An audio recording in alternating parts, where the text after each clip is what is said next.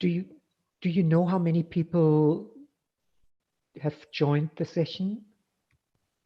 Looks like we have 14. It looks from the. Sir, those are. I think those that's are the panel. only the Zoom.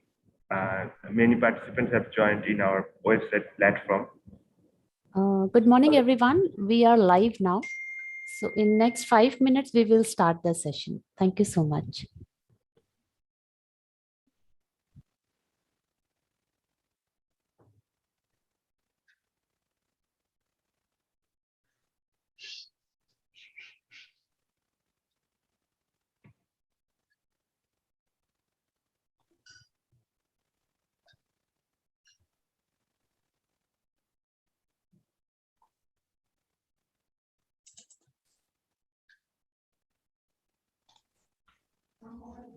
So Neetu, good morning. Good morning, sir. Yes, everything is okay? All good, sir. All good. Yeah. We are all set.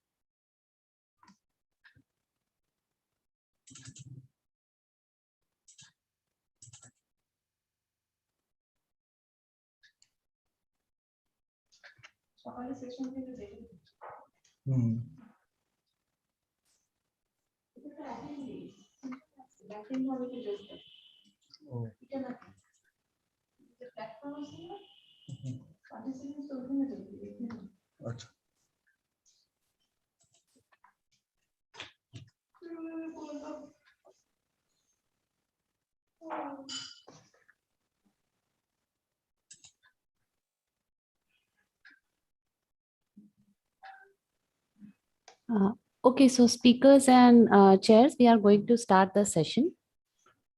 Akash, please share the slides. Good morning, everyone. Welcome to the 21st Asia-Oceania Congress of Medical Physics. Today, we have with us as chair and co-chair, Raymond Wu and Professor Dr. Hassin Anupama Azhari. Dr. Raymond Wu, who is the chair of this event, the mini symposium too, earned his PhD in physics in 1974. He completed his postdoctoral training in the Department of Radiation Therapy and Nuclear Medicine at Thomas Jefferson University in Philadelphia. He then joined Temple University Medical School in Philadelphia with joint appointments in the radiotherapy and the nuclear medicine departments. Since 1985, he was appointed professor of radiation oncology at the Eastern Virginia Medical School in Virginia and served as the chief physicist in its affiliated hospitals. From 2002 to 2008, he was chief of physics in the radiation oncology department of the Ohio Health Medical System in Ohio. From 2008 to 2015, he was the chief of physics in the Department of Radiation Oncology and Cyberknife of the University of Arizona Cancer Center and of the Gamma Knife section of the Barrow Neurological Institute in Phoenix. Dr. Wu is currently the Chief Executive Officer of the International Medical Physics Certification Board. We're glad to have you here with us, Dr. Wu. And next up, we have our co-chair, Professor Dr. Hassin Anupama Azhari. Dr. Hassin Anupama Azhari has academic experience of more than 15 years in the academic field and got many clinical trainings in radiation oncology and diagnostic radiation from India, Germany, and Italy. She has organized many national and international conferences and workshops. She acts as a reviewer for different national and international journals and supervised many BSc projects, MSc thesis, and PhD. She has organized many national and international conferences in medical physics. Professor Dr. Azhari received the International Day of Medical Physics Award 2018 for AFOM. She has collaborated different countries for development of medical physics education in international standard. She was a project coordinator for Bengal translation at EMITEL, E-M-I-T-E-L, Encyclopedia of Medical Physics and Multilingual Dictionary and Terms, a project of International Organization of Medical Physics from 2000 to 2015. She is currently the executive member of Asia and Pacific Region Organization for Women in Science for the Developing World. Italy, Secretary of General Asia-Oceania Federation of Organizations for Medical Physics, AFOM, CEO of South Asia Center for Medical Physics and Cancer Research. Thank you very much. I shall be handing the authority to conduct this event to the chair and the co-chair. Thank you so much for introducing both chairs. I am Zakaria, here from Bangladesh venue. I am the moderator of this important session. It is a mini symposium. It is called Setting Up a Certification Board. And we have very good speakers around the globe. And I just introduce you one by one. And you see here is the first speaker is Professor Colin Orton from USA. Everybody in the globes know him. He's a very famous professor and the chairman of this IMPCB. And then we have Raymond Bhu, is also professor from USA, and he's the CEO of this mini symposium. And then Professor Adel Mustafa from USA, he is the chief examiner of this IMPCB organization. And then Thomas Cron from Australia, he also was the main examiner. And then from Hong Kong, Dr. Chung, and from Bangladesh, Hassin Anupama Azahari.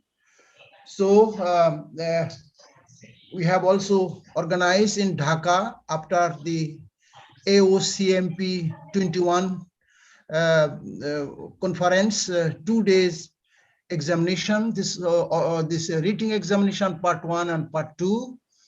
And I hope many of you is participating in this examination. So in my first speaker is Professor Colin Orton from USA, and his topic is the importance of certification.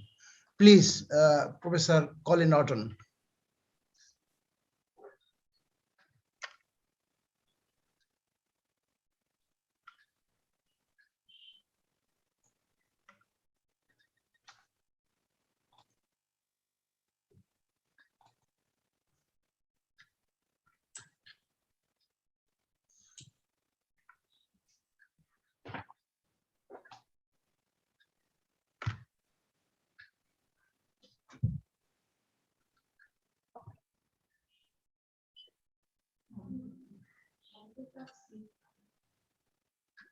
I'm going to talk today about the importance of certification, and I do so from two perspectives. One, as the ex-director of one of the biggest medical physics graduate programs in the United States, at Wayne State University in Detroit.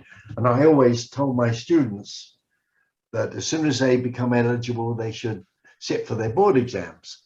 And secondly, as president of the International Medical Physics Certification Board. And obviously, we're very interested in certifying medical physicists. So let me start by discussing why we have certification. We have certification because patients deserve and expect to be given the best care possible with the resources available, and the medical physicists are responsible for assuring this. So medical physicists should have appropriate education and training, and their education and training programs should meet appropriate standards, and medical physics certification boards should be capable of deciding if examinees have the required education, training, and experience to safely practice independently. So what constitutes appropriate education and training? The IAEA and others recommend that a clinically qualified. Dr. Orton, good morning. Yeah. Yeah, as you're live, do you want to present live or do you want us to show this presentation which you have shared Yeah. with us? I'm happy if you just show the presentation as long as it works properly. All Keep right, it- all right. Yeah, it will. Okay, Akash, go on, please. Medical physicist, the CQMP, undergoes the following education and training. Firstly, a postgraduate degree in medical physics or appropriate science. And secondly, a period of structured clinical training in a hospital in one of the specialties of medical physics. And this is all reviewed in a couple of publications by the IAEA. This is number 25 in the Human Health series. And secondly, this is publication 56 in the training course series. Both of them deal with the education and training of medical physicists. The IOMP has a statement on academic program accreditation. And their statements is that the suitability of a certain educational program to provide the necessary academic knowledge should be established through a suitable national or international accreditation body.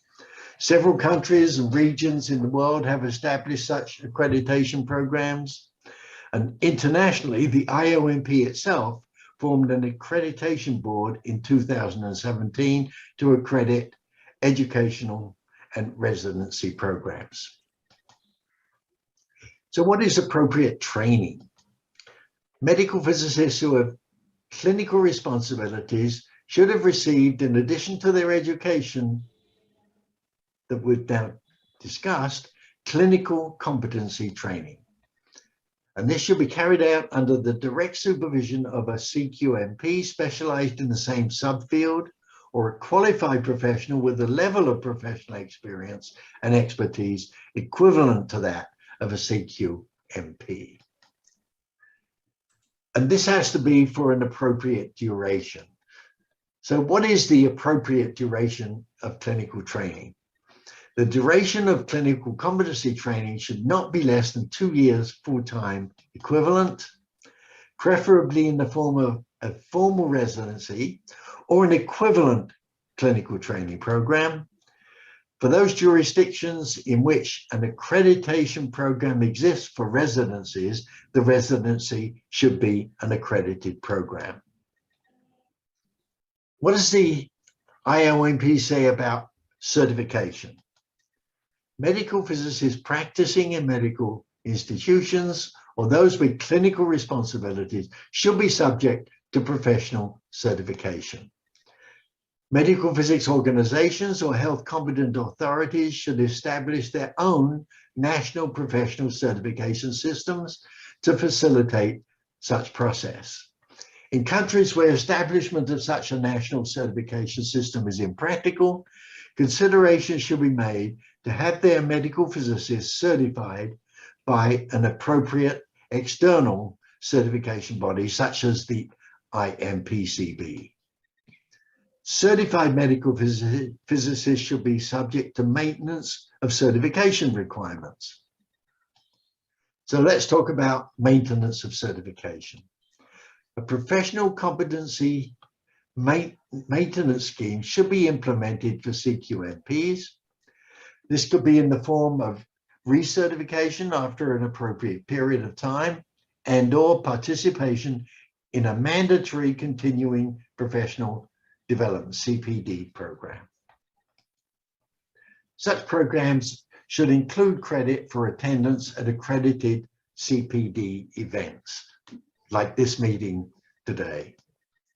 Accreditation of CPD events. Records of CPD by individuals should include points obtained while attending or participating in educational or scientific events. The events need to be accredited by appropriate organizations.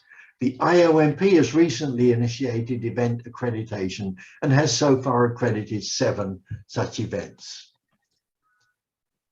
Now, why should medical physicists get certified? If you're a medical physicist, why should you get certified?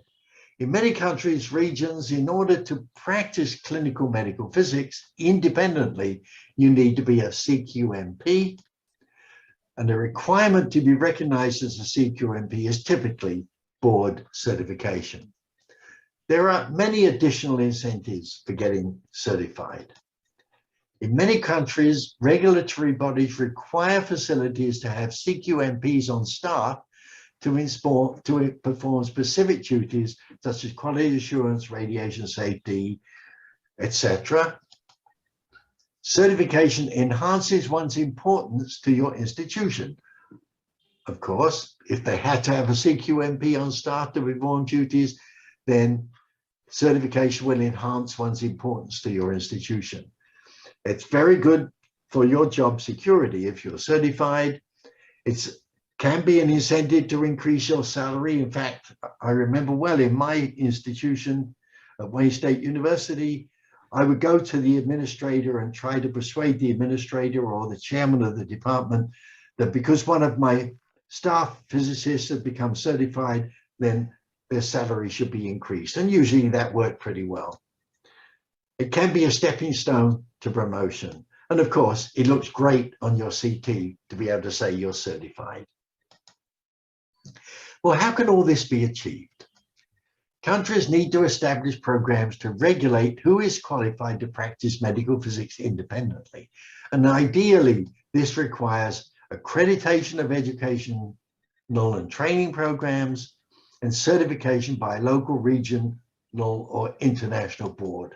And the recent publication, Guidelines and Certification of Qualified Medical Physicists, being published by the IAE, Training Course Series 71.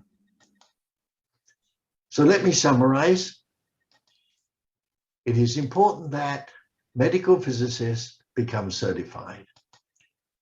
That medical physics education and training programs should become accredited. And medical physicists in countries that do not currently have certification accreditation programs should develop their own national programs.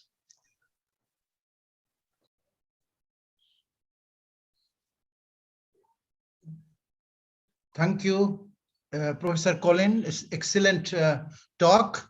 And I think many of participants had questions. Please put your questions in the chat box.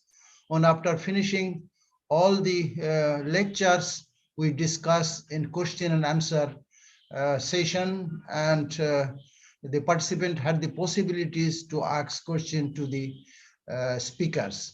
Now I ask Professor Raymond Bhu, the CEO of this INPCB, and his topic is credential verification and academic coursework requirements.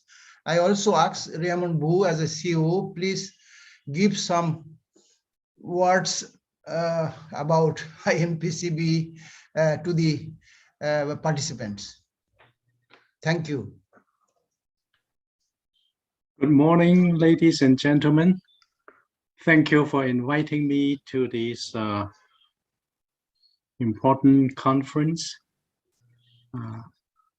My title of the talk is Credential Verifications and Academic Coursework Requirements to become a candidate of the INPCB examinations. This is part of the mini symposium to prepare us to initiate a national certification board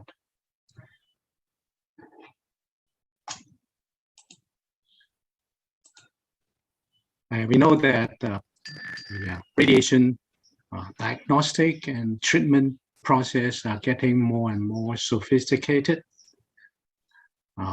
Different machines and proton and ZAP and CyberKnife and fusion and diagnostic procedures and radiation safety, nuclear medicine and brachytherapy and mathematics required for 3D, 4D, take care of all this sophistication.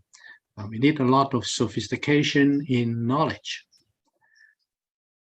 So the goal is to set up a certification board, a national certification board. So we just use 101 to mean that this is the basic steps that we need to know about. And we know that the state-of-art of diagnostic imaging and radiation treatment help make qualified medical physicists in demand. The solution is to balance the demand and to improve. In order to balance the demand, we have to improve the supply of qualified medical physicists. The key word is qualified.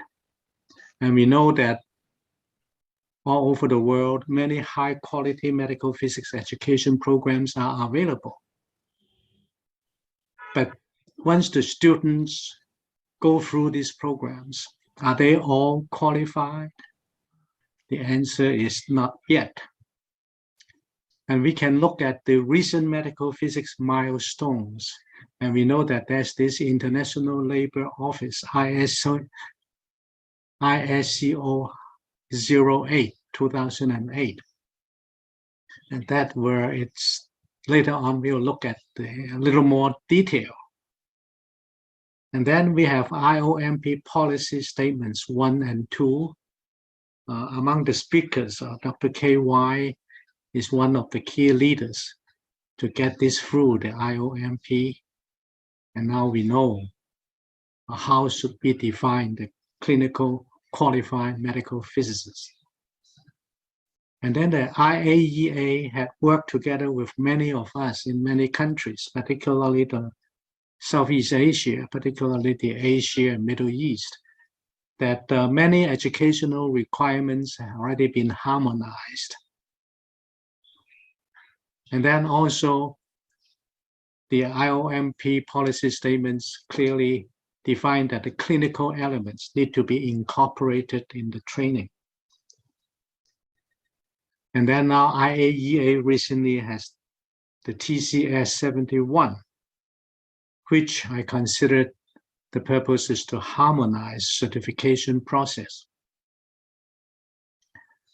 Now going back to the ILO, International Labour Office, classifying the occupations. Now, since 2008, medical physicists is a clearly defined occupation.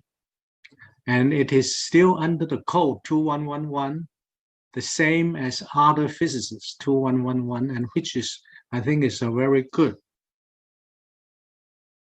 And you see that this ILO coding, they use the first digit, number 1 for managers, and 2 to start with 2 are professionals. So this would include physical, mathematics, and engineering professionals. Those are 21, 2111, 2111, yeah. And then the 22 are life science and health professionals, 2212, 2221, etc. And then the start with 3, these are technologies, radiation therapies. You know that many of them that they work with us. Now, what do medical physicists do? The ILO have it clearly defined too.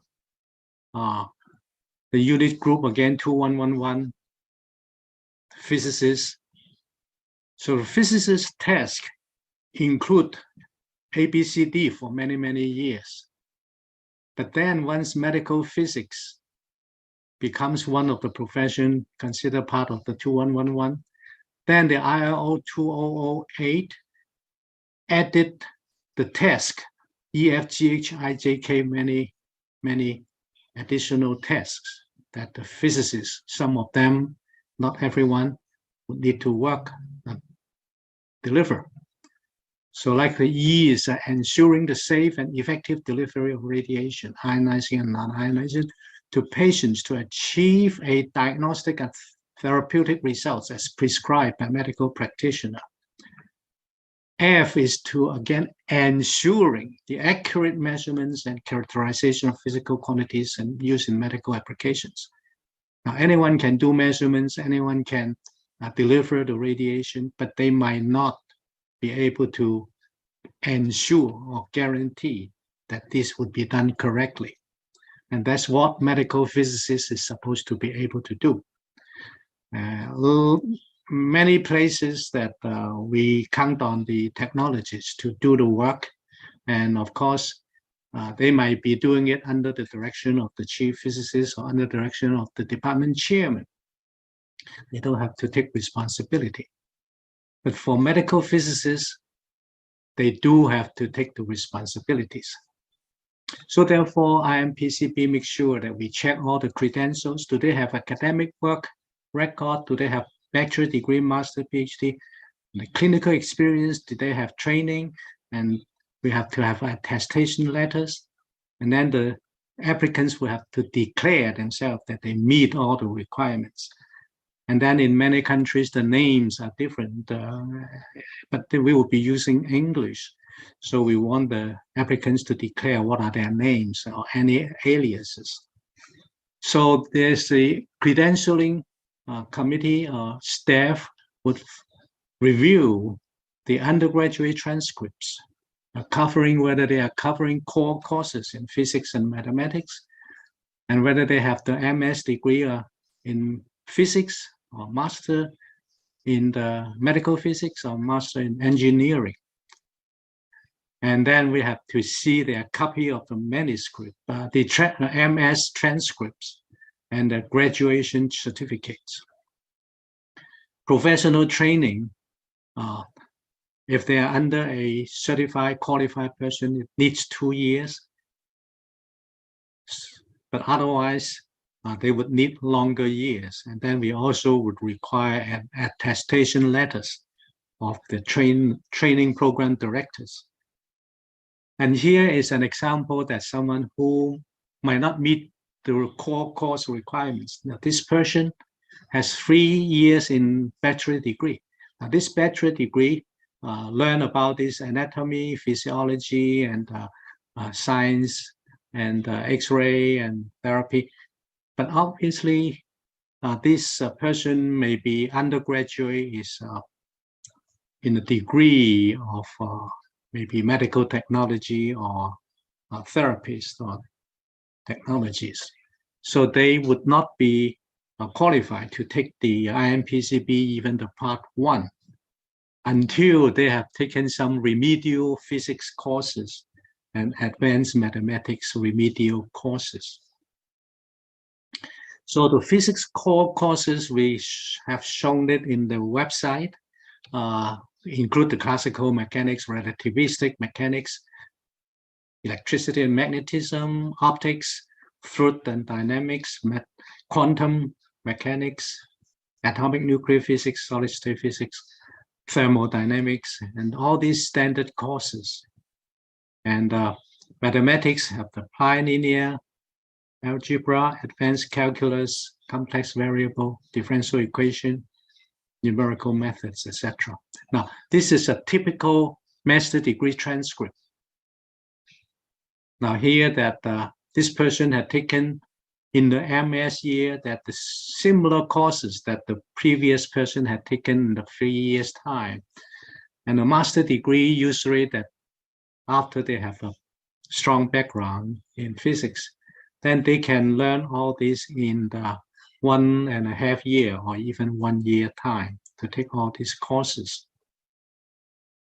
So all these are in the references that IAEA had TCS 37, 47, 50, and AAPM also has reports for graduate degrees and for residency training programs. Now, IMPCB would consider people who may not meet those requirements, but it would be on a case-by-case basis. Those with over 10 years of full-time clinical experience, even they do not have advanced degree, we may be able to admit them. Now, those with over 4 years of full-time clinical experience, even they do not have medical physics advanced degree, that they might have just a physics advanced degree, and we might be able to admit them too.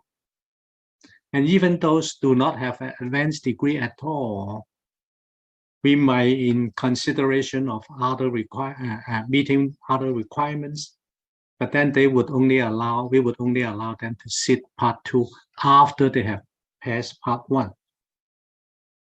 So the general principle to run a national certification board is that it should be run by volunteer medical physicists who would make all the decisions. And then we would have an IMPCB volunteer, for example, for IMPCB. This staff is not a medical physicist. She would use the guidelines set by the committees to decide whether the applicants can be accepted. And this way we can make sure that we would avoid conflict of interest. That not that if this person is trained under my program or this person is from my country, then I will let them pass. No, that could not be done. It has to follow the guidelines. And the acceptance by the staff would mean that the person can sit the examinations one by one, part 1, part 2, part 3. The goal of the certification board is to identify the most clinically qualified colleagues within that country and create a basis to build upon, to improve year after year. And the goal is to aim to be trustworthy in the eyes of employers and clinical colleagues. National certification boards, we want to make sure that the certified individuals are indeed qualified. And those people would have to continue to be qualified year after year by requiring the continuing professional development, CPD requirements.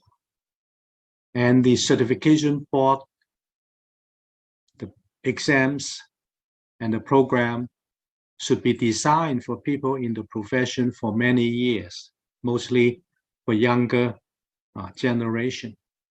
The ultimate goal is to improve the quality of patient care. So the key element for success is not financial resources, but the persistence and long-term commitment of the leaders so that they would work together to produce a credible system, fair to everyone, not just to the program under your own department. And this certification board should have policies that would be consistent with the society expectations, consistent with the economy of the country, of course, consistent with the language and cultural requirement. Although IMPCB, we use English, but for national boards, of course, you can use the language that is most appropriate for your country. And that should be consistent with the legal system and also with other medical establishments. And the bylaws should be written so that it would be fair. And one of the bylaws objective for IMPCB is that we would want to maintain a registry. So all those holding the certificates, that the names would be shown on the website, IMPCB website. And then in the future, we hope that the accredited national certification programs, then those people who got certified by the program will got listed in the IMPCB website too. So thank you very much for your attention.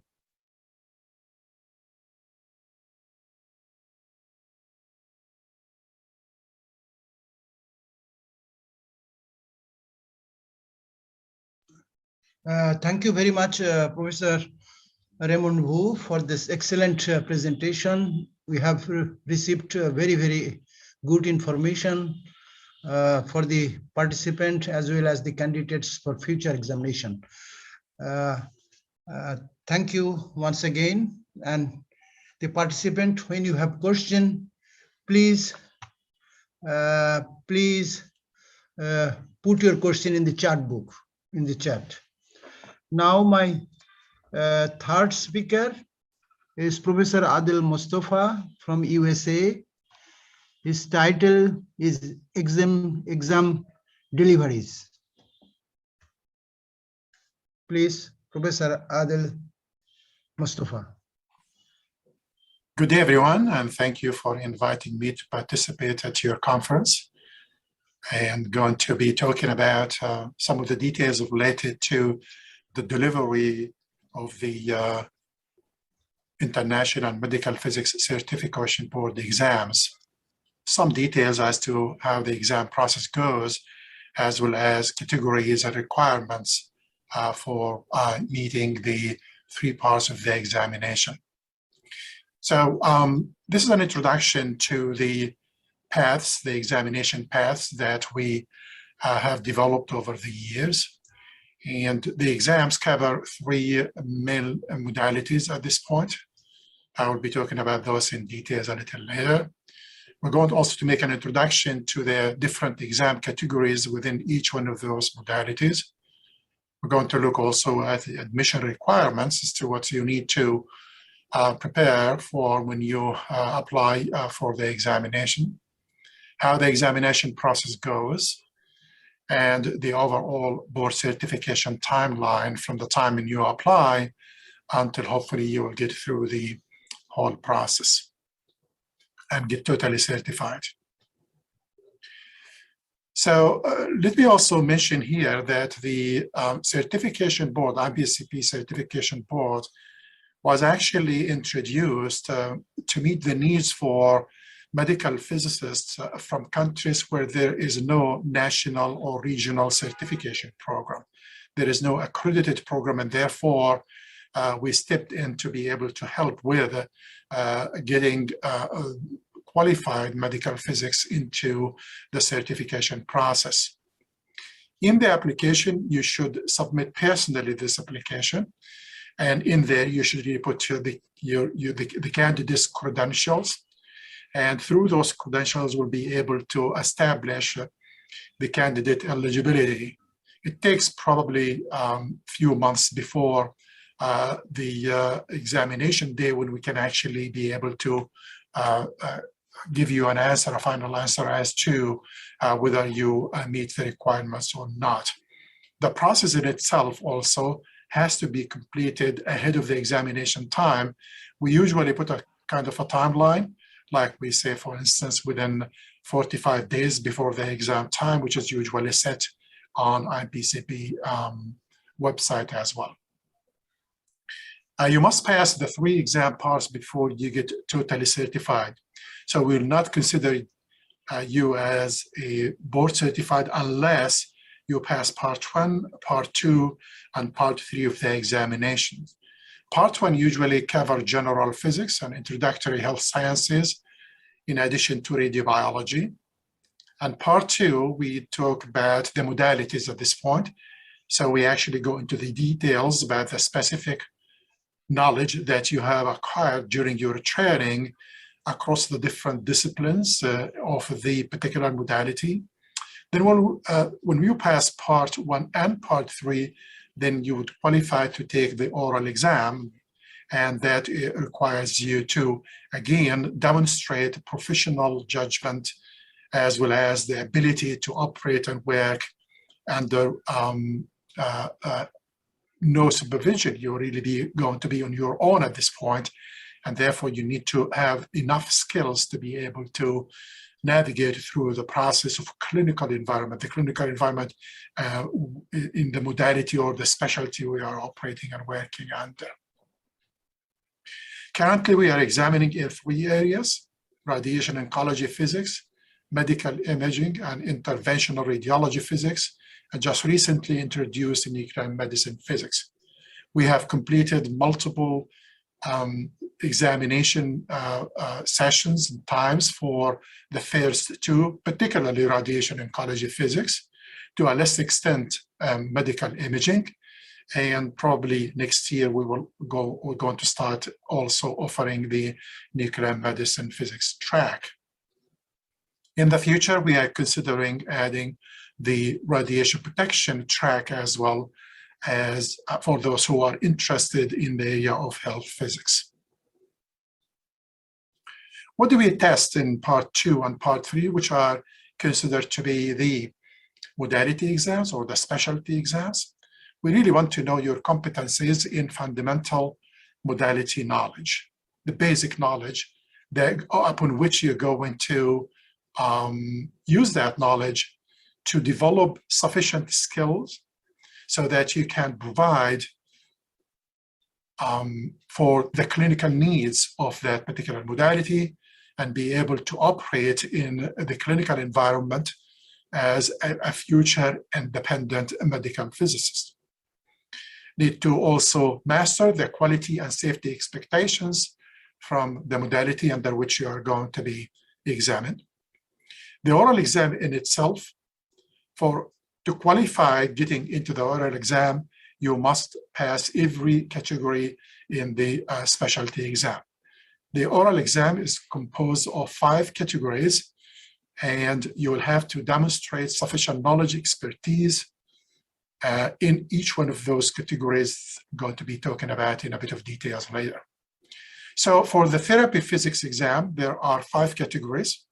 And the first one is radiation protection and patient safety. Category 2 is patient-related measurements, image acquisition, processing, and display in category 3. And category 4 is calibration, quality control, and quality assurance. And the last one is category 5 is equipment. Those categories will be manifested in the written exam. You'll see exam questions related to each one of those categories. I'm talking about part 2 of the exam at this point. And then also will be manifested in part 3 of the examination. In diagnostic, the diagnostic exam categories will encompass radiation, biology, dosimetry, protection, and safety in category 1, and informatics, image quality, image display rather, image fundamentals, as well as professionalism and ethics. That is going to be in the second category. In the third category, we test general radiography, mammography, fluoroscopy, and interventional imaging. And as you can see, all of those encompass ionizing radiation type of modalities. And in the fourth one, it's specific to computed tomography. So the fourth category and the fifth categories, as you can see, the CT takes really significant part of the exam, about 20% of the exam. And the last one in here is combining non-ionizing radiation, ultrasound, and MRI in one category. In nuclear medicine, which we are starting next year, you need to have adequate knowledge in concepts and applications of patient safety and radiation protection, PET and hybrid imaging acquisitions like SPECT imaging and all the also PET MRI and PET CT. In the third category, you go into the details of SPECT imaging as well as types of detectors used in different imaging modalities, as well as in hybrid imaging. In category 4, we test for radiation measurements. That includes those calibrator systems that are used in hot labs, as well as well counters, survey meters, thyroid probes. It's kind of the hot lab environment in your facility, nuclear medicine facility. And the last category is clinical procedures. That is really an elaborate one where you need to have to demonstrate knowledge of the different clinical practices in nuclear medicine. What are the requirements for each one of those for those exams, part 1, part 2, and part 3? For part 1, you have to have your education requirements.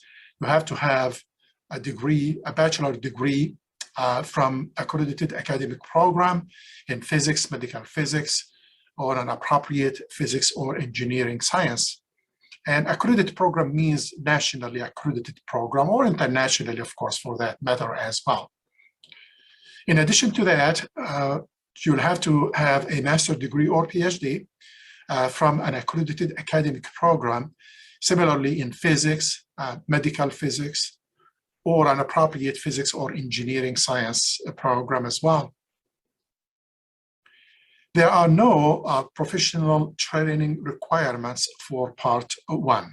So if you meet the education requirements and the bachelor degree as well as master's degree, then in this case, you will be eligible to enter the program. Bachelor degree only will not qualify you to get into the Part 1 examination. The Part 1 exam is composed of a total of 100 questions in the form of multiple choice. Total exam time is 3 hours. Those exams, historically, we did them in person, and we'll also be doing them in person whenever the chance arises. We can also, or we are actually considering doing them on Zoom as well in the future.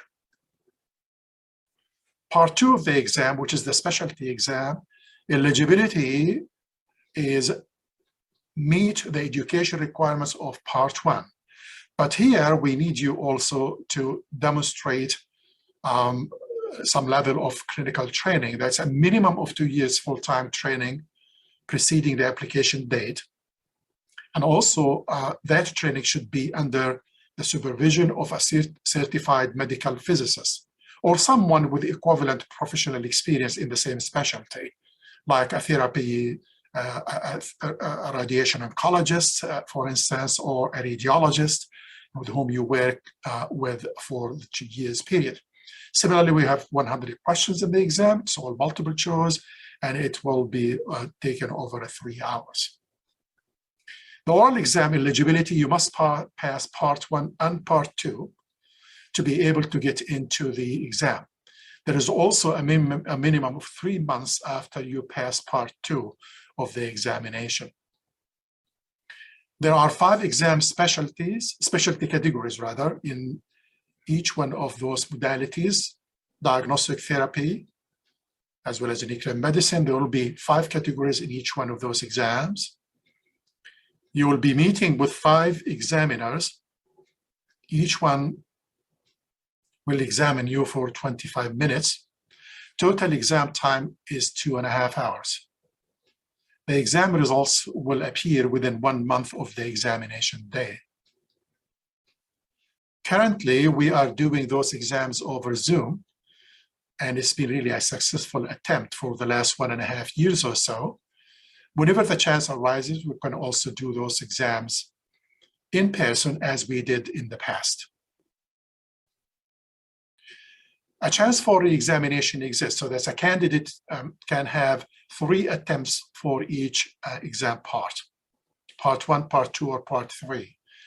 If a candidate fails Part 3, this oral exam, then the candidate will need to spend more clinical training in the specialty for a minimum of 9 months, could be 12 months, depending on what the examination panel will recommend.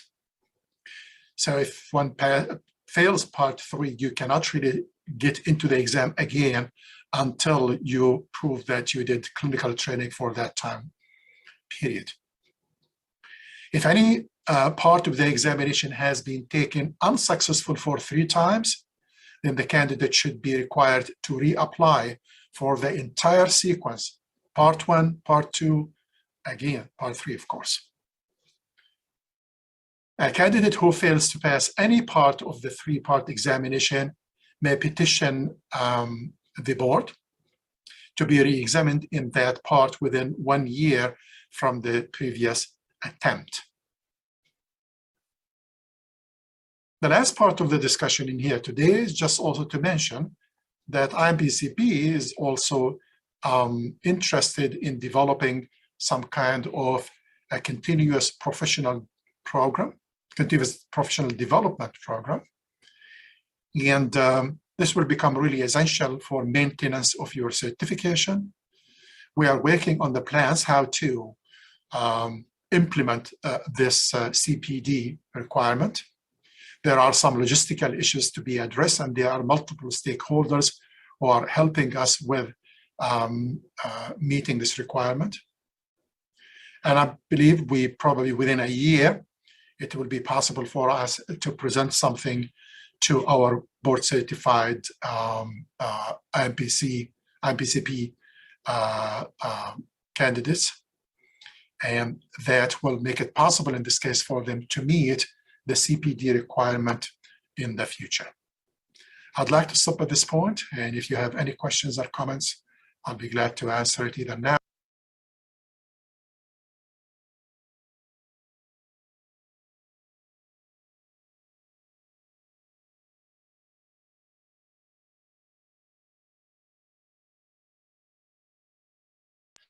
Thank you so much, Professor Adil Mustafa, for this detailed information.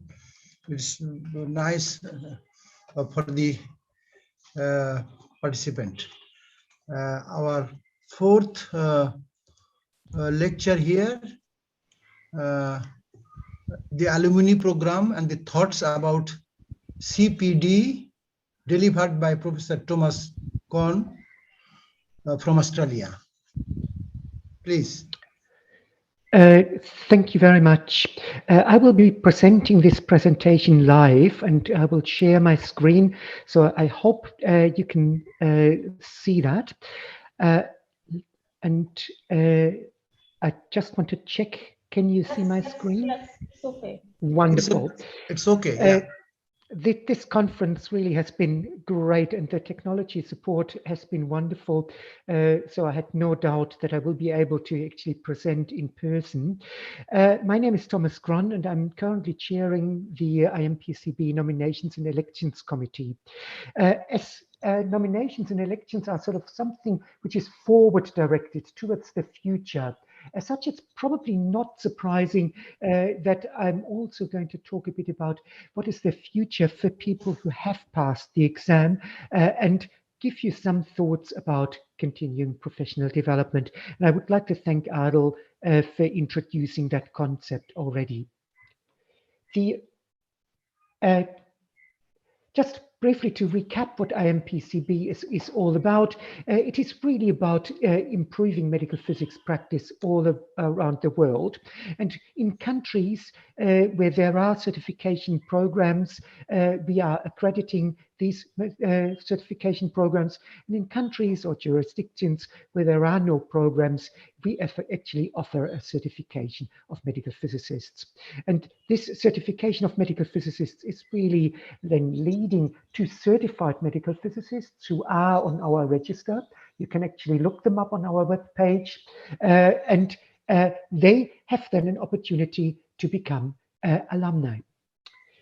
IMPCB has been a tremendous success in its objectives. It is now more than 10 years old, and the success is probably highlighting two facts.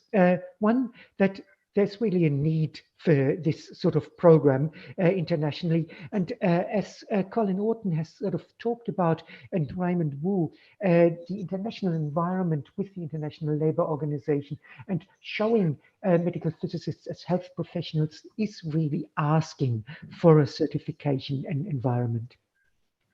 I would like to focus on two issues here, how people who are certified can stay in touch and how can we document CPD. The people who are successfully certified through IMPCB are called diplomats. And I think that is really a great term because it highlights the fact that they are ambassadors. They are people who are very, very special on a world scheme because they come from countries where there is medical physics not properly established potentially, and they are spearheading a movement towards better qualified, better certified medical physicists. To date, 43 colleagues from 21 nations are certified, most of them in radiation oncology, and we had really interest from 50 countries overall. In order to try and keep this group together, and we have started the alumni project in 2020, where all the IMPCP diplomats were invited to participate in a program where we share email correspondence now and then and create hopefully a forum for exchange of ideas, allowing us to stay in touch, and also for the certified people to stay in touch with the organization, with IMPCP, the accreditation members of the accreditation panel. They all now and then contribute to this process. The activities have been so far moderately successful. Everyone has expressed an interest to be part of that, but we still have not established an ongoing easy way of communication with each other. Maybe because I'm certainly not a great social media expert, and this is the reason why we have done a lot of work via email. At the recent IMPCP board meeting, we decided that the term alumni may not be ideal, as it is really more frequently used with educational institutions and not certification bodies, and it does not necessarily imply the free choice of people to actually participate in this Stay in Touch program. As such, we will move towards a diplomats group, which can also be much clearer defined in terms of its mutual benefit, and in the long run can be independent of IMPCB, just forming a group of high quality, high level clinical medical physicists who can communicate and support each other. Continuing education is clearly part of that whole process, and it's also known as CPD or CME, continuing medical education, and IMPCB, as you've heard from two of the previous speakers, has a policy where CPD is linked to the maintenance of certification as such. And in order to show you that also internet conferences can be interactive, I can show you here a slide which I've just taken a screenshot of Colin Orton's presentation to highlight the fact that the CPD is indeed part of this maintenance of certification, which is not just an IMPCB requirement. It is really an international requirement for other organizations, and in this case, really spearheaded by IOMP.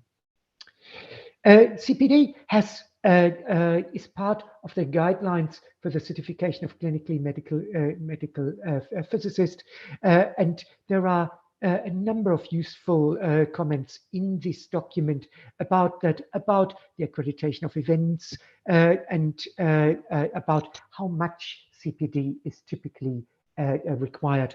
CPD is typically assumed to be about 40 hours work per year, but this can actually include documentation of continued high level and high quality practice. These are examples for CPD from the IAEA document, and you can see they include scientific activities, which writing papers or attending conferences like this year. It allows the consideration of clinical activities, where the clinical activities start to count if one actually engages in a reflective reflection of what one has done and how that links to improvement of practice. Academic research is obviously easy to account for, but may not be available to everyone there. And professional activity is clearly something which is quite important. There's self-directed learning and demonstration of other skills, where teaching, for example, or judging posters can be an important point, and I use that as an opportunity to make a plug for the poster sessions which happen this afternoon. CPD is an integral part of being a professional. It's clearly part of that lifelong learning, thinking we have as professional, and we should see it not as a chore, but really as a pleasure. CPD, the idea that we can actually continue learning is such a fantastic thing, and it is embedded in the IMPCB philosophy and thinking. However, it also needs to be supported, and the idea of certification and maintenance of certification is also that this is communicating to the outside world, to administrators, governments, and so on, so they accept the need of medical physicists to attend conferences, to participate in CPD overall. So in conclusions, I think IMPCB diplomats are an absolutely unique resource for medical physics worldwide. And we hope that we can bring this resource together and leverage it for the benefit of medical physics. The medical physics community needs to support their endeavors and look at how we all can ensure that we can maintain our, not only our relevance, which is increasing every day, but also our competence and skill to actually deal with that. Thank you very much. And I'm also happy to answer any questions. Thank you very much, Professor Thomas Kohn, for this important information for our diplomats and the plan for future. And yes, we are a special group of people around the globe. So we have some special regulations and relations. Thank you. And the next two lectures is also very important. This is one is already practiced in Hong Kong. The IMPCB guided board of certification, and the another one in Bangladesh, they are preparing for the certification board. The first I asked Professor K.Y. Chung. His topic is importance of international accreditation of local certification board, Hong Kong experience. Please. The chairman of Hong Kong Institution of Physicists in Medicine.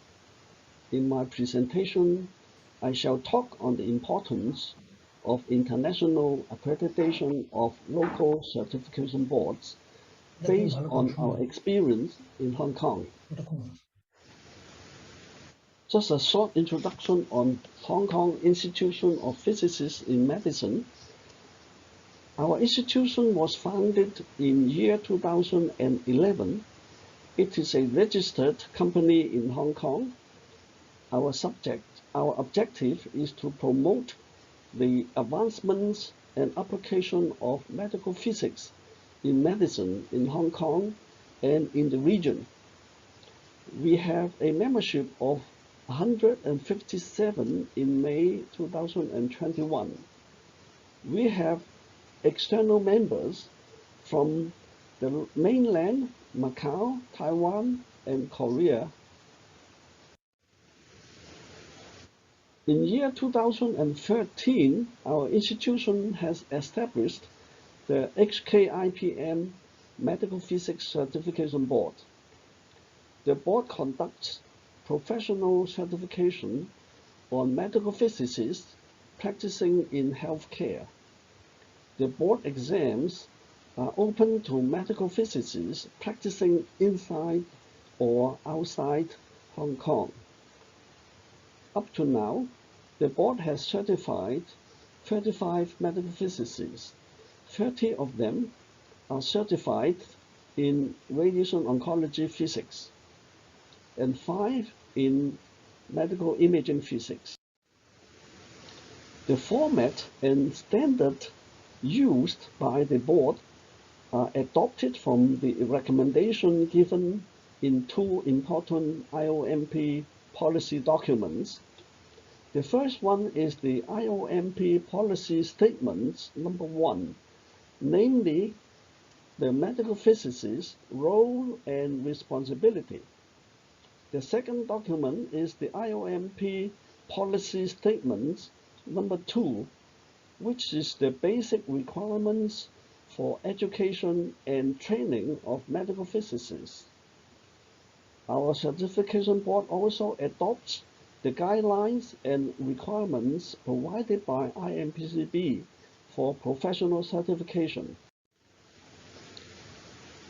In our view, a medical physicist practicing in medicine should be properly trained and qualified in a similar manner as other healthcare professionals, such as doctors, nurses, pharmacists, physiotherapists, dietitians, and so on.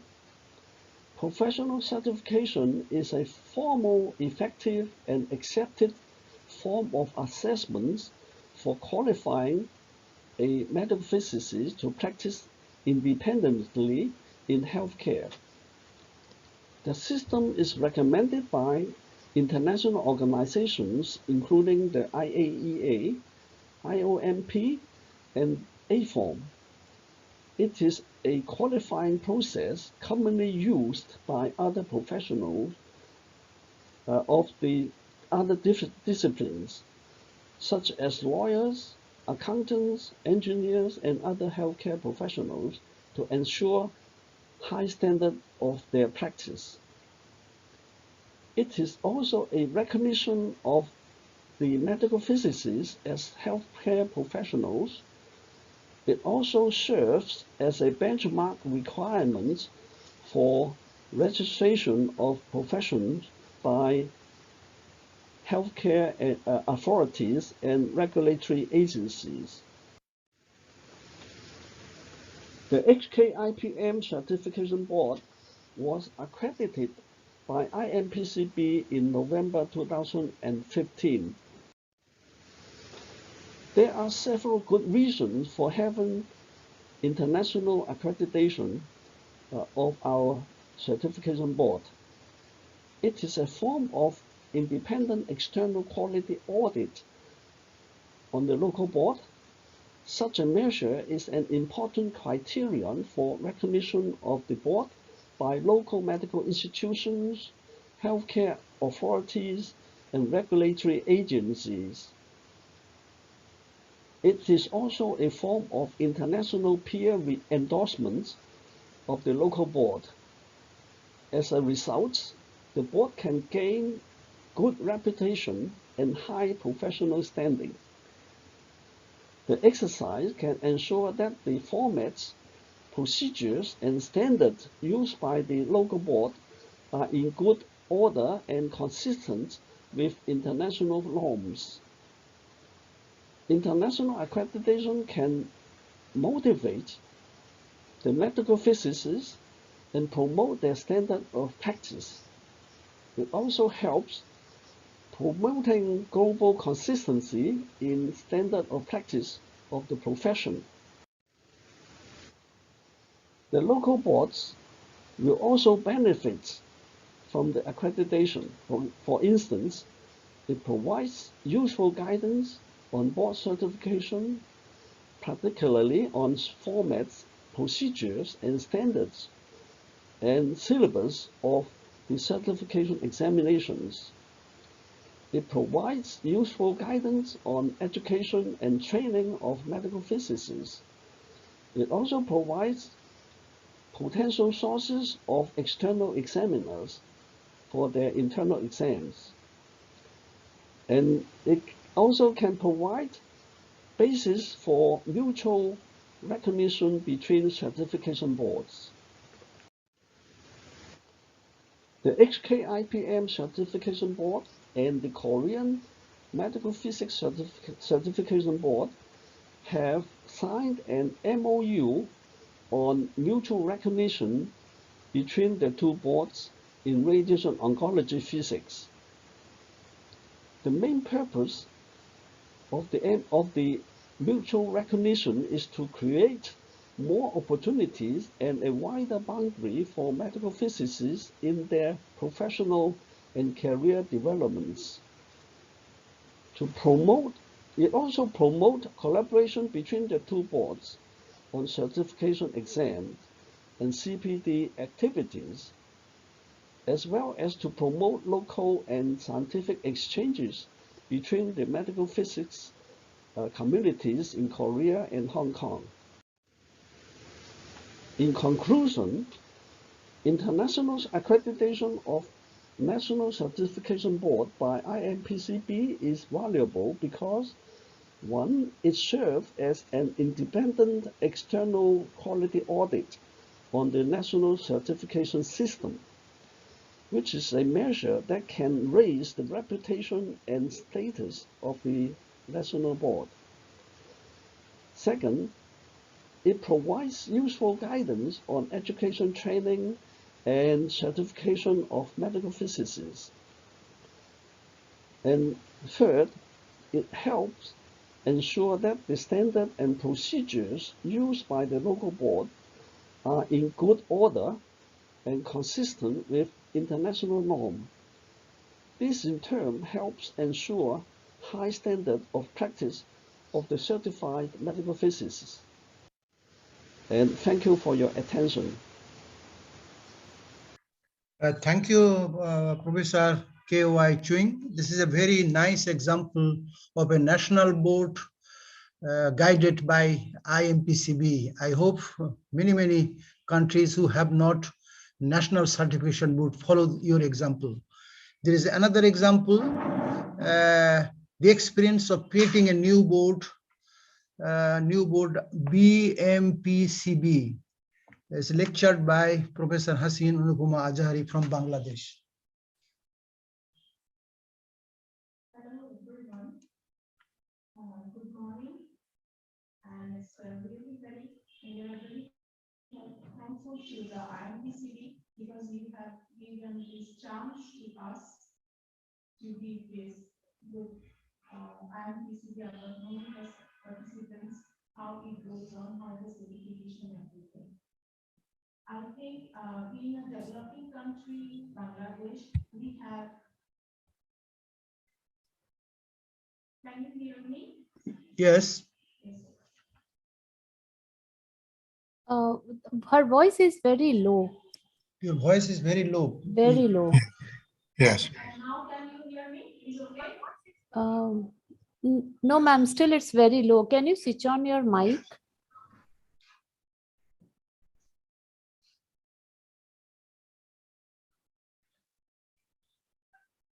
Is it okay? Hello? Same, ma'am. I can see your mic is off. If you can switch on your mic. Hi, who is controlling the sound? Madam, can you please unmute yourself?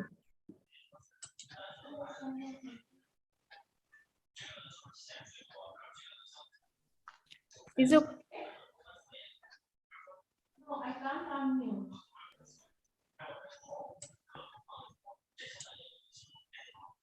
Yeah, I think you have unmuted yourself.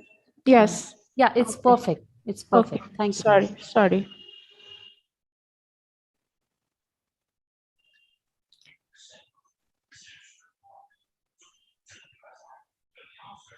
Okay. Sorry for the these problems. So we are going to be established a Bangladesh Medical Physics Certification Board, and being a developing country, we have facing so many problems. I'm just going to these things.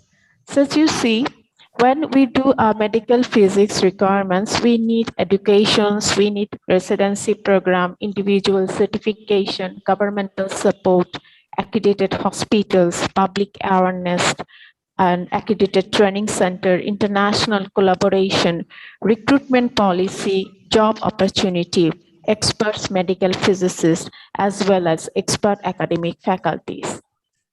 So you see here, we have started in 2000, the overcome of medical physics education in Bangladesh. And this is still one university which is offering this course. And this is done with the German Cancer Research Center with German Society of Medical Physics. Professor Zakaria is the chairman, and he initiated since 1919 to start this education. And these are the histories in 90s where he used to visit which will request anchors wherever to start this medical physics education in Bangladesh, to do the seminars to all the physicists, all the oncologists at that time in Bangladesh. Now we are the pioneers who started Bangladesh, the medical physics education, with the guidance of the Professor Zakaria, Professor Schlegel, Professor Hartmann, and Professor Joseph Pille. And then we have done with the DAY scholarship, with the cooperation of the German Cancer Research Center and the University Medical Mannheim, we have done the 100 masters and PhD thesis for the students at the training through the exchange program. Now come the overcome of the training in medical physics. Then we started the training since 2018. And this is accredited training, that the European Board accredited training, and as well as Indian IOMP accredited training. This is just an example of a training course which is both accredited by EBMP and IOMP. This is, we are done according to the course, and this is with examinations and discussion, grouping, and also the hands-on training in the hospitals. After that, what is happening? So we have now radiation oncology physicist 25, diagnostic imaging, the physicist number is 0, and nuclear medicine physicists, these are all from Bangladesh Atomic Energy Commission, and this has established since 1971. So they have more than 40 medical physicists. Now we have each hospital medical physicist in radiotherapy, but no certified medical physicist. So now I can just overview only one university. So scarcity of faculty members, so other university cannot start this course. No training center. Since 2018, we have just started. And at the beginning, no senior physicist.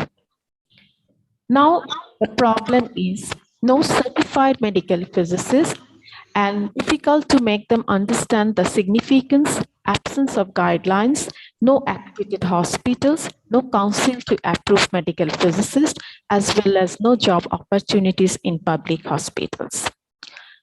So we have started, the Bangladesh Medical Physics Society initiated some steps. Contact to each radiotherapy hospitals, contact to health ministry, arrangement of seminars for awareness, establishment of MU with hospitals, and international collaborations. Now, then we came to know about IMPCB. Continuous communication with Professor Raymond, CEO IMPCB, and Professor Zakaria also explained our community what is the importance behind this. And several meetings we also done to sensitize the medical physics communities to become qualified medical physicists. So then we success the first IMPCB examination held AOCMP 2018. And you see the Thomas Cron, that time was the chief examiner. He was there, and Nepal and from different countries has come to start this, to have this examination, the part 1 and part 2 examination.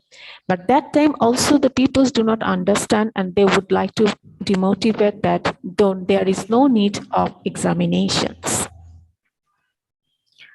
Now, we then go more approach to the hospital, Atomic Energy Commission, more communication to the department, and IMPCB examination when held in different countries like Italy, Dubai, then the people and medical physicists from our country is interested.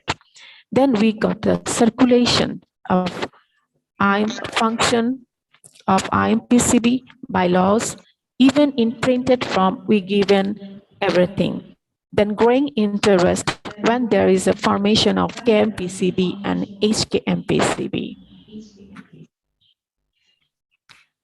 Then we see in the thing that IMPCB is encouraged to form the national certification boards. So how we are thinking that suggestions from the Bangladesh Medical Physics Society that we can be independent, that is the name of Bangladesh Medical Physics Certification Boards. We have deeply studied bylaws, IMPCB, and we have prepared BMPCB, but the Professor K.Y. Chang said to maintain the bylaws, IMPCB, all the policies as well as the guidelines. And we have, I think Ramon Vu is here.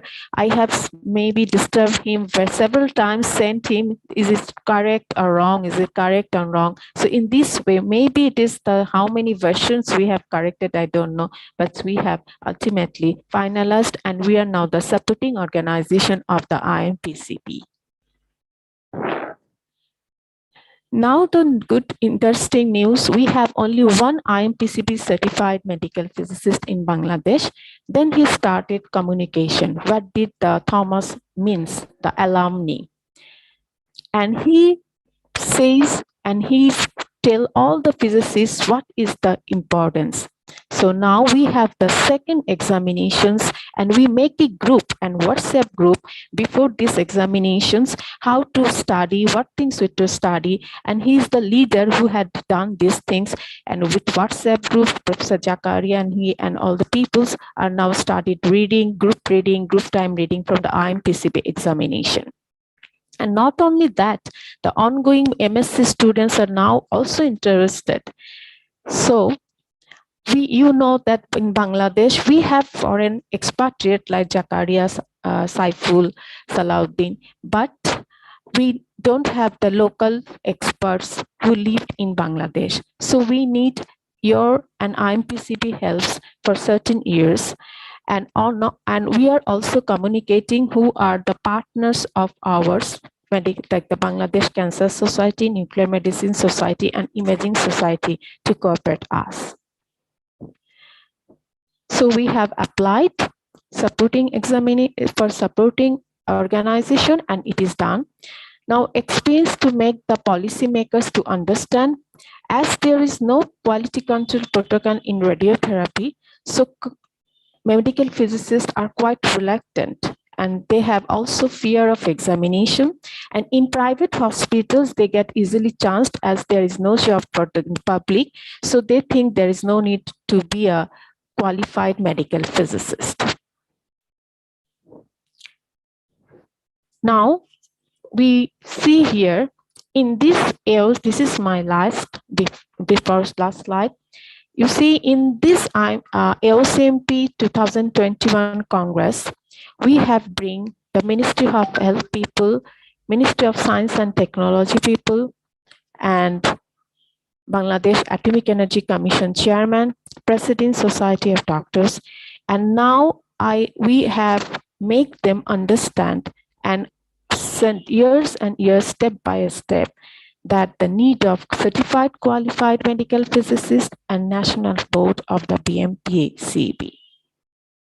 So this is our journey, formation of BMPCB. Now we are in the process of formation of volunteers, officers, and we need still IMPCB strong support till it fully functional. And I have very good overview from all of the speakers, and also from K.Y. Chang, how he has done the Hong Kong IMPCB and make collaboration also with Korea. So these is very important for us. Thank you. Thank you all. Thank you, Professor Azari. It is a nice story how a less developing country started to have the IMPCB recognition to create his own board. This is a very interesting, and I hope you will succeed in very near future. Thank you once again. We have less questions. That's why I asked the two chairmen to give comments with this successful session. This is a very, very important session. I think you have almost all informations and experience of two societies, and this is actually very nice. So I asked Professor Raymond Vu, please give your comments. Yes, thank you very much. Can you hear me? Yes, we can hear. Good. Yes, I think that there are many people may want to ask questions, but they may not have found the were to submit questions. So I'm going to ask a question first. That question is to Dr. Adel Mustafa, and even for myself, because we both saying that we need, okay, also KY too, we also need the clinical training, and we need to have all these requirements. If we are making it so strict for some countries, would it discourage some bright young physicists to get into the field? So that is, let me start the panel discussion by asking Dr. Adel Mustafa to talk about that, and Dr. KY Chang also. Hi, this is Adel Mustafa. Can you hear me? Yes, yes. All right, okay. Well, I hope not. I hope that the conditions we have currently under the requirements will not really deter excellent candidates from being able to apply for the certification board. Now, remember that when we built those requirements, they're actually based on actual clinical needs for a future qualified medical physicist. And they're actually split into or divided into meeting certain competencies.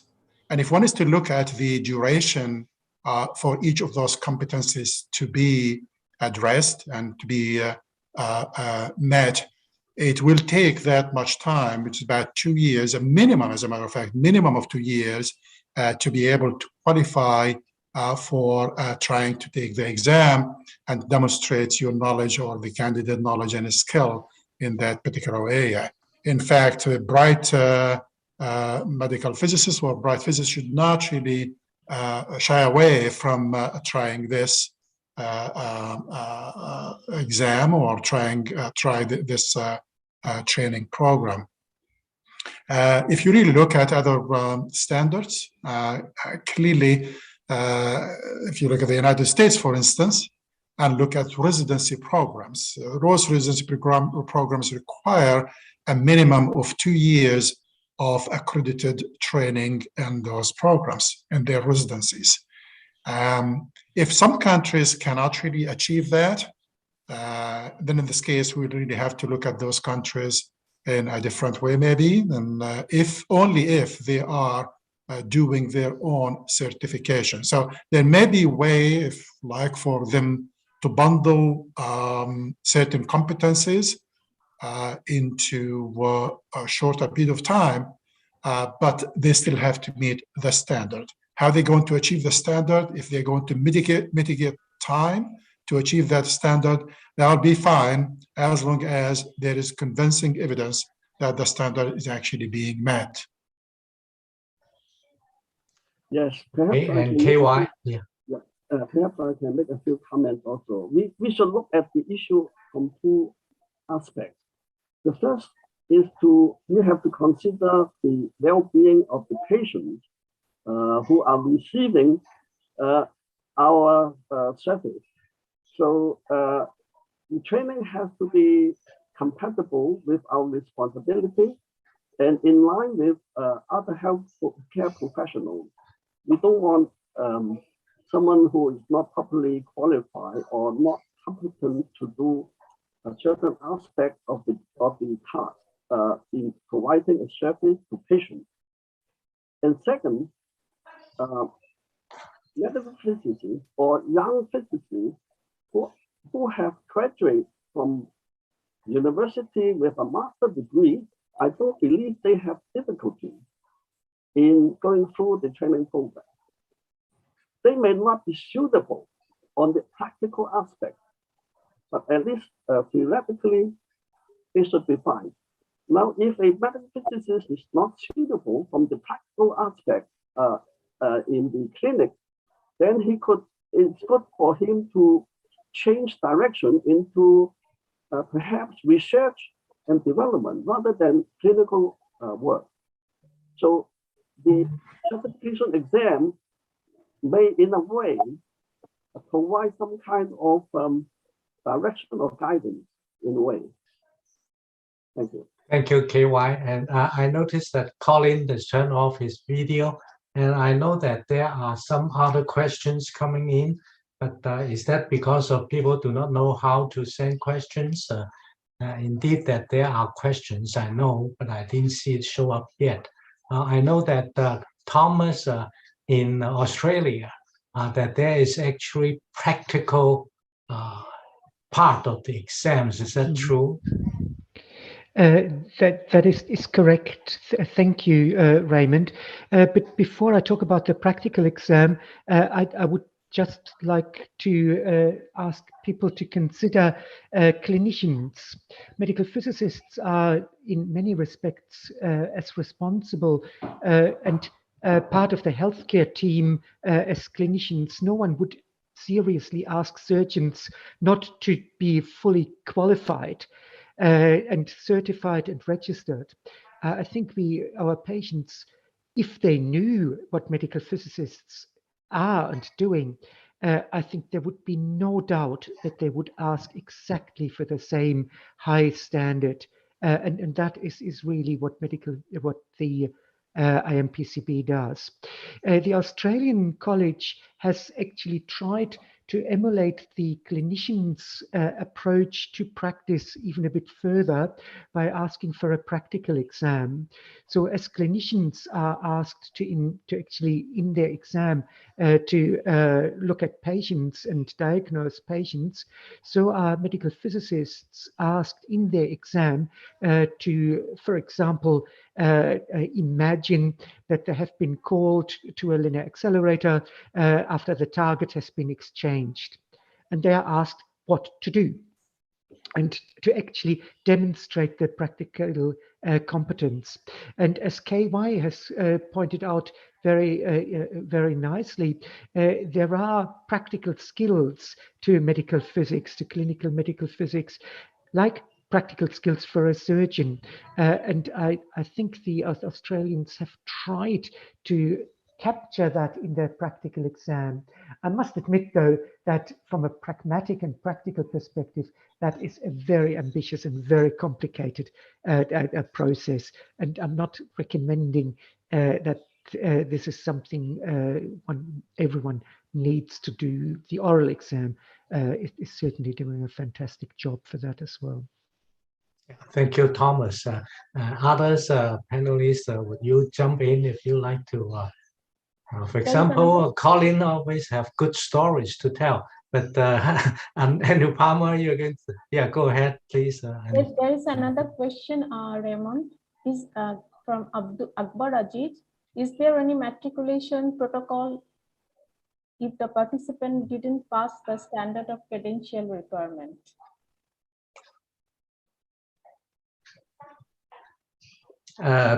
If we are talking about credential requirements, so maybe it is asking me to talk first, or some other wants to jump in. Yes, there is a protocol. There's a standard that the accreditation committee, or we call also the examination committee, made out, and that is a standard qualification guidelines given to the staff. The staff is not even a medical physicist. So that staff would follow this protocol to choose, to decide who can be admitted and who cannot.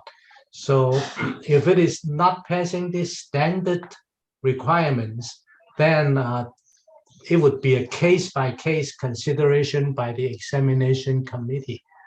It would include looking at his previous portfolio in their work and experience or publications or other matters, the material that is submitted. So that, it is, but it has to be a case-by-case consideration.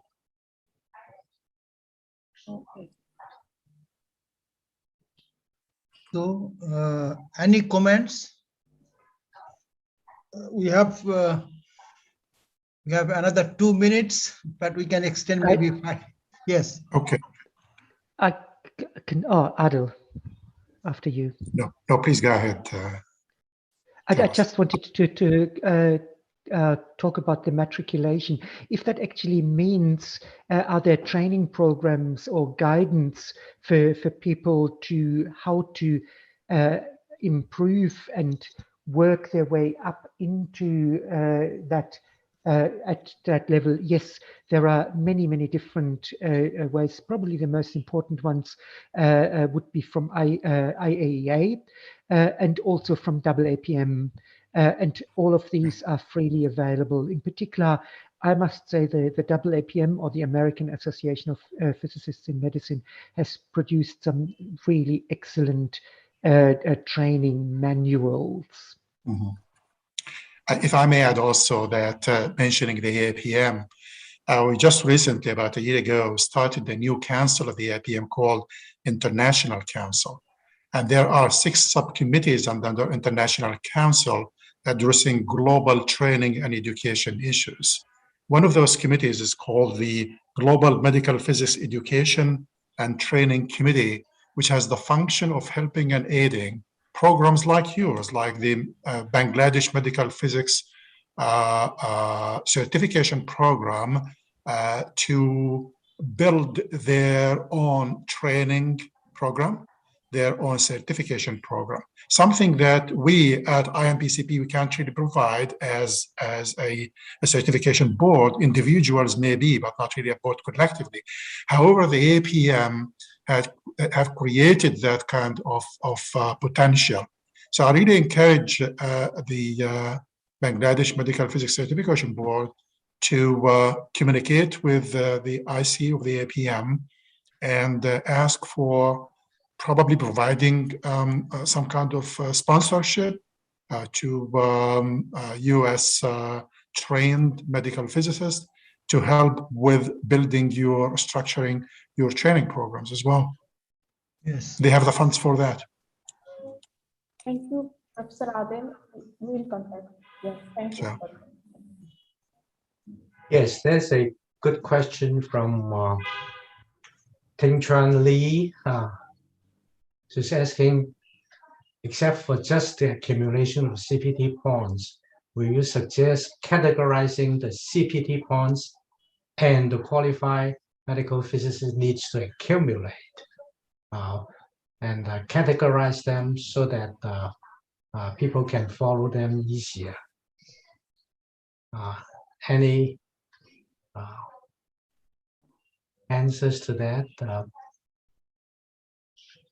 Just a quick comment.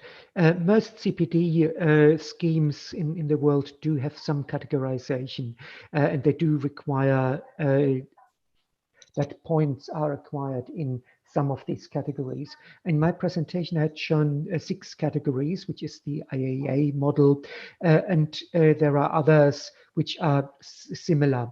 Typically, that prevents people from just writing papers and claiming that as complete CPD for a clinical practice.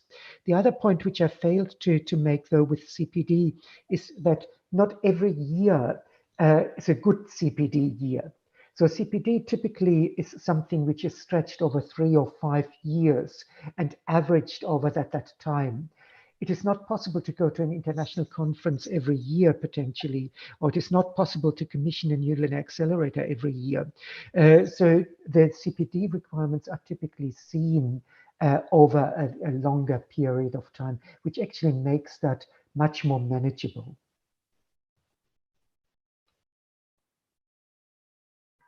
Any comments, any question? I have one comment. I know that Dr. Azari is spearheading a very good training program, getting the support of many countries in Southeast Asia to produce this training program. And now the question in my mind is that if she also has heavy responsibility for the board, now how is she able to keep out the conflict of interest so that the board, Bangladesh board, is not going to only giving, special favor or not able to administer the certification board even-handedly. Have you considered that, Anupama? Yes, we will, because Bangladesh Medical Certification Board is as per IMPCB guidelines, to we include the training not in this certification board, only for the doing examination for the individual certification we are in process. But if you think so, that's because we have a very good training course with all the certified and very long year experience of foreign experts. And you will be very happy to know that we are also providing our experts to the nearby countries who are the certified, and to India also, to give them the training to other countries. We are starting also these things in the South Asia only. So I think it's possible what you have tell, and also the Professor Adil said that we can communicate more other training centers to have the more expertise and more sponsorships. I think so. Thank you. Thank you. Yeah, I congratulate you for involving so many people to produce. In fact, we do need good training programs. Yeah. And we also need people who would create a certification board. So, yeah, thank you. That's the problem is when we feel that we have medical physicists mastered, but they do not have any senior physicists who will supervise them. We do not have any accredited hospitals, and also our national cancer hospitals, there is no physicist. So when we see so much problems, there is very difficult to go 2 years for any countries to have trainings. Then we think that we started this accredited training programs, and we are very grateful to the IOMP, and also we got the EBMP, and we are looking for the other accredited. If you have known anyone, then we will apply for them, because we would like to have really qualified medical physicists for our country. This is very, very important for the patient care. Otherwise, it will be nothing to do, just only the degree. Thank you. And then thank you IMPCB, because you have done a great job. And this is our very, very needed things. And I thanks to Raymond, Colin Norton, Adin Mustafa, Thomas Krom, and everyone. And they are very much thinking about these things. And this is very neat for all over the world. Thank you. Thank you very much. On that note, perhaps that we can close the session, since some people would have to move to the next session. Yeah. Thank you. Yes, thank you very much. All the speakers. It's a very fantastic mini symposium, and I think we'll continue such types of meeting in future, and everybody where every countries where there is no special board, they are actually profit from this. Thank you once again, and I wish you a good day and safe. Please stay safe. Thank you. Thank you. Thank you. Yeah. Okay, bye everyone. Bye, everyone. Bye-bye. I guess we have to log in to another link. Yes. To attend. Thank you. Yeah. Thank you.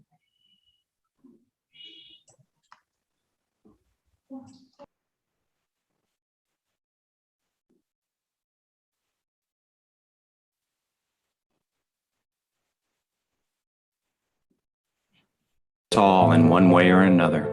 That's why we're dedicated to connecting all care to realize a world without fear of cancer. We're achieving that through intelligent cancer care. Through building shorter paths from research to remission, bridging the distance between Manhattan and Mozambique, driving a direct link from high tech to high impact, and resolutely facing today's unique challenges by connecting the world through more personalized treatment, more data-driven decision-making, more direct access to care, and a new, more unifying, smarter standard of oncology. We're all connected through intelligent cancer care.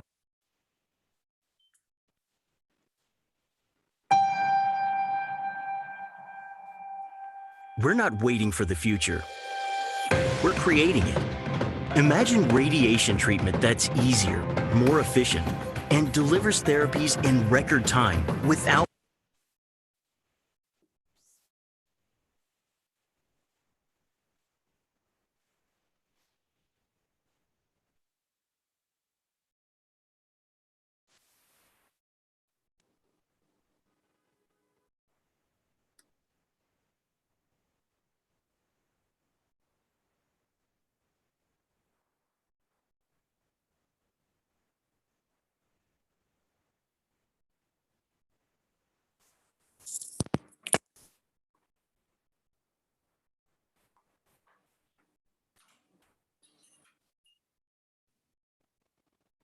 Hello, everyone.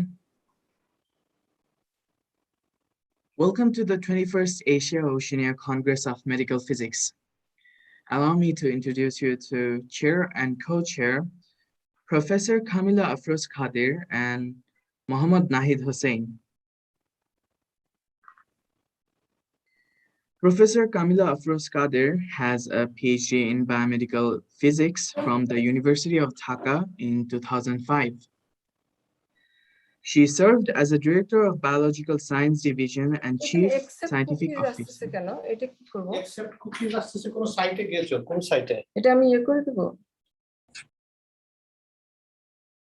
I'm sorry, excuse me. Professor Kamila Afroz Kadir served as Director of Biological Science Division and Chief Scientific Officer of Bangladesh Atomic Energy Commission from 2015 to 2018. After working for more than 28 years at National Institute of Nuclear Medicine and Allied Sciences as a medical physicist. She also worked as Senior Scientific Officer in the Department of Nuclear Medicine of St. Vincent's Hospital, Sydney, Australia between June 2006 and June 2007. She participated in a number of professional training, workshops, and meetings organized by BAEC and IAEA.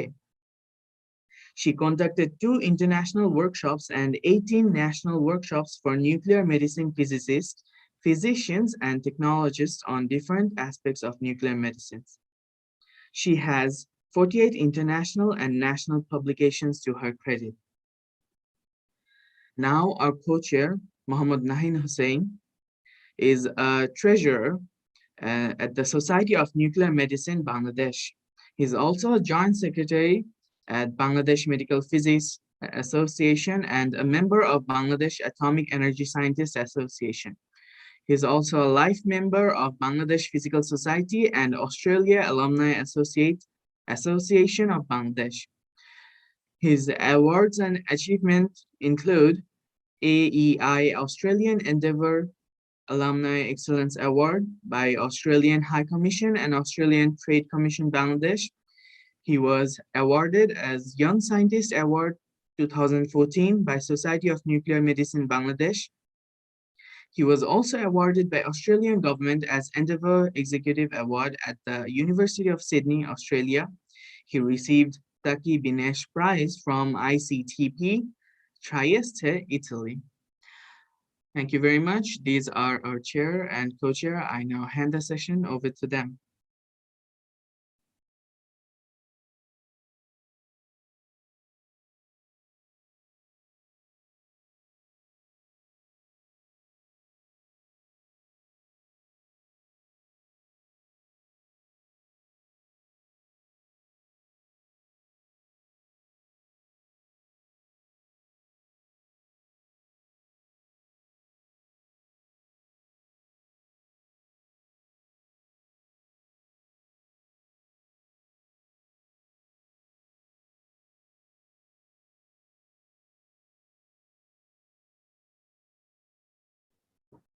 Professor Kamila, please, ma'am, can you start the session?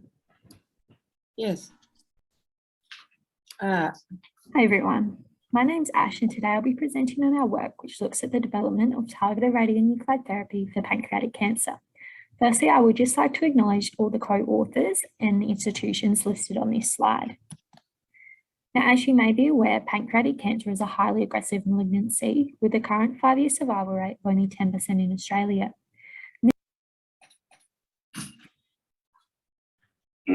Kamila, madam, can you please introduce our first speaker and then the recording will play? Due to time difference, our speakers send the recording.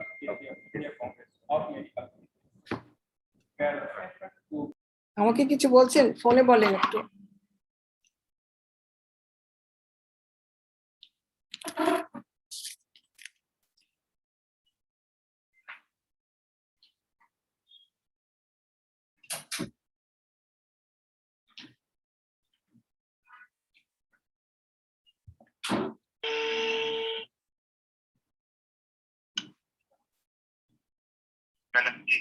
our first speaker.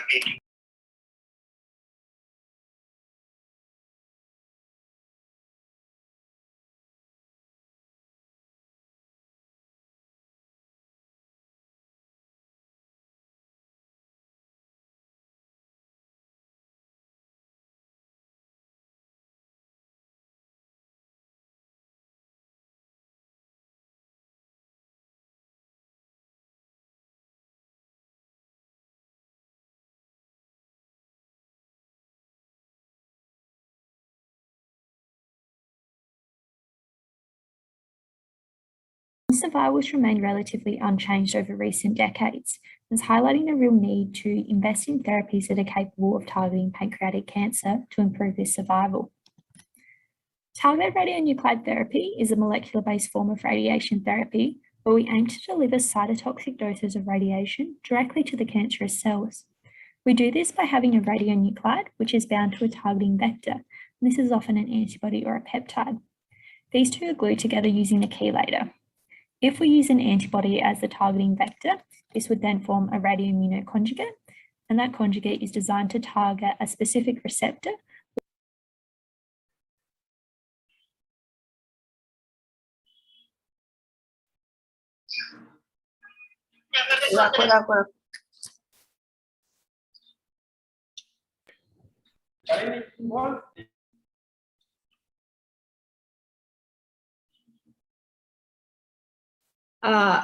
Shall I start my today's session 2A?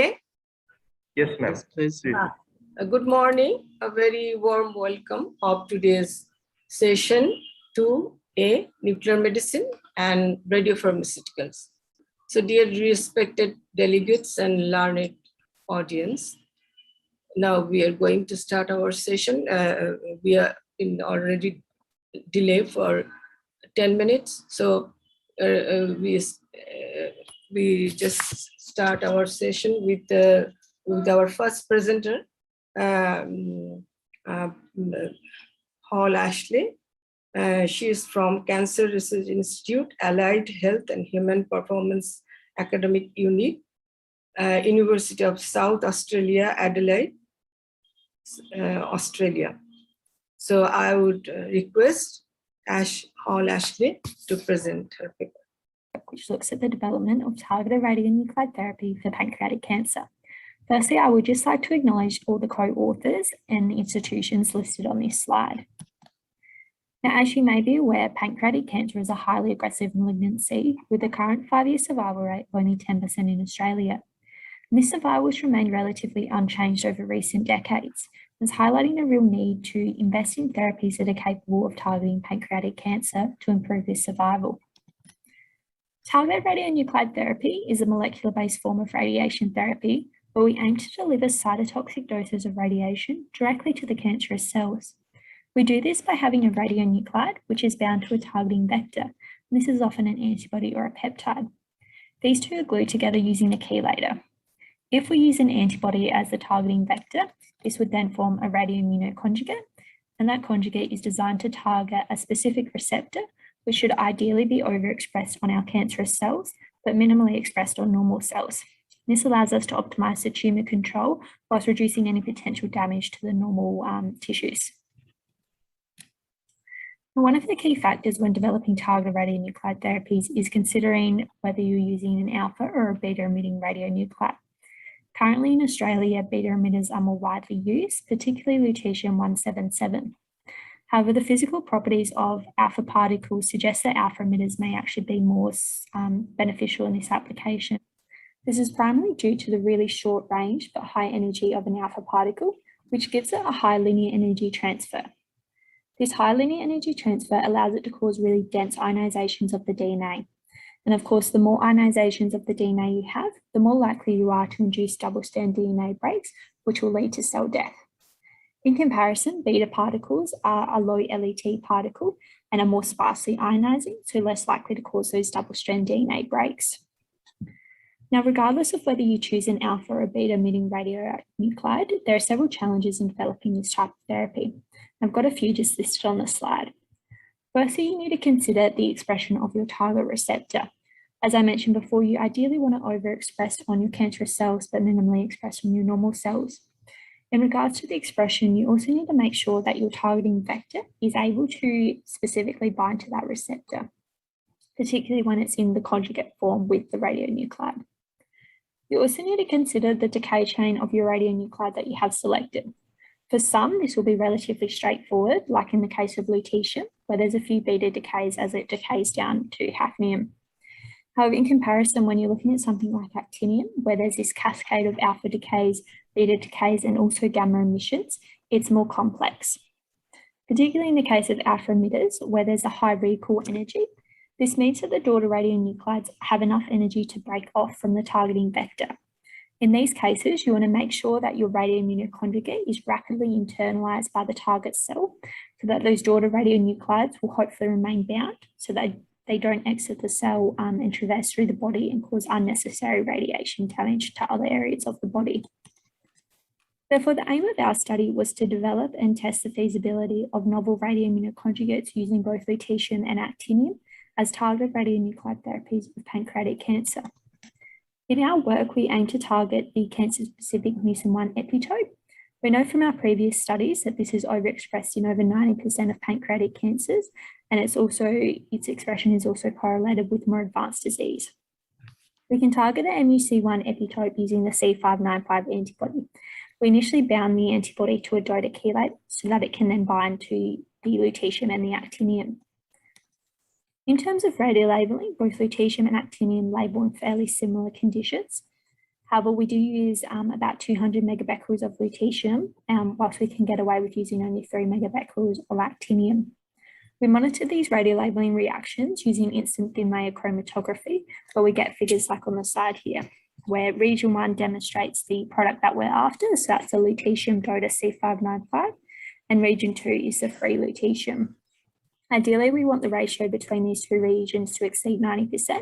If this isn't the case, then we can purify the product until it reaches that status.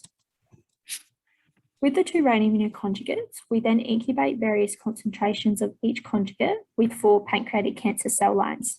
These cell lines were selected because they have different levels of MUC1 expression, which is with our target receptor. The cells were incubated with the conjugates for 1 hour, after which time we remove any unbound activity, wash the cells, and then detach them from the well plate. The individual cell samples are then counted in an automatic gamma counter. We also looked at the internalization of each conjugate.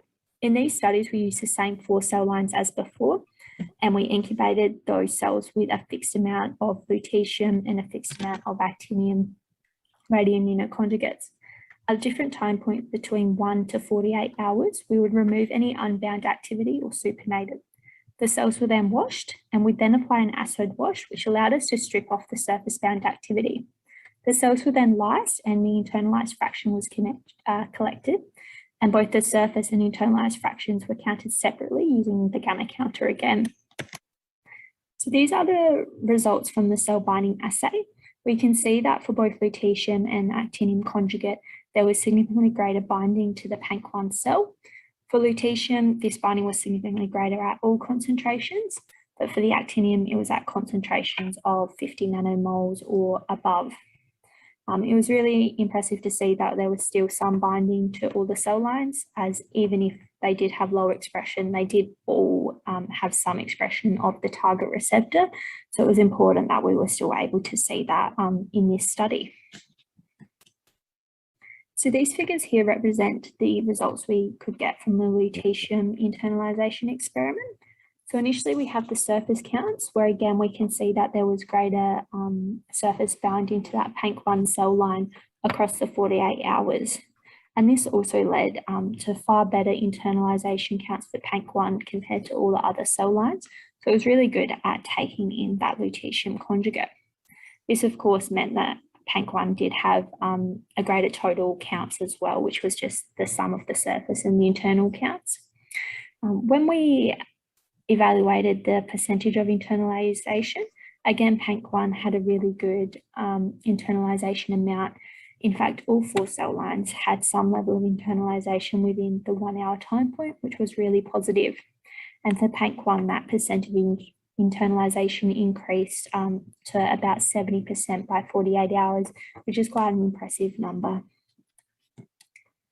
Then in terms of the actinium internalization, we found fairly similar results, with PANC1 again having better surface and internalization counts, and of course the total counts as well.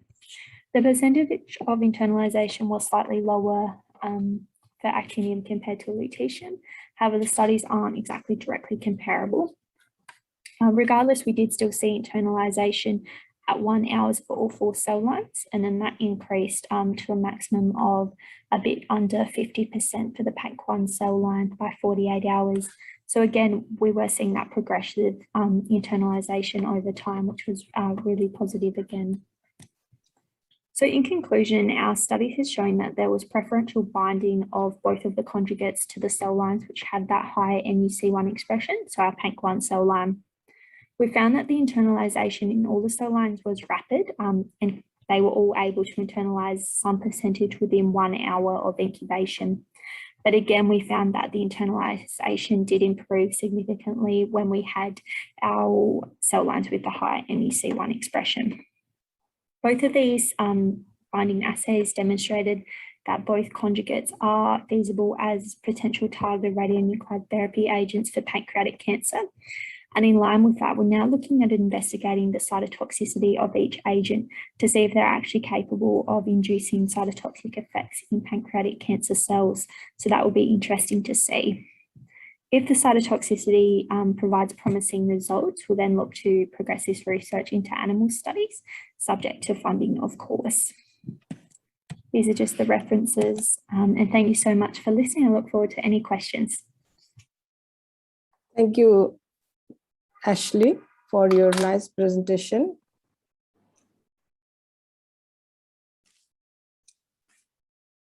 I would ask audience if they have any question or comments.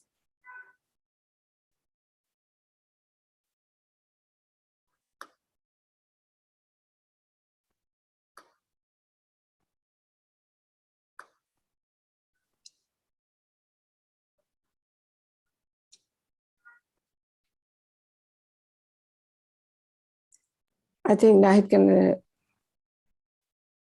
ask for the next participant. Maybe there is no question. I ask to request Mr. Chai H. Young from School of Medicine, Faculty of Health and Medicine Sciences, Taylor's University, Malaysia. His title is Novel Biodegradable Microsphere Loaded with Samarium-153 and doxorubicin for chemo-radio immobilization therapy of liver cancer. Please, I request to continue. Good day. Today we're presenting about novel biodegradable microsphere loaded with samarium and doxorubicin for chemo-radioembolization therapy of liver cancer. Hepatocellular carcinoma, HCC, and liver metastasis is the 6th common diagnosed cancer and the 4th lead in cancer death worldwide. There are limited treatments available for intermediate and advanced stages of liver cancer, as well as that this is due to late diagnosis because signs and symptoms of liver cancer is only observed in patients at later stages. There are current treatment strategies for intermediate advanced HCC, which are chemoembolization and radioembolization, which are established and promising treatments for locally advanced solid tumors. Chemoembolization is the injection of the chemotherapeutic drug followed by embolizing agent. The embolizing agent's job is to cut off the blood supply towards the tumor. Radioembolization is a radioactive agent carried by a resin or a glass bead and blockage of the blood supply. These two forms of treatment are administered through transarterial, through the femoral artery towards the liver, towards the tumor. The current therapy, chemoembolization and radioembolization, which is an embolizing microsphere to cut off the blood supply, carrying either the chemo drug or the radioactive isotope. The aim of our study is to combine these two forms of therapy into one delivery system, in which we have the embolizing microsphere to cut off the blood supply towards the tumor, the radioactive isotope, which kills the tumor cells via radiation, and chemotherapeutics, in which is the chemotherapy drugs to kill the tumor cells through cytotoxicity. We are also aiming to use a radioactive isotope, which emits both beta and gamma. Beta for killing the tumor cells and the gamma for imaging purposes for monitoring of our microspheres. Both chemotherapy and radiotherapy in sequence have shown encouraging results in liver cancer patients in different clinical studies. A clinical study done in 2016 has shown that Y90 resin microspheres with chemotherapy has a significant delay in disease progression. Even before that, in 2010, another clinical study has shown that fluorouracil intravenous infusion with Y90 microspheres has an overall survival of 10 months. In our formulation, we use doxorubicin, which is a commonly used chemotherapy drug for solid tumors. And we have radioisotope samarium-153, which is commonly used for palpable treatment of bone cancer, and it's a theranostic radionuclide with beta and gamma emitter. The beta for treatment of tumors and the gamma for imaging for diagnosis and monitoring. The half-life of samarium is 46.7 hours, and it's produced through thermal nutrient activation, which is locally produced, making it cost-effective. The polymer of choice was PHBV because it's biodegradable, used for bone scallops, and degradation at 53 weeks. Methodology of producing our AOCMP-2021 microspheres is dissolving samarium, doxorubicin, and PHBV in chloroform and using solvent evaporation method to make the microspheres, and the collection of the particles was by centrifugation. Analysis done of the AOCMP-2021 microspheres, we used SEM for morphology and size, the FTIR to confirm that the samarium is incorporated in the PHBV, thermal analysis using TGA and DSC, a drug release study in PBS at 37 degrees Celsius, and a cytotoxicity test on HepG2 cell line, liver cancer cell line. As a result, as can be viewed on the image, our AOCMP-2021 microspheres were smooth, round, spherical, with a mean diameter of 33.18 micron, making it a suitable size for transarterial administration towards HCC, liver cancer. It's not too small that it will leak off to other organs, as well as not too big that it will block blood supply further away from the tumor. Next, the FTIR results has shown that we have successfully incorporated the samarium into the PHBV, the polymer, with the peaks observed at 1,720 and 1,380. The thermal stability of the AOCMP-2021 is up to 155 degrees Celsius with a melting point at 155 degrees Celsius. The samarium content in our AOCMP-2021 particles was 12.8%. The radioactivity of AOCMP-2021 was 4.2. It is lower than Y90 microspheres. However, we can increase the radioactivity with the samarium dose based on the tumor. The samarium content was 12.8%. The doxorubicin encapsulated was 66% with a concentration of 1.89 milligram per gram. And the density of our microsphere was 1.75. The in vitro drug release profile shown here at 430 hours, the cumulative release was 41.5% of doxorubicin from the AOCMP-2021. Compared with other doxorubicin-related release studies, this is lower and slower. This is because in this study, we are combining samarium with doxorubicin, as well as the nature of the polymer PHBV. Also, samarium dissolves in organic solvent, forming a composite which encapsulates the doxorubicin, causing it to be in a slower release. Next, the cytotoxicity. We tested the cytotoxicity of the DOXA-SEM-PHBV microsphere using the MTT assay on HepG2 cell line with the viability of the cells. Our highest concentration of 25 microgram per ml of DOXA-SEM-PHBV has shown a cell viability less than 75%, indicating that the DOXA-SEM-PHBV microspheres is toxic towards the HepG2 cells and killing them. As the concentration decreases, the cell viability increases. However, even at the lowest concentration of 3.125 microgram per ml, the cell viability is still less than 100%, indicating that even at a lower concentration of DOXA-SEM-PHBV, it is capable of killing liver cancer cells. This test will be repeated again with a higher concentration after treatment of 24 and 48 hours. In conclusion, we have successfully developed a novel biodegradable chemoradiologic microspheres formulation loaded with both samarium, radioactive isotope, and doxorubicin, the chemotherapeutic drug. Our DOXA-SEM-PHBV have demonstrated suitable physiochemical properties as a chemoradiologic agent, as well as further studies are needed to evaluate the therapeutic efficiency through animal studies. Thank you very much.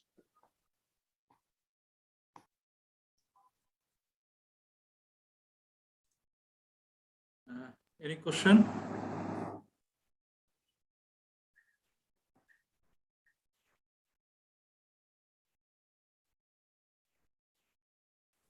If there is no question, so we can go for the next presentation. Okay, thank you, thank you. The next presentation is my name is Kintan from assessment of the small object detection using K-means clustering in PET imaging. The presenter is Mumina IS. She is from Department of Physics, Faculty of Mathematics and Natural Sciences, University of Indonesia. Please continue. Department of Physics, Faculty of Mathematics and Natural Sciences, Universitas Indonesia. In this presentation, I'd like to present about our research with the topic, the assessment of the small object detection using K-means clustering in PET-CT imaging.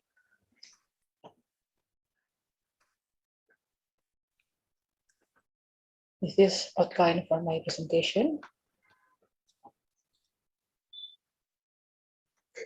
For the introduction, as we know, in the clinical implementation, an image generated by positron emission tomography or PET is quantified based on the radiopharmaceutical distribution, which represent the physiobiological uptake at the organ or the tissue in the human body. However, there is a limitation to manually delineate an object as the region of interest or ROI due to several common problems in nuclear medicine imaging, as like the occurrence of quantum noise in radionuclide imaging, and also the partial volume effect, particularly to detect small objects. Many research have been carried out to provide more accurate object detection in PET imaging. One of the computational tools is segmentation method. So in this research, we propose to use K-means clustering to automatically identify and quantify the object detectability in PET imaging based on a phantom study. For the material and method, in this study, we evaluate a series of PET images which were generated by scanning an in-house phantom, as displayed in the slide. This in-house phantom is constructed by tissue equivalent material. Then this in-house phantom is a cylinder consisting of 6 pairs cylindrical object with varying object diameter and also object position, as mentioned in this table.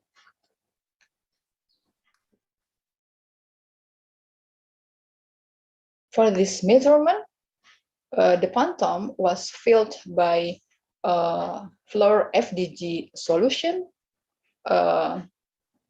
with cold background, and it was scanned by Siemens Biograph PET-CT unit. And for the image acquisition, we use through-X reconstruction method and also 2 different filter of post-processing, like Butterworth and Gaussian.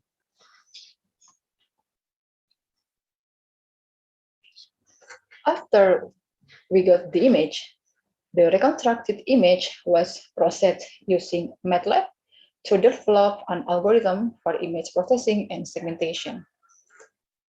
Image segmentation was automatically provided by applying k-means clustering method.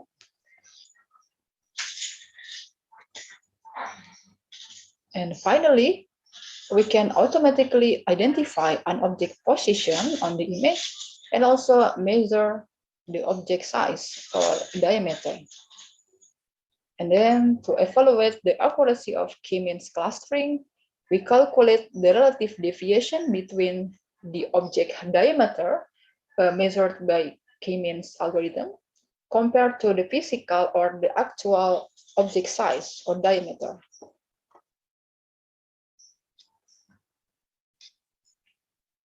For the results and discussion, this is an example of the phantom image which scanned by PET-CT imaging system. We can see here that we have many objects with varying diameter and position, as mentioned in this figure.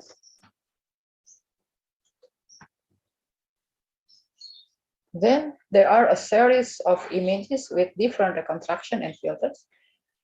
If we look at these images, we can visually assess the detectability of this PET imaging system.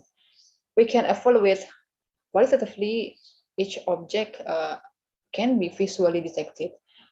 One should be note that the reconstruction and filter significantly affect to the image quality of the reconstructed image. So it can give impact to the detectability assessment.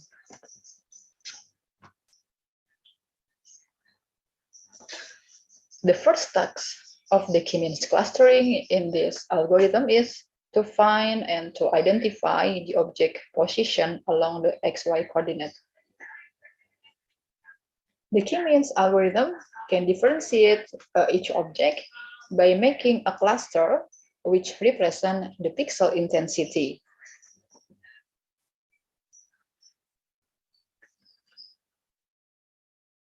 The result of through-X reconstruction with 2 different filters are mentioned in this slide.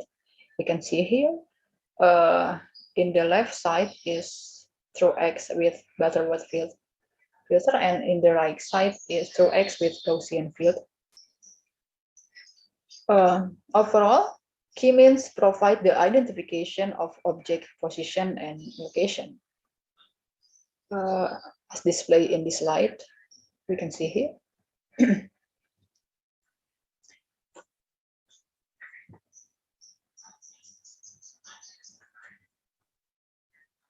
The second task is how to quantify and how to measure the object size or diameter. After that, we compare the results of the k-means to the actual size of the object. For through-X with Gaussian filter,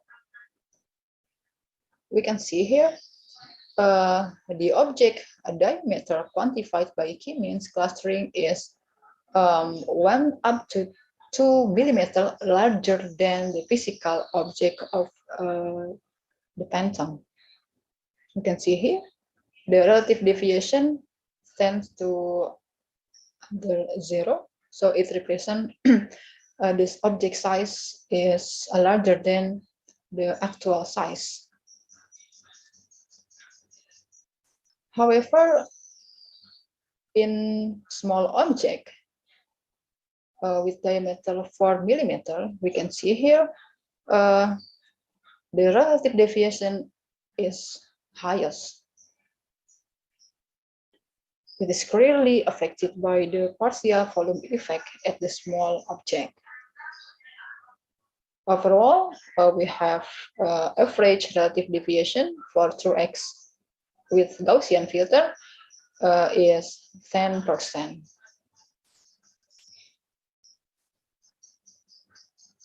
While for the true X with Butterworth filter, we also have the object size measured by the key means is larger than the actual size. And also we get partial volume effect in the smallest object at the 4 millimeter. And we have average relative deviation only 7%. Finally, we conclude that key means algorithm is successfully carrying out the automatically segmentation and object detection, which can identify the position and the number of the object on the image. And in addition, this algorithm also provides the quantification of object size or diameter. Thank you for your attention.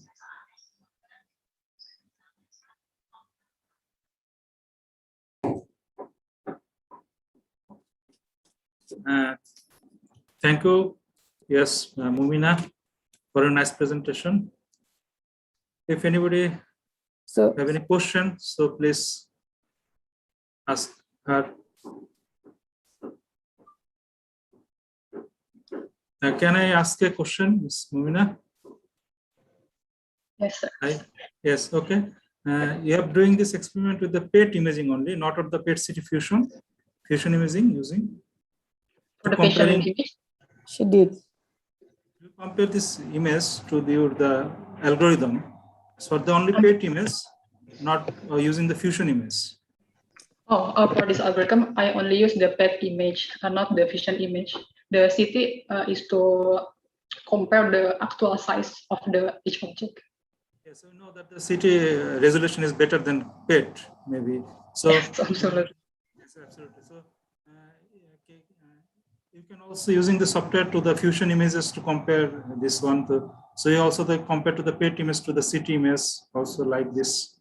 Can you use this software to all the fusion images? Can you compare? Yes, I think absolutely we can evaluate the fusion image with this algorithm also. Okay, thank you. Thank you. It's a good presentation. It's a nice explanation. Yeah, thank you, Munima, for your nice presentation. In fact, we have 3 participants, presenters, and they have excellent presentations and works. So any other comments from our learned audience from the house? If there are no more comments, so just I'd like to say, though we have very short session, only 3, still I see the study, these studies and authors have collected. This session is very interesting because the authors have collected a unique set of data using cutting edge methodology.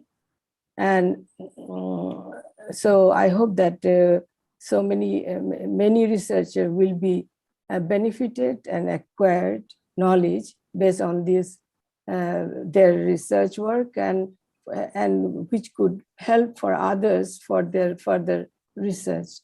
And now I would like to close this session because we almost finished our time schedule, time set. So again, thank you to our all audience for your kind patience, hearing and time. And thank you, stay safe. Thank you very much.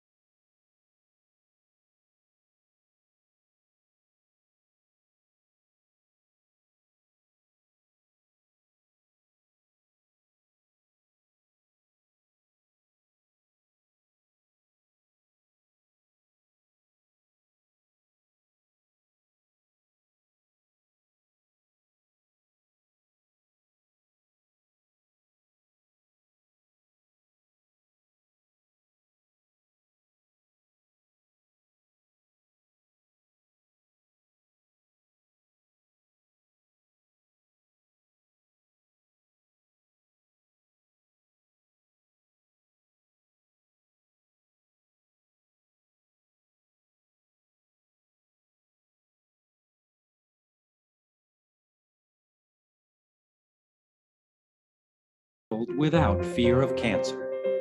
We're achieving that through intelligent cancer care.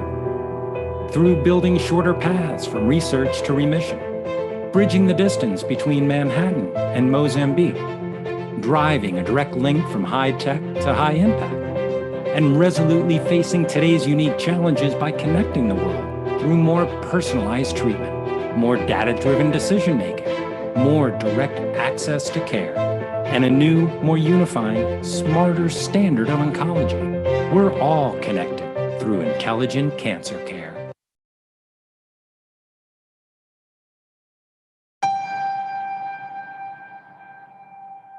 We're not waiting for the future. We're creating it. Imagine radiation treatment that's easier, more efficient, and delivers therapies in record time without compromising on quality. Because quality of care is so important, there's innovative beam shaping technology, combined with 100% image guidance and patient positioning. This is a new way of thinking, a transformation designed to help more patients enhance their well-being and comfort in less time. Together with our customers, we've led radiotherapy innovation for years. Now we're creating its future.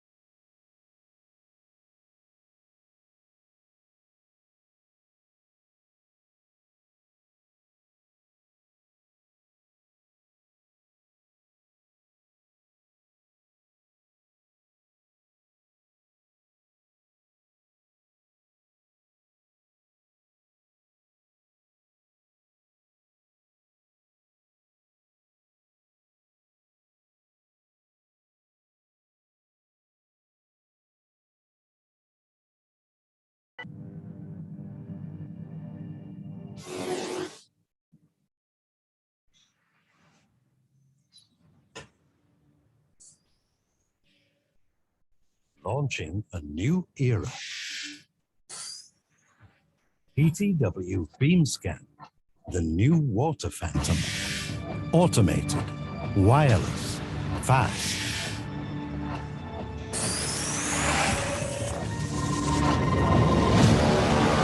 PTW beams you up to a new era in 3D water scanning.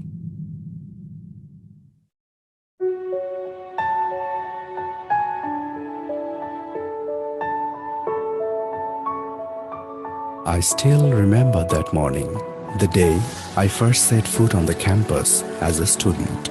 I couldn't imagine that the campus of a private university is so large. Yes, I'm talking about United International University. Built on 25 bighas of land, 30% is built-up area and 70% is open space.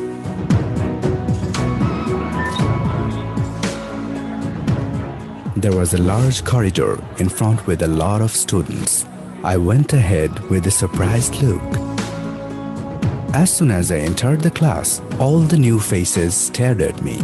They were my university classmates. Sir entered the classroom, lesson started. The way of teaching was different. He explained everything in a simple way.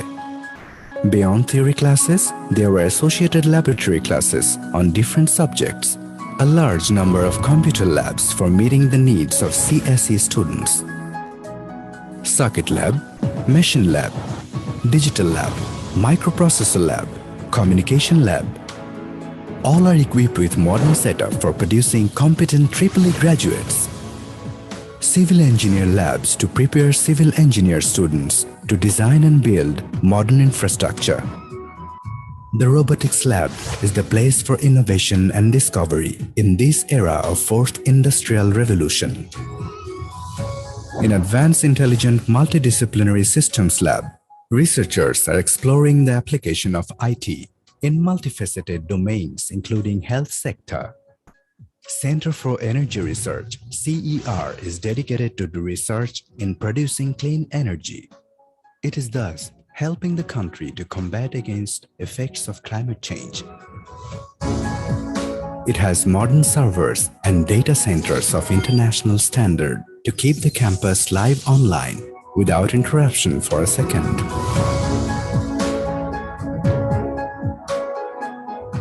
Proverb goes that the more you read, the more you learn. There is a spacious library stuffed with so many books and a pleasant, calm environment for serious reading. Spending time with friends in a lovely green environment was really very exciting. Large playground over the horizon cannot be forgotten. Suddenly, I was in trouble. It would be too late to get money from home. A friend advised me to go to the DSA office. I went and got an interest-free education loan. What a relief it was for me. There is no end to the benefits. There's a game room, gymnasium, nice canteen, large auditorium, plenty of benefits. Is it possible to pass without good results? So, study, study, and study. I got scholarships several times along with many of my classmates. The wheel of success of this organization is moving forward under the leadership of our Honorable VC Sir, Professor Dr. Chaudhry Mafizur Rahman. And that's why United International University has been accredited by ACBSP, IEB, CIMA, and has been ranked in Asia by QS. The main secret behind this is the quality of education and all the modern facilities. Time passes by. A special day comes. I got the certificate of graduation from the Chancellor. Today, during my busy schedules at work, even though I'm far away, I still remember the key contributor of my success, the United International University. Today, graduates of United International University are working successfully in home and abroad, bearing the flag of this noble institution. United International University. Quest for excellence.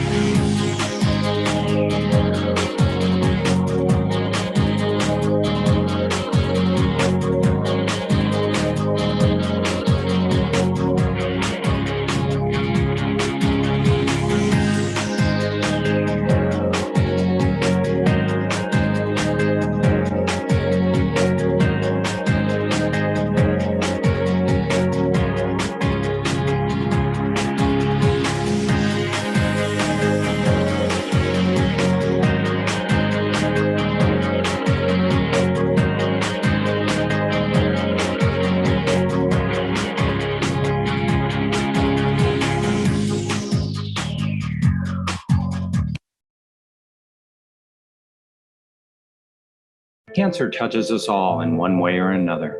That's why we're dedicated to connecting all care to realize a world without fear of cancer. We're achieving that through intelligent cancer care. Through building shorter paths from research to remission, bridging the distance between Manhattan and Mozambique, driving a direct link from high tech to high impact, and resolutely facing today's unique challenges by connecting the world through more personalized treatment, more data-driven decision-making, more direct access to care, and a new, more unifying, smarter standard of oncology. We're all connected through intelligent cancer care.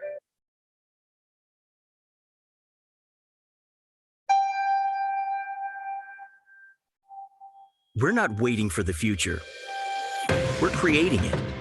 Imagine radiation treatment that's easier, more efficient, and delivers therapies in record time without compromising on quality.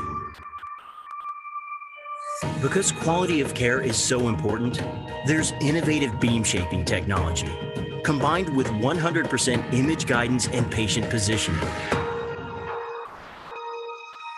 This is a new way of thinking, a transformation designed to help more patients enhance their well-being and comfort in less time. Together with our customers, we've led radiotherapy innovation for years. Now we're creating its future.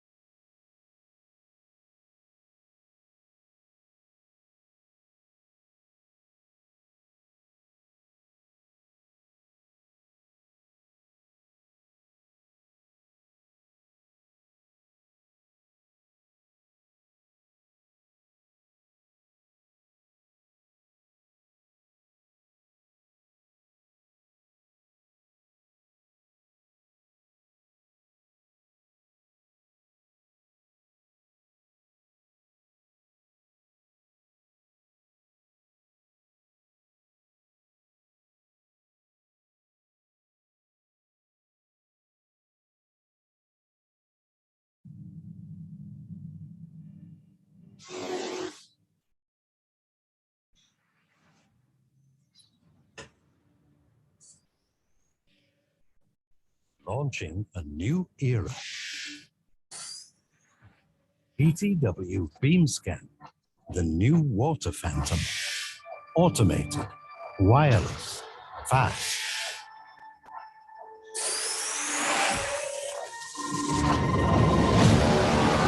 PTW beams you up to a new era in 3D water scanning.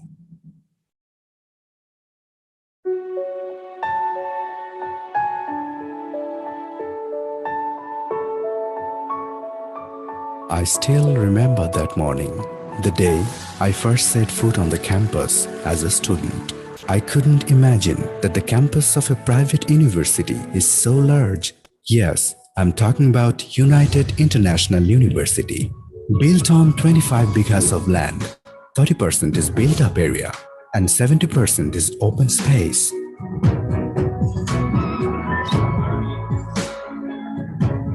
There was a large corridor in front with a lot of students. I went ahead with a surprised look. As soon as I entered the class, all the new faces stared at me. They were my university classmates. Sir entered the classroom. Lesson started. The way of teaching was different. He explained everything in a simple way. Beyond theory classes, there were associated laboratory classes on different subjects. A large number of computer labs for meeting the needs of CSE students. Circuit lab, machine lab, digital lab, microprocessor lab, communication lab. All are equipped with modern setup for producing competent EEE graduates. Civil engineer labs to prepare civil engineer students to design and build modern infrastructure. The robotics lab is the place for innovation and discovery in this era of fourth industrial revolution. In Advanced Intelligent Multidisciplinary Systems Lab, researchers are exploring the application of IT in multifaceted domains including health sector. Center for Energy Research, CER, is dedicated to the research in producing clean energy. It is thus helping the country to combat against effects of climate change. It has modern servers and data centers of international standard to keep the campus live online without interruption for a second.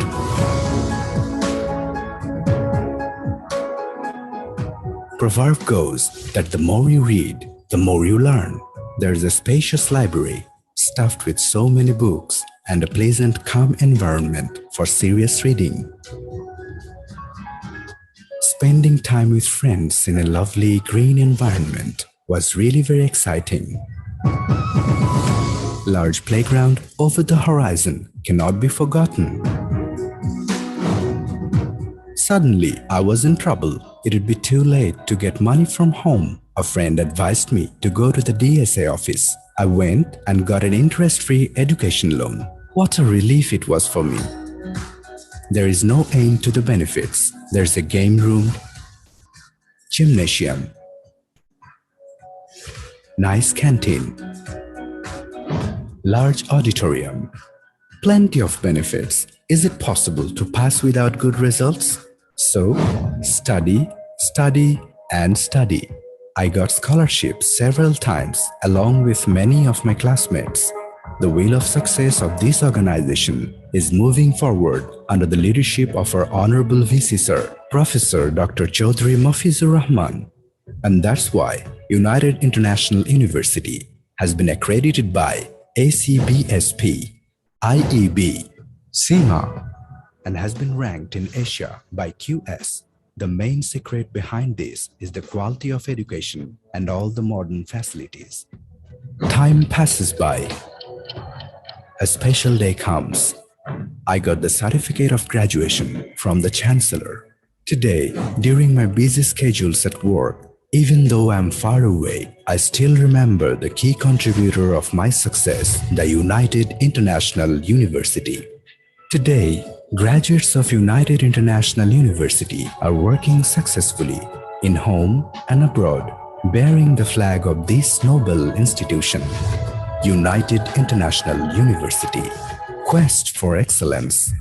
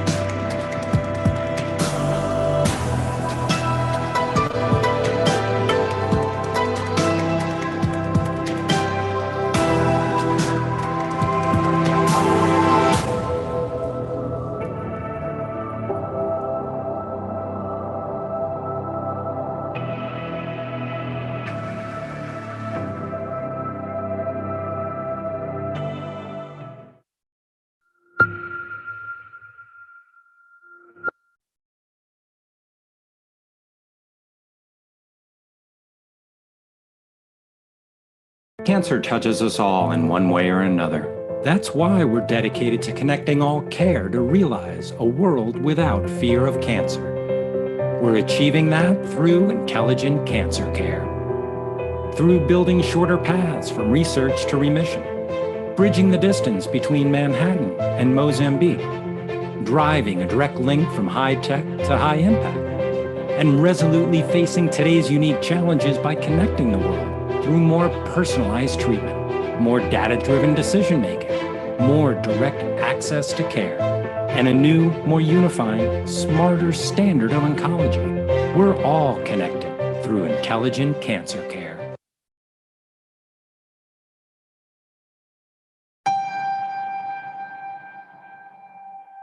We're not waiting for the future. We're creating it. Imagine radiation treatment that's easier, more efficient, and delivers therapies in record time without compromising on quality.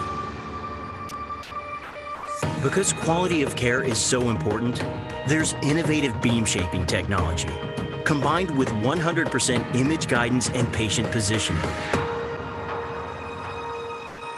This is a new way of thinking, a transformation designed to help more patients enhance their well-being and comfort in less time. Together with our customers, we've led radiotherapy innovation for years. Now we're creating its future.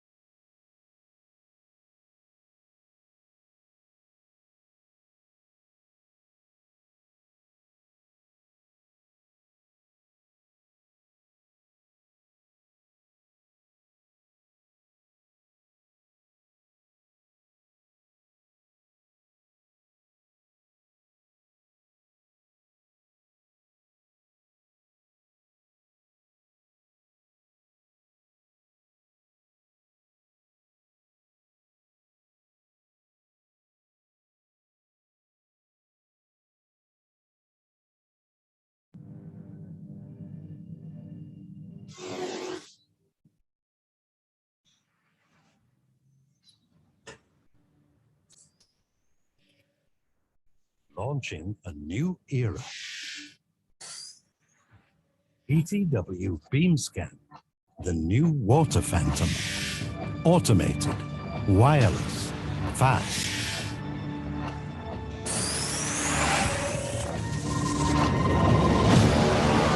PTW beams you up to a new era in 3D water scanning.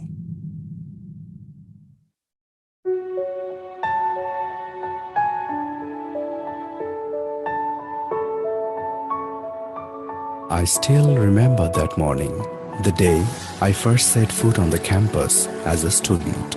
I couldn't imagine that the campus of a private university is so large. Yes, I'm talking about United International University.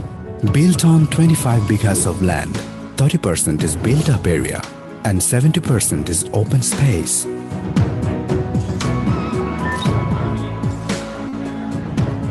There was a large corridor in front with a lot of students. I went ahead with a surprised look. As soon as I entered the class, all the new faces stared at me. They were my university classmates. Sir entered the classroom lesson started. The way of teaching was different. He explained everything in a simple way.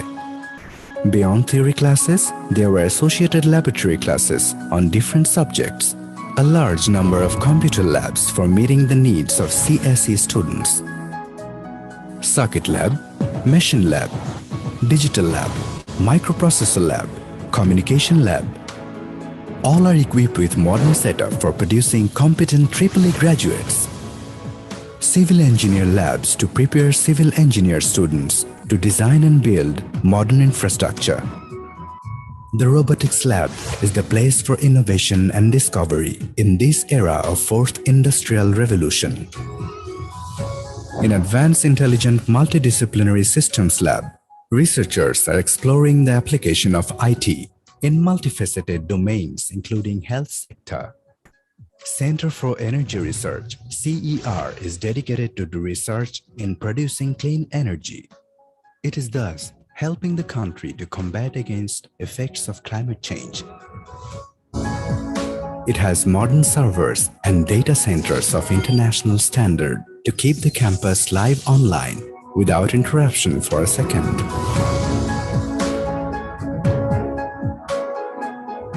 Proverb goes that the more you read, the more you learn. There is a spacious library stuffed with so many books and a pleasant, calm environment for serious reading. Spending time with friends in a lovely green environment was really very exciting. Large playground over the horizon cannot be forgotten. Suddenly, I was in trouble. It would be too late to get money from home. A friend advised me to go to the DSA office. I went and got an interest-free education loan. What a relief it was for me. There is no end to the benefits. There's a game room, gymnasium, nice canteen, large auditorium, plenty of benefits. Is it possible to pass without good results? So, study, study, and study. I got scholarships several times along with many of my classmates. The wheel of success of this organization is moving forward under the leadership of our Honorable VC Sir, Professor Dr. Chaudhry Mafizur Rahman. And that's why United International University has been accredited by ACBSP, IEB, SEMA, and has been ranked in Asia by QS. The main secret behind this is the quality of education and all the modern facilities. Time passes by. A special day comes. I got the certificate of graduation from the Chancellor. Today, during my busy schedules at work, even though I am far away, I still remember the key contributor of my success, the United International University. Today, graduates of United International University are working successfully in home and abroad, bearing the flag of this noble institution. United International University. Quest for excellence.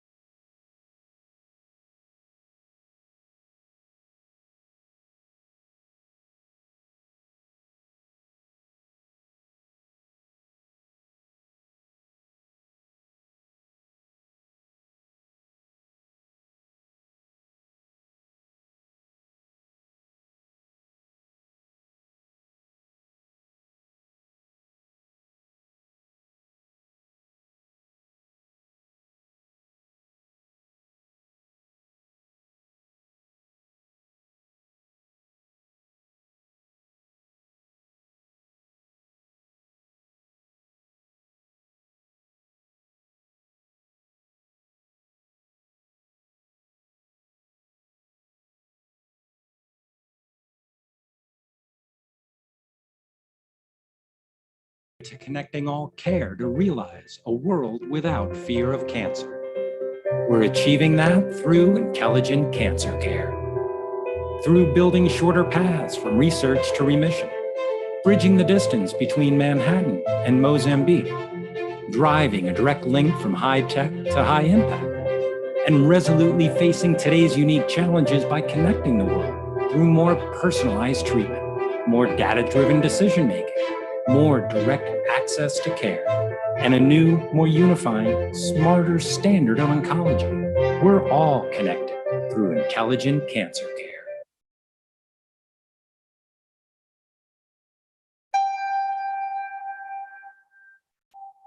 We're not waiting for the future. We're creating it. Imagine radiation treatment that's easier, more efficient, and delivers therapies in record time without compromising on quality.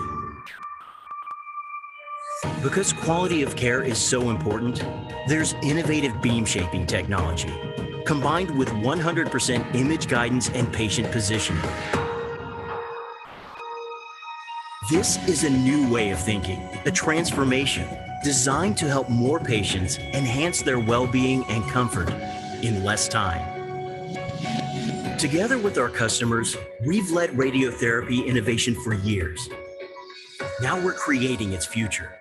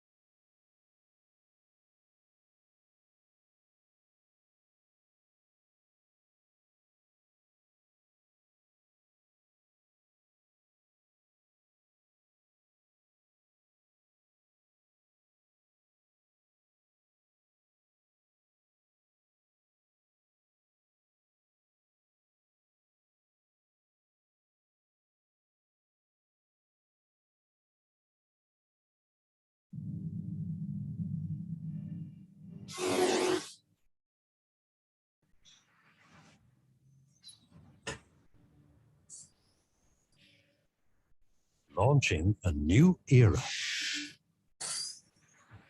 PTW BeamScan, the new water phantom. Automated, wireless, fast.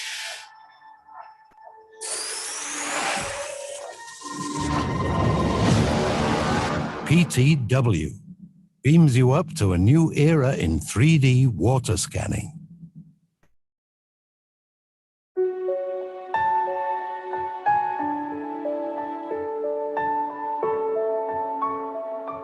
I still remember that morning, the day I first set foot on the campus as a student. I couldn't imagine that the campus of a private university is so large. Yes, I'm talking about United International University. Built on 25 bighas of land, 30% is built-up area and 70% is open space.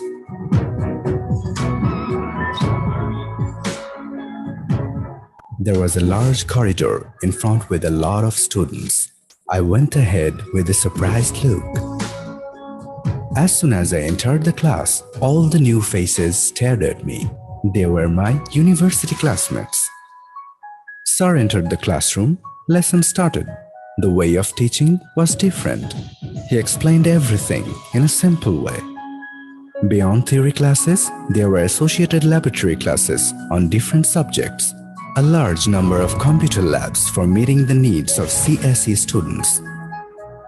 Circuit lab, machine lab, digital lab, microprocessor lab, communication lab. All are equipped with modern setup for producing competent EEE graduates. Civil engineer labs to prepare civil engineer students to design and build modern infrastructure. The robotics lab is the place for innovation and discovery in this era of fourth industrial revolution. In Advanced Intelligent Multidisciplinary Systems Lab, researchers are exploring the application of IT in multifaceted domains including health sector. Center for Energy Research, CER, is dedicated to do research in producing clean energy. It is thus helping the country to combat against effects of climate change. It has modern servers and data centers of international standard to keep the campus live online without interruption for a second.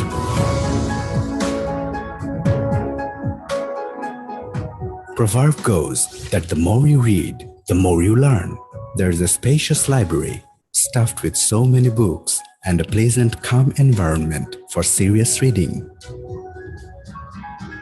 Spending time with friends in a lovely green environment was really very exciting. Large playground over the horizon cannot be forgotten. Suddenly, I was in trouble. It would be too late to get money from home. A friend advised me to go to the DSA office. I went and got an interest-free education loan. What a relief it was for me. There is no end to the benefits. There's a game room, gymnasium, nice canteen, large auditorium, plenty of benefits. Is it possible to pass without good results? So, study, study, and study. I got scholarships several times along with many of my classmates.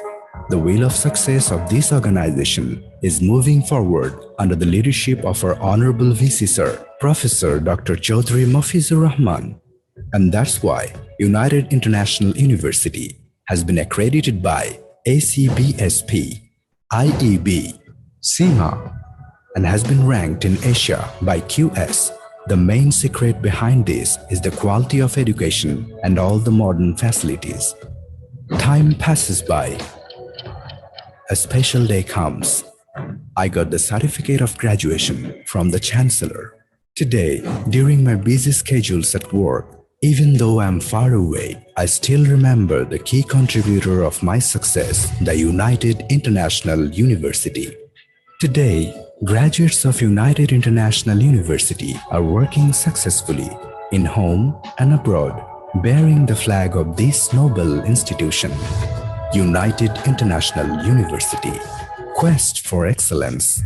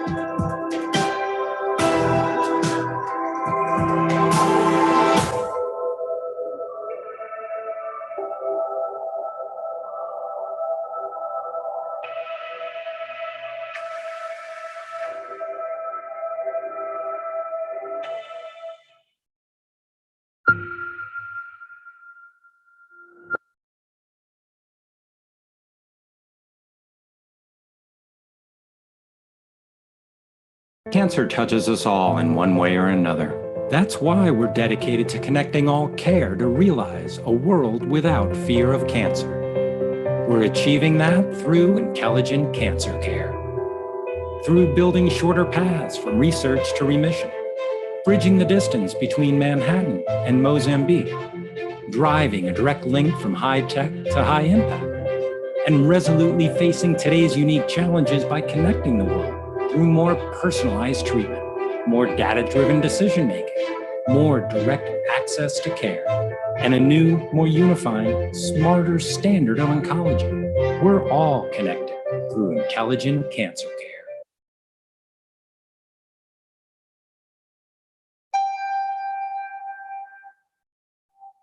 We're not waiting for the future.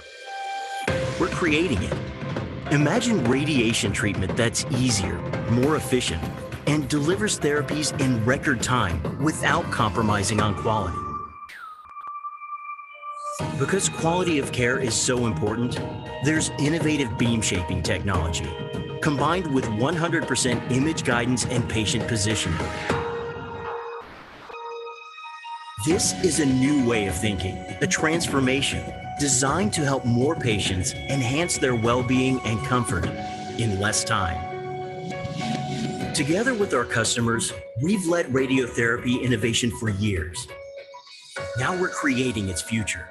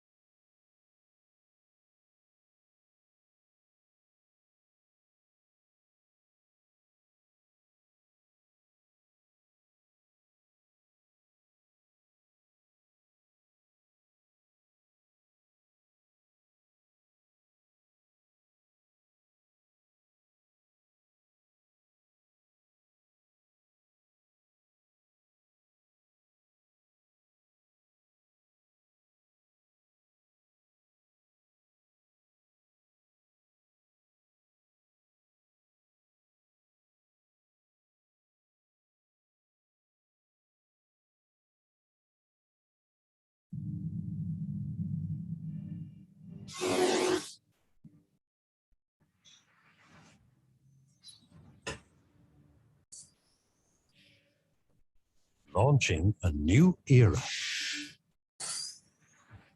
PTW Beam Scan, the new water phantom. Automated, wireless, fast.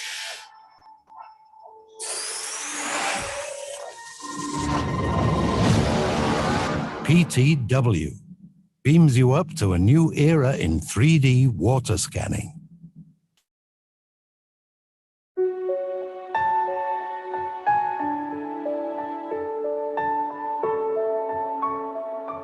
I still remember that morning, the day I first set foot on the campus as a student. I couldn't imagine that the campus of a private university is so large. Yes, I'm talking about United International University. Built on 25 bighas of land, 30% is built-up area and 70% is open space.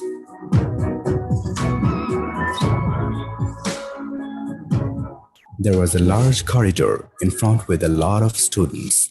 I went ahead with a surprised look. As soon as I entered the class, all the new faces stared at me. They were my university classmates.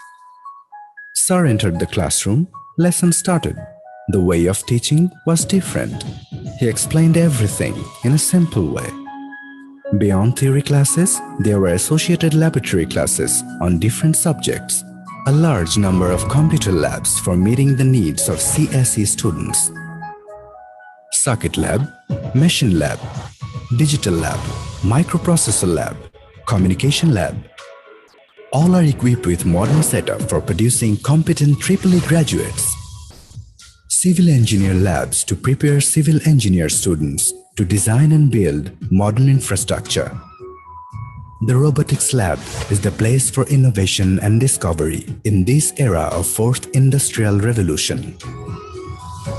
In Advanced Intelligent Multidisciplinary Systems Lab, researchers are exploring the application of IT in multifaceted domains including health sector. Center for Energy Research, CER, is dedicated to the research in producing clean energy. It is thus helping the country to combat against effects of climate change. It has modern servers and data centers of international standard to keep the campus live online without interruption for a second.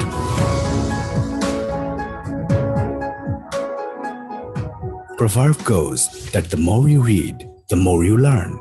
There is a spacious library stuffed with so many books and a pleasant, calm environment for serious reading. Spending time with friends in a lovely green environment was really very exciting. Large playground over the horizon cannot be forgotten. Suddenly, I was in trouble. It would be too late to get money from home. A friend advised me to go to the DSA office. I went and got an interest-free education loan. What a relief it was for me. There is no end to the benefits. There's a game room, gymnasium, nice canteen, large auditorium, plenty of benefits. Is it possible to pass without good results? So, study, study, and study. I got scholarships several times along with many of my classmates. The wheel of success of this organization is moving forward under the leadership of our Honorable VC Sir, Professor Dr. Chaudhry Mafizur Rahman. And that's why United International University has been accredited by ACBSP, IEB, CIMA, and has been ranked in Asia by QS. The main secret behind this is the quality of education and all the modern facilities. Time passes by. A special day comes. I got the certificate of graduation from the Chancellor. Today, during my busy schedules at work, even though I am far away, I still remember the key contributor of my success, the United International University. Today, graduates of United International University are working successfully in home and abroad, bearing the flag of this noble institution. United International University. Quest for excellence.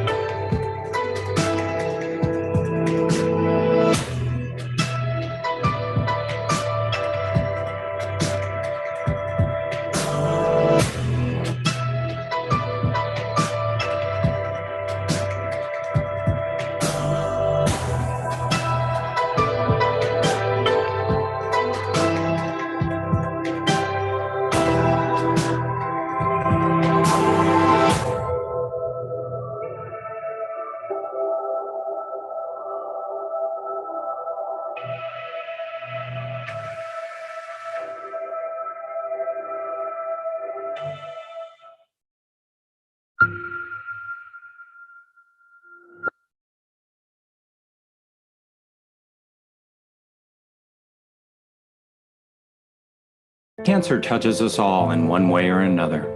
That's why we're dedicated to connecting all care to realize a world without fear of cancer. We're achieving that through intelligent cancer care. Through building shorter paths from research to remission, bridging the distance between Manhattan and Mozambique, driving a direct link from high tech to high impact, and resolutely facing today's unique challenges by connecting the world through more personalized treatment, more data-driven decision-making, more direct access to care, and a new, more unifying, smarter standard of oncology. We're all connected through intelligent cancer.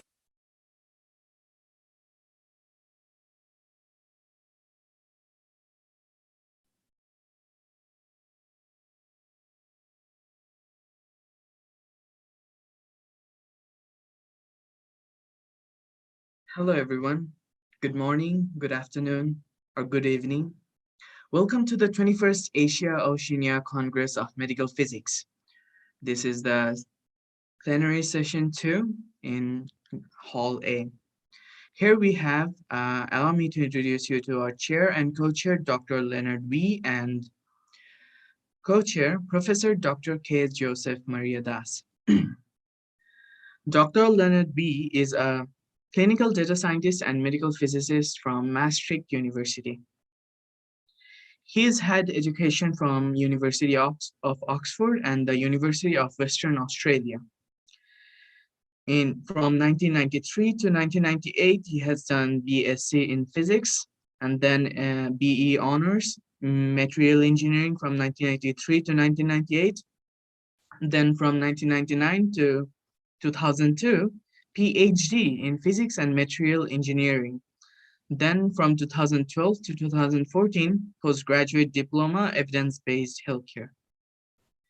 His experience dictates clinical data scientist, Maastricht assistant professor, January 2019, which he is currently working at. Then adjunct assistant professor, clinical data, which he did back in April 2020. It's also present. Postdoctoral research fellowship in January 2017 to April 2020. Harvard Medical School visiting research fellow from October 2017 to December 2017. Danish Colorectal Cancer Center South Senior Data Architect from February 2016 to December 2016. And radiotherapy physicist in Vilsicihus Clinical and Research. A radiotherapy physicist from September 2014 to December 2016. On the other hand, our co-chair, Professor Dr. K. Joseph Maria Das, is a professor at Department of Radiotherapy, Sanjay Gandhi Postgraduate Institute of Medical Science, Uttar Pradesh, India. He was vice chairman, College of Medical Physics of India, CMPI, Dr. B.L. Lal Oration of ROE, UPAROI conference in 2014, Indian Council of Medical Research, Government of India, ICMR, Young Scientist Fellowship in 2008, and International Union Against Cancer, ICRETT Fellowship in 1994. And this is all for our introduction of chair and co-chair. I now hand over the session to Dr. Abu Zakaria.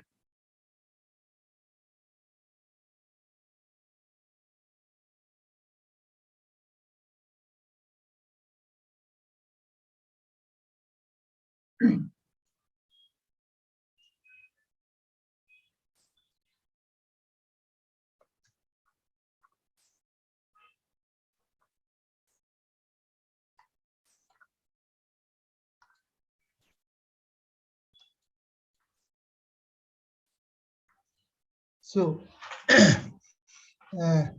good morning, chairs. Can you hear me? I can hear you well, yes. Yes, yes, Dr. B and Dr. Maria Das, yes. This is, can I start, yes?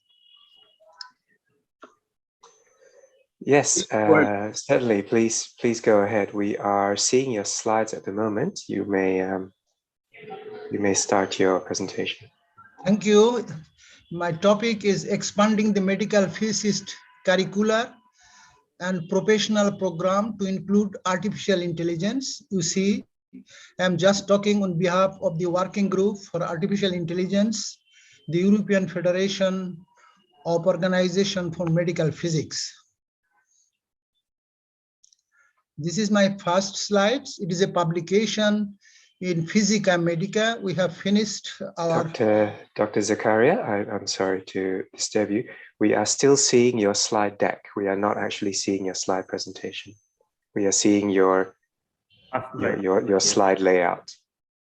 So can you put it on screen, slideshow? Yeah. Slideshow? Yeah. Maybe there's one slideshow button. In the bottom, one slideshow? Yeah. Mm-hmm.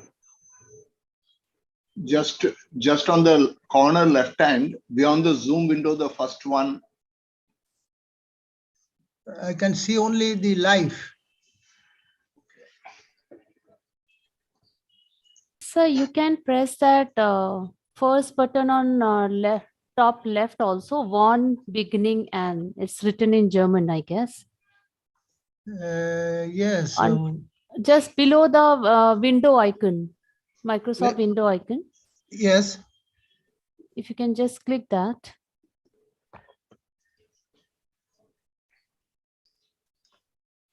Now it is okay? No? No, technical team, can you also check if Dr. Zakaria is sharing the right screen? It may be that we are seeing a different window that he's sharing through Zoom. No, actually he's sharing his screen, but the presentation is from his side, so I cannot make it in slide mode. One sec.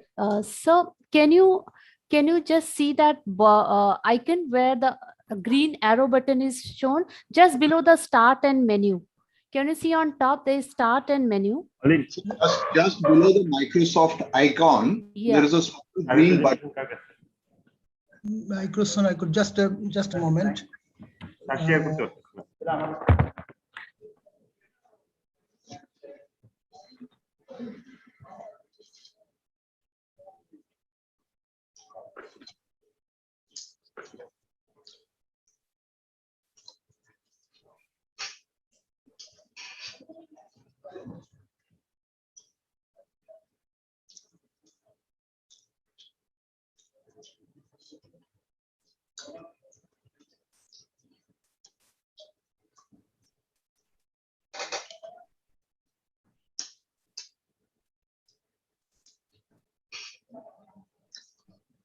Sir, can you send us your presentation? We can share it from our end.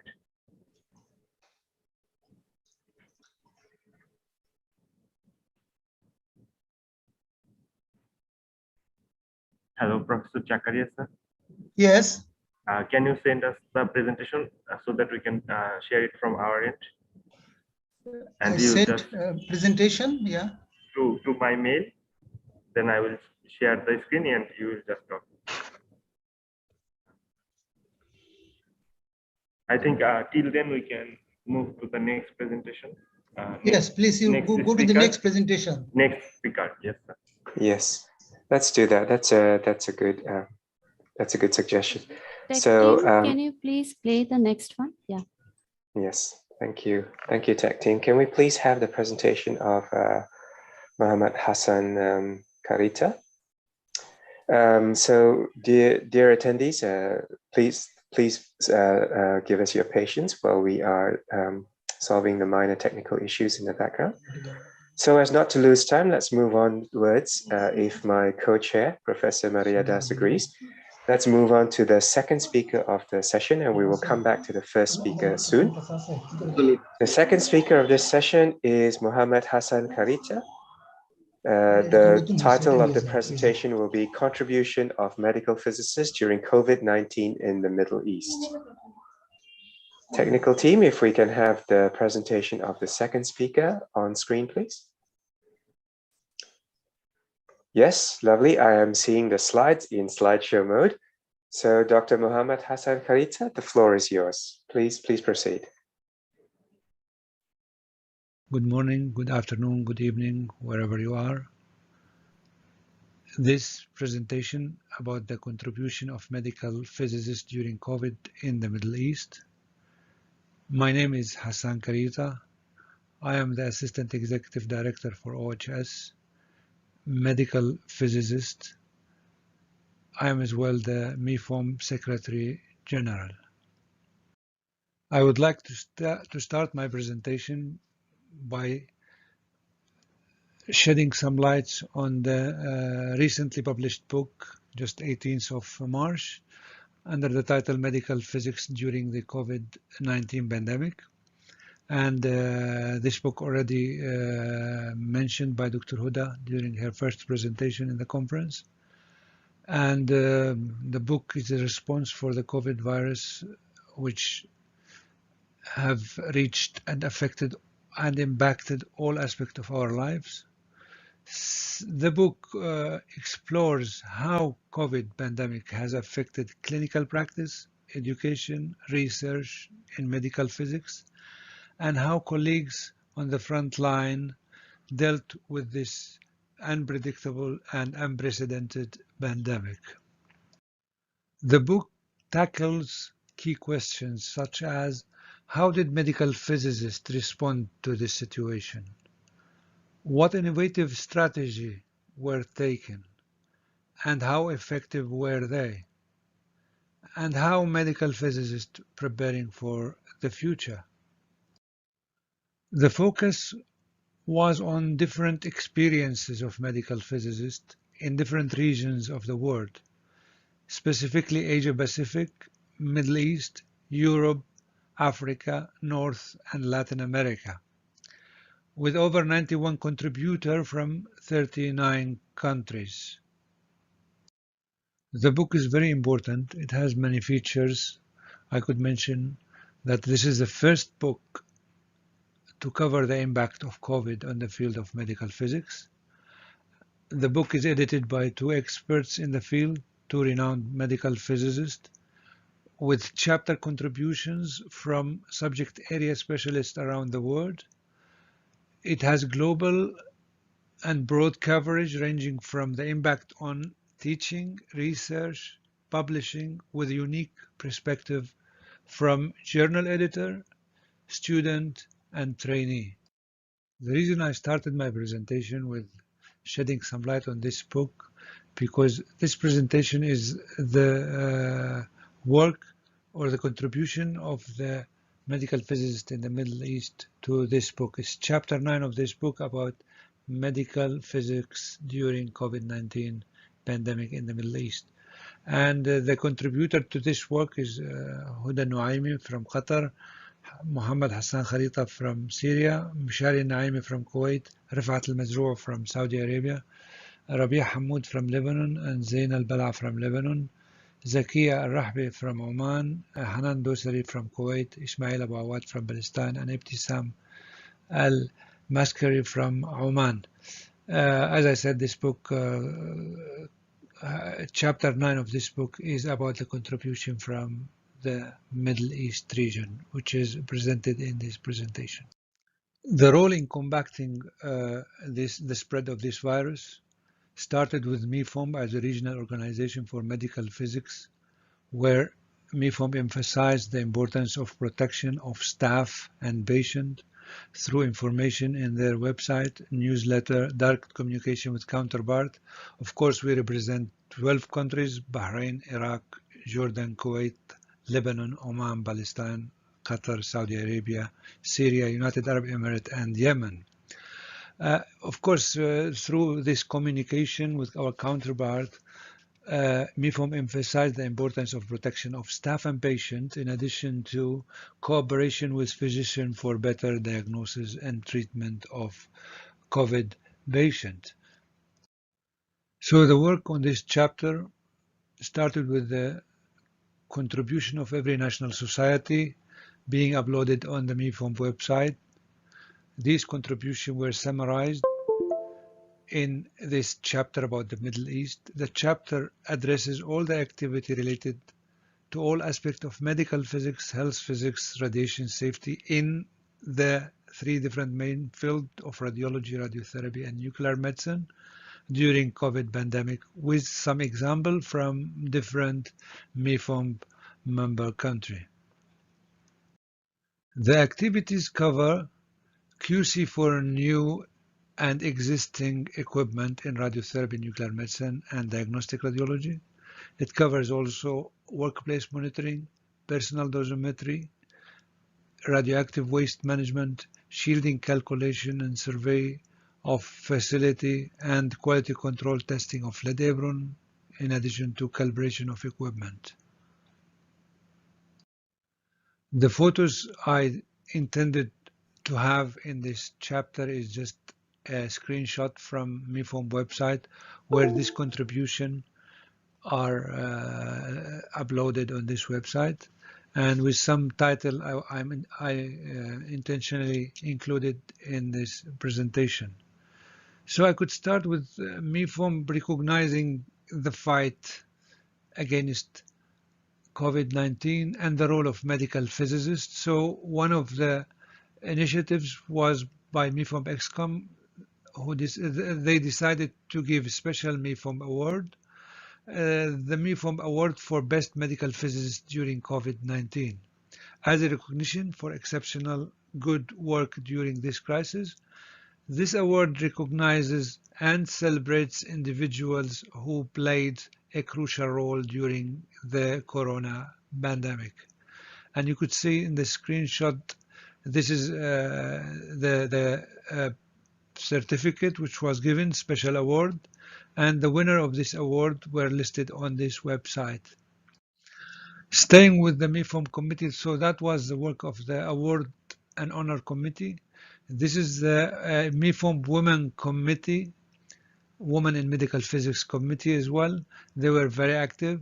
So Women in Medical Physics Committee published special issue that focuses on medical teams as frontier in their tireless battle against infection. Women medical physicists exerted extra effort in this field of especially focusing on the awareness and education for female patients. In our region, it's really important role for a female medical physicist, as the communication in this area with female patient is better, has better effect. One of the major issue impacted our work as medical physicists is the reduced of number of staff in offices or reduced office time hours. So at the beginning of the COVID, most countries reduced the number of staff in the offices to different percentage. As example, 20% in Qatar. So the number of staff allowed to be in the offices should be about 20%. This varies in different countries. Some countries like Lebanon have 50%. Some countries have 3 shifts, which makes it like 30%. So these examples, just I gave some examples as, indicator to what the work was in these countries. The rest of the staff had to work from home. Only urgent activities that required physical presence were performed in hospital or in the workplace. So this example from the article from Lebanon, which talked about strict prevention and control measures during COVID-19 in radiotherapy Lebanon. So Lebanon contribution focused on radiotherapy, whereas Oman, for example, focused on radiotherapy and diagnostic radiology. Kuwait focused on radiotherapy, nuclear medicine, and some diagnostic radiology. Qatar had all the practices, and Saudi Arabia. Some countries did not send their contribution. I just would like to mention, for example, Bahrain, United Arab Emirates, Syria, and Jordan. Although Jordan had some feedback, but we did not get the information required. Palestine as well had a small contribution, but focused only on radiotherapy as well. The second point is the dosimetry or personal dosimetry. I'll focus on external personal dosimetry because it's popular everywhere. And this external personal dosimetry normally is carried out monthly or every 2 months or 3 months, depending on the institution type of practice, like radiotherapy, monthly, diagnostic radiology, maybe every 3 months, nuclear medicine every month. It depends about the country and it depends about the institution and the personal monitoring service provider as well. Now, in this pandemic, most countries extended their use of badges for 2 or more monitoring period to avoid any chances of virus spread between staff from potentially contaminated badges. I'm focusing here in my presentation on the general view and the general medical physics action taken to reduce the potential spread of contamination. But luckily, as we heard yesterday from Phil from Belgium, that like TLD is one of the measures. We can extend the period, but this period should not exceed 6 months.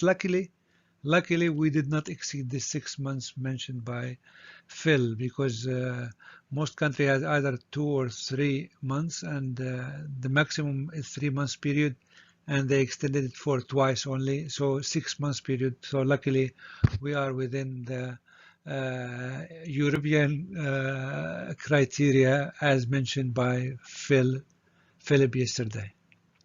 Just to give you some example, like in Oman, the monitoring period was extended to 2 months instead of 1 month, whereas in Qatar, they extended the monitoring period for 4 months instead of 2. In Saudi Arabia, they extended the validity of the badges used instead of only for 1 quarter. It used to be 1 quarter. They extended for 2 quarters.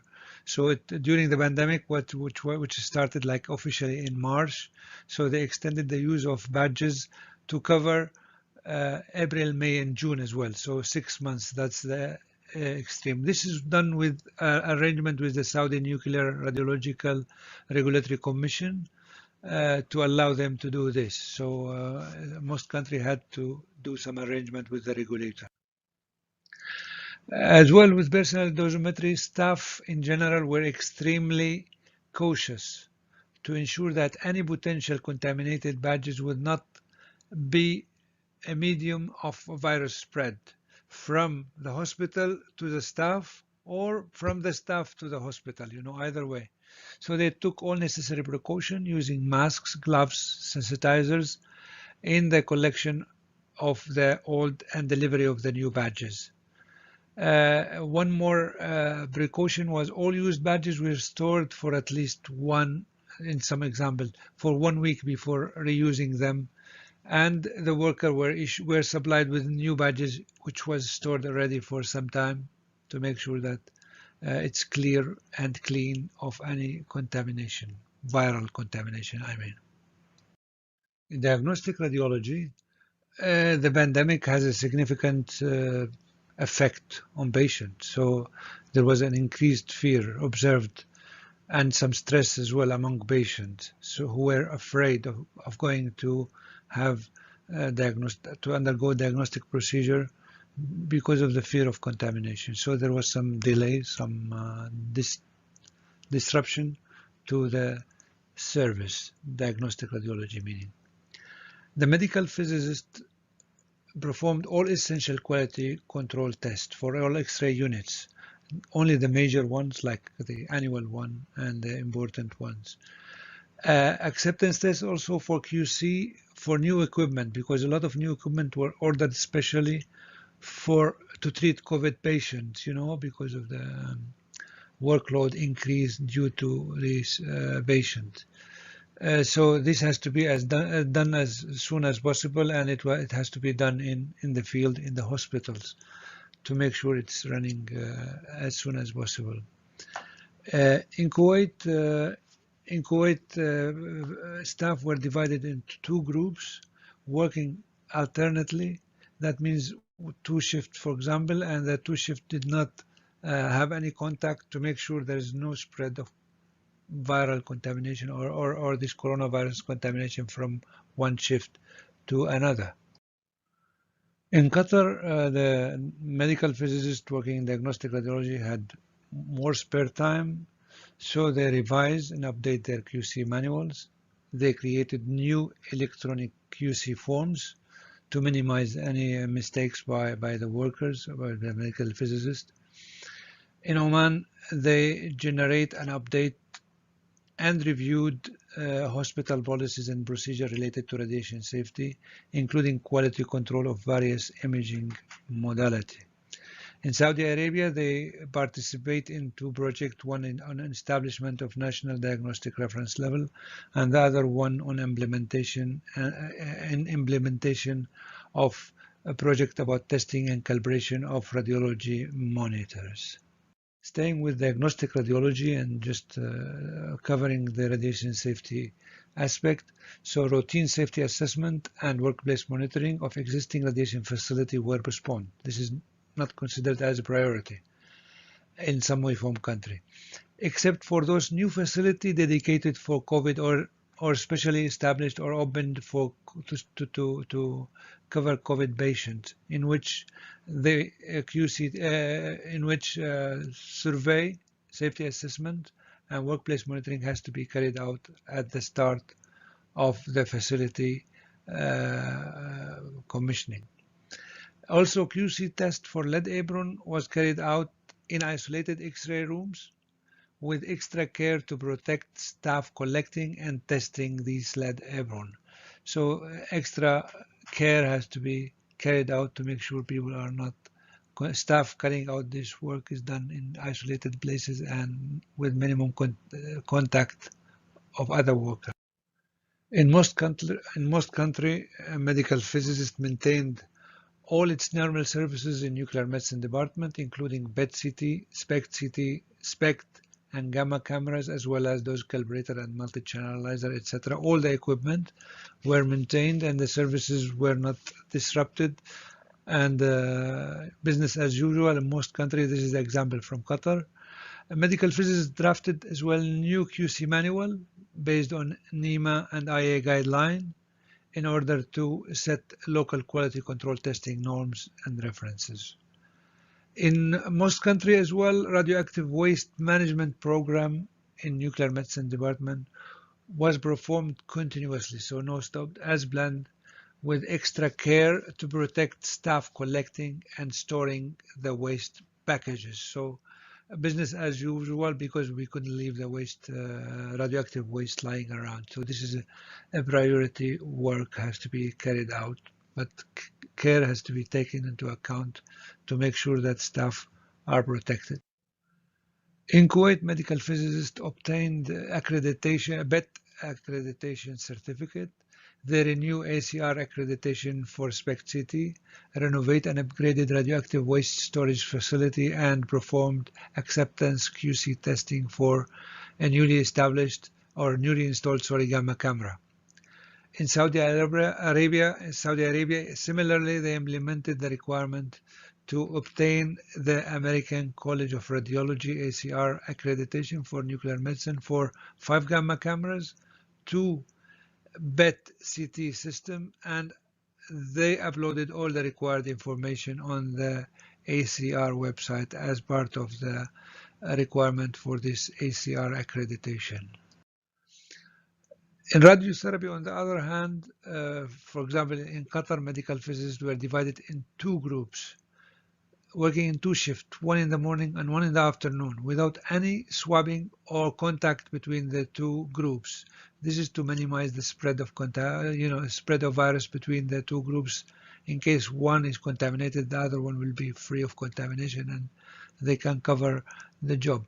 Similarly, Saudi Arabia medical physicists commissioned a new total body irradiation technique. In Palestine, medical physicists were divided in 2 groups, working 14 days each, so 14 days work for the first group, and then they stop for 14 days while the other group work. Okay, but in this case, they reduced the number of patients treated, so they only treated important cases.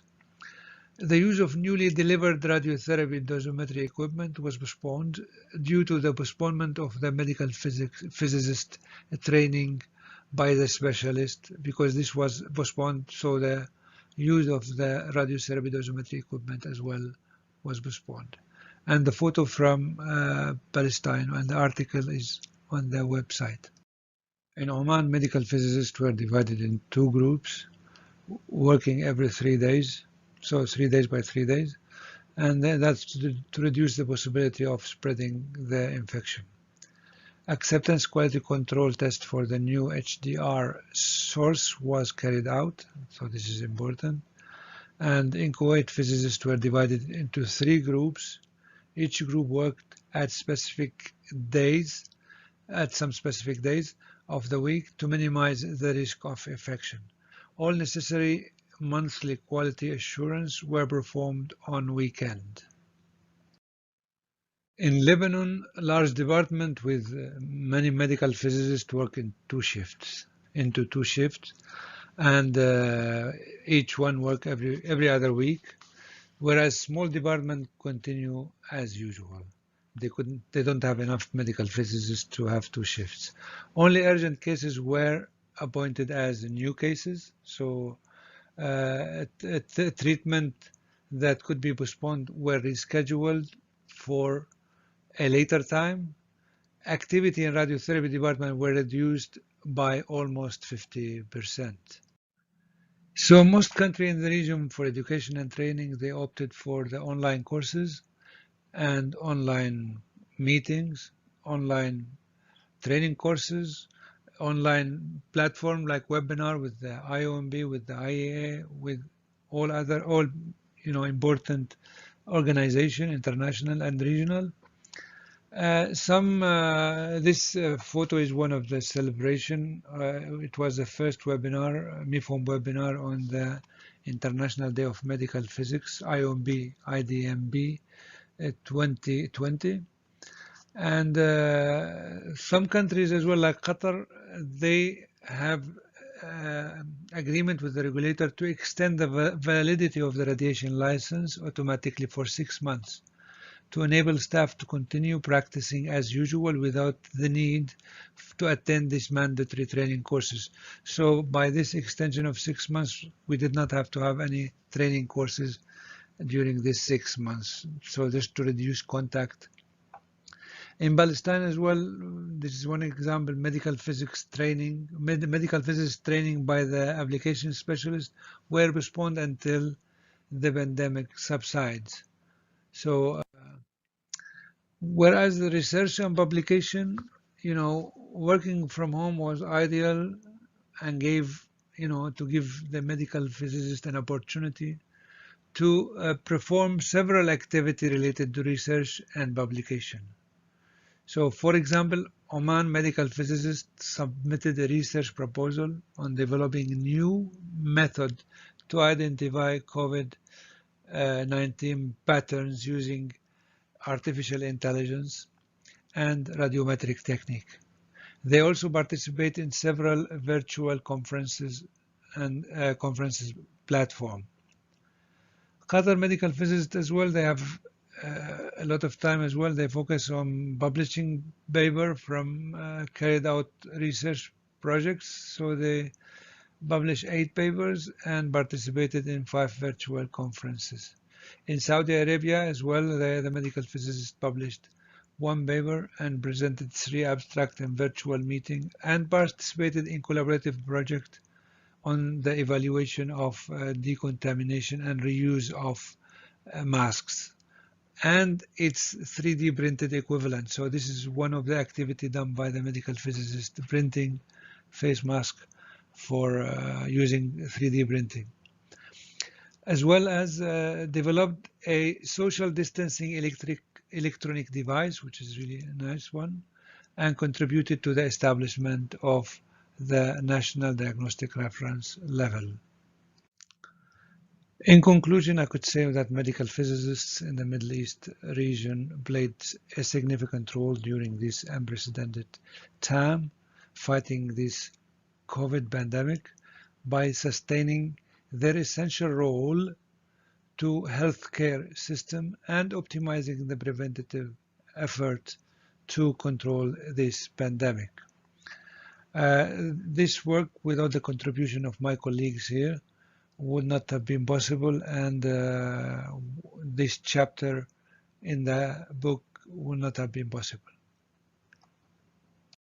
Finally, I would like to thank you all for your kind attention, and I would like to thank MIFOMB for supporting this work and hosting all this information on their website, and thank all my colleagues from different countries, Huda Nuaimi, Shari Nuaimi, Rifat Mazroui, Rabia Hamoud, Zain Al-Bala, Zakia Al-Rahbi, Hanan Dosari, Ismail Abu Awad, and Ibtisam Al-Maskari. Without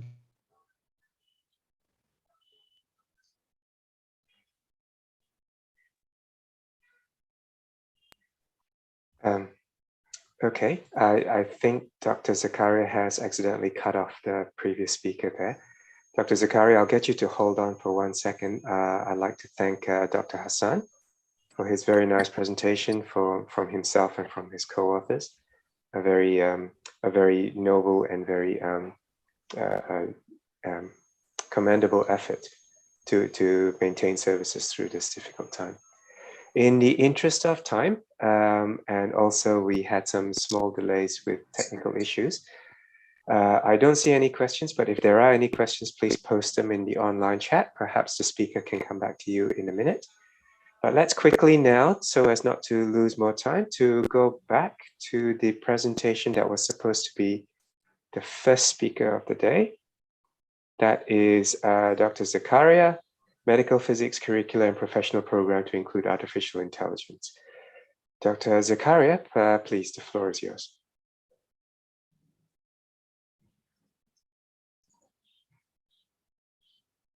Yeah. Shimanto is yes, okay. Yeah. Yes. It's okay. Perfect. Yes, we're seeing it now. We're seeing the slides now. Thank you. Go ahead. Just let me know when to change. Yes. Thank you very much once again, the chairs. And this is my topic, expanding medical physics curricula and professional programs to include artificial intelligence. We have just finished this tax group work, and it is published in Medica Physica. You see many authors all around Europe. It is headed by Franca Sanka. Please, the next slide. Please, the next slide. Yes, I just read some introduction. Over the years, amount of information gathered in healthcare enterprise has increased dramatically. The data explosions reached clinical and biomedical discipline, including imaging, laboratory, genetic, physiological, pharmaceutical, and structural clinical data, as well as unstructured text-based records. The volume of data increases needs for large storage space, space in packs, database and hardware for their processing, analysis, archiving, and management. With the increase, please go back. Yeah, with the increasing number of 3D imaging exams performed in modern radiotherapy department, radiologists spent around 50% their checking time CT scan alone. And radiologist burnout rates are increasing worryingly. The data intensive outburst and crashing image reporting workload cannot be handled by just means of human power. Hence, there is an obvious urgency for robust and reliable software that can assist clinicians, medical physicists, and healthcare professionals in their job. And artificial intelligence has been identified as a potential partner that can play a crucial role in the journey. The next slide, please. Here you see the working at the boundary between imaging science, informatics, and medicine. Medical physicists can play an important role in implementing of artificial intelligence in healthcare. In addition, various specific tracks of medical physics profession, such as quality control, planning in radiotherapy treatment, and integration process in carried out with AI tools. It is therefore of the utmost importance that medical physicists expand their active involvement in healthcare community to ensure that their interdisciplinary knowledge brings maximum impact in this technological shift. IFOM established in April 2019, just before the corona, a working group of artificial intelligence medical physicists. The working group is formed by several MPs and experts from around European Union, from both diagnostic and therapeutic discipline. The group has the objective of structuring an artificial intelligence curricular and professional program for medical physicists, as well as to support the preparation of European School of Medical Physics part artificial intelligence module. An international online pilot survey with artificial intelligence specific questions was prepared and distributed among medical physicists community. 2019 participants from 31 countries gave their answers, and majority of them, 88%, agreed with the need of specific artificial intelligence training for medical physicists. That is why we attempted to provide a guideline curriculum related to artificial intelligence for education and training of European medical physicists.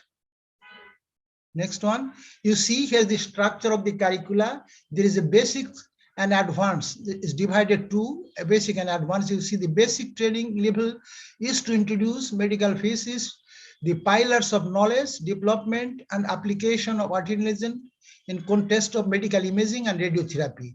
And here is the advanced level.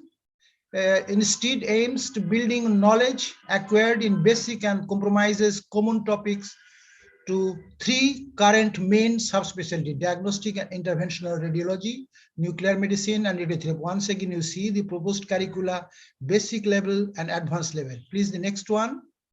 I just here give you an overview. The basic level, you see, here is the medical physics and artificial intelligence training basic level.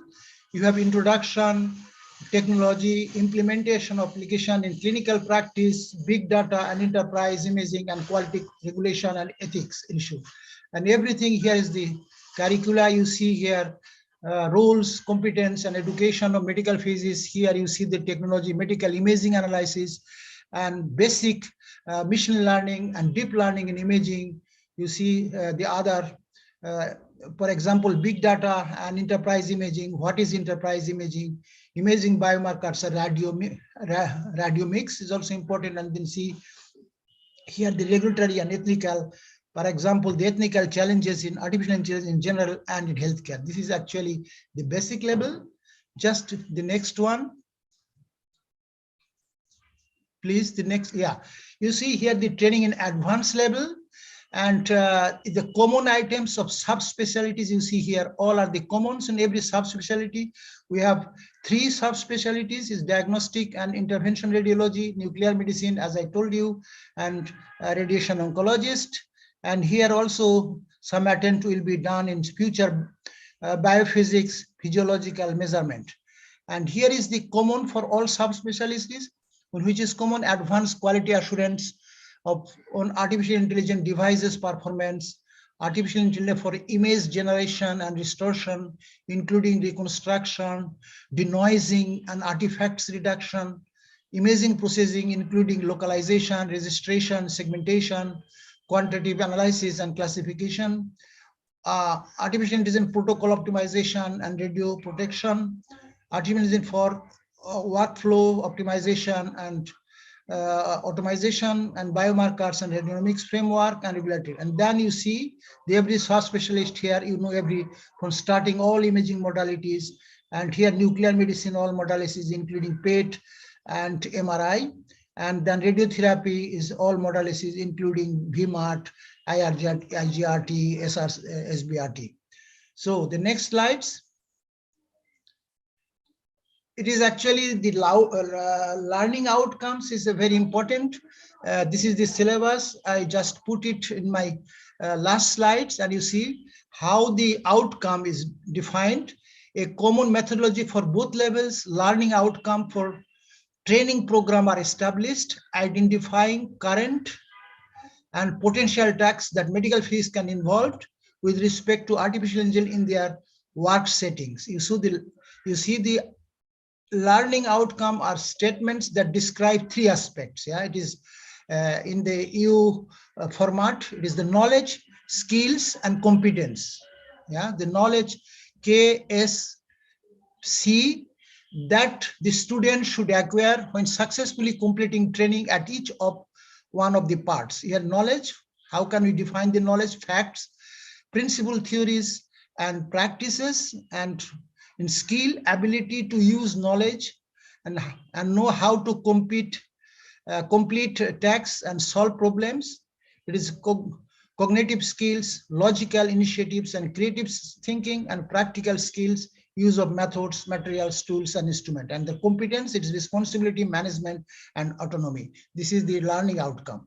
Once again, you see here the basic level learning outcome expressed in KSC, I already defined, are straightforward in 4 subsections: medical imaging, analysis, and artificial introduction, and implementation of AL application in big data, enterprise imaging, and quality regulatory ethics, and then advanced level shared by all specialties. The next one, you see, for example, how is defined knowledge? What should be done that you gather the knowledge? Here is the syllabus, and again the skill is also defined, and then competence. This all are details given is the publication. You can download it when anybody want. I can also send a copy of this our publication. This is a very nice one, and it is described all very detailed. So I do not go in this a short time, but I take some places, for example, learning outcome for basic level, quality, regulatory, and ethical issues, again defined the knowledge, skill, and competence. So the next one.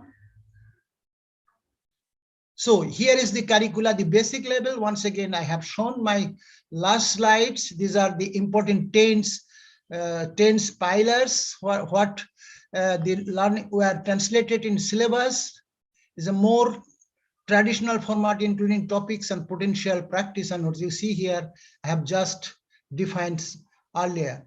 And this is the list of the practical application incorporate each section. This section is defined very precisely, and what is the practical action also defined in every points. So next one. Yeah, this is an example of curricular basic level. Yeah, you see here the for example, the quality, regulatory, and ethical. Here the policy of privacy and data, and then defined A, B, C, and then the practical is given here. Yeah, in this point, what is the practical? For example, here is defined. Again, the quality assurance and regulatory affairs is defined, and the practical is also defined. Yeah, I request you to read this paper. Then you can have some orientation when you apply as one of the pillar of your courses in medical physics. Then you can include the artificial intelligence. Yeah, next one.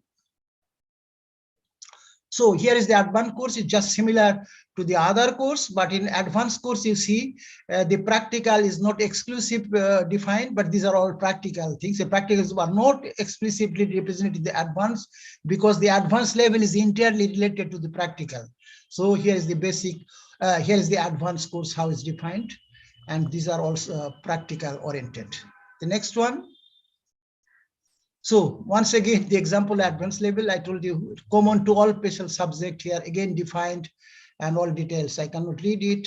It is the similar to other what I have already described. Next one. Yeah, this is a discussion. The curricula is intended as a guideline to incorporate artificial intelligence to the training of medical physics in Europe and associate countries under the IFOM umbrella. The artificial intelligence curricula presented in the study reflects our present understanding of current stage of rapidly evolving artificial intelligence field and its implication for the medical physics profession in terms of KSCS. The first level of training, basic, is intended to provide comprehensive overview of field where the role of medical physics will become relevant and required for the use of artificial intelligence in healthcare. The second level training advanced, focused on subspecialties. You see shared common contents across subspecialties, indicating that similar blocks of knowledge are needed in different fields and medical physics. Our proposed curriculum has been formulated as a consensus to reflect current needs of training and education content in this area. However, many parts of the curricula should be reviewed regularly to keep updated. The fourth specialty I told you earlier is biophysics, physiological signal, and cardiology is also play a very good role in the medicine and artificial intelligence the future. The advanced knowledge and competence required to develop in-house artificial software are considered out of the scope of present curricula. This could be correspond to a third high level, and it is advised for medical physicists interested in this type in depth training to look the specific courses and training program available in outside the form. Maybe the vendors, they provided such types of software and you can apply in your hospital. Please, the next one. I think this is my last one. Yeah, this is the conclusion. We aim at developing a curricula which is in line with the Bologna Declaration and the recommendation from the European Parliament and the Council of 23 April 2008 on the establishment of the European Qualification Framework for Lifelong Learning.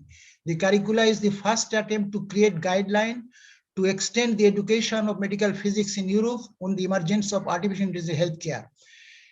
It is the result of discussion within an international working group and builds on previous regulation. The working group has made an initial proposal according to the potential responsibilities of medical physics in relation to artificial intelligence application, which affects their role. Within the aim of IFHOM, this type of education could be provided as a part of this course module of European School of Medical Physics Expert. This is need for a wider discussion for our profession in this regard by our MP professional society. It's evident that the field of artificial intelligence driving great changes now and in the future, making it difficult to imagine how quickly some of our roles in medical physics will have to change the adapt. We are just preparing the module of European School of Medical Physics, and this course will be offered, I think, in next year. And we are searching even the expert teachers who can be a faculty of this course. The next one. Thank you, everybody. I just here acknowledge my co-authors all over the countries in Europe. Thank you once again for attention. Thank you, Dr. Zakaria, for the very nice overview of this work. Very interesting and very much needed. So, Professor Maria Das, just double checking with you. I don't see any questions yet specific to the speaker, and I'm also keeping an eye on the time. Do I have your agreement that we should go to the third speaker and try to finish the session on time? Dr. Maria Das, if you object, please tell me. Professor Maria Das, the co-chair, do you agree we can go to that? Okay. So yeah, our third. Sorry, thank you. Got disconnected in between. Please go ahead. Yeah. Okay. Yeah. So thank you for the previous two speakers. To keep ourselves on track with the time, let's go to our third presentation today, which is from the DKFZ in Germany, Mark Hacherweis, recent advancement in medical physics, photon counting CTs. Speaker and or technical team, let's have the third presentation, please.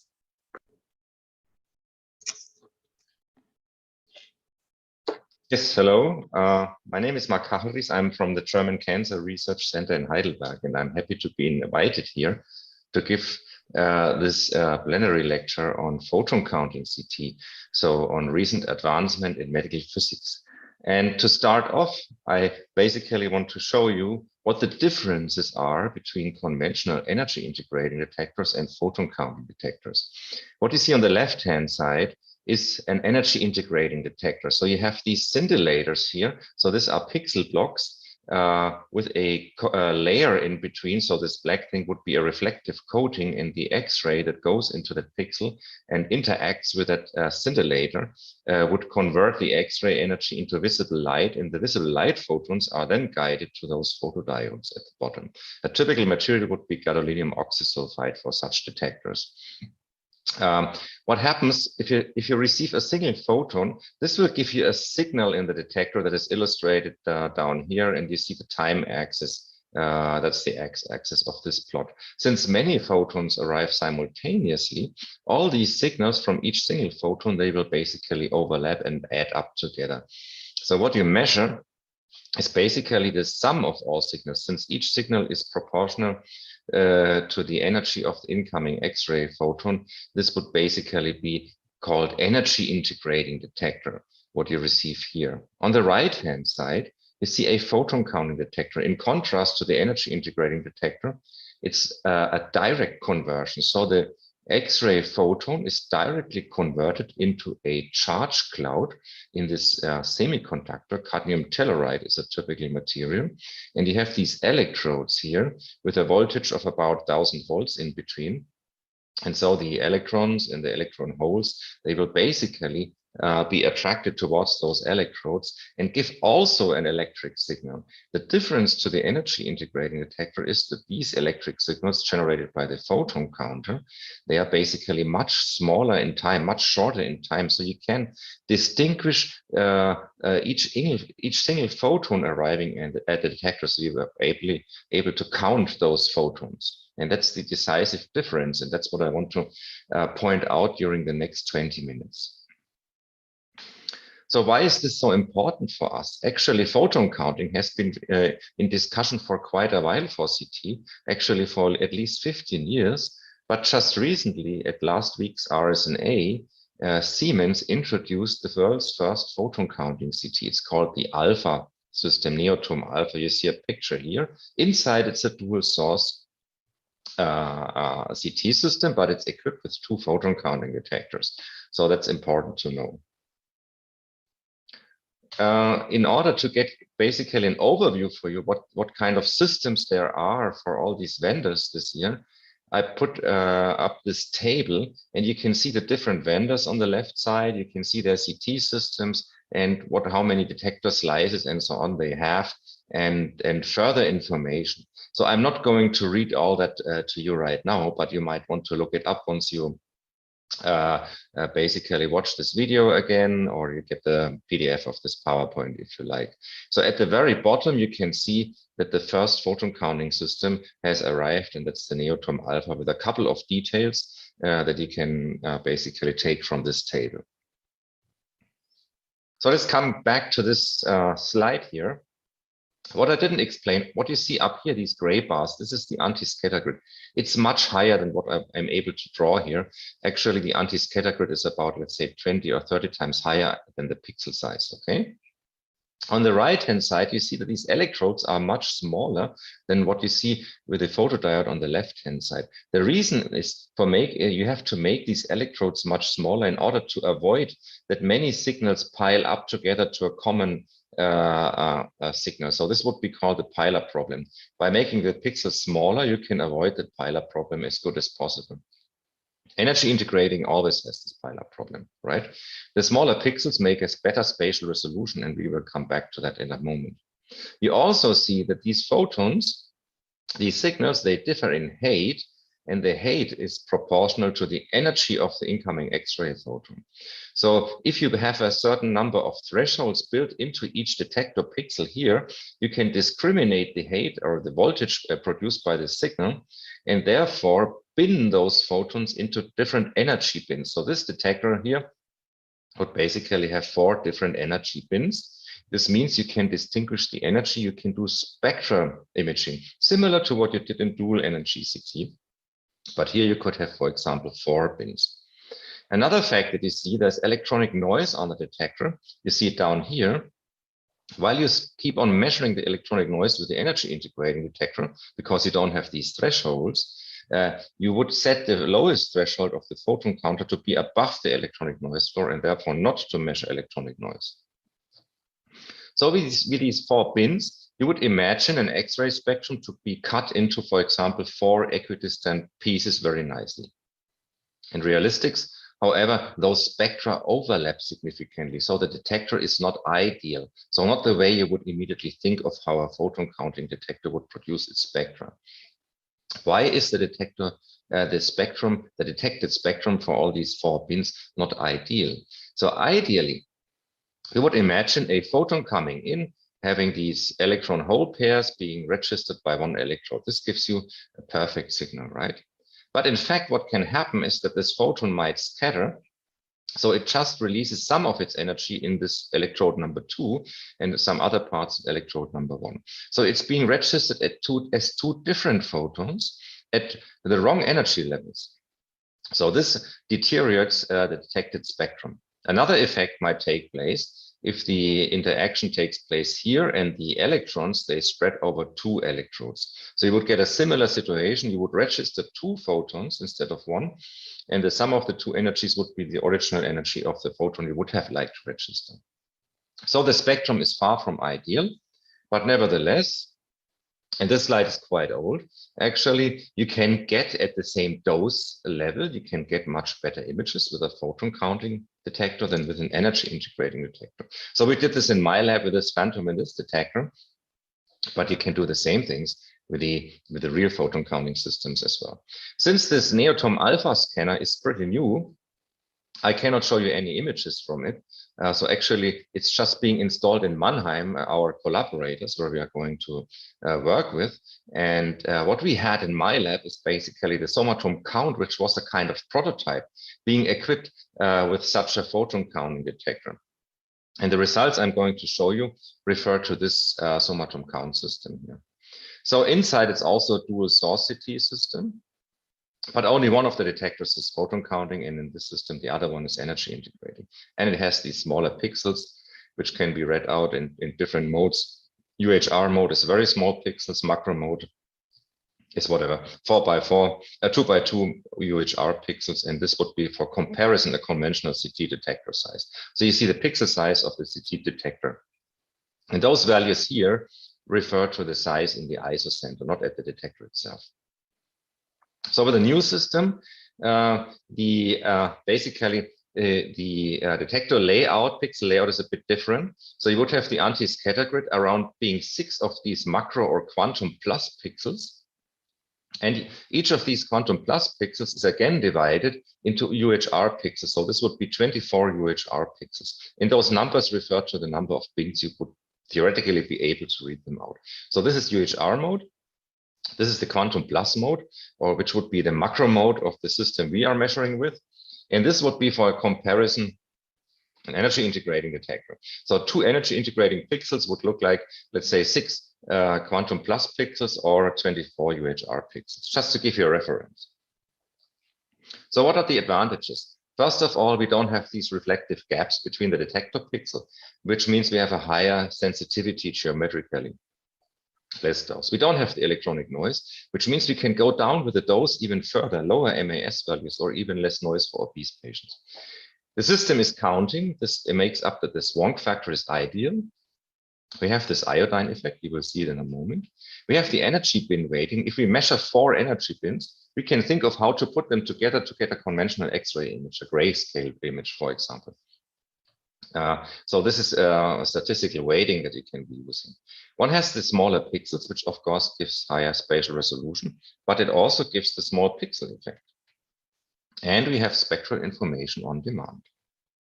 So the electronic noise is nicely illustrated here. So this is an experiment we did. So this is an energy integrating detector, and this is a photon counting detector. And no X-rays are switched on, and each frame in this video is a 5-minute integration time. So now you can see what's going on in our lab with a photon counting detector. You can see the cosmic background radiation and radiation coming from the walls and so forth. You can see everything here because there's no electronic noise. With the energy integrating detector, you don't see anything because you just measure the electronic noise of the detector. So no electronic noise, that's very important. So we can measure, really measure each signal regardless of how low it is.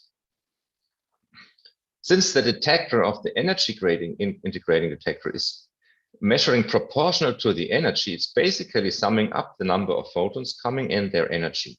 So this is illustrated by this integral. The photon counting detector would just sum up the number of photons, but don't give it a weight of the energy factor. So I go back and forth.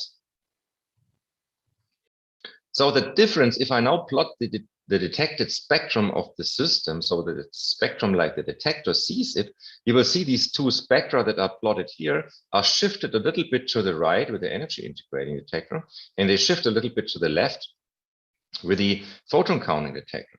And the advantage of shifting these spectra to the left is that they move closer to the KH of iodine, which means you have a certain effect when switching from an energy integrating detector to a photon counting detector, because you measure closer to the KH of iodine, which means this so-called iodine effect, you will have a better contrast to noise ratio at the same dose. The Swong factor is a statistical measure, which is illustrated here. It's 1 for photon counting, so that's the optimal way of measuring those photons, and it's about 5 to 10% lower for energy integrating detectors. Since this gives you a signal to noise ratio, this means that you can save up to 5 to 10% just by statistical means, by the Swong factor, if you switch to photon counting. This illustrates we have these 4 spectra, and we can assign different weights to each of these 4 sinograms that are being measured before we do the reconstruction. And then we get an optimal image that is optimized for the contrast to noise ratio. This would be the equations here. This is a simulation experiment. This is just one energy bin, so it's photon counting, but not energy selective. Energy integrating detector, photon counting detector. CNR is like this. So this would be basically the iodine effect that you see here. It's a bit better than on the left side. If we switch to 4 bins, we have the possibility to do an optimal weighting of the 4 bins. And now the CNR has gone up quite significantly. So many bins allow us to do this weighting. We did some measurements as well, not just simulations. So this is our phantom equipped with iodine vials. We can use this contrast to noise ratio at equivalent dose that we measure with the energy integrating and the photon counting detector to measure a dose reduction. We have 3 different sized phantoms. And these are the results here. You can see the dose reduction at different kV. And it's around 15% for 80 kV for the 3 phantom sizes, up to 35% when switching to the photon counting detector. So much less dose. It's very important. Of course, you want to have less dose. That's one thing good for the patients and quite interesting topic. But we can, of course, also trade in the dose reduction for better image quality with the photon counter. And this might give us new applications in CT, for example. This is the same plot, and I go back. So this is a little bit lower, and it goes a little bit higher. So this is with 2 energy bins. This one was with 1 energy bins. So if we do this optimal bin weighting, we get even more dose reduction, right? The system, this prototype system that we had, didn't have 4 bins in this scan mode, so we can not demonstrate the same thing for 4 bins. Now there's some theoretical work that I have been publishing quite a while ago, showing that small detector pixels, like in system A, are advantageous over large detector pixels, not for their spatial resolution, but consider you want to have a rather smooth spatial resolution. So that could also be measured with the pixels B, but you have system A available. So you have to do more smoothing in your algorithm to get the same spatial resolution as you would like, to see. And basically, this smoothing gives an advantage to the detector A, because there's much less dose and noise in those finely smoothed images. This effect is called the small pixel effect. There's some theory about it. It also means if you have pixels, as very small pixels, but don't need them to be small, you should not do binning. So you should not combine 2 by 2 pixels and then do a reconstruction. You should leave the pixels as small as they are and do this kind of smoothing in the algorithm. And the small pixel effect is illustrated here as well. So red is the system with the larger pixels, in our case, energy integrating detector. Green is the one with the small pixels. Photon counting, this is the x-axis showing the spatial resolution. Of course, the large system cannot do the very high spatial resolution, but if I only want 0.6 millimeter or 0.7, for example, you see that the green curve is always below the red one, right? And this is the noise on the y-axis. So you get the same spatial resolution with a smaller detector pixels at much less noise penalty. Okay, and this is just another illustration of the same small pixel effect. So either less noise at the same spatial resolution or at the same noise level, much higher spatial resolution with the photon counting. If we do this measurement, and let's concentrate at these two bottom things here, basically you will see this is energy integrating. This is a dead body that we have been scanning here from the forensic medicine of Heidelberg. And this is the UHR mode. You can see much less noise in the UHR mode with the small pixels than in the EEI mode. But the MTF is the same spatial resolution in X, Y, and in the Z direction. Of course, if I go up with the spatial resolution when reconstructing those data with thinner slices or even with a sharper kernel, the noise goes up. Okay, but if I do the comparison at the same spatial resolution, I have much less noise in the UHR mode, which is a dose reduction. Again, here, another patient, energy integrating. When switching from energy integrating to UHR mode, you get like 51% dose reduction, right? Or from the macro mode to the UHR mode, you still get 35% dose reduction. So it's quite impressive. And this is another thing we have measured this dead body with two different dose values. So this is energy integrating, 26.4 milligray, and they have the same noise here. So it's noise matched, but different dose, 16.1 milligray for this scan. Same image quality, 40% reduction in dose. So that's quite amazing. Similarly here, 22.6 and 14.6 milligray for the photon counting, same image quality. So this is a 35% dose reduction. This does not have the iodine effect because our patient was dead and it doesn't have the iodine in there. With the iodine effect, you can do much more dose reduction.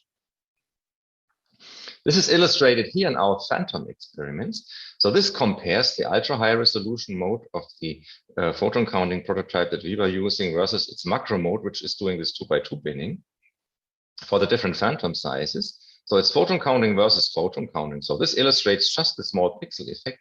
And for the different voltages, you can see significant dose reduction values. So let's say up to, let me see, 35%, I think is the maximum number here, right?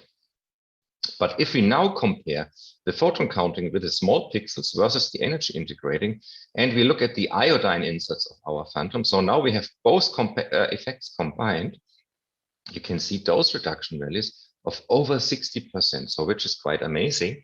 This means photon counting is a pretty amazing new technology for CT. And I'm sure there will be much more new things coming up also from the clinics in the near future because those systems are currently being installed.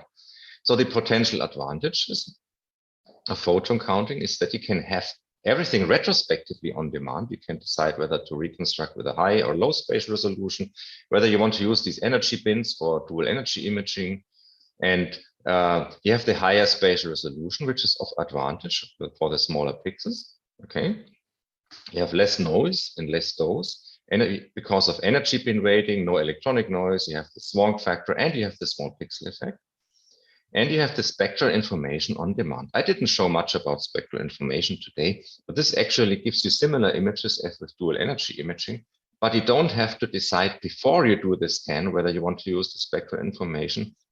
You can do this retrospectively on demand. So thank you very much for your attention. This is my email address. So if you want to have a PDF of this presentation, just contact me and let me know. I'm happy to speak to you, and I hope you enjoy the rest of the conference. Thank you very much.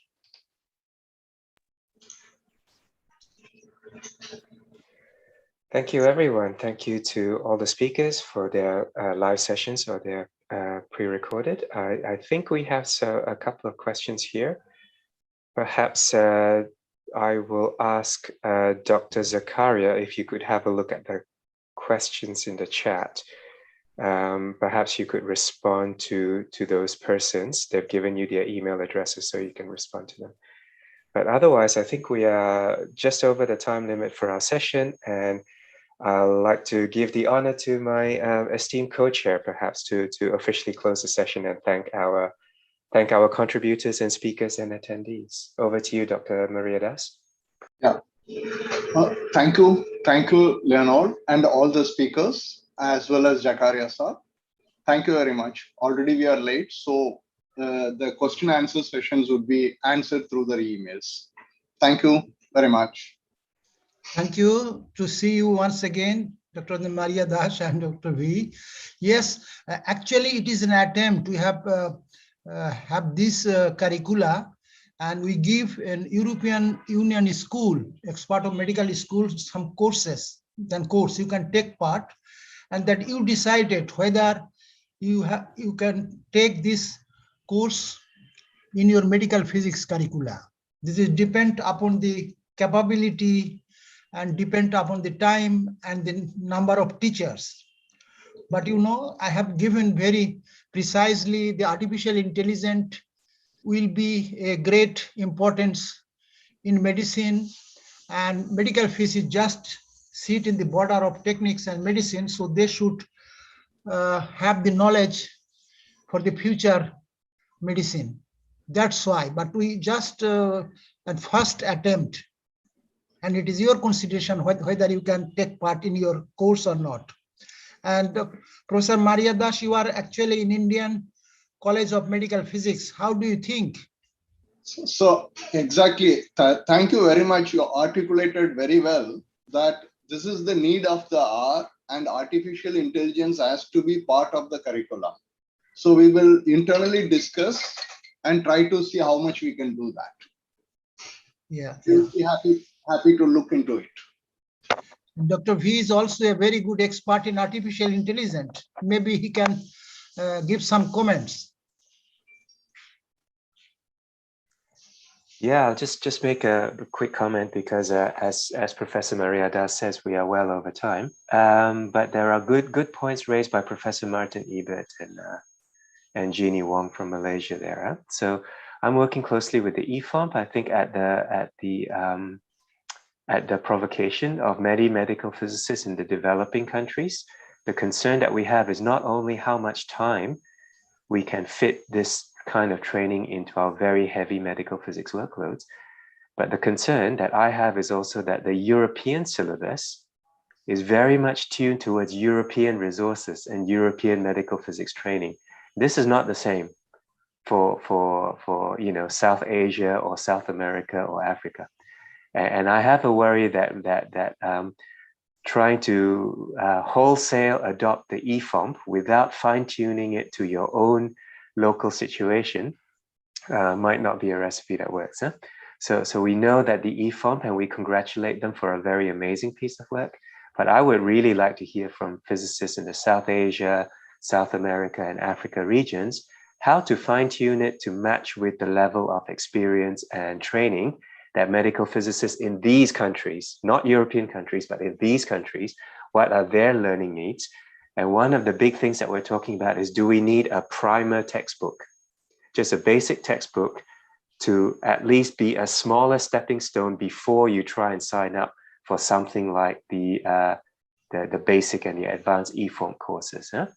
But the points of Jeannie Wong in Malaysia and Martin Ebert from Australia are also very good, is that we also have to think about the time investment that we're going to ask of medical physicists. So these are excellent questions, which I don't know the answer to, but this is hopefully something the medical physics communities all around the world will discuss very much with each other. Thank you for the chance to comment. That's why we offer for European School of Medical Physics this course, and we have recommended every societies of European Union, they may be considered in their curricula this course, but not mandatory. Yeah, thank you. With that, then, I think I echo Dr. Maria Das's thanks to all the speakers, to all the attendees. Thank you very much for your time today. We appreciate the effort in the talks, and we appreciate the attendance of the attendees. So from me, and also on behalf of Professor Maria Das, I'd like to say good morning and thank you, and enjoy the rest of your day. Enjoy the rest of your conference. Bye-bye. See you again. Bye-bye.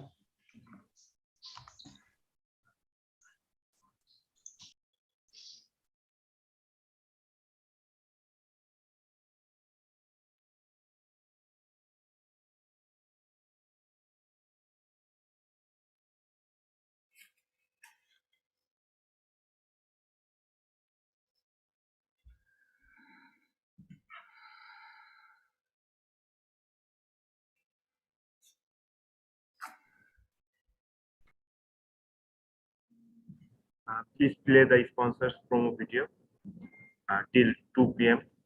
We have 30 minutes left.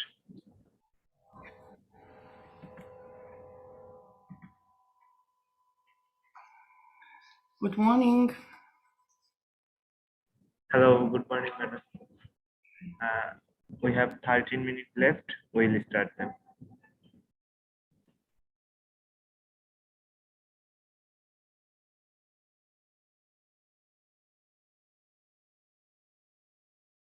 Resolutely facing today's unique challenges by connecting the world through more personalized treatment, more data-driven decision-making, more direct access to care, and a new, more unifying, smarter standard of oncology. We're all connected through intelligent cancer care.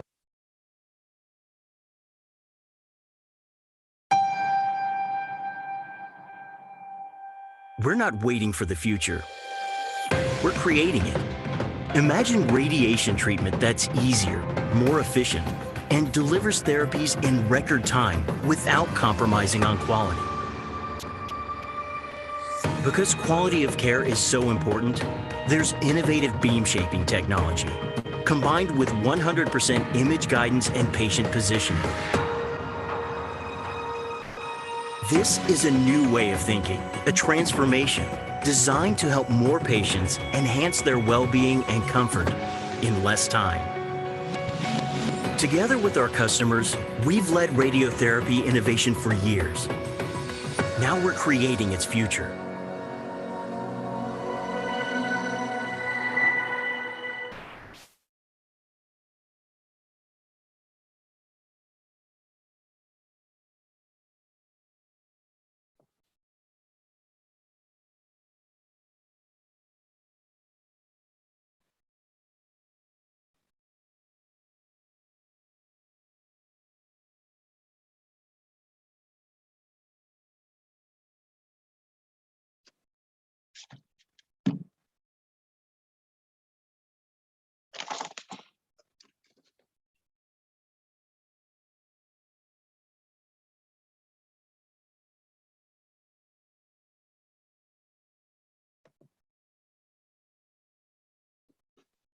Hi, good morning.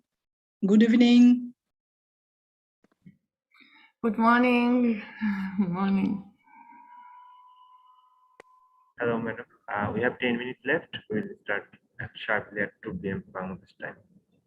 Okay, thank you.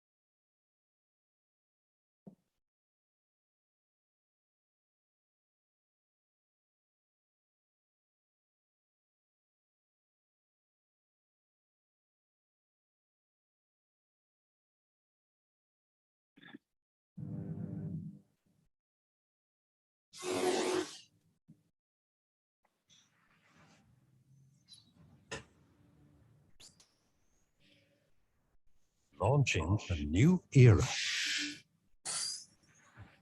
PTW Beam Scan, the new water phantom. Automated, wireless, fast.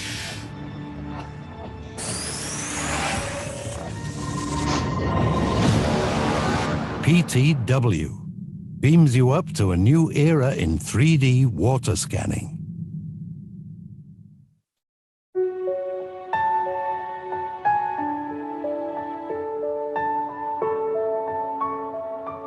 I still remember that morning, the day I first set foot on the campus as a student. I couldn't imagine that the campus of a private university is so large. Yes, I'm talking about United International University. Built on 25 bighas of land, 30% is built-up area and 70% is open space.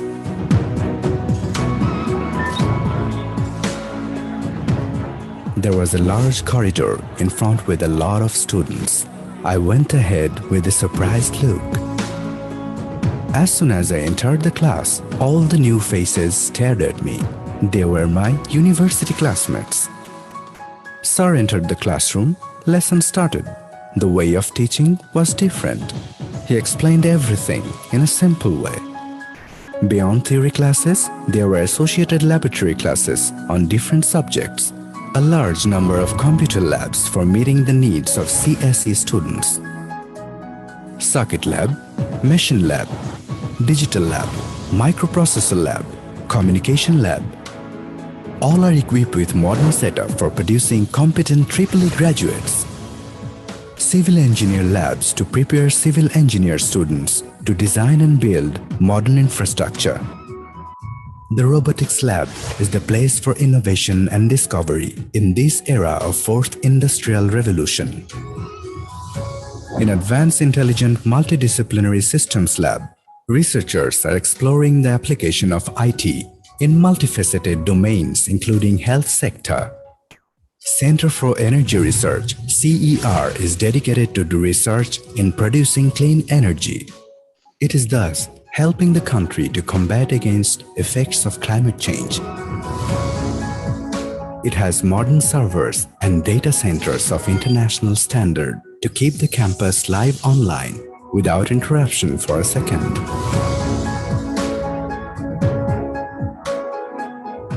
Proverb goes that the more you read, the more you learn. There is a spacious library stuffed with so many books and a pleasant, calm environment for serious reading. Spending time with friends in a lovely green environment was really very exciting. Large playground over the horizon cannot be forgotten. Suddenly, I was in trouble. It would be too late to get money from home. A friend advised me to go to the DSA office. I went and got an interest-free education loan. What a relief it was for me. There is no end to the benefits. There's a game room, gymnasium, nice canteen, large auditorium, plenty of benefits. Is it possible to pass without good results? So, study, study, and study. I got scholarships several times along with many of my classmates.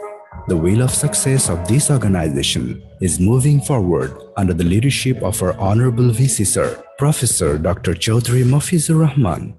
And that's why United International University has been accredited by ACBSP, IEB, CIMA, and has been ranked in Asia by QS. The main secret behind this is the quality of education and all the modern facilities. Time passes by. A special day comes. I got the certificate of graduation from the Chancellor. Today, during my busy schedules at work, even though I'm far away, I still remember the key contributor of my success, the United International University. Today, graduates of United International University are working successfully in home and abroad, bearing the flag of this noble institution. United International University. Quest for excellence.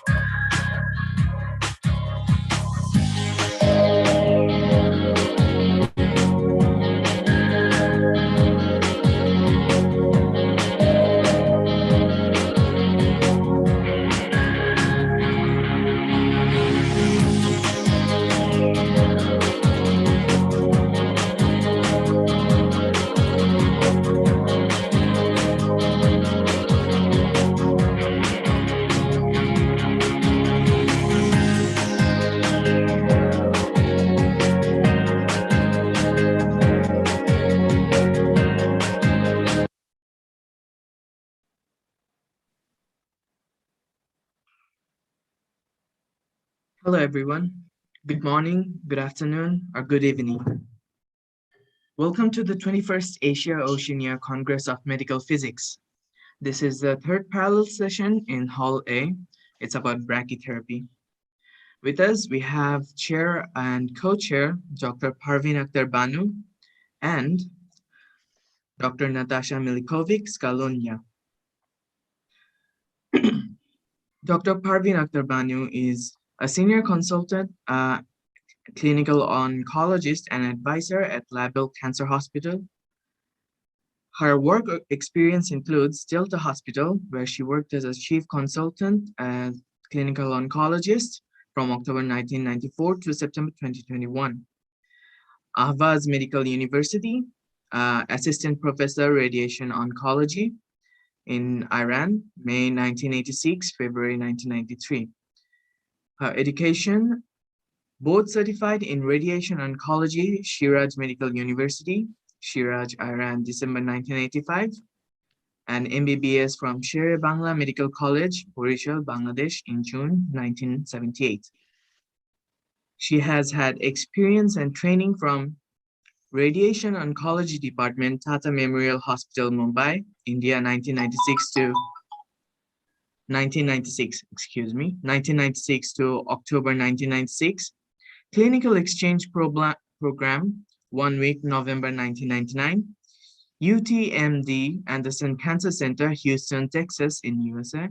Participation in IAEA-RCA Regional, December 1 to 5, 2003.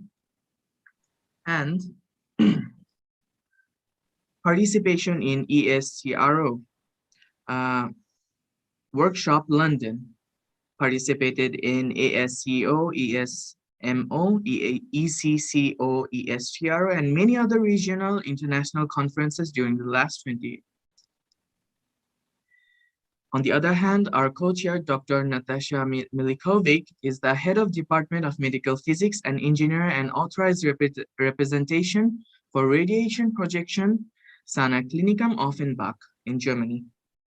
Her special focus is the treatment of planning of complex, highly precise radiation techniques, cervix and prostate, high-dose rate brachytherapy, and radiation protection in medical application. Natasha earned her PhD at National Technical University of Athens, Greece, researching on the three-dimensional CT-based reconstruction techniques in brachytherapy treatment planning. Later on, during her clinical training, she completed the scientific further education medical physics for physicists at Ruprecht Karls University, Heidelberg, and German Cancer Research Center in Heidelberg, Germany. She is medical physics expert for fields of radiation therapy, nuclear medicine, and diagnostic radiology. Natasha took part in a number of national and international projects in the field of medical physics and software development for the field of radiation therapy. She authored and co-authored a number of scientific papers and took regularly part on national and international conferences. Thus, I conclude the introduction and I hand over the session to Dr. Parveen and Dr. Natasha. Thank you. Thank you for your nice introduction.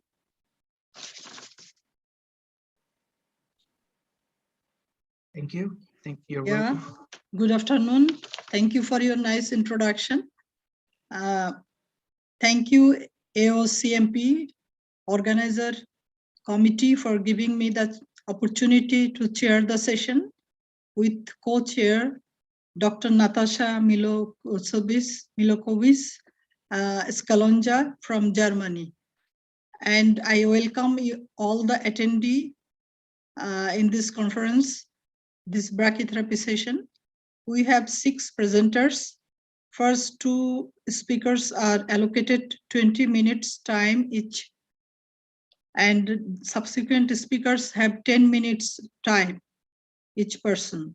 I request speakers to stick to their time to finish the session within allocated time, and please drop your questions in chat box.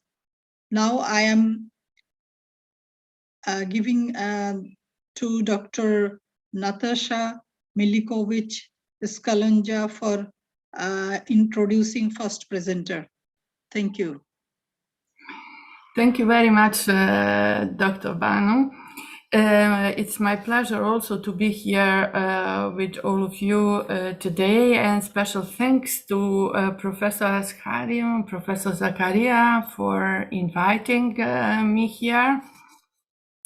And as sun is shining in Dhaka and we are coping with minus temperatures here, I'm really sorry that it was not possible to make it live. So, Mr. Dr. Frank Hensley from Germany is a medical physicist from University of Heidelberg, and he's a great scientist, a really great scientist who is specially known to anyone who has to do with brachytherapy. I had opportunity to watch his interesting presentations, and I'm really glad to have opportunity to see him here today. He'll speak on a new low and medium energy sources for brachytherapy. You're welcome, Dr. Hensley.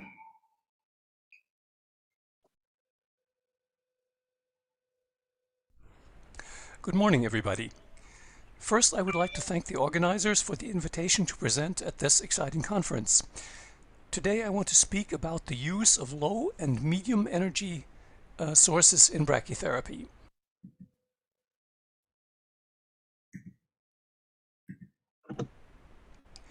In brachytherapy, we normally use high energy sources like iridium-192 and cobalt-60 for afterloading, and a few low energy sources, mainly iodine-125, for permanent seed applications.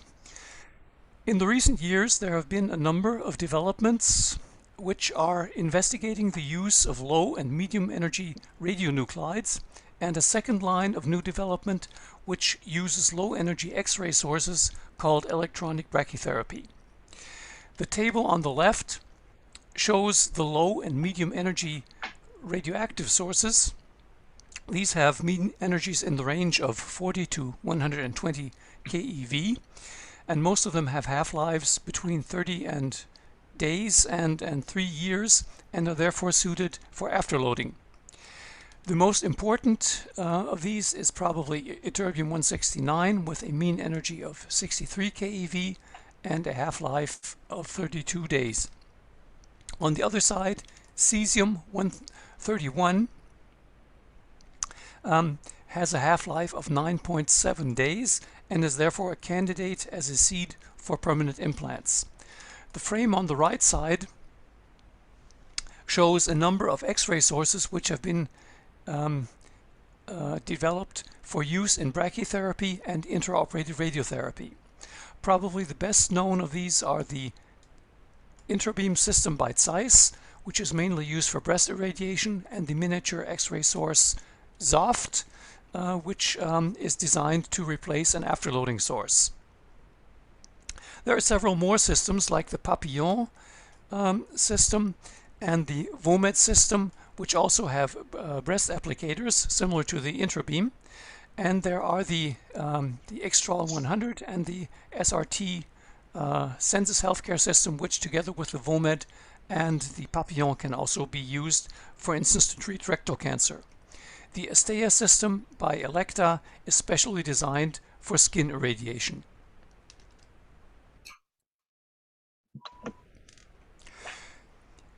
The key advantage of these lower energy sources is that they require less radiation protection. With less shielding, new developments are possible, like directionally modulated brachytherapy, which I will show in a minute. And with electronic brachytherapy, you have no radioactive waste. The disadvantage of lower photon energies is that they are connected with larger uncertainty in both dose calculation and in dose measurement. And this is the main reason why we so far normally use high energy sources. This slide shows examples of directionally modulated brachytherapy. DMBT uses internal shields, mostly made of tungsten, which are small enough to fit inside a brachytherapy applicator like this gynecological tandem. If this The shield in this example has a number of source channels at its circumference in which the source can run. And if the source is positioned in this right channel, as shown here, you get an asymmetrical dose distribution as shown below. The dose is open, is free to the right side, and is shielded to the left side. The right frame shows several other methods of internal shielding, like moving shield segments, which can be moved in and out beside the source position.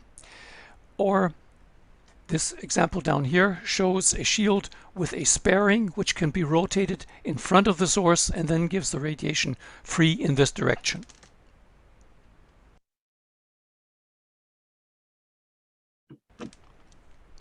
However, such internal shielding is only effective for low energy photons. Just as a reminder, high energy sources have mean energies larger than 150 keV, like iridium-192. Low energy sources have mean energies below 50 keV, and medium energy sources are in between. The criterion is the mean energy of the primary spectrum at the source surface. The red curve on the diagram to the right shows the mass transmission coefficient of lead, and you can see that the transmission of iridium-192 through lead is a factor of 140 larger than that of ytterbium-169.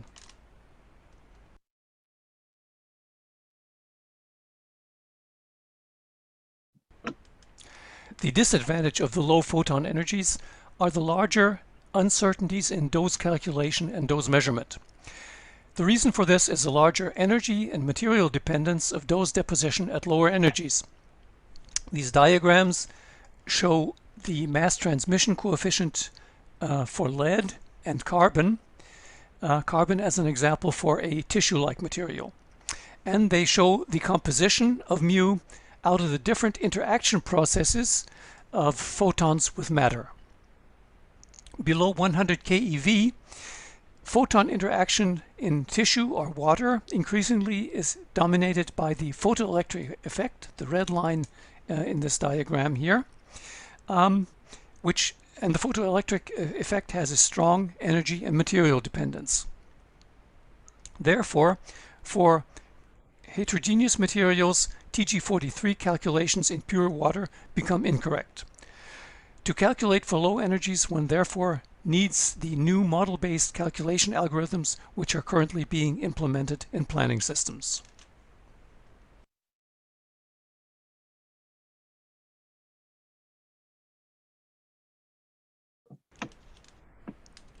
However, these algorithms have so far only been tested and developed for iridium-192. As a reminder, the clinical use of model-based algorithms like the collapsed cone, the grid-based Boltzmann solver, or Monte Carlo calculations is described in the report of the Task Group 186 of the AAPM. Algorithms for other sources in iridium-192 are currently in development, but are not yet available for clinical use. Probably the algorithms for low and medium energy sources will have larger uncertainties since they are more dependent on the exact material composition and the resulting spectral energy changes in the absorbing material.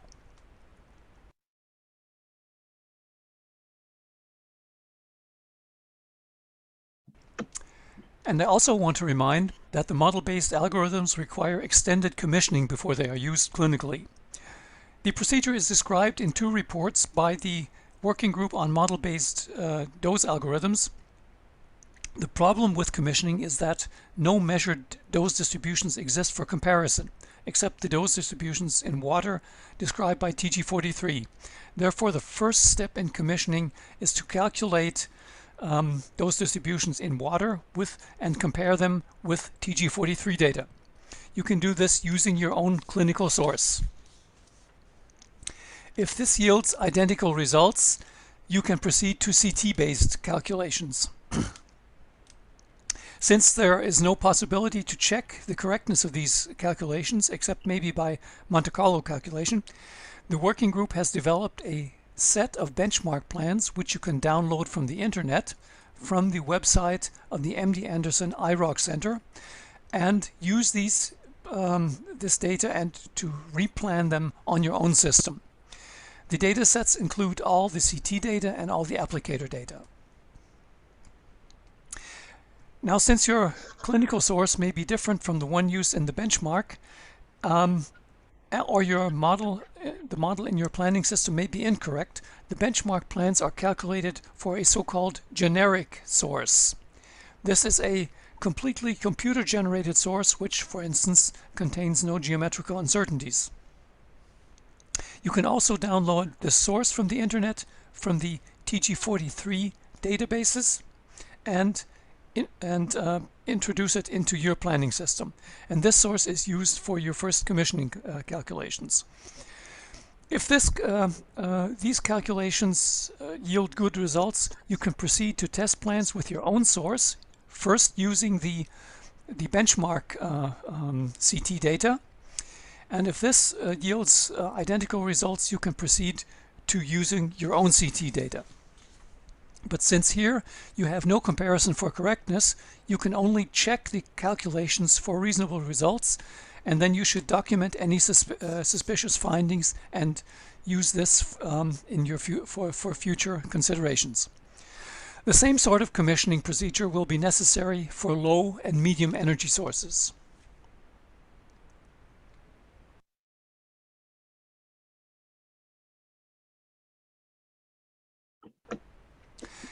As a final issue with low energy sources, I want to mention that they have different radiobiological properties. The radiobiological effectiveness, RBE, increases with decreasing photon energy. This effect is visible mainly for energies below 100 keV, and it also increases with growing dose rate, which can occur if one needs higher activities for some of the low energy or medium energy sources.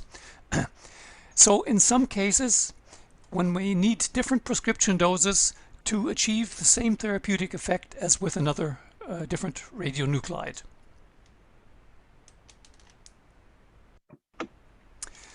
So, in conclusion, the use of low and medium energy sources in brachytherapy requires additional knowledge. You must know the limits of the TG43 dose calculation. You must understand the physics of the model-based dose calculation algorithms. You must perform an extensive commissioning procedure before clinical use, and you must understand the effects of the different radiobiology of low energy sources. And with this, I would like to thank you for your attention. Thank you, Dr. Frank Hensley, for your excellent presentation of this low energy and medium energy brachytherapy sources and its uses, and also about its disadvantages in some aspects. So thank you very much for your presentation. Now our second speaker, I will ask again Dr. Natasha to introduce the second presenter. I think she is also from Germany. So I like to be, to take your help for her introduction. Okay, thank you. The Miss Volker Renate is coming from a clinic of Augsburg, from Germany. She was working a lot and is working a lot in brachytherapy, and is also the part of a team.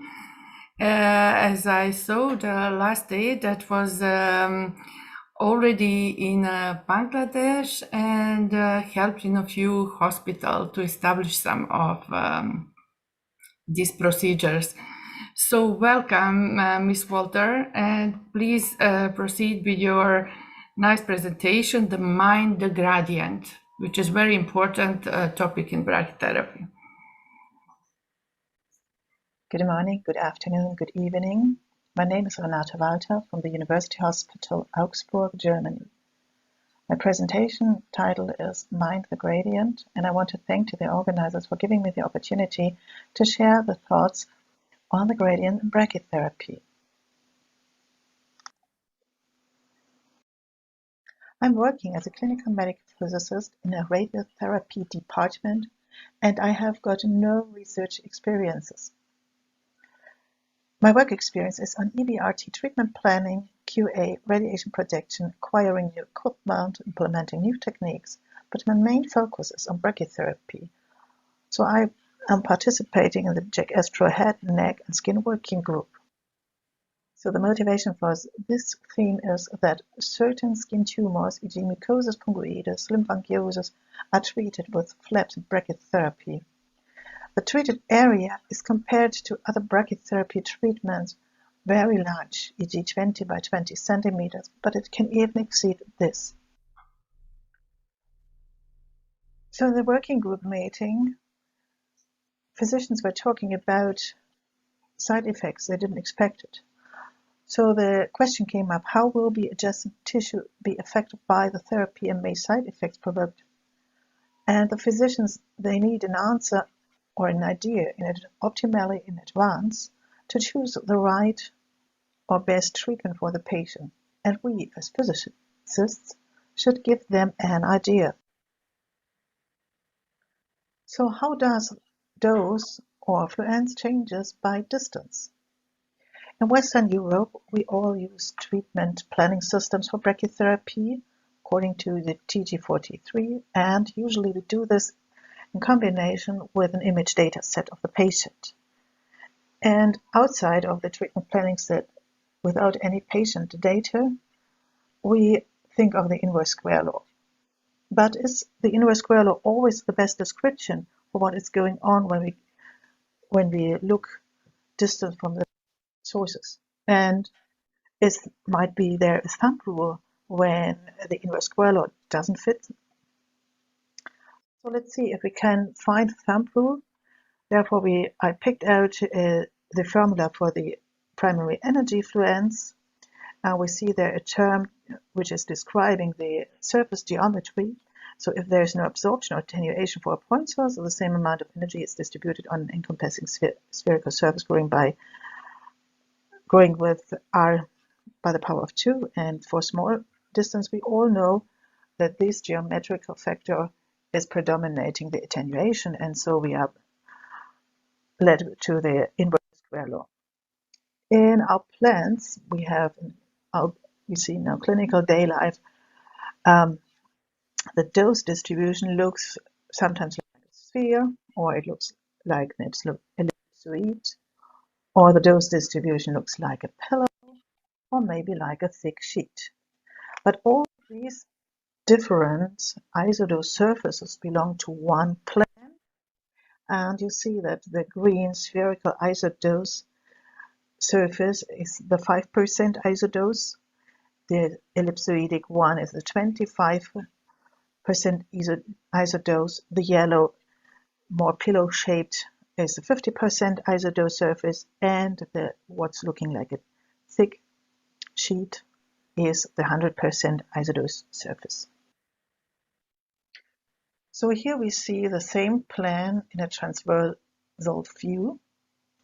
You see here that my 100% isodose line was optimized this way, or the plan was optimized this way, that the 100% isodose line gives us here a flat area with no bending, not like here for the 50% or even the 25% isodose line.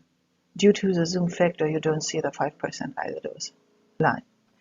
And I added the profiles here. There's an overlay of the profiles, the green and the blue, and the red and the turquoise one. They are the same.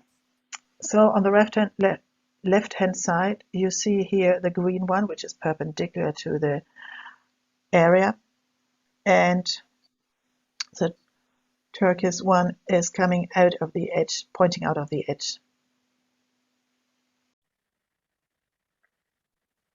So how can we describe this encompassing surface independence of R? When you have seen the isodose line, you think it is tricky and difficult. However, with some certain approximation, it is possible. So first we define that R is the distance to the next source. Then we assume there is no deformation on the encompassing surface by growing. So you have seen from the 100% to the 50 and down to the 25% isodose line, there had been deformations, but we ignore these deformations. And the energy fluence or dose are equal distributions distributed on the surface. So the real surface will be approximated by simple geometries like squares, rectangles, and cylinders, spheres. So on the left-hand side, you see the spherical surface, and now for the right-hand side, we have to put together simple geometries to sum up it to our encompassing surface, which are two flat areas, one down, one above, a half cylinder on each edge giving us two full cylinders, and a quarter of a sphere in each corner giving us one sphere. So we come to the mathematical descriptions of our encompassing surfaces. On the left-hand side, you see the surface of a sphere, and on the right-hand side, you see the surface of a cuboidic treatment plan. If you have a rectangular treatment layout, you find this formula, and for a quadratic treatment layout or square treatment layout, you can take this one. And for convenience reasons, we want to go on with a square surface.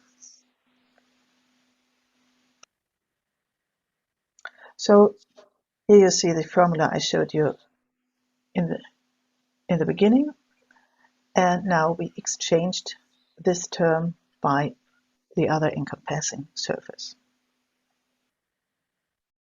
So in the next step, I performed a case analysis. So when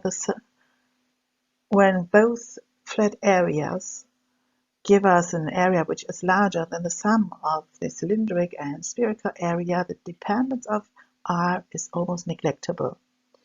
If the sum of our cylindric areas is larger than the sum of the two flat areas in the spherical areas, we might have been more inverse distance dependence. And when by growing distance of R to the next source, the sphere is getting larger in its surface than the sum of the cylinders and the flat areas, we will be back to our inverse square law. So now we must find the limits for the different cases. Therefore, we solve these two quadratic equations with a standard solving formula for quadratic equations. So we can find a lower limit and an upper limit. So for each equation, we get two results, which are mathematical correct solutions, but only the first got a practical sense and the second will be disregarded.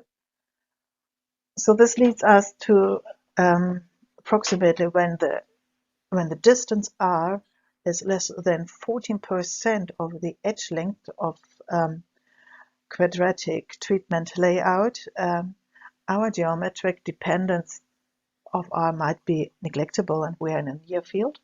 And when the distance R is between 14% and 114% of our edge length, we are in an intermediate field, and it might be roughly an inverse distance dependence.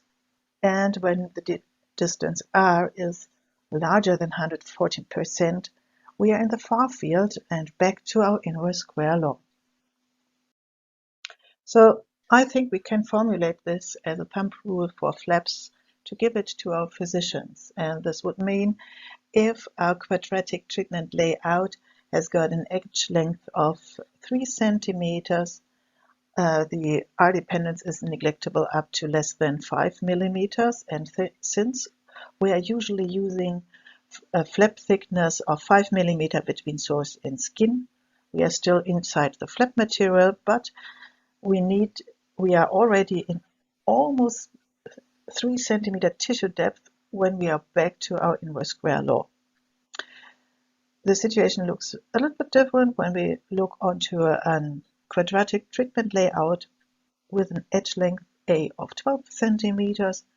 So the R dependence is neglectable up to up to more than 1 centimeter in tissue, and you have to be in a tissue depth of more than 13 centimeters until you are back to your inverse square law. Now let's have a look at cylindric plans. You may know from esophagus treatment. We have here a quite long layout of 12 positions. These are 8.5 centimeters, and the isodose line is straight for 8 centimeters. And we have normalized the plane in a distance of 1 centimeter to the sources, which is comparable to a tissue depth of 5 millimeters by an esophagus diameter 1 centimeter.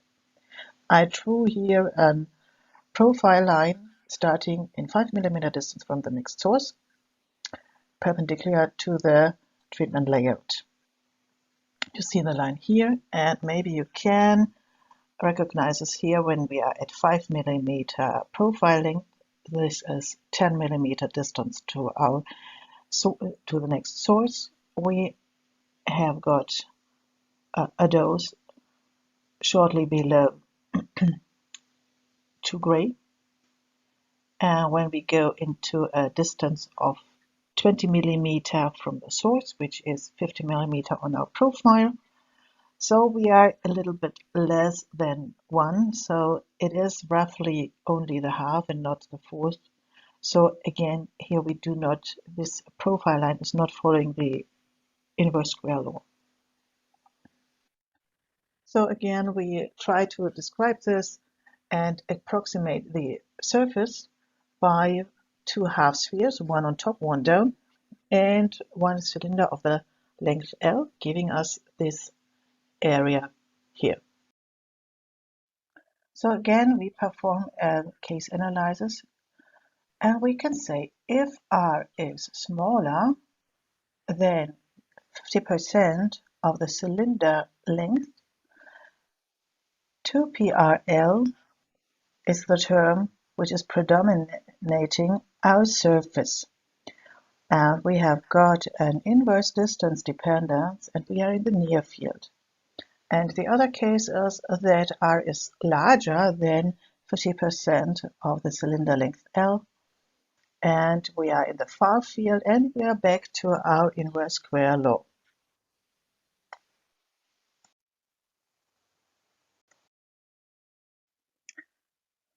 So these thumb rules may be suitable for physicians, but for us as physicists, it is too rough. So we have to do a little closer or deeper look onto the formula, and I want to check the change of approximated fluence or dose by distance and compare it to the TG43. So I use a spreadsheet program, and I entered in these parts of these terms of our formula. So on the next slide, I want to show you the graphs we get out from the spreadsheet program when we give in there the different surface approximations, and we compare it to the spherical or the inverse square law. So you see down here, this is a spherical one, or following the inverse square law exactly. So here we have got the two cylindrical surface situation and a quadratic plane by 4 centimeter edge length, 6 centimeter, 10 and 20 centimeter edge length. And all curves are normalized to 1, and you see this steep drop to a quarter by doubling the distance, which we do not have here for the 20% for the 20 by 20 centimeter flap.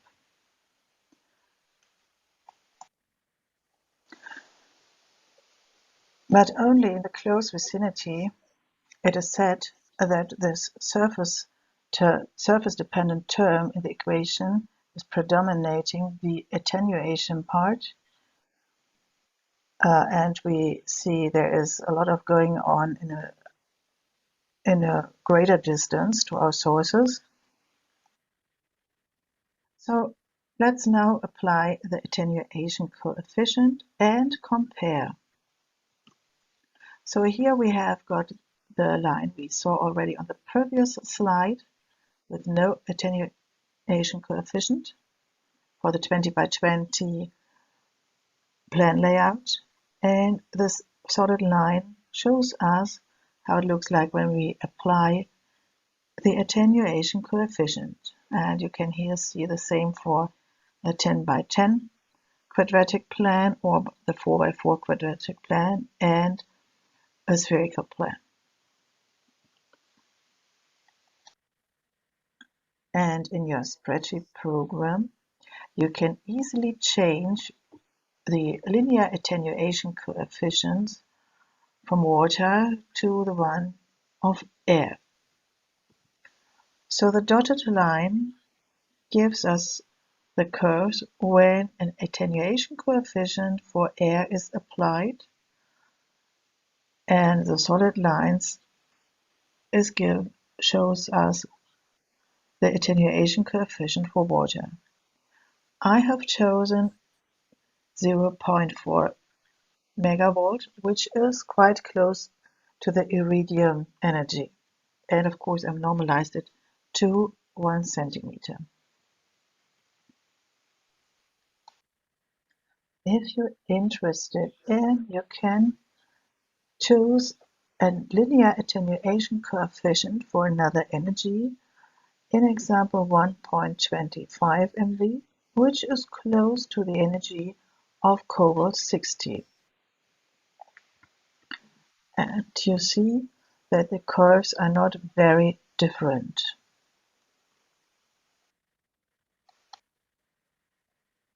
However, I picked out these three curves, the spherical plan, quadratic plan, and of 4 centimeter of 10 centimeters, because we would like to know how it is in comparison to the TG43.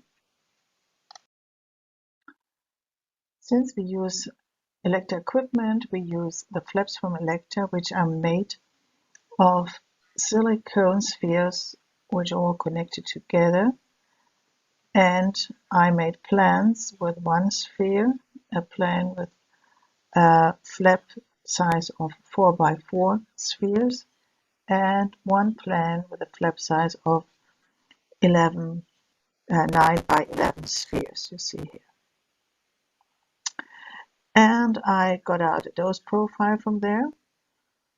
You see this here is for the plan with one sphere. This is a dose profile 4 by 4 spheres and dose profile 9 by 11 spheres.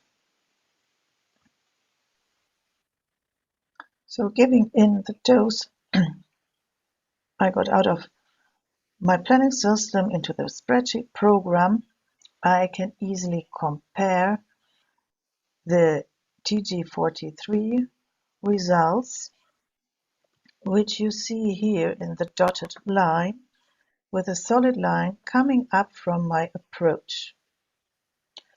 And we see here that this approach I have shown you is not the perfect fit, since it is an approximation, but it is significantly closer to the TG43 data than assuming an inverse square law.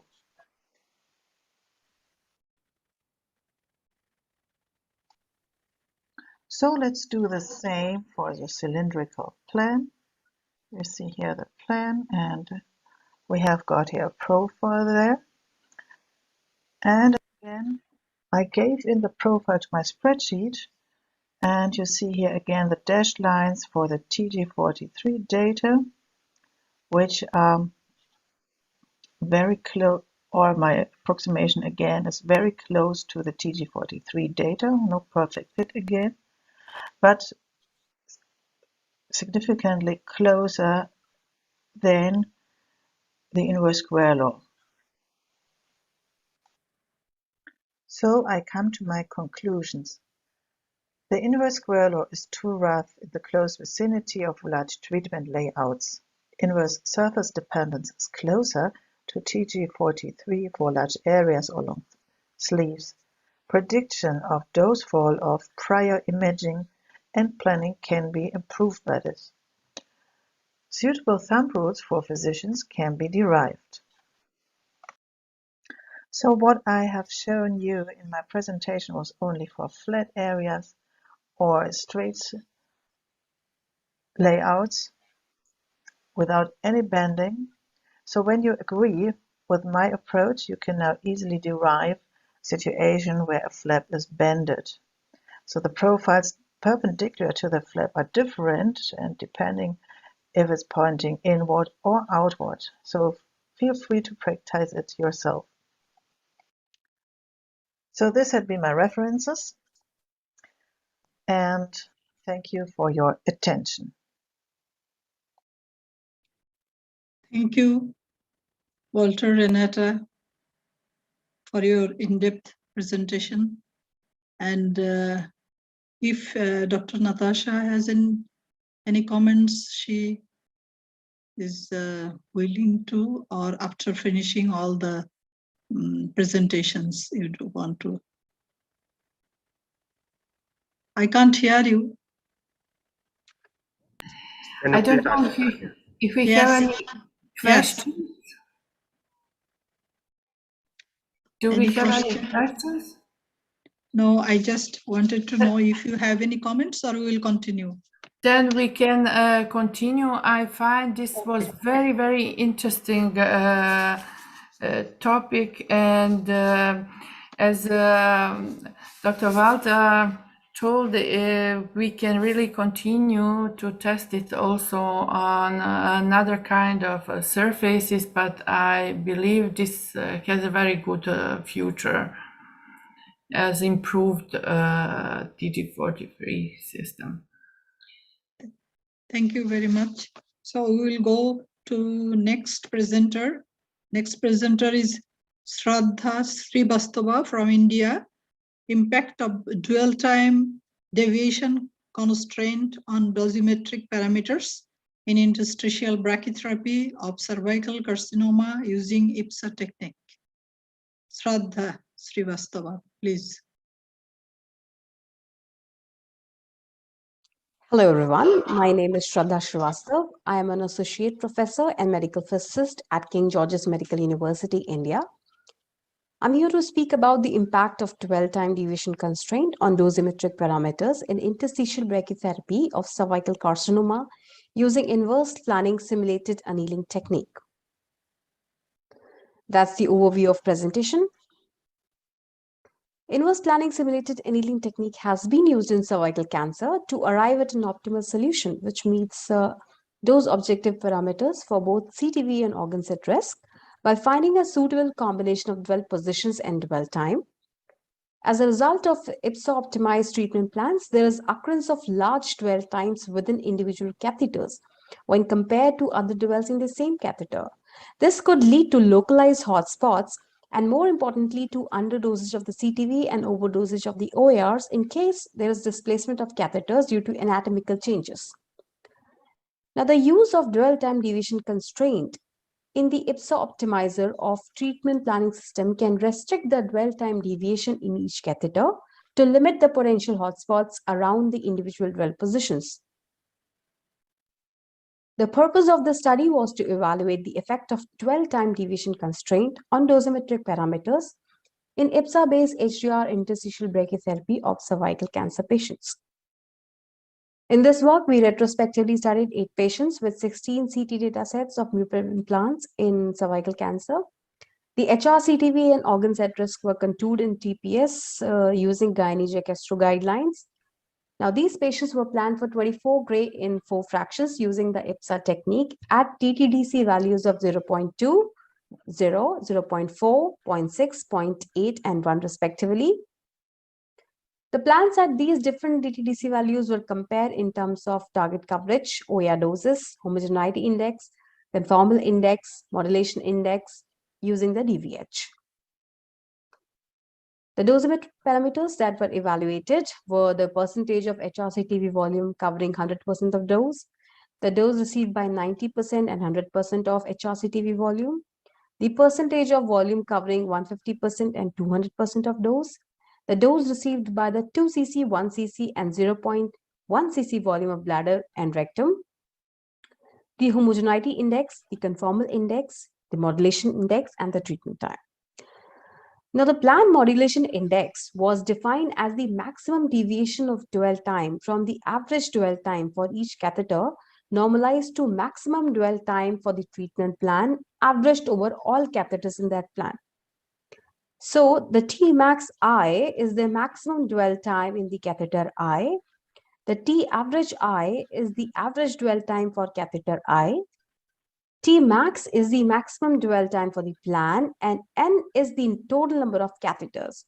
So this parameter was used as a measure of dwell time modulation for each IPSA-optimized plan as the DT-DC parameter was increased.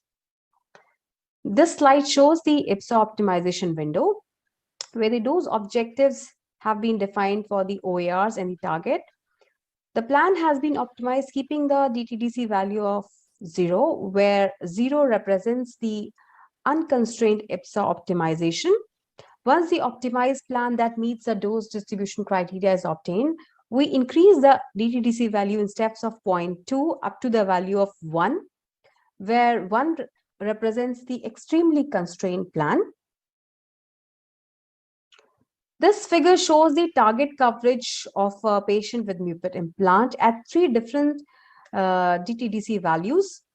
Here, yellow, green, and magenta represent the 100% isodose line at DT-DC 0, 0.2, and 1 respectively. Now, as seen in the figure, there is not so significant difference in the coverage with DT-DC 0 and 0.2 as compared to the DT-DC value of 1.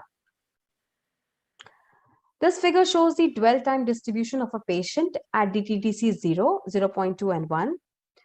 Now, in figure number 2, when the DT-DC was set as 0, there is occurrence of large dwell times at a particular dwell position, usually at both the ends of individual catheter. Now, these large dwells often occur close to the end of the activated dwells within the catheter, while the central dwell times are relatively small in comparison.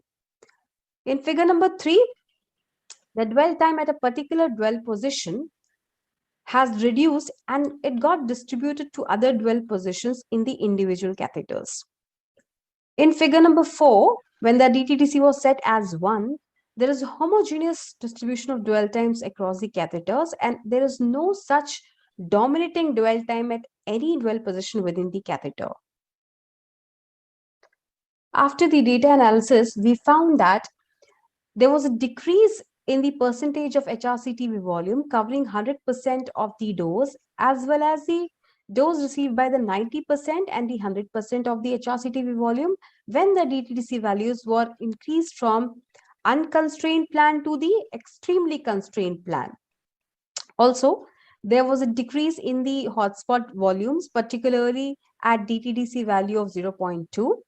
A slight reduction in the homogeneity was also observed when the DT-DC values were increased from 0 to 1. Similarly, there was reduction in the bladder and rectum doses on increase of DT-DC value from 0 to 1. The similar trend was also observed in the modulation index and the treatment time when the IPSA optimization was constrained.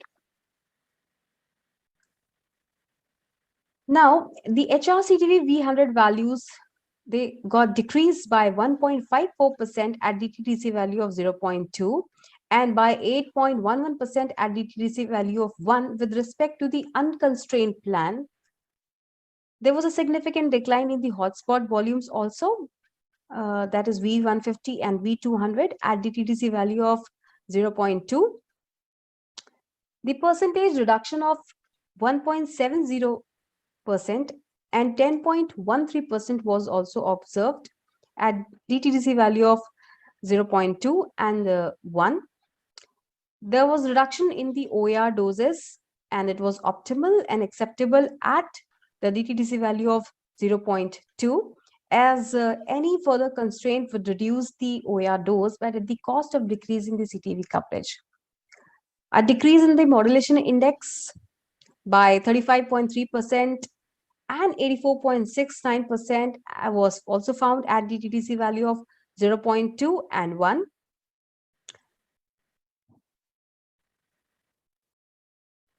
So we concluded in the study that the DTTC variation can help in reducing the large dwell times on a single dwell position and in individual catheters. The DTTC can often reduce the dose hotspots or cold spots present and allow more homogeneous and conformal distribution. A DTTC parameter of 0.2 gave only 1.54% and 1.7% average reduction in coverage with respect to the unconstrained plan, and was optimal in achieving the homogeneous dose distribution and reducing the high dose volumes. Based on the clinical needs, there may be scope for some restriction of dwell time variance within each catheter without compromising the dose coverage and sparing of OARs. These were the articles we referred to for the study. Thank you so much for your patient listening. Thank you very much. You have shown us how DTTC value can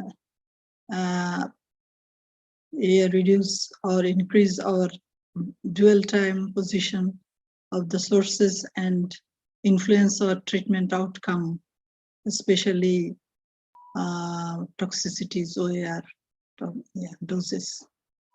Anything you want, Dr. Natasha, to mention?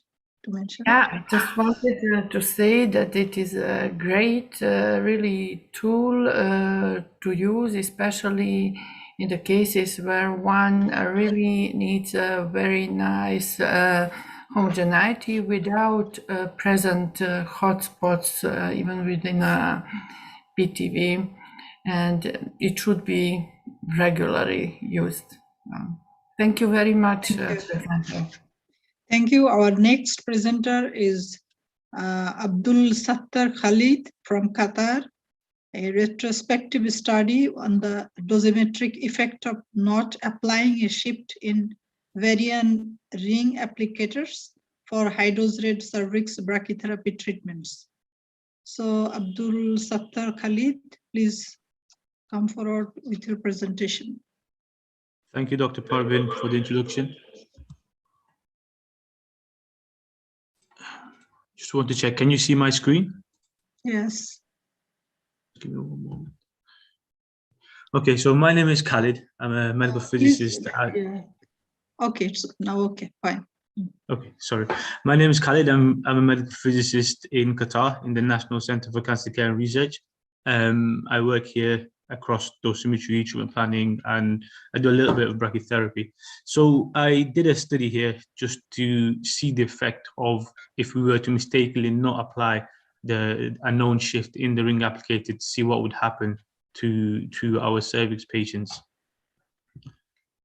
So the contents of this presentation, I'll talk a little bit about the dwell position inaccuracies in the variant ring applicator, as known by everyone. I'll talk about the retrospective study that I did, I'll present the study results, and just a small discussion to finish off. So as we all, or most of us know, there's an inherent issue with the variant ring applicators where the dwell positions in the treatment planning system doesn't actually replicate what happens inside the ring applicator. There's a couple of papers or a couple of notices given by variant regarding this, and there's many papers out there explaining how to commission this correctly. This is something I wasn't aware of until I came to Qatar, so I looked into this quite deeply to understand a bit more. So here's a planar X-ray of one of our applicators with the dummy wire inside, and here I've overlaid the treatment planning system dwell positions of this particular applicator, just to show you what it looks like. So the green thin line indicates the pathway of the source within the treatment planning system. The bright line here is the dummy wire inside the actual path of the applicator, and these purple boxes indicate the dwell positions every 5 millimeters. So I just overlaid each image on this just to show you what actually happens when the source is being pulled out of these rings. So this is the dwell position. So the blue indicates the actual dummy wire position, and the red indicates where the treatment planning system thinks that dwell position is. So this is dwell position number 1. This is dwell position number 2. As the wire comes out, it kind of becomes a little bit taut and doesn't quite go to where it should go. Dwell number 3, again, there's a clear discrepancy. Dwell number 4, dwell number 5, there's a bit of a flick there. And then I'm not going to number these anymore. I'm just going to show you what it sort of looks like. So I did this for these images just show you for the first 6 or 7 dwell positions. So in the commissioning process here, what we do is take some x-rays of this particular behavior using the dummy wire and compare this with the actual treatment planning system in order to work out the shift. We take an average of this shift and apply this shift to the actual plans in order to be more accurate in what is happening inside his applicators when we are delivering the treatments. So in this study, what I did was I looked through our previous patients that were treated in the department. So over the last 2 years, I found 22 treatment plans of cervix brachytherapy. There's a total of 87 fractions. So some patients had 3 fractions, some patients had 4 fractions. And what I did was I re-planned all of these fractions as if the shift was not applied. And then I compared deviations between each of those plans. So I looked at the standard deviations that we look at in brachytherapy, the dose of 90% of HRCTV, GTV, IRCTV, dose of 98%, the volume covering 100%, and as well as looking at the OAR doses, the D2CC doses for bladder, sigmoid, rectum, and bowel. So this is the kind of thing we're seeing. So as expected, nothing was different in the ring part, the tandem part of it. So I concentrated in the ring. This is an image showing for one of the patients, the left showing the plan with the shift applied, what would be delivered, and the plan on the right of the same plan showing the plan without the shift applied. And you can see the 7-gray isodose, which is the red isodose, is twisted, and it's twisted more towards the OARs. And in some cases, it can impact the coverage of the target as well. This is another plan just to show you slightly differently where the bladder filling was slightly higher. And you can see again, the isodoses are twisted towards the OARs. And in this case, you can see how both the GTV and the HRCTV, GTV is in red and the HRCTV is in blue, under coverage can happen there. What I expected and what I will show you later is a greater impact on the doses to OARs. I predicted that they would get higher doses. This table here is showing the differences between the average differences between the plans across all parameters, and I'm just showing the standard deviations there, the minimum difference and the maximum difference. So just to highlight from this, what I did was I calculated these differences and performed statistical analysis to see how significant these differences were across my data set. And sorry, I think there's been a bit of a mistake here. So what we're seeing here in the dose to 98% and the volume covering 100% of the CTV HR, there's an average difference of 1% and up to 0.3% lower coverage, with a range of -18% and -4%. I wanted to highlight these numbers here, but I seem to have made a bit of a mistake when I've uploaded the presentation here. So I just want to show that these differences are there, and there's a significant difference here. There's a statistical significant difference. In the CTV IR and GTV, residual GTV, dose to 98%, doses are lower by -1.6% and -0.5%, and up to -26% and -16% respectively. And in the bladder, rectum, and sigmoid, I'll just go back to the previous one. In the bladder, rectum, and sigmoid, on average, the doses were higher. The D2CC doses were 3% higher for bladder, rectum 1.8%, and a sigmoid 1.8% higher. And if you look at the maximum difference across my data set, in one of the cases, the bladder received a 30% increase in dose, the rectum received 30% increase in dose, and the sigma received 18% increase in dose. And these values here were statistically significant. And I used the p-value of 0.05 to test these. In the bowel, the data showed a 4% increase in dose. However, there was no statistical significance. There's a huge number here, and this is I looked into this particular case, and there was a mistake in the contouring. So to conclude, brachytherapy delivers a very high conformal dose, as we all know. The technique may not be as snazzy and as complicated as the external beam counterpart, the techniques in external beam. However, there's a huge potential for significant errors if we don't commission applicators correctly, and if there's not a strict procedure on how we commission applicators and how we check our applicators. And this study demonstrates the importance of this.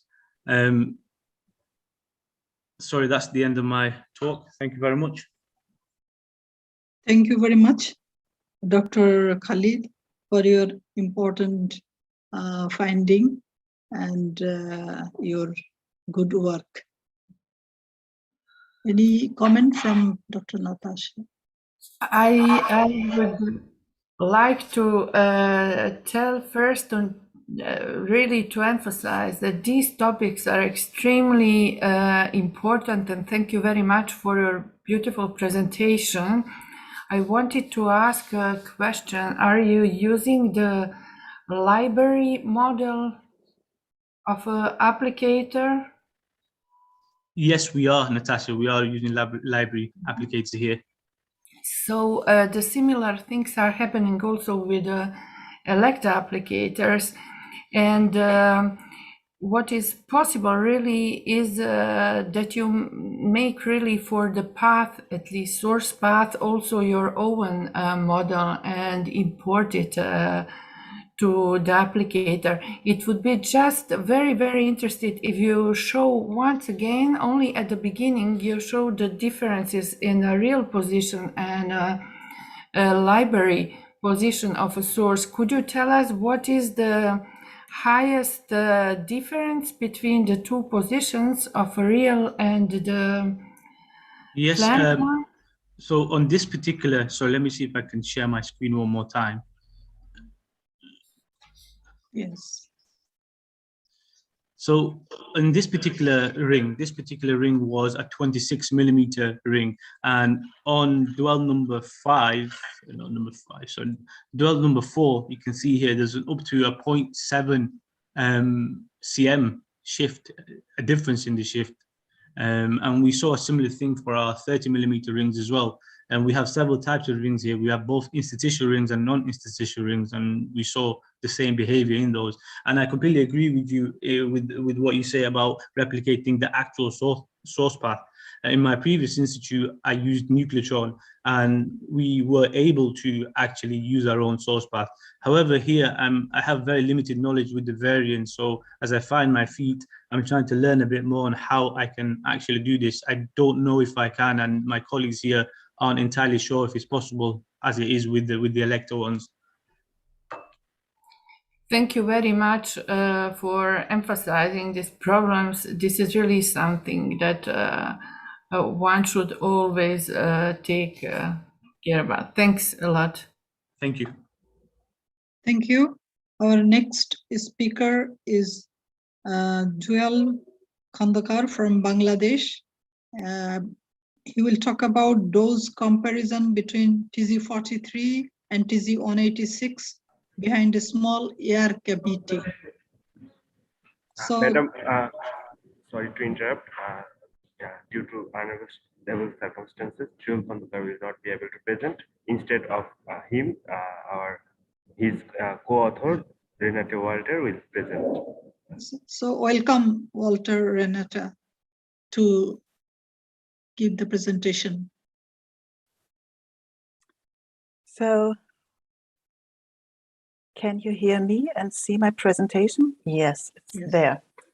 So thank you to the organizers for accepting the abstract on dose comparison between TG43 and TG186 behind small air-filled cavities. Mr. Jurukondokar and me, we were working on a system, and we are presenting here the results of a collaboration between the Guna Bishwa Vidyalaya in Savar, Dhaka, Bangladesh, and of my University Hospital Augsburg in Germany. So I have to see how to go on, yeah. So Jurukondokar earned a DAD scholarship and came as a master thesis student to Germany from October to December 2019, and he did this under my supervision. This is our disclosure. We had been supported by a time-limited and free loan of hard and software by Elector, since the TG-486 is not running on the usual workstation for planning. And the motivation was that I was asked by a physician on a Czech astrobrachy workshop if there are a few millimeters of air in example, in the nasal cavity between the source and the lesion, should the missing mass be accounted for by shifting the dose prescription point. So, and to give you an idea how it might look like, so you see here, do you see my pointer as well? Yeah. And so I just placed here, made a little plan. Here's a dwell position, and here's a point, and you see the situation. There is air in between. But for our investigations, we decided not to use physical human data, but to define a virtual phantom of a very easy geometry inside the TPS. And you see here what is colored here, greenish yellow. This is our big outer box, the external of the patient. We gave this object a structure to change, to switch from water to air. And inside this, I had here this little box. I called this, so this was called external. This is called tissue box, which could be a head of patient. And we designed a cylindrical structure, which is half immersed into the tissue box over here. And this cylindric structure was covered by a structure we called margin here. You can see it here in a better way. So just to mimic this nasal cavity. So you see there was a very elaborate contouring work done by by Mr. Kondokar, and he contoured different scenarios and calculated it for TG-43 and TG-186, and the dimension of the cylinder changed like this. And then we compared the doses for TG-43 and TG-186 by point comparison, not by DVH comparison. And you see here in this slide, or in this picture, you see the cylinder with 2 centimeter diameter, and the point 1 and 2 are in air. Point 3 is on the material change or transition, and from 4 downwards, the other points are all in water. And in the investigation, I will show more in deep, which is the cylinder of the diameter 1 centimeter. Point 1 is in air, and point 2 is already in water. So these are the 2 cylinders I want to show in my presentation here. And these are the parameters for dose calculation. So all calculations were done with this air strength and dwell time for 10 seconds. In his master thesis, he was investigating several dwell positions too, but here in this presentation, you see only the results for 1 position. So these are now our results. What we got here from TG-43 and from TG-186. So you see there are some deviations, and these are in percent. So, so we have almost 9% less dose than TG-43 calculated in the air when we check it out with the TG-186. But when we come into water, we have a slightly higher dose in beginning, and for the point positions, which are more far away from the source, we have a certain lack of dose. So is this simple result suitable to answer the initial question? Unfortunately not, since what we see here is the total dose, which is the sum of a primary and a scattered dose. So we have to think about how to what we can find out about the scattering dose. So therefore I changed the parameters, or we changed the parameters in this external region and in the cylindric structure. So here you see first, here is the external region said to be air and the cylinder is filled with water. So we can calculate, or what we see here is just the missing scatter from outside. So this box is my tissue box, which is the little red box, which could be a small head of a patient, maybe from a child. You see there is a strong influence of the lack of scatter from outside. And when we want to know what's going on when we have the full scatter outside, but only the cylindric structure to be air-filled, we come to these results. And you see there is a little bit higher dose due to the lack of mass between source and tissue.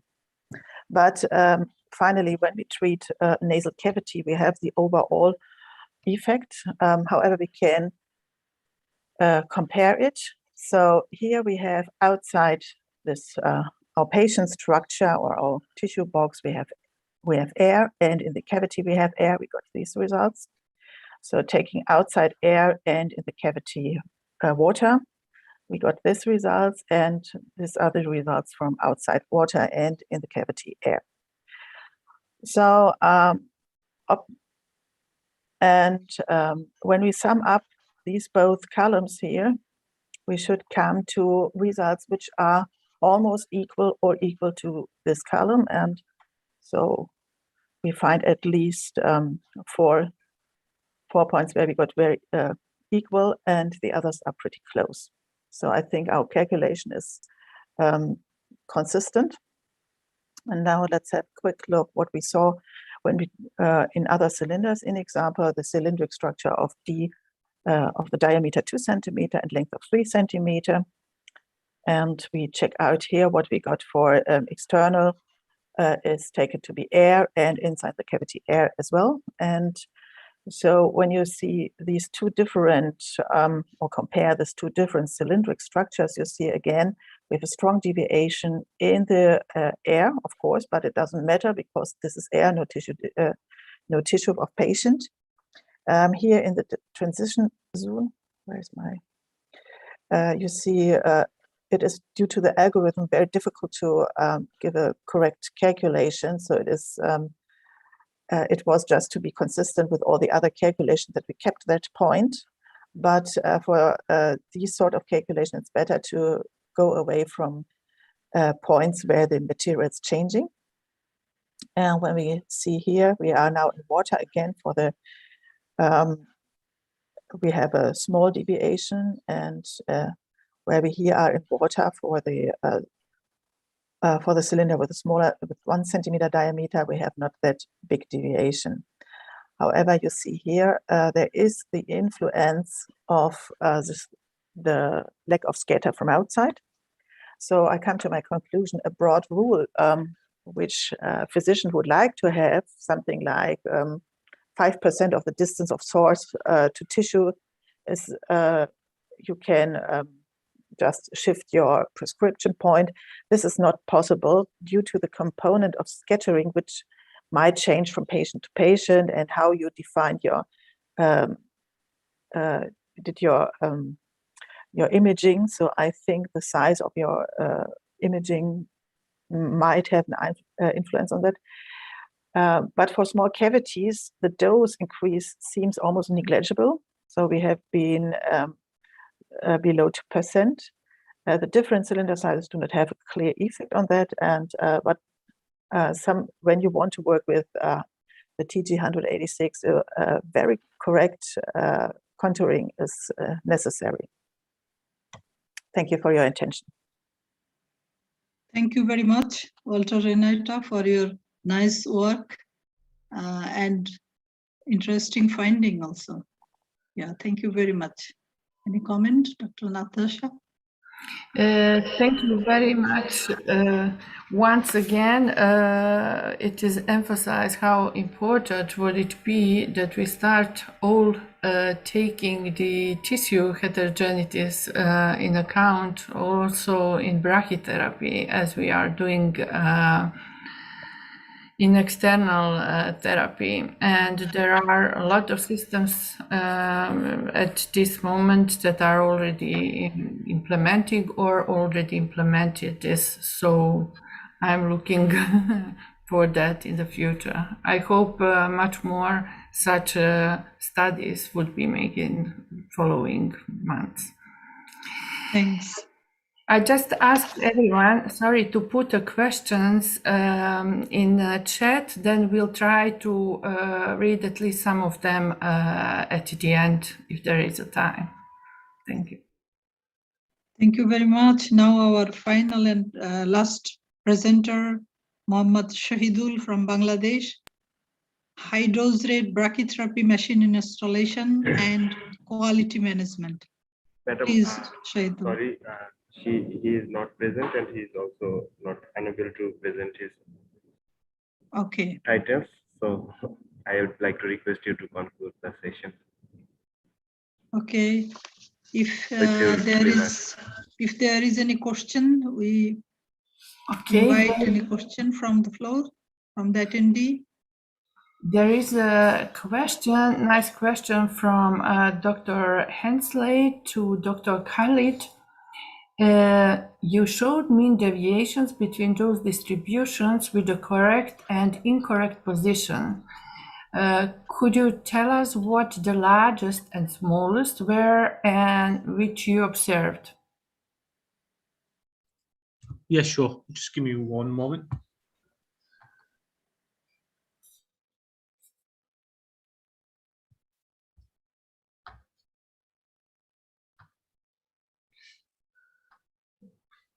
So the largest deviation in the target, I observed a difference of a lower dose to the CTVHR of, sorry, residual GTV received minus 16% lower dose than the actual plan when we didn't apply the shift. And when it came to the OARs, the bladder received 30% higher dose than its counterpart. So that was one particular patient, and that patient had to have a high bladder filling to help move away some of the structures to make it easier for insertion. That same particular patient had a 30% increase in the rectum dose as well. I hope that answers the question. Thank you very much. I would have the short question also to Dr. Hensley. What would be the first source that you would like to see in clinical practice, used to in clinical practice in the future? And what are, in your opinion, the advantages of this source compared to the used nowadays? Mm-hmm. Thank you for the question. It's interesting. Well, I believe the different sources that are under investigation are not so different. I believe it's more a question of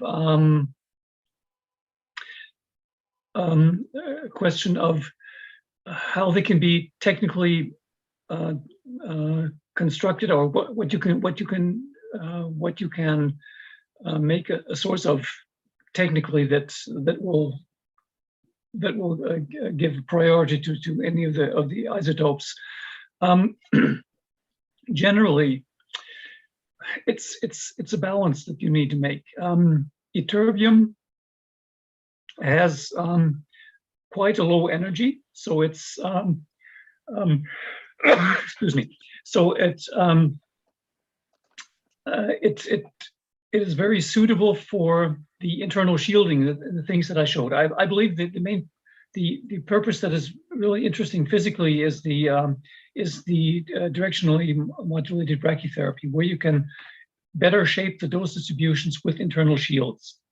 And for that, lower energy, of course, is more interesting. And I think ytterbium was the one that has the lowest energy of the medium energy sources. But on the other side, the ytterbium will have the largest deviations from TG43 because you're going to lower energies. So it's these two things that you need to balance. Another parameter that would influence the choice would maybe be the half-life of the source. A source with a longer half-life you can use longer, so you don't have to exchange it that often. So that would also be a preference for the longer lived sources. So it's difficult to say which one would be the best to have. I think it's something that we will have to see what kind of developments are made in terms of which sources can made commercially, and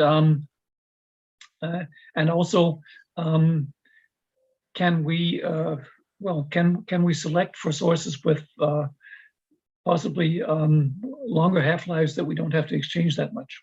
So I think these are the parameters that will dominate the choice of the different isotopes. Thank you very much for your reply. Is there any other question from the public? Or is there anything else that presenters would like to tell at the end?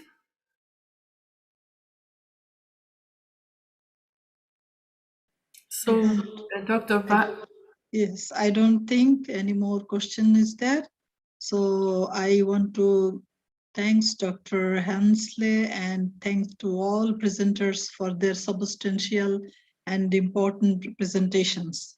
It was really enjoyable, and I think that we know that brachytherapy is an important part of radiation therapy, as we can give more doses to a specific areas of body in comparison to other form of like external radiotherapy.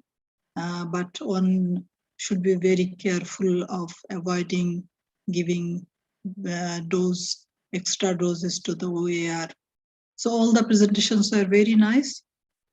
So thank you very much. Here I am concluding the session. If my Dr. Natasha want to say anything more, then you can. Yeah. There is just one question arrived. I don't know if we have a time. Yes, we think we have. Yes, just we are on time, but we can. Yeah. Okay, the last question then. Is the variation in the calculated dose between TG186 and TG43 more relevant for sites with more heterogeneities like head and neck, breast? This is a question for Renate Walter. Yeah. All right, I got the question. Oops. Okay, well, I checked different situations. So the heterogeneity in the common gynecological brachytherapy is not that big. So we do, in my opinion, we do not really need the advanced algorithm there. And for the breast, when you take a very good deep look onto the publications, you see that close to the CTV, we have a very good. The two doses are very almost equal, dependent. So, but when you go more far away, usually TG43 is giving an overestimation of dose in the most cases. Okay, for the lungs, it is an underestimation of the dose. but the absolute dose there is very small. So from the viewpoint of physicians, they are not that much interested in to know this small deviations in absolute dose.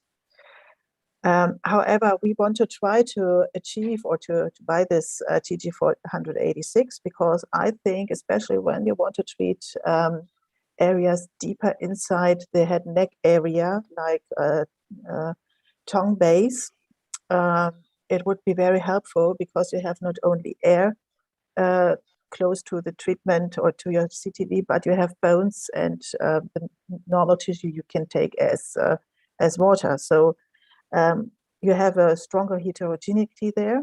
And so I'm very interested in to investigate more in that direction. So I hope that we get in the future more publications on the dose, on the impact of the dose deviation or differences for head and neck cases. So this is my opinion on that. I hope this is answering the question. Thank you very much. So thank you all the presenters and attendees, and thank you, Dr. Natasha. Here we can conclude the session. Thank you very much. Thank you.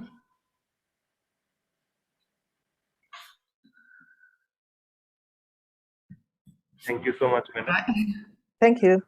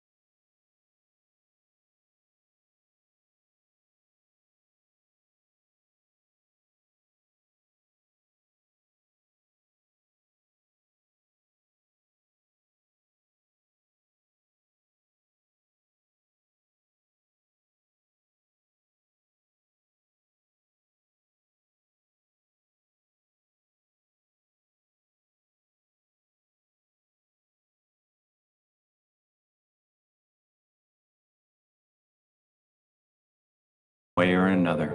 That's why we're dedicated to connecting all care to realize a world without fear of cancer.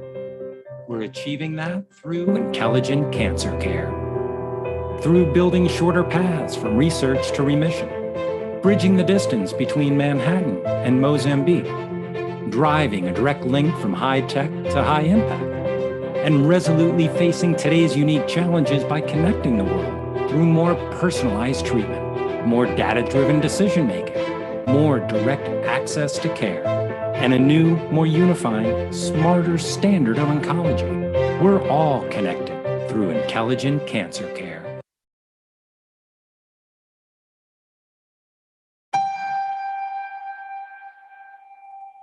We're not waiting for the future. We're creating it. Imagine radiation treatment that's easier, more efficient, and delivers therapies in record time without compromising on quality. Because quality of care is so important, there's innovative beam shaping technology, combined with 100% image guidance and patient positioning. This is a new way of thinking, a transformation designed to help more patients enhance their well-being and comfort in less time. Together with our customers, we've led radiotherapy innovation for years. Now we're creating its future.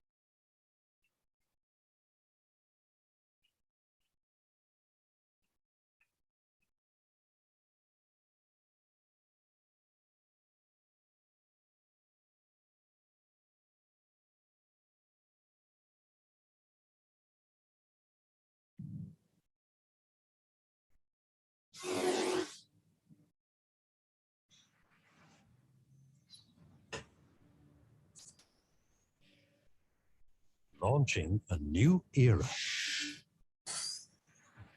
PTW Beam Scan, the new water phantom. Automated, wireless, fast.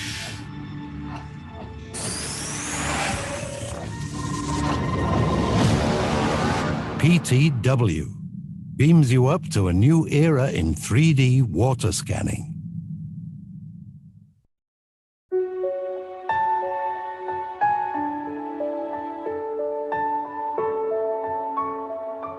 I still remember that morning, the day I first set foot on the campus as a student.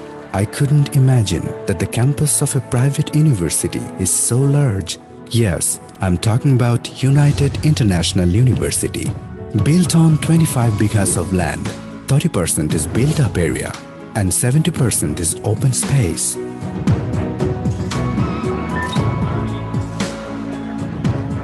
There was a large corridor in front with a lot of students. I went ahead with a surprised look. As soon as I entered the class, all the new faces stared at me. They were my university classmates. Sir entered the classroom, lesson started. The way of teaching was different. He explained everything in a simple way. Beyond theory classes, there were associated laboratory classes on different subjects. A large number of computer labs for meeting the needs of CSE students. Circuit lab, machine lab, digital lab, microprocessor lab, communication lab. All are equipped with modern setup for producing competent EEE graduates. Civil engineer labs to prepare civil engineer students to design and build modern infrastructure.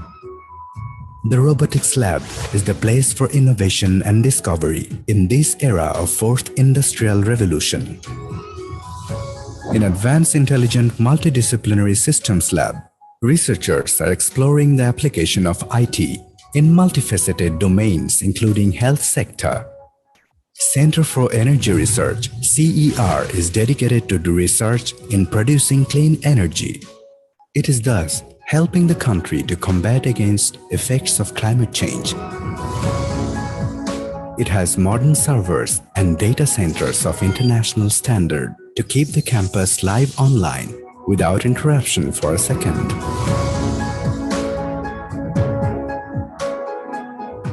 Proverb goes that the more you read, the more you learn.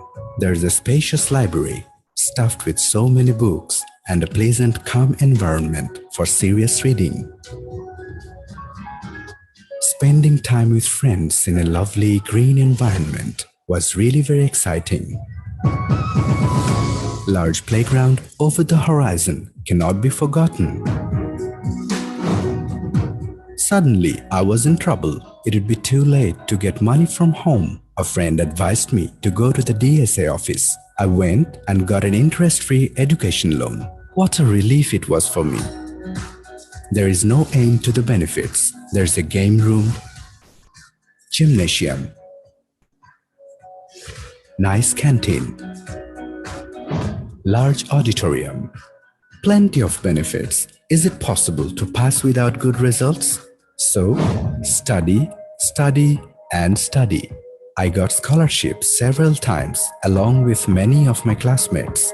The wheel of success of this organization is moving forward under the leadership of our Honorable VC Sir, Professor Dr. Chaudhry Mafizur Rahman. And that's why United International University has been accredited by ACBSP, IEB, CIMA, and has been ranked in Asia by QS. The main secret behind this is the quality of education and all the modern facilities. Time passes by. A special day comes. I got the certificate of graduation from the Chancellor. Today, during my busy schedules at work, even though I'm far away, I still remember the key contributor of my success, the United International University. Today, graduates of United International University are working successfully in home and abroad, bearing the flag of this noble institution. United International University. Quest for excellence.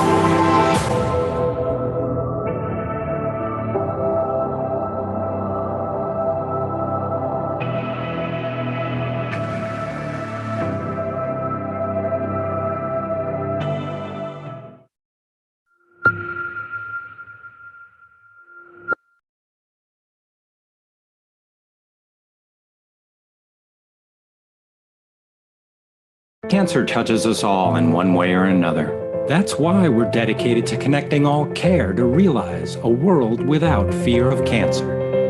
We're achieving that through intelligent cancer care.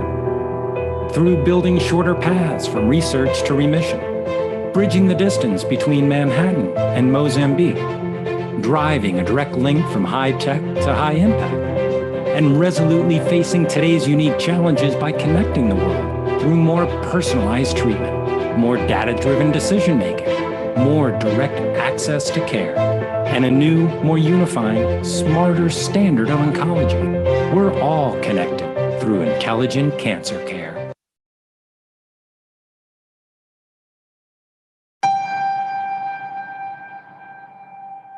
We're not waiting for the future. We're creating it. Imagine radiation treatment that's easier, more efficient, and delivers therapies in record time without compromising on quality. Because quality of care is so important, there's innovative beam shaping technology, combined with 100% image guidance and patient positioning. This is a new way of thinking, a transformation designed to help more patients enhance their well-being and comfort in less time. Together with our customers, we've led radiotherapy innovation for years. Now we're creating its future.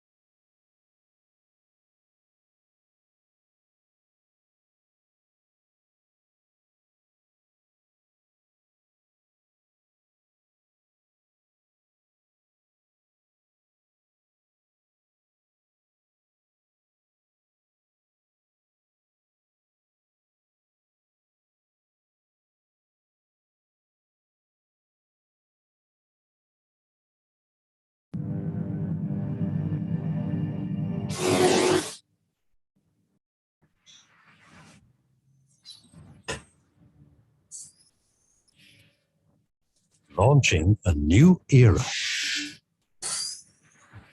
PTW BeamScan, the new water phantom. Automated, wireless, fast.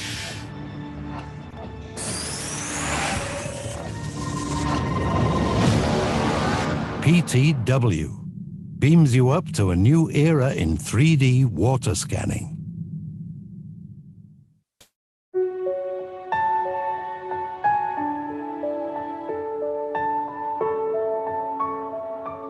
I still remember that morning, the day I first set foot on the campus as a student.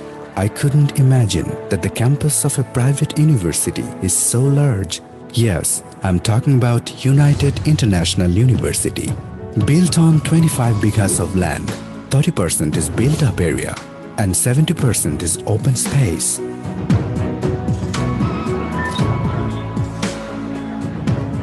There was a large corridor in front with a lot of students.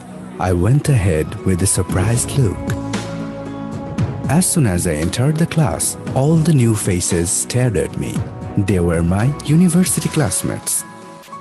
Sir entered the classroom, lesson started. The way of teaching was different. He explained everything in a simple way. Beyond theory classes, there were associated laboratory classes on different subjects. A large number of computer labs for meeting the needs of CSE students. Circuit lab, machine lab, digital lab, microprocessor lab, communication lab. All are equipped with modern setup for producing competent EEE graduates. Civil engineer labs to prepare civil engineer students to design and build modern infrastructure. The robotics lab is the place for innovation and discovery in this era of fourth industrial revolution.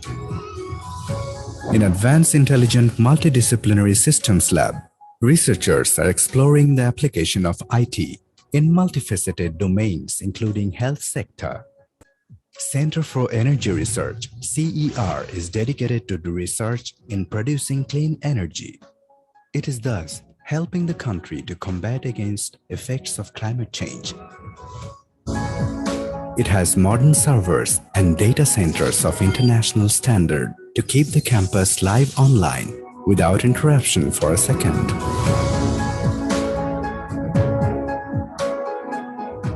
Proverb goes that the more you read, the more you learn. There is a spacious library stuffed with so many books and a pleasant, calm environment for serious reading. Spending time with friends in a lovely green environment was really very exciting. Large playground over the horizon cannot be forgotten.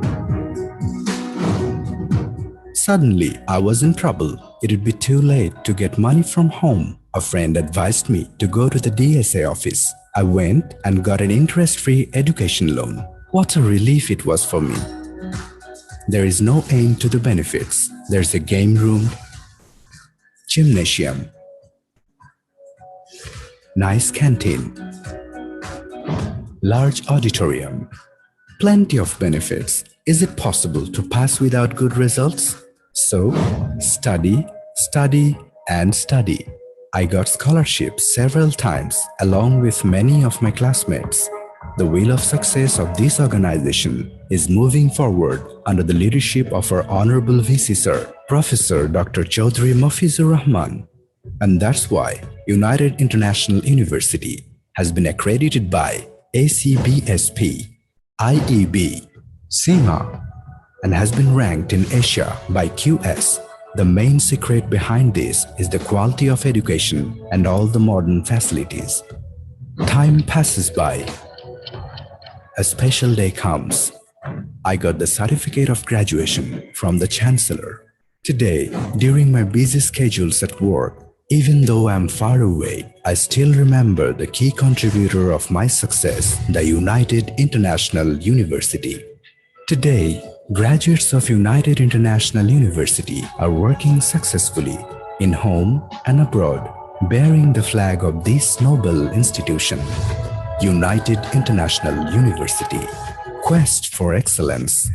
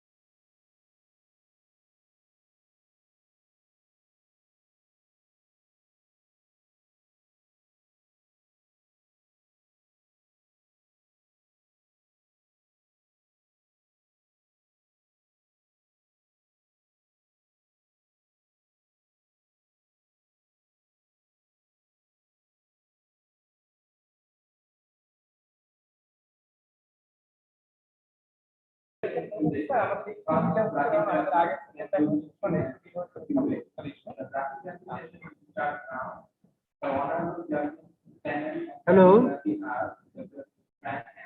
Hello. Are the chair and co-chair present in this session? I think the chair is not present. Yes, I think both of them are absent. Oh, then I can take over the chair. Yes.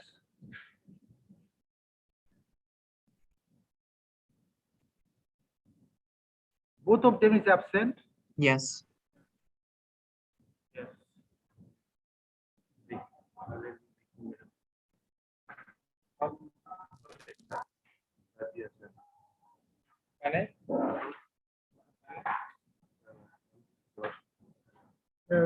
Then I can take over the chair. Yes.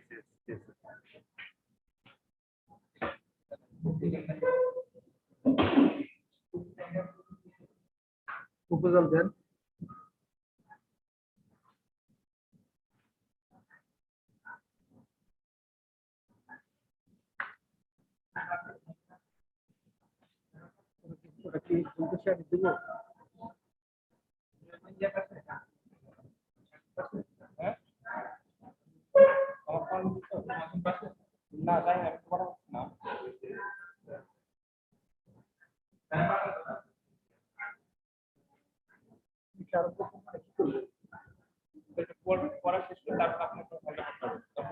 কিন্তু পড়া তো শেষ হয়নি না তো কিছুই বলতেছে না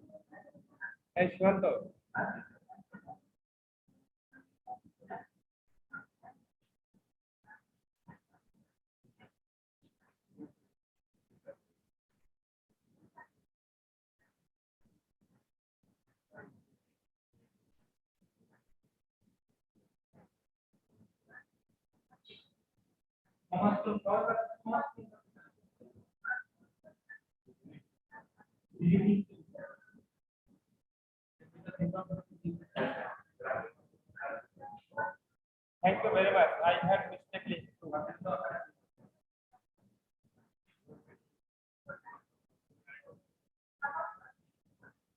Thank you very much. I had mistakenly thought that would be accessible through the hall. We will join soon.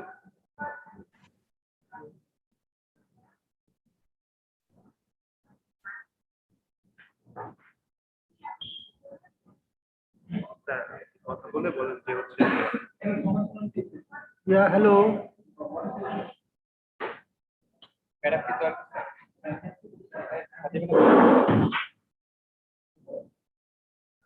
Sadia madam.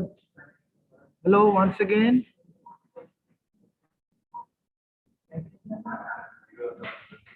Hello. Yes, hello. Istiak, I think the chair and co-chair is not present. Yes, they're absent. Yes, I will take over the chair. Yes. Okay. And we can start. Shall I introduce the chair and co-chair, or shall I just skip ahead? I think it's skip ahead because they are not present. Okay. Since the chair and co-chair are absent, I now hand over the authority to conduct this session to our patron. Yes. Thank you. You're welcome.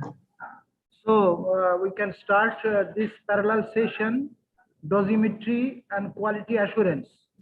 And it is an important session for the medical physicist because dosimetry and quality assurance actually the main jobs of a medical physicist. And we have very interested speakers here. I see one of my speaker here, Gunther Hartmann, is from Germany. I see him. And of course, in this session, we have 2 invited lectures and 5 oral presentation. The first speaker is Professor Pavel Kukulowicz from Poland. His topic in vivo dosimetry for sarcoma patient irradiated with IMRT techniques. Pavel, are you present?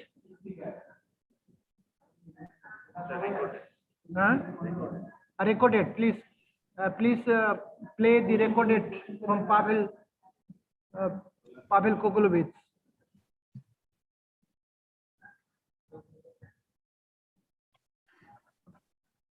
Can you start?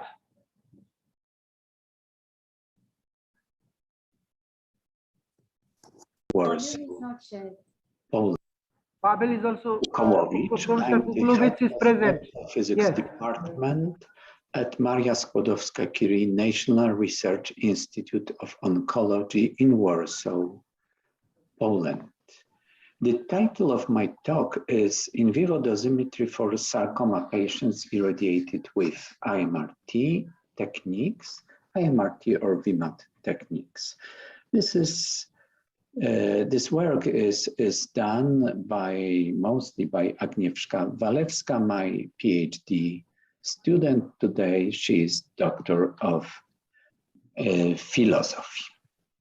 What is in vivo dosimetry? In the 90s, in vivo dosimetry was used very often, and it was used for dose delivery verification. Development of IMRT and VMAT techniques has resulted in the abandonment of this verification method. In the 90s, in vivo dosimetry was mostly carried out with semiconductor detectors. What was our project?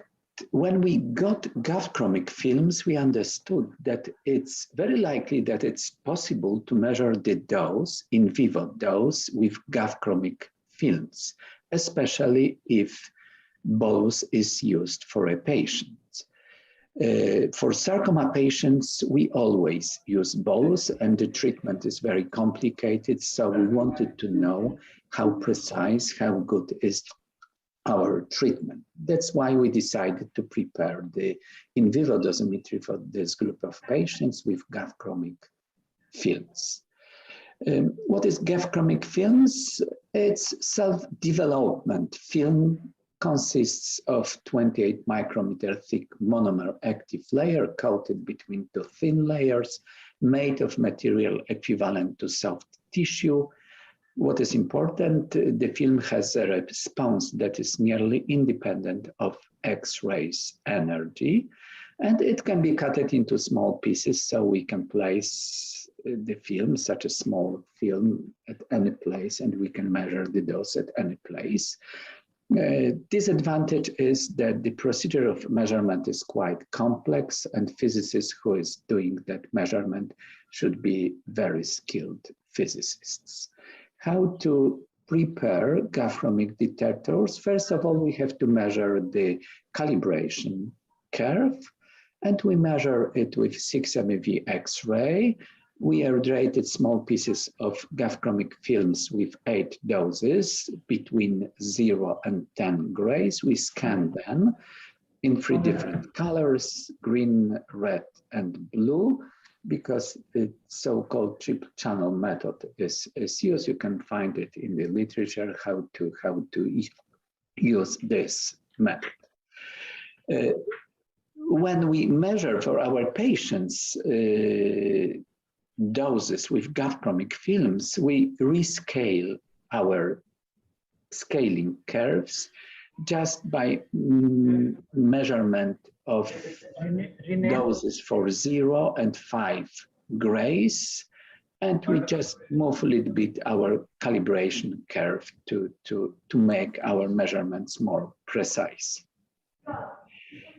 For patients, we used detectors, which are small pieces of GAV-chromic films of 2 by 2 centimeters square.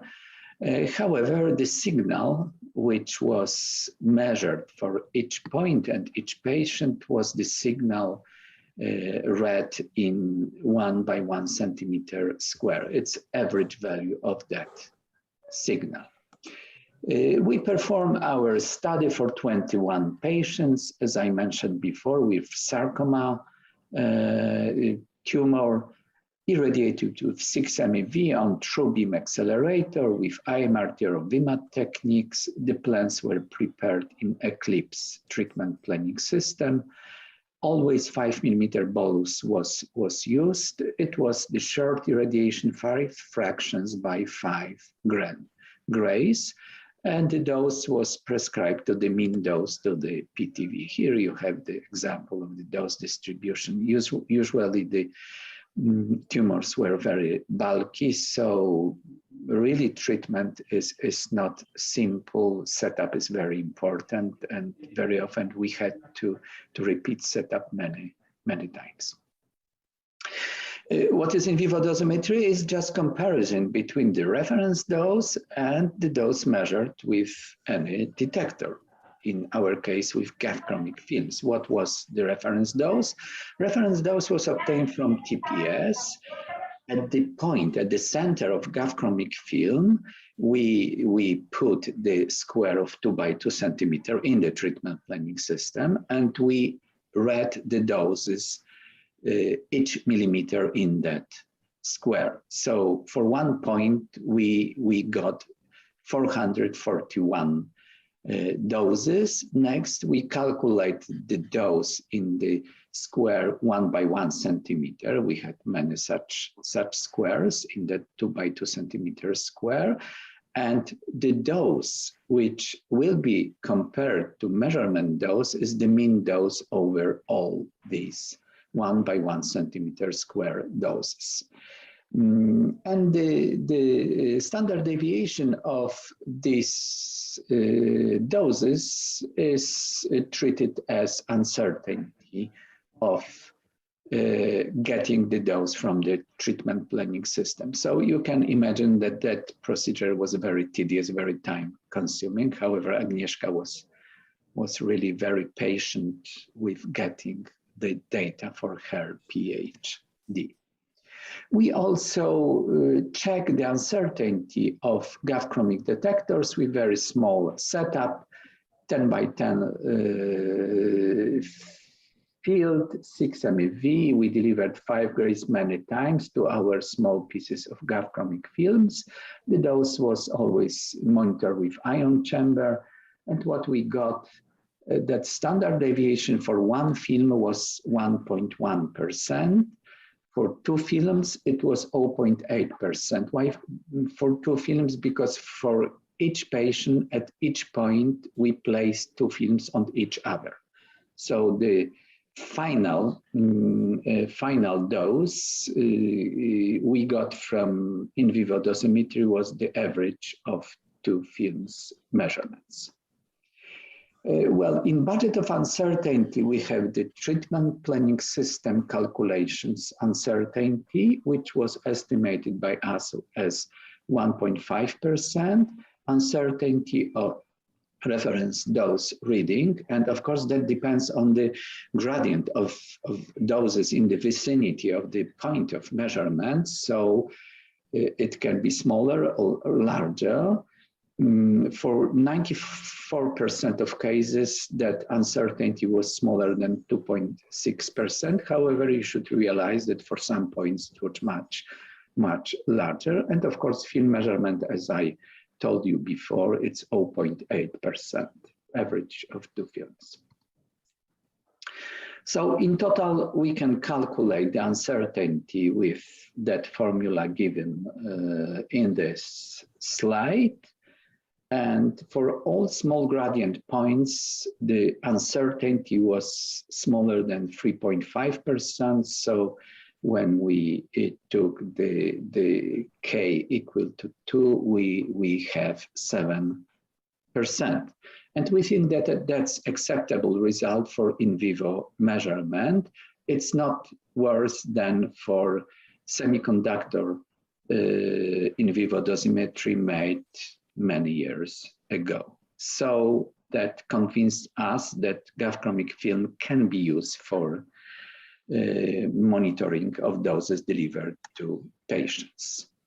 For each patient, we measure the dose at 4 points on the central axis and 3 other points shifted of 5 centimeter up, down, and right or left from the central point detector. You can see in this graph how we place this detector just before irradiation. Next, we place the bolus and set up a patient, and we measure the doses. Altogether, we measured in 105 fractions, in 98 fractions of 105 fractions, we got result. For some reasons, in some fractions, the results were measured in the wrong way. They were made sometimes by radiation technologies, and they made some mistakes, some errors. So finally, we got 98 results, and 760 detectors were obtained, doses were measured. Here you have clinical results, which is very good result. That's one of the very good results. Sorry for Polish text, but I hope you understand that patient means patient, numer frakcji means number of fraction, and of course the points A, B, C, D, S before I showed you in the graph. As you see, never the difference between those delivered and those measured was larger than 5%. We think that result is really very, very good. However, for some patients, we also had much worse results. This is for patient number 16. For some points, you may see that differences were even 30-something%. That's due to very high gradient in the vicinity of point of measurement and difficulties we had in placing in the right place detector. So you should remember about that the point where we measure the dose should be well taken at the right point where gradient is a small one. Here you have summary of our results.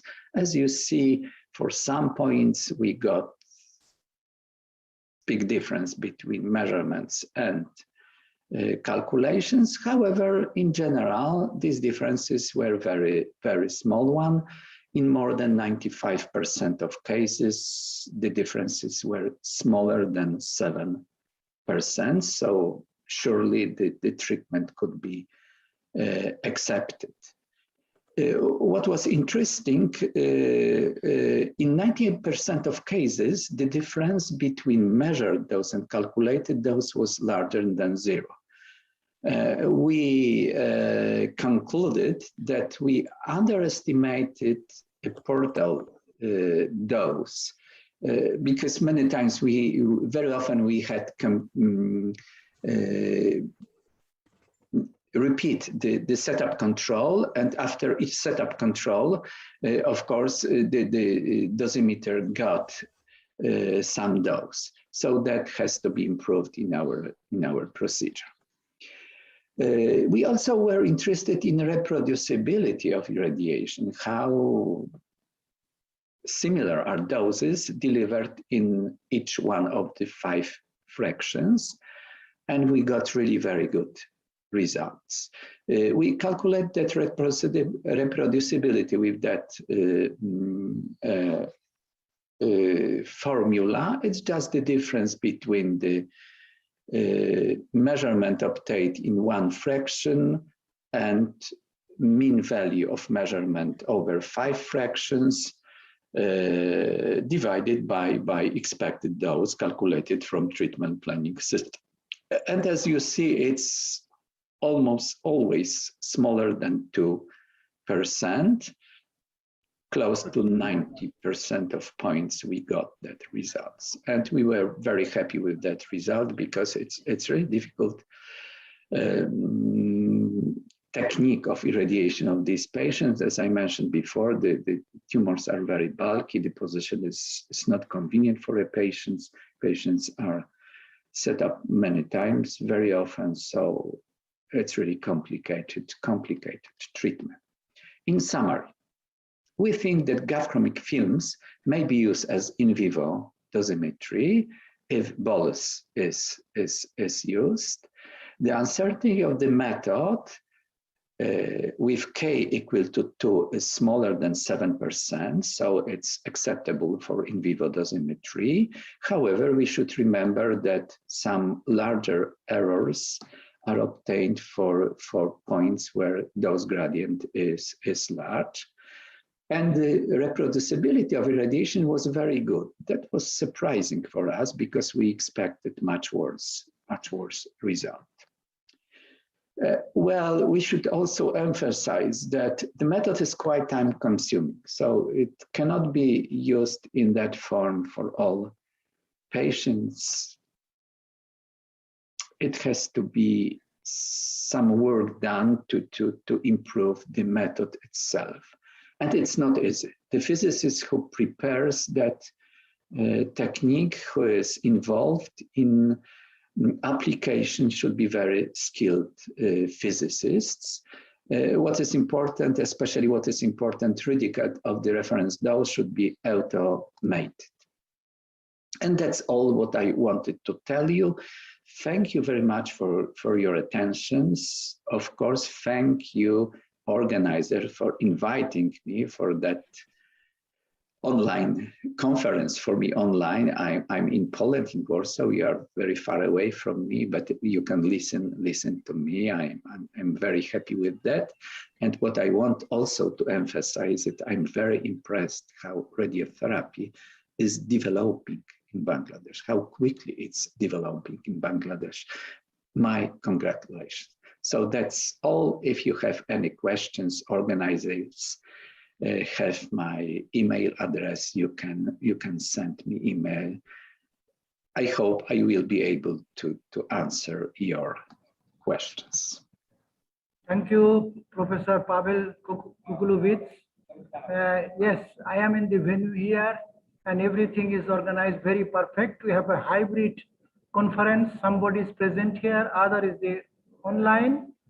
And thank you for the excellent talk. And you were in Bangladesh. We miss you also at this time. I have no questions till now, but after collection of all questions, we can have a final discussion. So I think my co-chair is also present, Dr. Sadia Sharmin from Bangladesh. I hope after some, I just here do some lectures and then I give chair to you. So our next speaker is Professor Gunther Hartmann from Heidelberg. Thank you, Professor Gunther Hartmann, to be present here. And Professor Gunther Hartmann is a famous professor in Germany. He is actually a most important dosimetry expert in Germany. Most of the medical physicists in Bangladesh know him. He visited many times. He has contributed a lot to develop medical physics in Bangladesh. So every new generation may be happy to see you in online. Your topic is also very important. SEMA-based formalism for the determination of absorbed dose for high energy photon beams. This is a new concept, and you also develop whole life to new concept of dosimetry. Please, Professor Gunther Hartmann.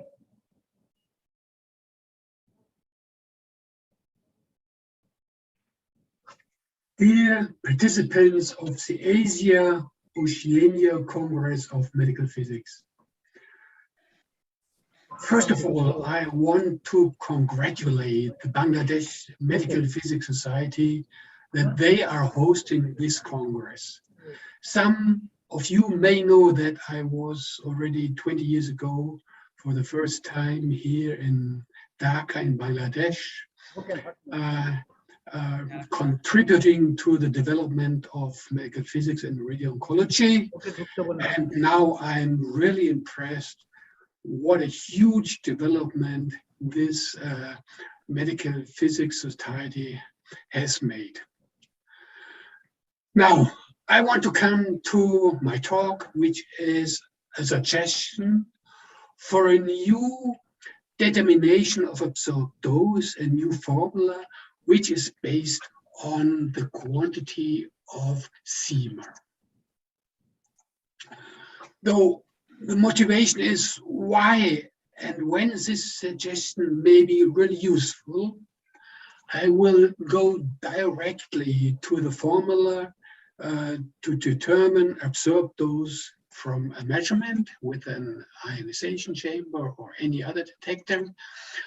I have to discuss a little bit the proper meaning of the dosimetric quantity of CMR.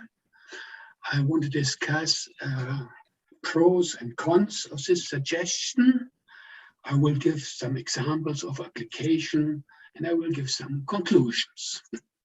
So we start with a task which is really central in medical physics and radiation oncology, which is the determination of absorbed dose, for instance, in the water phantom, using, you see here, that is the water absorbed dose at the point of interest, using a calibrated dosimeter or a detector.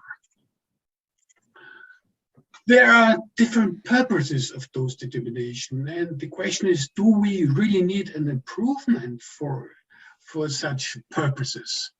So the most important purpose is beam calibration. So we want to measure absorbed dose at the point under reference condition with an ionization chamber. We do already have a very well-established system, for instance, a TRS-398, which is based on ionization chambers. So obviously there is no need to have an improvement for that. Another purpose is data acquisition for a treatment planning system, which needs the measurement of dose under various instances or situations. Usually, for many conditions, this is not a problem, although there may be some questions. For instance, which detector type is most appropriate for such measurements? What is the reliability of measurements in small beams, or very general? What is the reliability of measurements in relative dosimetry? There is another purpose which comes from time to time into our focus, which is treatment plan verification. There is one question which is not easy to answer.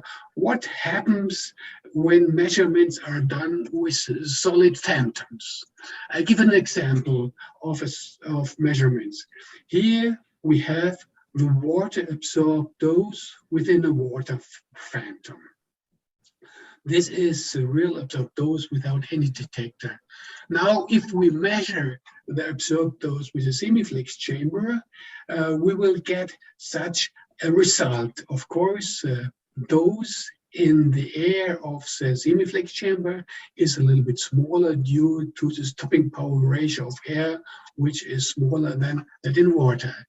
If we do the same measurement now, not in water, but in a PMMA phantom, you will see some differences. One is very obvious, since PMMA has a higher density, the slope is a little bit steeper. But what we can also say that the high of the measurement, the absolute value, is also influenced by the PMMA. So certainly we cannot apply the same correction factors for a measurement in water as we do it in the measurement in the PMMA phantom. The state-of-the-art formalism for the determination of absorbed dose using a calibrated detector according to TRS-398 is this formula, which is all well known. The dose in water with at a certain quality, or a certain radiation quality, is the reading of the detector times the calibration coefficient times a correction factor which corrects the difference between the calibration conditions which are used for the calibration and the user quality. However, this formalism is proved to be valid for ionization chambers only. And the values of KQ usually only refer to reference conditions, such as used at beam calibration.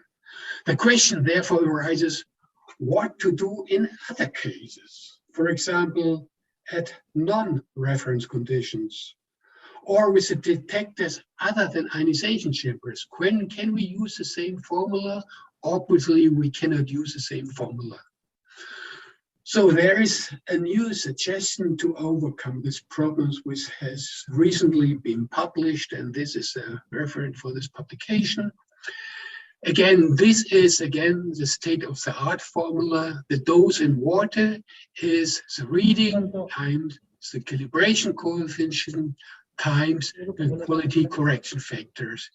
And this is a suggestion for a new formula, which is, again, very similar. The dose in water is the reading times the calibration factor, but instead of the calibration, the quality correction factor, we have now three factors, which are all ratios between C, and C is the symbol which refers to the quantity restricted CEMA.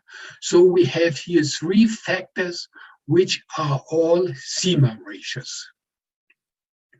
Note that these CEMA ratios, this and this and this, serve as the required correction factors to arrive from the measurement to the wanted absorbed dose in water. But what is CEMA or restricted CEMA, which is here? So there is a formula or an explanation or definition in the ICU report 90, which is from 2016, which is given here. So the CEMA, for instance, this restricted CEMA in water is the integral of the total spectral fluence of charged particles.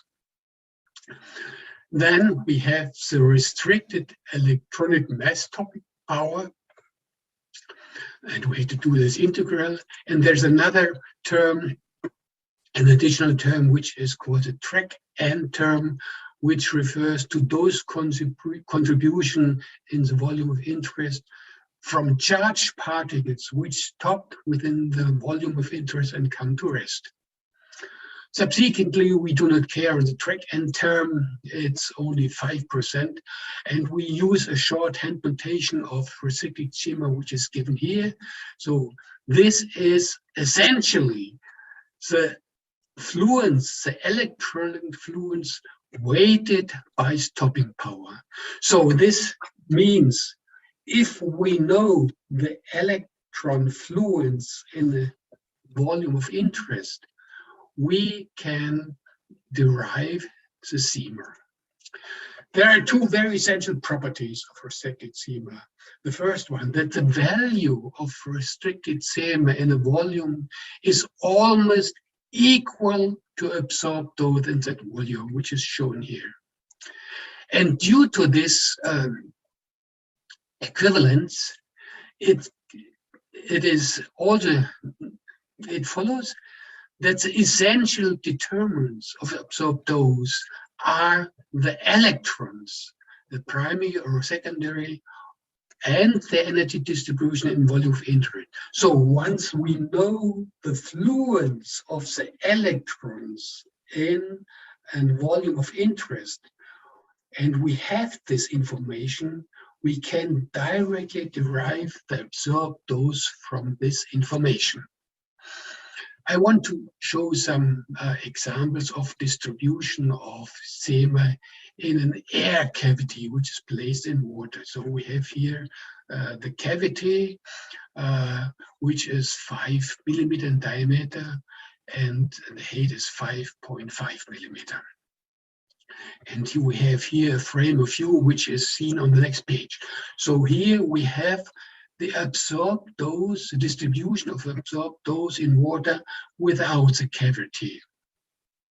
Since it's only a small volume, there's only no variation. So if we now compare this with the absorbed dose in water and in the air cavity, then we can see that the dose in the air cavity is a little bit smaller. Again, this is due to the smaller stopping power of air compared to water. Now, if we compare the water seamer in water and in the air, there is almost no change. And this is simply due to the fact the seamer, the water seamer here and here, is the fluence here outside and inside the cavity using the same stopping power. And that is a demonstration that the fluence does not change when the radiation goes through this air-filled cavity, which is well known. So the new expression of dose determination consists of a substitution of the quality correction KQ by a product of seamer ratios, which are basically determined by electron fluence. So let's discuss some pros and cons. This is the most important one. The seamer ratios, which are shown here, can be calculated with any detector, whether it is a solid state detector or ionization chamber or whatever. And it can be calculated under any measuring conditions. So under reference conditions and also under non-reference conditions. Thus, we have now a very general formalism for the determination of a dose by a measurement. However, there is also a serious disadvantage if one wishes to use this new expression in clinical routine, and that is very clear. One needs the spectral fluence in the volume of interest, and which can, of course, obtained only by Monte Carlo calculations. Particularly, one needs the spectral fluence under the three following conditions. We need it in a small voxel in water at the point of interest without the detector. We need the fluence to know in the bare sensitive volume of the detector. This means in the detector without the housing of the detector. And finally, we need also the fluence of electrons in the real detector, including detector houses. So that is shown here. So we need here the fluence in a small volume, which may represent a point of interest. We need the fluence in the bare detector, and we need the fluence in the real detector. Thus, there is a series of Monte calculations which must be performed to get all these spectral fluence distributions. However, there are good news. There is a new version of the MC code EGS chamber available, which provides all the spectral fluence in one single and fast run. So that may mean that such calculations may be performed possibly also on a modern version of a laptop. And this is a reference which for this new code of EGS chamber. But apart from the necessity to perform Monte Carlo simulation, there are also some very general conclusions to be drawn from the suggested seamer ratios. So this is the first ratio here, which is shown here again, and which is the ratio of the fluence in water at the point of interest multiplied with the stopping power of water. And this is the same fluence multiplied by the stopping power of the medium of the detector. And this is nothing else than the Spencer-Attic stopping power ratio, water to detector medium. And thus this means that its first ratio here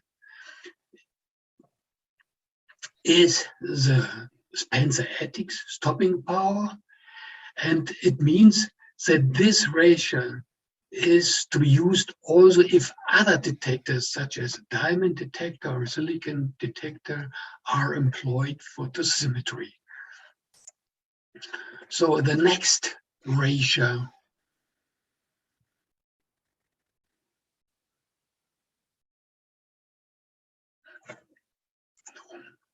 the second ratio, which is shown here, is the fluence in a small volume in water and the fluence, average fluence in the volume of the detector multiplied by the stopping power of medium in the nominator and in the numerator. So note, only the spectral fluence is different in the numerator and the denominator. Again, this is a numerator. The spectral fluence is in water, in a small voxel in water at the point of measurement, representing the point of water. And this is a spectral fluence in the sensitive volume detector, which is an extended volume. Therefore, this ratio takes into account the extended shape of the detector and thus the volume average effect, particularly in homogeneous dose distributions. But there's also another sensitive, the ratio is also sensitive for a further effect, and that is shown here. Again, we have the fluence or the ratio in a small beam without detector, and here is the same within the detector. This ratio can also be called the perturbation factor for the internal shape of the detector. This CMA ratio has now been calculated for different detector types.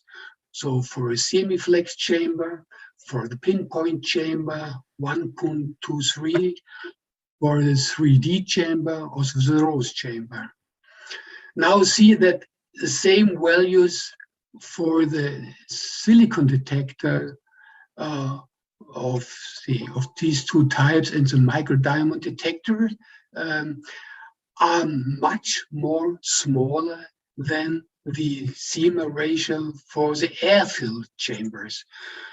So we can say that this CMA ratio, which is responsible for the effect of volume averaging, is considerably smaller with solid-state detectors compared with air-filled chambers. Thus, this ratio also corrects for the well-known density effect with small beams, and I would want to show an example for that. That is a profile curve in a 4 by 4 centimeter beam in 5 centimeter depths. This is a true profile in water. If we measure this profile with a semi-flex chamber, we will get this red shape. But now if we measure it with a diamond detector, that's the green curve, it's almost identical with a true profile. So even if we use a very small pinpoint chamber, an air-filled chamber, we can see a small difference between the result, the measurement result of the pinpoint chamber compared with the diamond detector.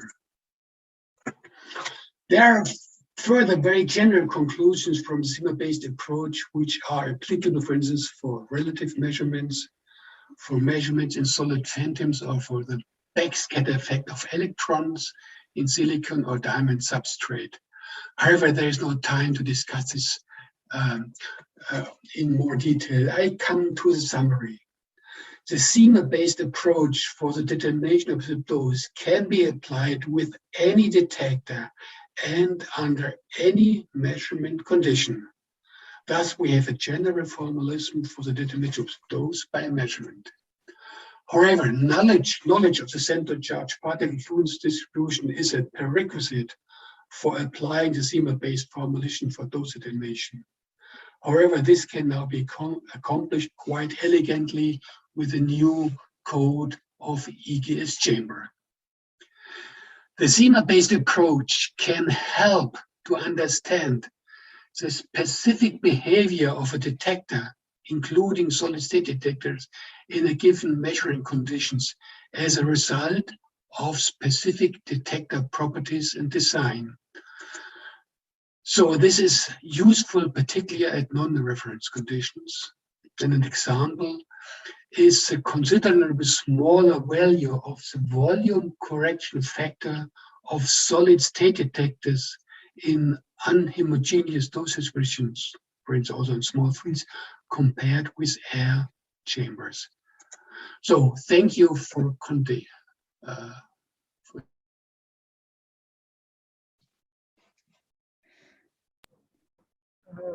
Thank you very much.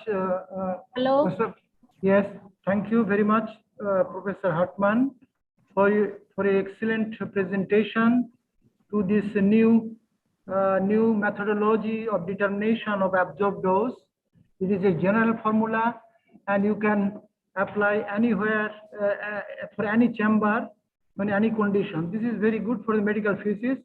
I have not seen any question, but one question from my side.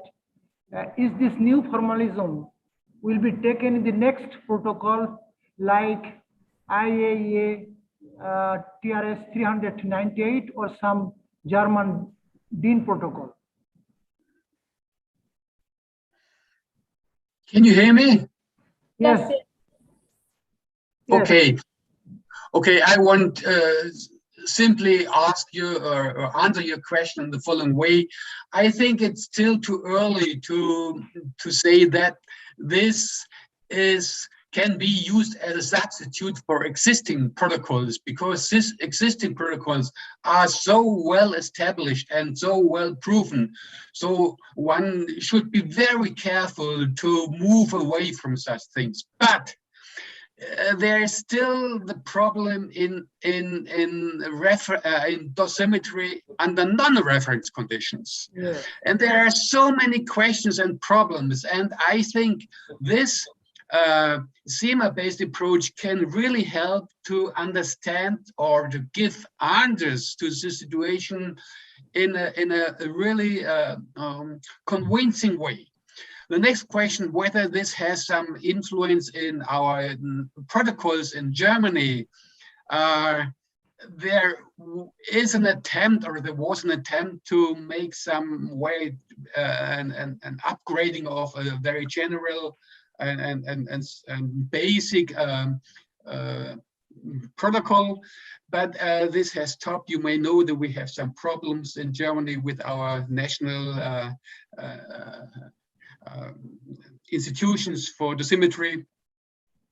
But nevertheless, I think there is some potential for improvements, which I want to give to the audience for such people who are interested in, say, theoretical dosimetry.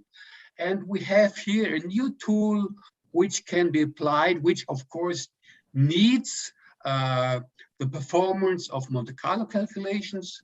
But you may all know I'm a friend of such technique, and I still believe that this technique can have some more distributions throughout the world. And we have now the new codes which may help to work with this tool in a more general way.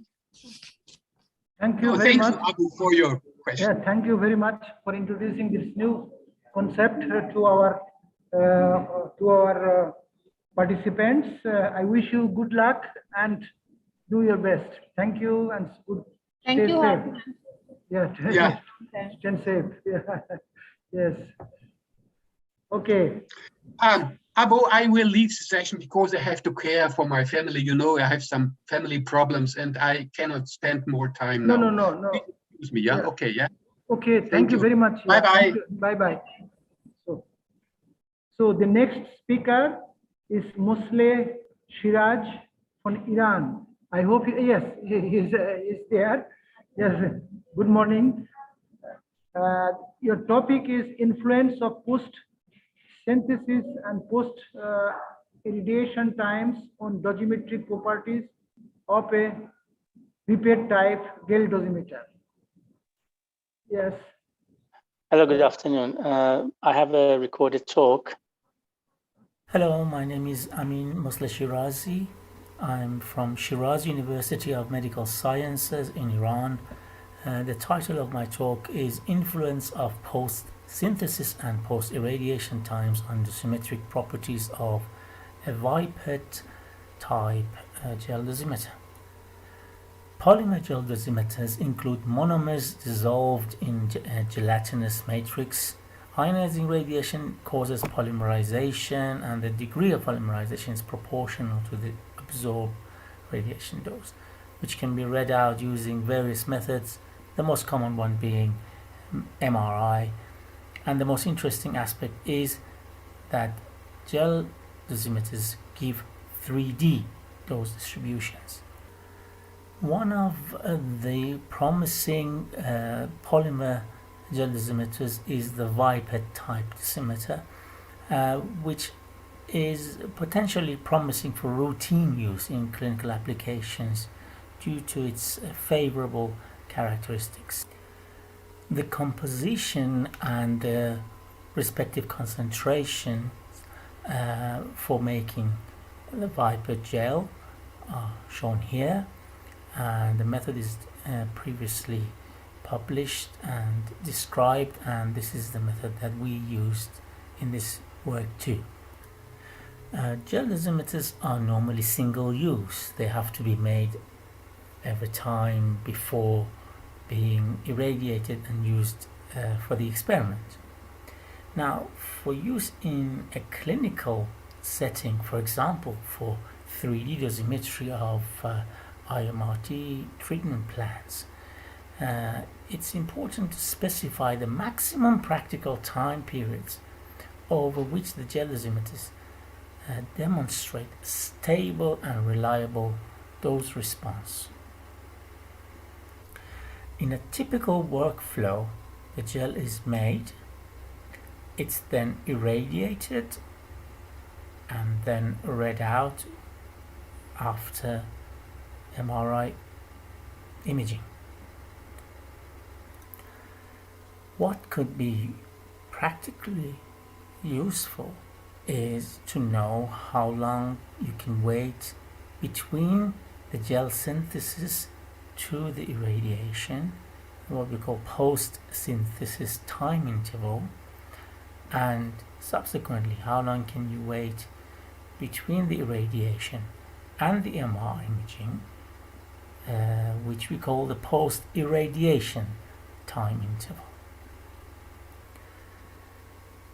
Elapsed time can cause aging in the gelatin matrix, depolymerization, degradation, etc. can occur, and these potentially can cause changes in the polymer gel symmetric characteristics over time. Now, our question is, how long can the post-synthesis be, and how long the post-irradiation can be over a few days period. The aim of this work is therefore to assess the medium-term dosimetric characteristics of the Vipet gel dosimeter. So here's an overview of the methodology. For up to 6 gray delivered dose, we studied both the global dose response and reproducibility in terms of mean dose over uniform dose area, and also the spatial integrity of the dose distribution, i.e. the positions of specific isodose levels in a high dose gradient, i.e. the penumbra region. We also then studied the stability of these global and spatial characteristics for up to 9 days post-synthesis or post-irradiation times in fairly short intervals of 3 days, which is shorter than a few other studies done on this gel. Here is the overall timing diagram for synthesis, irradiation, and MR imaging. As you can see, we have here 1 day, 3, 6, and 9 days post irradiation, following 1 day of synthesis, and then we also have 1, 3, 6, and 9 days post synthesis, with the imaging being done the next day. We irradiated the gel vials using a 6 MV photon beam of a radiotherapy LINAC. The vials were placed in a water-filled Perspex Phantom with the center at 4 centimeters depth in the Phantom. We used a narrow letterbox type field size so that we could catch both penumbras on both sides within the length of the gel vial, and we gave a dose range between 1.5 and 6 gray. Some of the details on MR imaging given here. The T2 weighted images were processed to compute R2 maps using a code written in MATLAB. Here are some dose response relationship results for different time intervals, both on the left for post-synthesis and the right for post-irradiation times. You see fairly similar, mostly similar trends, and a linear relationship can be observed. Here are results for dose sensitivity and R0 values as compared with 3 previous other reports. Our results are close but slightly different to the other studies, which may be mainly due to the more focused dose range that we have used. Here's an example of data on spatial stability of dose distributions. Here you can see this edge for the penumbra and also this other side here. We made some averaging in the vertical direction, as you can see here, to smooth out the curves, and you can see that different days are pretty much overlapping each other, except from the 9th day, which is a little bit different. To quantify any variations in the high dose gradient regions, we looked at the 80, 50, and 20% isodose levels, and also the penumbra width between the 20 and 80% doses. And through this 9-day period, the variations were typically less than 1 millimeter. Here's a summary of the main results. Throughout the studied period, we found the global dose response to be linear up to a 6 gray dose, and reasonably reproducible in terms of dose sensitivity and offset values, where the standard error of measurement SEM values were quite low, and also found satisfactory spatial stability of the dose distribution in the penumbra regions. To summarize, we assessed the dosimetric properties of the VIPER gel dosimeter over 9 days, studied the stability of the measured dose distribution both in terms of positional and magnitude, and measured the time trends both after gel synthesis and following its irradiation. We found acceptable robustness of its characteristics as a 3D dosimeter over this time, and we therefore conclude that the findings offer some flexibility in terms of the timing of gel synthesis, irradiation, and imaging during use in clinical practice, for example, for 3D dosimetry of IMRT. Here are our acknowledgements, and I thank you for your attention. Thank you, Dr. Muslim Shirazi. Your excellent talk is very convincing, your result. And 3D dosimetry for IMRT is also takes the daily practice. If anybody had question, please put in the chat box, and we will do some question answer session, maybe some points, and please put your question in the chat box. Thank you for coming, and please stay with us. Thank you. Thank you very much.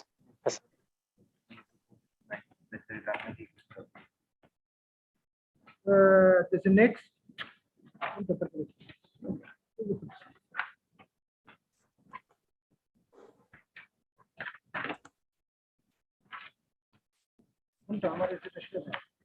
So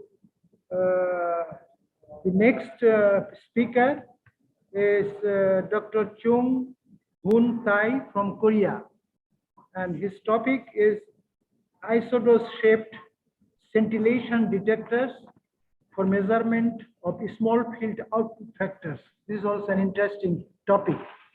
Yes, Dr. Chung. Yeah. Yes, I will talk about the isodose-shaped scintillation detectors for measurement of small field output factors. Today, I will focus on gamma knife only, but the contents can be applied to any other small field devices such as a cyber knife. As you may know well, gamma knife has 3 types of collimators: 4mm, 8mm, and 16mm collimators, and these are all small fields. In 2017, IA published an International Code of Practice for Reference and Relative Dose Determination, including a gamma knife.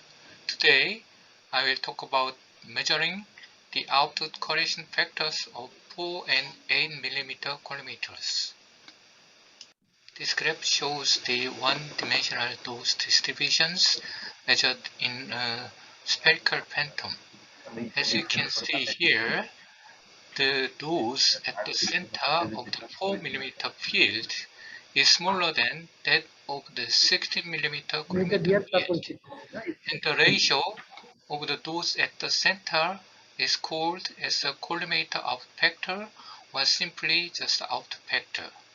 The LGP, the treatment planning program, use these values as their standard. This figure shows the measured output factors since 2008 to 2015 for 4mm and 8mm fields. It's not easy to measure the output factors because they are small fields, and in a small field, the detector-output ratio is not the same as the output factor. Like this, the measured value ratio by a detector is not the same as the ratio of the dose at a center, dose at a point. In order to obtain the output factor from the detector-output ratio, we need a correction factor, and it is called output correction factor. TRS-483 provides output correction factors for several detectors. Actually, they are values published on this paper. TRS-483 does not recommend ion chambers for 4 mm fields, and the values for some diode detectors and diamond detectors are given like this for 4 mm and 8 mm. The reason why we need output correction factors is the relation from the dose to detector in a solid water phantom to dose to point water in a water phantom is not the same in the 4 mm field and 16 mm field. And we can get the output correction factors using Monte Carlo simulations, and TRS-483 obtained the output correction factors for 4 and 8 mm fields for liquid ion chamber based on Monte Carlo simulations. And I think these values should be verified. So we need to measure the output factors, but there are some problems in small field dosimetry, and the volume averaging effect is one of the major problems.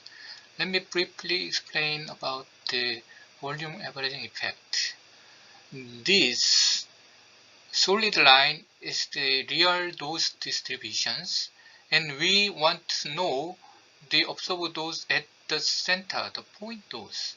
But when we use a detector with a finite volume, the value provided by the detector is the average dose inside the detector, and it is always smaller than the maximum point dose. This is volume averaging effect. In order to correct the volume averaging effect, we need another correction factor, so-called volume averaging correction factor. It is given as the ratio of the point dose to the mean dose. But we will see it is practically not possible to perform this integration for ordinary detectors. Let's start from the easiest one. When the field is much larger than the detector and it is uniform, then the dose at every point is the same, and there is no problem using the mean dose as the point dose. But in a small field, the dose values at each voxel are all different, so the mean dose cannot be the same as the point dose at the center. When we set a detector in this small field, we need a volume averaging correction factor. In order to calculate the volume averaging correction factor, we need to know this integrated value. It means the energy observed to this detector.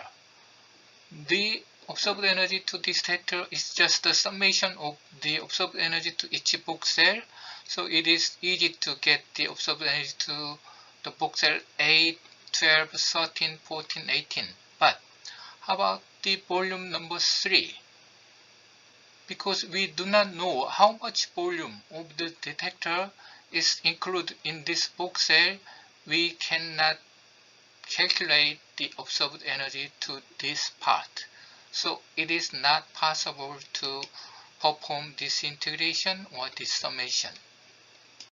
But if we make a detector in the shape of each voxels, like this green area, it is easy to obtain the total observed energy to this detector.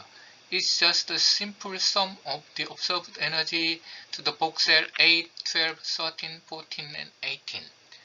And the volume averaging correction factor is just simply the ratio of the observed energy to the central voxel to the mean observed energy to the voxels. So we made the isodose shaped scintillation detectors as the shape of the dose distribution of a gamma knife using a 3D printer. There are two types of detectors. ISS-1 corresponded to 97.2% isodose surface, and ISS-2 corresponded to 95.6% isodose surface. And this picture shows the actual detectors. So we could easily obtain the volume average correction factors using gamma knife dose distributions for the 4 mm and 8 mm. To make it sure, we also performed our own Monte Carlo simulations and obtained a similar result. We used LGP values in the following analysis. This figure shows the measurement system. ISS is here, and it is connected to optical fiber, and finally the PMT collects the charge from the ISS. We measured the output factors of gamma knife at Seoul National University hospitals using 5 ISS-1 and 5 ISS-2. We also measured the output factors at 7 gamma knife sites using 1 ISS-1 and 1 IS-2 and 1 PTW diamond detector. The left figure shows the detector output ratio of 5 scintillators, ISS-1 and ISS-2. You can see we can get the consistent results from each samples. In the right figure shows the detector output ratios measured at 7 GK sites for ISS-1, ISS-2 and diamond detectors. You can see there are some dose rate dependence on every detectors here. These are the final results of our measurements. The output factor for the 8mm collimeter here are actually same as that of the LGP value, but the 4mm collimeter values like this are a little bigger than the LGP values. So the collimeter output factors determined in this study here are similar to the recent result of the liquid ion chamber and diamond detectors and scintillator detectors. In conclusion, we could precisely measure the collimator output factors of GK using isodose-shaped scintillation detectors. The 8mm output factor agree with LGP and other detectors, but the 4mm output factor seem to be little bigger than that of red cell gamma plane. This is the end of my presentation, and thank you for your attention. Here are our teams. Thank you again. Thank you so much, Dr. Sung Hwan Tai, for your excellent presentation. You have really tried to solve the problems by applying TRS 483. Yes, it is a very good manual, I think so. And you have solved this problem of gamma knife. I have not seen any questions till now. Please stay with us.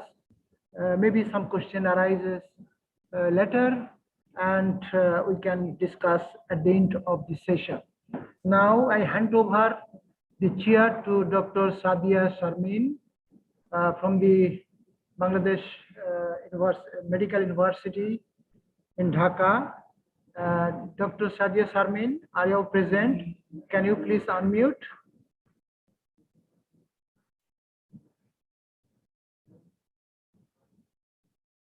Hello, Dr. Sadia Sharmin. Are you present?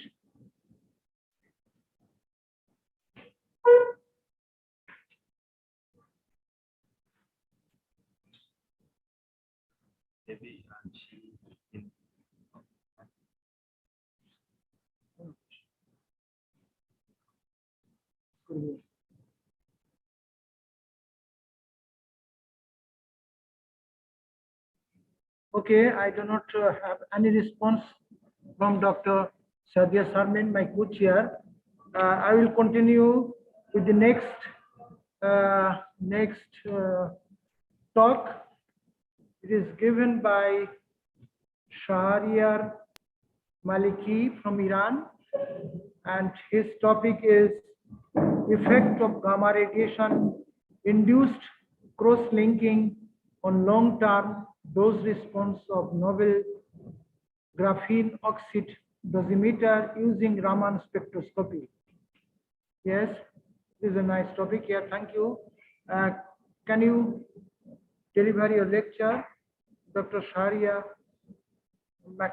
Maliki? Yes, please. Hello, everyone. I'm Dr. Shahriar Maliki. PhD of Nuclear Physics at Nuclear Science and Technology Research Institute of Iran. At first, I want to express my deepest appreciation of all organizers of this international Congress for giving us the opportunity to present our research work. The title of this presentation is Effect of Gamma Radiation-Induced Cross-Linking on Long-Term Dose Response of Novel Graphene Oxide Dosimeter using Raman Spectroscopy. This work is part of a master's thesis by Ms. Nessa Ebrahimi from Islamic Azad University of Arsanjan under the supervision of Dr. Mohammed Amin Hosseini from Shiraz University of Medical Sciences.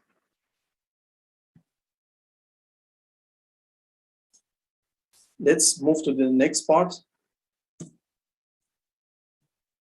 of this presentation.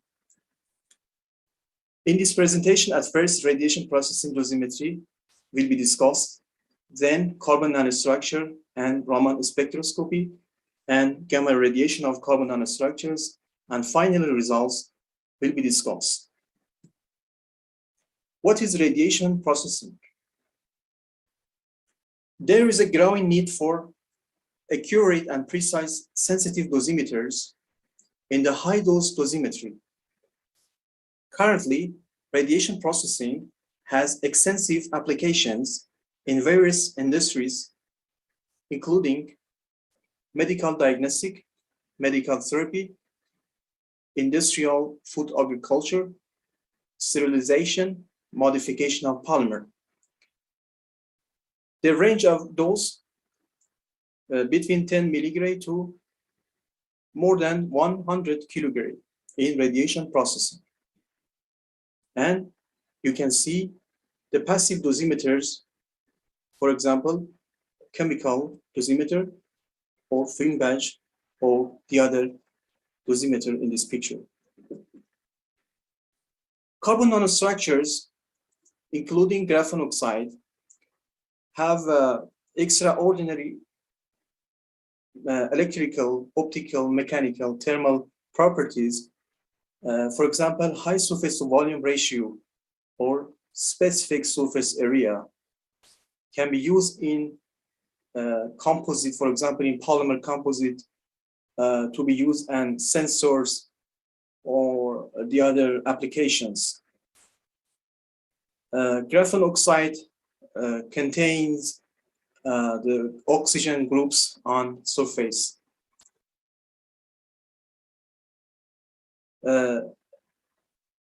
Let's move to the next part for explanation about the Raman spectroscopy. Raman spectroscopy is the only probe for gaining the structural information from the vibration of carbon atoms arranged in a carbon nanostructure material.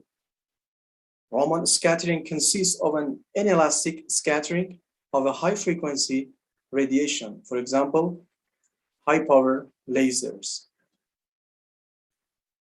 There are two main bands versus wave number in Raman scattering of carbon nanostructures.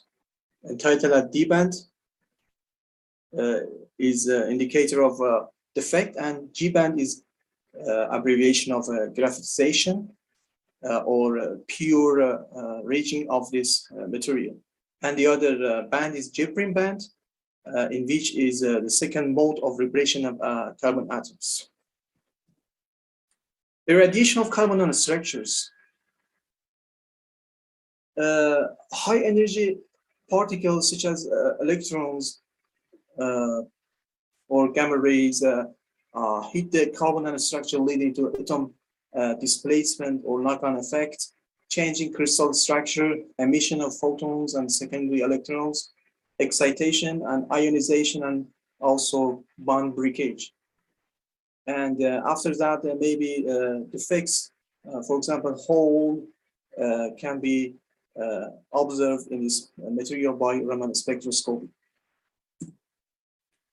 But the background of this research is originated from the research by Kim and et al., in which in 2011 investigated the Raman spectroscope of irradiated multi-wall carbon nanotube in different gamma rays from 10 kilogray to 30 kilogray.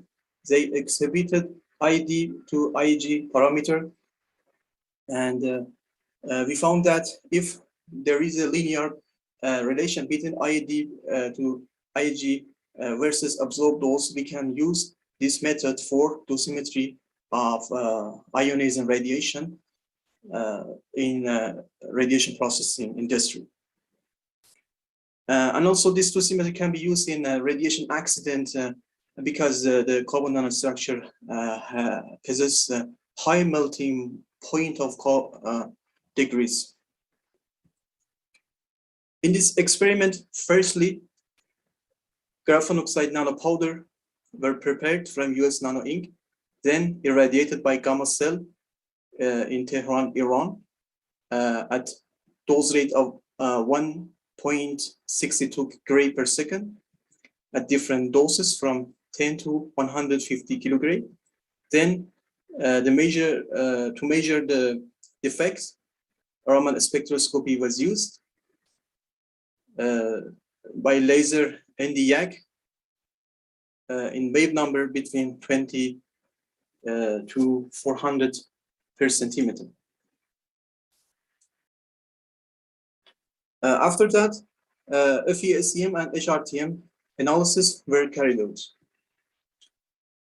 In this picture, you see FESEM or field emission scanning electron microscopy for different samples from 0 kilogray to 50 kilogray.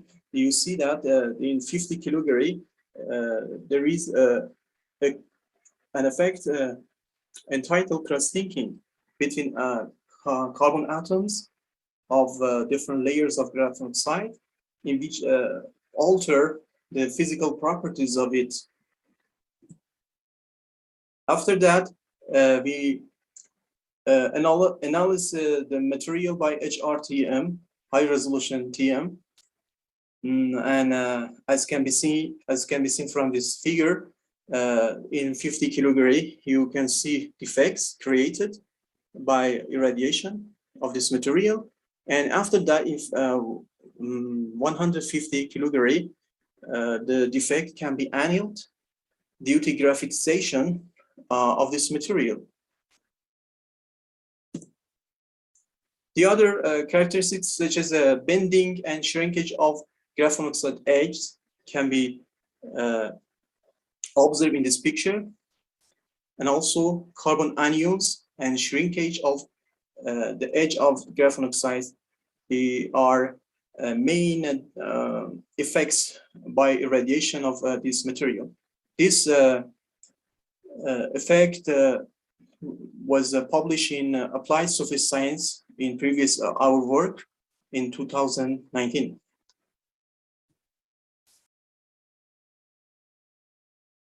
At this figure, you can see the different band, D band, G band, and G prime band in specific wave numbers. Because, and the other dosimetry characteristics, for example, linearity was measured, as can be seen from this figure.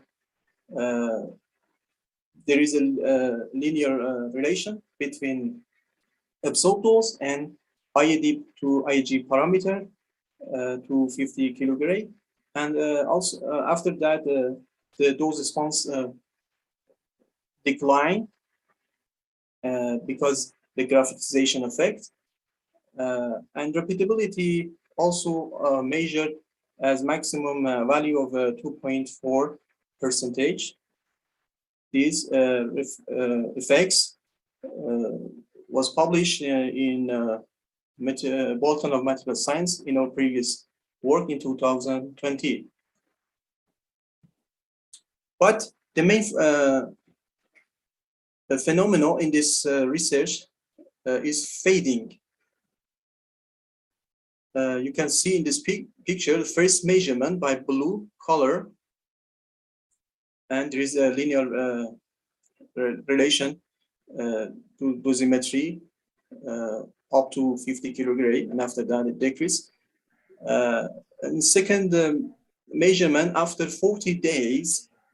Please hold your time, please. The Yeah. effect was different from the previous measurements because the oxidation of material and according to this table, as you see, for 0 kilogray, maximum fading was observed about 13%, and the minimum fading is due to sample irradiated at 80 kilogray.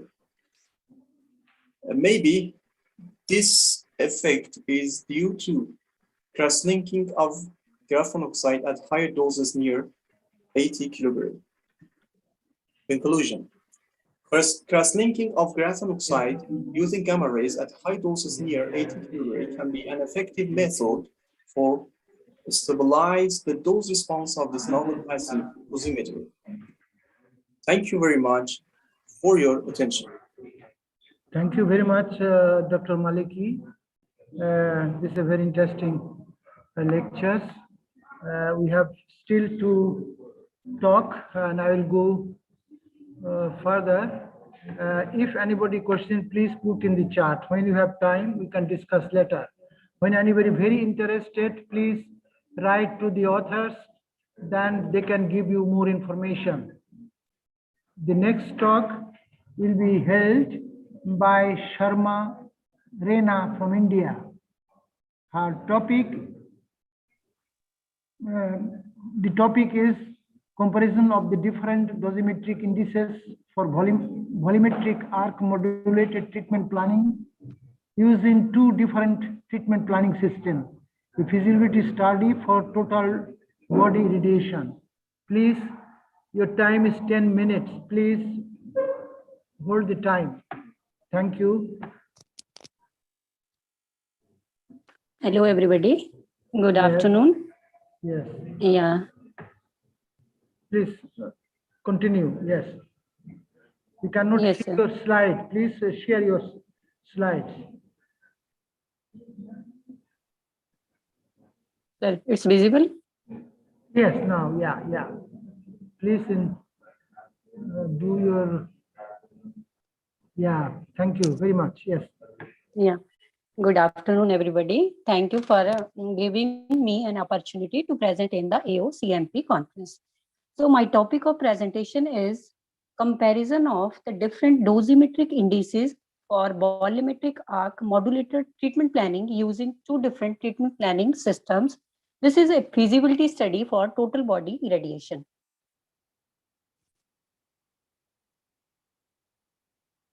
Total body irradiation is a special radiotherapy procedure and preconditioning regime for patients with hematological malignancies who undergo bone marrow transplant. Linear accelerator based total body irradiation using BMAT technique in our department started in 2015 using variant trilogy and Eclipse treatment planning system.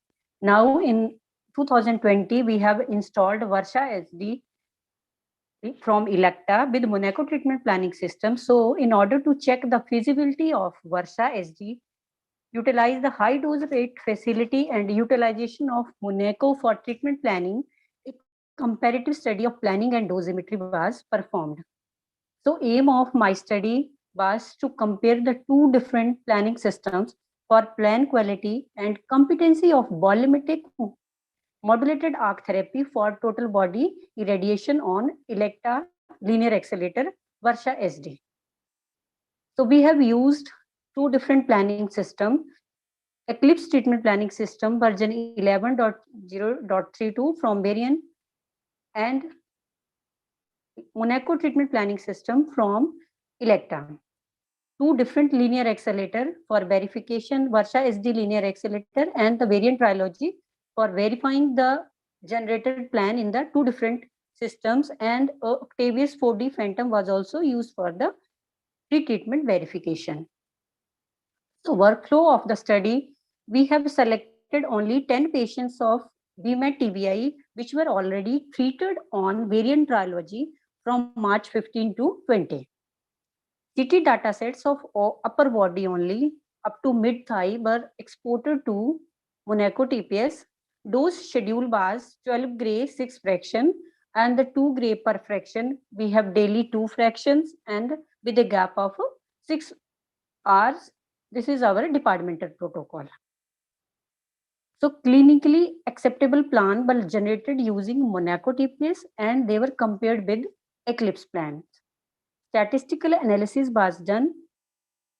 The different indices, homogeneity index, conformity index were calculated. Also the OARs, mean doses, monitor units, and the delivery times were noted.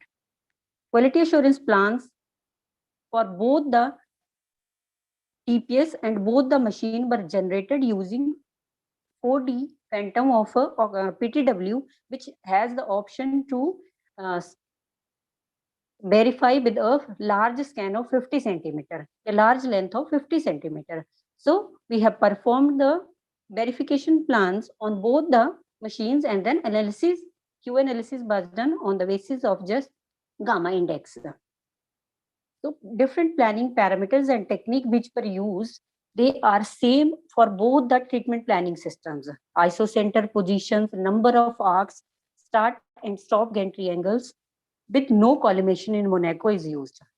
We have used the base or bias dose option of the planning systems to smoothen the dose at the junction of upper and lower body with a overlapping PTB of 5 centimeter. Monaco is a Monte Carlo based TPS and we have set the parameters with 3 mm grid and 1% dose calculation uncertainty. In case of Eclipse, that is using PRO3, Progressive Resolution Optimizer 3, and dose calculation was with the AAA algorithm. Organ at risk were brain, bilateral kidneys, lungs, and the mean doses should be less than 10 grays for all. So we can see from the figure, in the first figure, we can see we have set the different isocenter. One is at the neck region, another is at the chest region, abdomen, and the lower pelvic region. And the second figure, the sagittal portion is showing the 95% coverage of the PTV while sparing our brain, lungs bilateral and bilateral kidneys. We can see from the axial plane at the level of lungs and at the level of kidneys also. So this is our dose coverage received. This is the just color wash basically. So evaluation of the plans on both the TPS were evaluated using qualitative and quantitative. Qualitative means just watching the color wash on the isodoses curves only. This is a visual inspection basically, but quantitatively we have calculated the different indices, homogeneity index and conformity index. And the sum of the parameters were taken from the DVH. So PTV mean dose, maximum dose, doses delivered to 95% of the target, 90% of the target, body maximum dose along with the mean OAR doses were also compared and noted. So ICRU and RTOG homogeneity index formalism was used to calculate HI. PADIC conformity index was used to calculate the CI. Analysis of total monitor units, planning and dose delivery time were also noted. So our comparison results was divided into 3 different parts. One is on the basis of different indices. Another one is on the basis of OAR doses. And third part is on the basis of optimization and calculation time, monitor units and delivery time. So our results in case of indices, in the comparison of homogeneity index and conformity index CI 90 only, for both the TPS, we have found no difference in the dose coverage basically. But when we have analyzed the monitor units and CI 95, there is a statistically significant difference. This we can see from the this table also. Eclipse planning system, HI, CI 90, CI 95, and the monitor units, they were shown in this table. The variation of HI and CI-90 in both the treatment planning system were plotted, and we can see from this HI, this blue one is for the Eclipse, and this reddish one is, brownish reddish one is for the Monaco system. For one of the patient we have received, we have found one more difference in the HIs, but almost in all the other patients we have found almost equal, there is no variation. They are not statistically significant dose difference in both the treatment planning systems. On the basis of dose comparison, for the brain, there is no difference. The almost doses received, mean brain doses received by the treatment planning system, they were almost the same. But in case of lungs and kidneys, there is a statistically significant difference. On the comparison of optimization and calculation time, monitor units and delivery times, so we can we have found that optimization and dose calculation time in case of Eclipse is 2.5 to 3 times more than in Monaco. This is just a comparison for the two optimization. Monitor units comparison, the Monaco system has 3 times more MUs to be delivered than the Eclipse planning system, and this may be the difference due to the algorithm used for the calculation. Setup positioning and the delivery time, that is approximately in the first fraction it is 1 to 1.2 hours, and after the first fraction, second and more fraction, we have 30 to 35 minutes or 40 minutes, including 18 to 20 minutes beam on time. But there is no major significant beam on difference in both the systems, because Monaco uses 3 times more MUs, but at the same time Trilogy uses 3 times less, so the delivery time of both the machines is approximately equal. On verifying the results plans on the PTBW Octavius 4D Phantom, we have found that the Eclipse has passing rate more than 97%, and same for the Monaco. But on 3D analysis, we have found 98% in Eclipse and in Monaco 97.8. So approximately we have found the good analysis in good agreement in the calculated and planned doses, observed doses using the Octavius Phantom between the two treatment planning systems. So we have used here basically the compose option of the PTW Phantom, which has a large scan, for which has the option to measure the 50 centimeter large length of the treatment. The detector area is 26 by 26, but the system has the option to compose 2 different areas, and then it can measure up to 50 centimeter. So on conclusion, I can conclude that the plan analysis and dosimetry comparison showed the feasibility of BMAT TBI treatment on Versa SD Linac with the Monaco treatment planning system. Both the systems are capable of high degree of target dose conformity and critical organ sparing.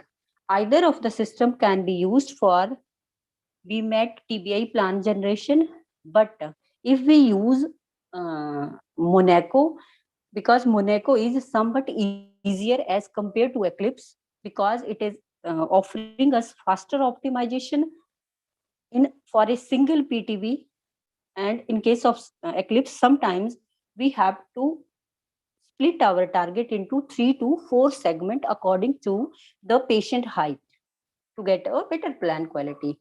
An elaborative clinical planning study for more number of patients is needed for the further scope of improved analysis in the future. Thank you for listening and your patience. Thank you, Dr. Sharma Reena, for your nice presentation. We have welcome, sir. No time, but still we give 5 minutes later for discussion. In any questions, yes, you will be ready to answer. Thank Yes, you. sir. Sure, sir. Yes, our last presentation with Shahriar Maliki once again. And this another topic is dosimetric properties of graphene oxide nanopowder after electron irradiation in the range of radiation and processing doses 20 to 2000 kilograms, high dose. Yes, it's very, very high dose. Okay, Dr. Maliki, please hold the 10 minutes time.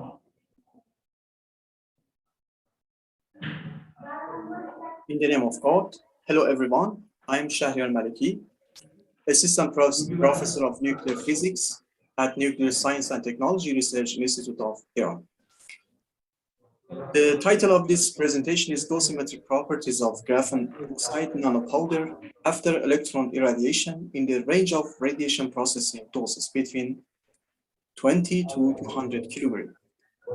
This work is extracted from master's thesis by Mr. Hamid Reza Zare from Islamic Azad University of Erzincan under the supervision of Dr. Muhammad Amin Hosseini from Shiraz University of Medical Sciences.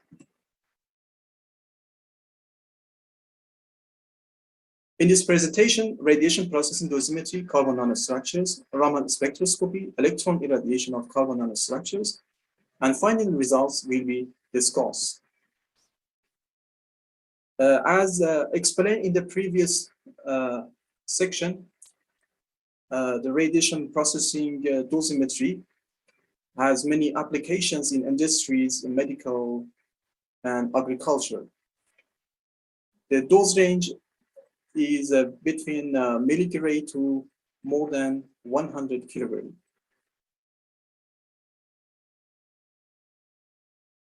Carbon nanostructures, due to extraordinary properties, for example, thermal properties, mechanical, optical, and electrical, can be incorporated in various matrices, for example, polymers, to be used as radiation sensors, radiation shielding materials, and the other applications. Graphene oxide is containing oxygen functional groups on surface of it. What is Raman spectroscopy?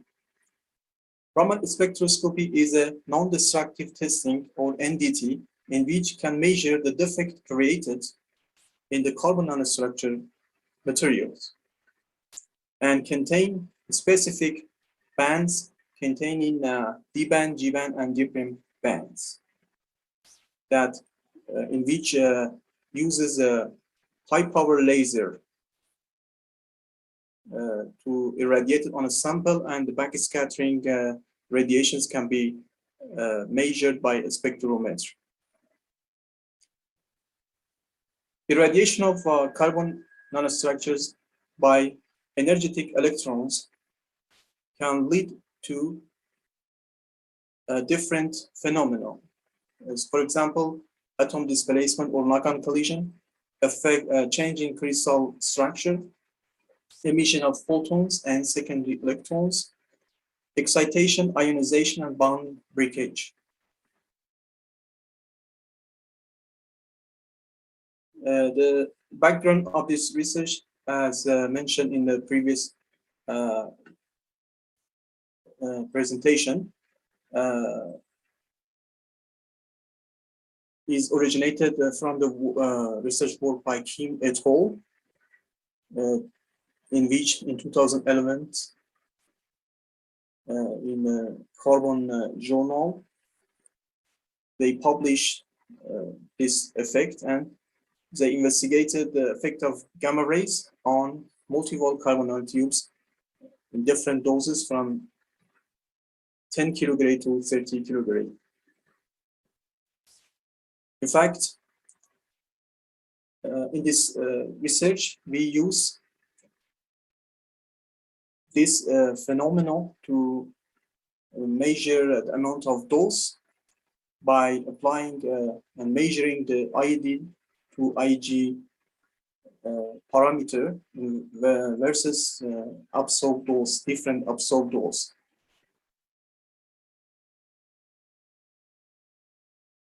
In this experimental work, electron irradiation is used, applying Rhodotron TT200 electron beam accelerator that the parameters is exhibited here. The main energy is 5 and 10 mega electron volts.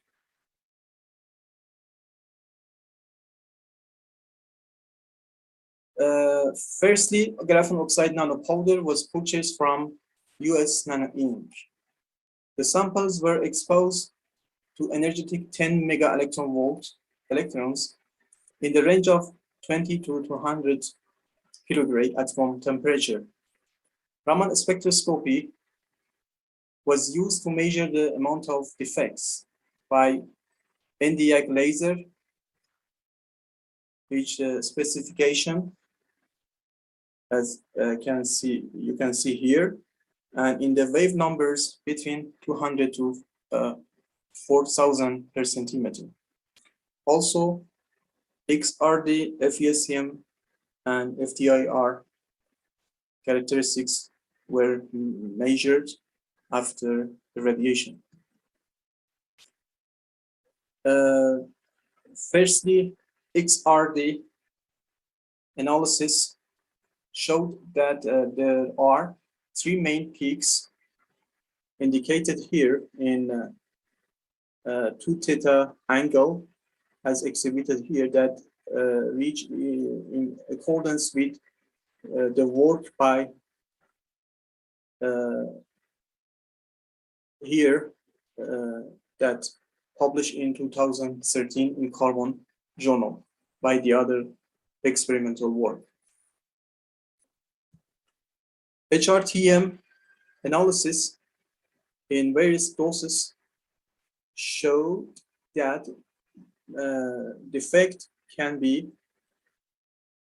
appeared after electron irradiation in 50 kilogray, and the results of HRTM for 100 kilogray samples showed that graphitization effect is predominant effect at higher doses because the annealing of defects is due to creation of thermal in atom carbons due to displacements of carbon atoms and vibration of carbon atoms. At this figure, you see the Raman spectroscopy of various irradiated samples at various doses from 0 to 200 kilogram. The D band, G band, and J band is specified here and are in accordance with the previous studies. At the left figure, you can see the electron beam irradiated sample, the parameter of IED to IEG versus absorbed dose in various doses can be observed.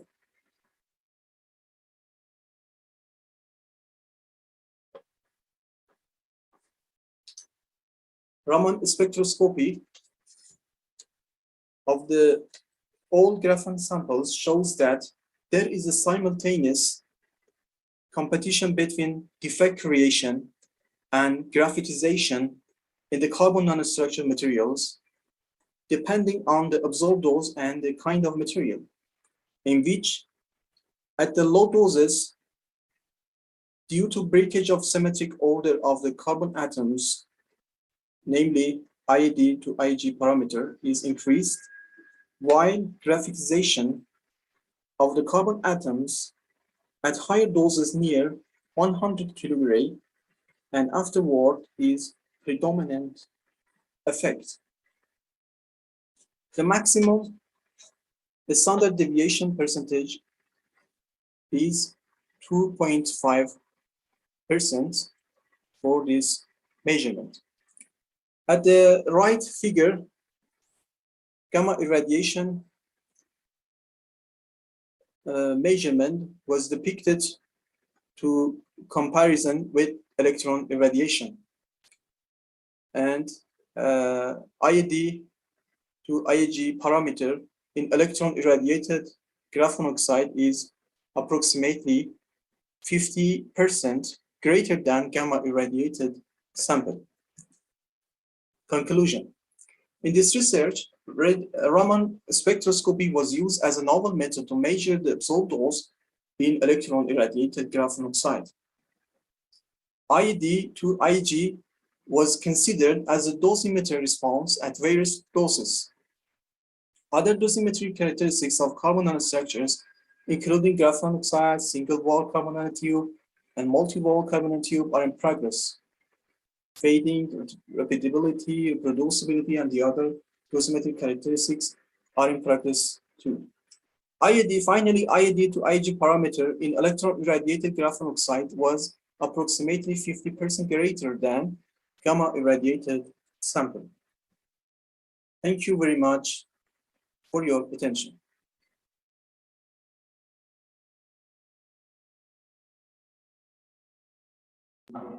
Thank you, Professor Maliki, for your excellent presentation. Is a research work. I have seen no question in the chat, so I will close this session by thanking you all participants. This is a nice dosimetry and quality assurance program. We have participants for all over the world, from Europe to Asia, and there is a very convincing lectures here, and new methods of dosimetry is also presented here. I think the participant has learned a lot. When anybody has questions, please contact to the authors directly or write us. We can connect you with the authors. Thank you, everybody, and stay safe. Thank you. Welcome, sir. Thank you so much. Thank you, Rena. Thank you. So I'll close this session, and the next session will be announced very soon. Yeah, thank you. Bye-bye. Thank you. Bye-bye. Bye-bye.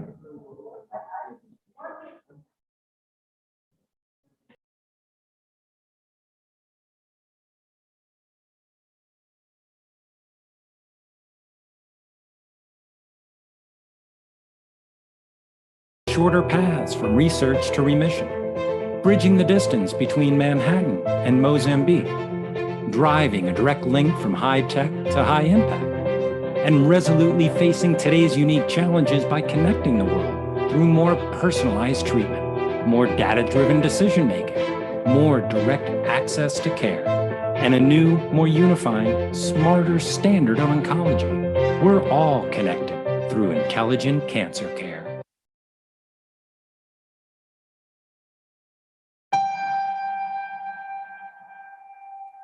We're not waiting for the future. We're creating it. Imagine radiation treatment that's easier, more efficient, and delivers therapies in record time without compromising on quality. Because quality of care is so important, there's innovative beam shaping technology, combined with 100% image guidance and patient positioning. This is a new way of thinking, a transformation designed to help more patients enhance their well-being and comfort in less time. Together with our customers, we've led radiotherapy innovation for years. Now we're creating its future.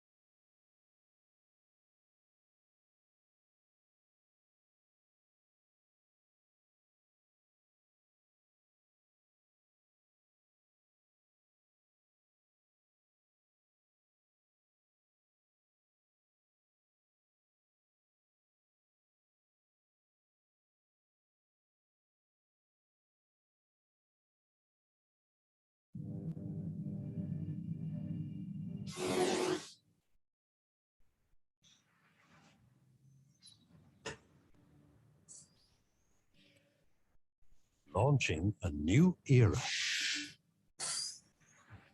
ETW Beam Scan, the new water phantom. Automated, wireless, fast.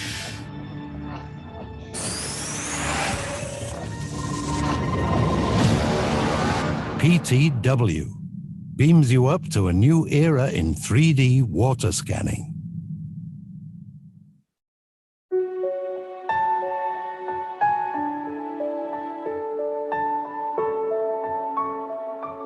I still remember that morning, the day I first set foot on the campus as a student.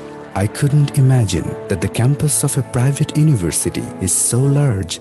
Yes, I'm talking about United International University. Built on 25 bighas of land, 30% is built-up area and 70% is open space.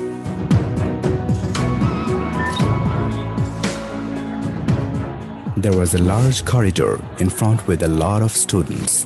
I went ahead with a surprised look.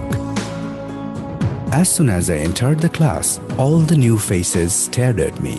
They were my university classmates. Sir entered the classroom, lesson started. The way of teaching was different. He explained everything in a simple way. Beyond theory classes, there were associated laboratory classes on different subjects. A large number of computer labs for meeting the needs of CSE students. Circuit lab, machine lab, digital lab, microprocessor lab, communication lab. All are equipped with modern setup for producing competent EEE graduates. Civil engineer labs to prepare civil engineer students to design and build modern infrastructure. The robotics lab is the place for innovation and discovery in this era of fourth industrial revolution. In Advanced Intelligent Multidisciplinary Systems lab, researchers are exploring the application of IT in multifaceted domains including health sector. Center for Energy Research, CER, is dedicated to the research in producing clean energy. It is thus helping the country to combat against effects of climate change. It has modern servers and data centers of international standard to keep the campus live online without interruption for a second.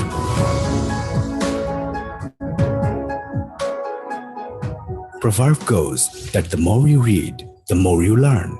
There is a spacious library stuffed with so many books and a pleasant, calm environment for serious reading.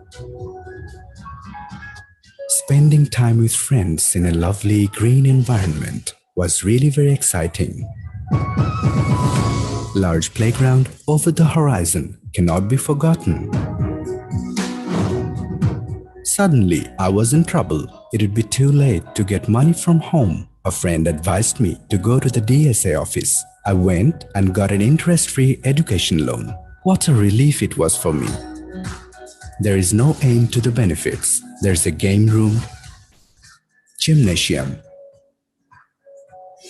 nice canteen, large auditorium, plenty of benefits. Is it possible to pass without good results? So, study, study, and study. I got scholarships several times along with many of my classmates. The wheel of success of this organization is moving forward under the leadership of our Honorable VC Sir, Professor Dr. Chaudhry Mafizur Rahman. And that's why United International University has been accredited by ACBSP, IEB, CIMA, and has been ranked in Asia by QS. The main secret behind this is the quality of education and all the modern facilities. Time passes by. A special day comes. I got the certificate of graduation from the Chancellor. Today, during my busy schedules at work, even though I'm far away, I still remember the key contributor of my success, the United International University. Today, graduates of United International University are working successfully in home and abroad, bearing the flag of this noble institution. United International University. Quest for excellence.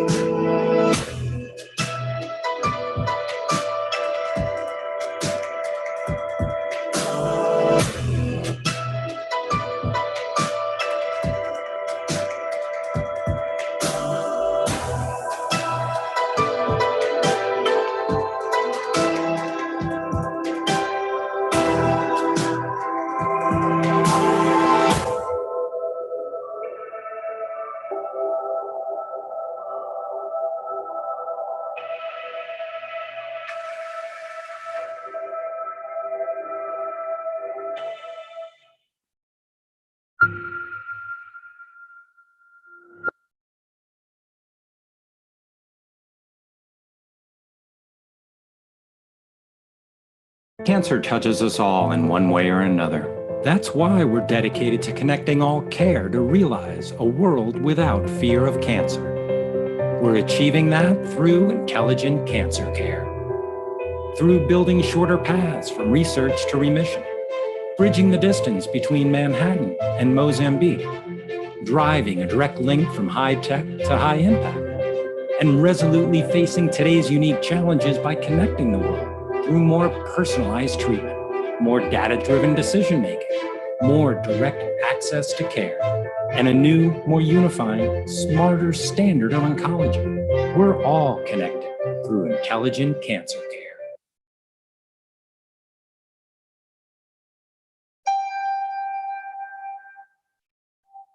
We're not waiting for the future. We're creating it. Imagine radiation treatment that's easier, more efficient, and delivers therapies in record time without compromising on quality. Because quality of care is so important, there's innovative beam shaping technology, combined with 100% image guidance and patient positioning. This is a new way of thinking, a transformation designed to help more patients enhance their well-being and comfort in less time. Together with our customers, we've led radiotherapy innovation for years. Now we're creating its future.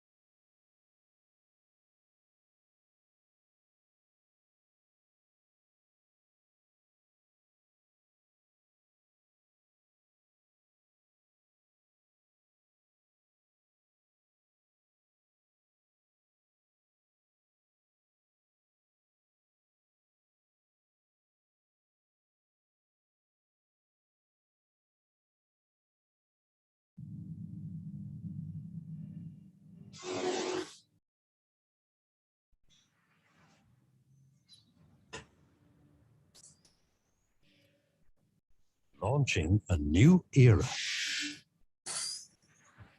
PTW Beam Scan, the new water phantom. Automated, wireless, fast.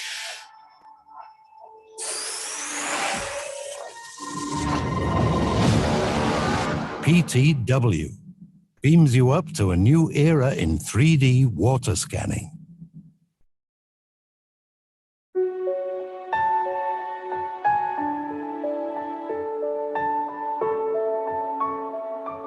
I still remember that morning, the day I first set foot on the campus as a student. I couldn't imagine that the campus of a private university is so large. Yes, I'm talking about United International University. Built on 25 bighas of land, 30% is built-up area and 70% is open space.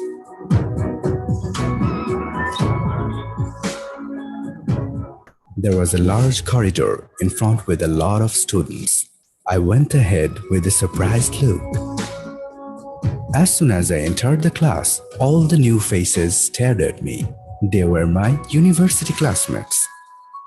Sir entered the classroom. Lesson started. The way of teaching was different. He explained everything in a simple way.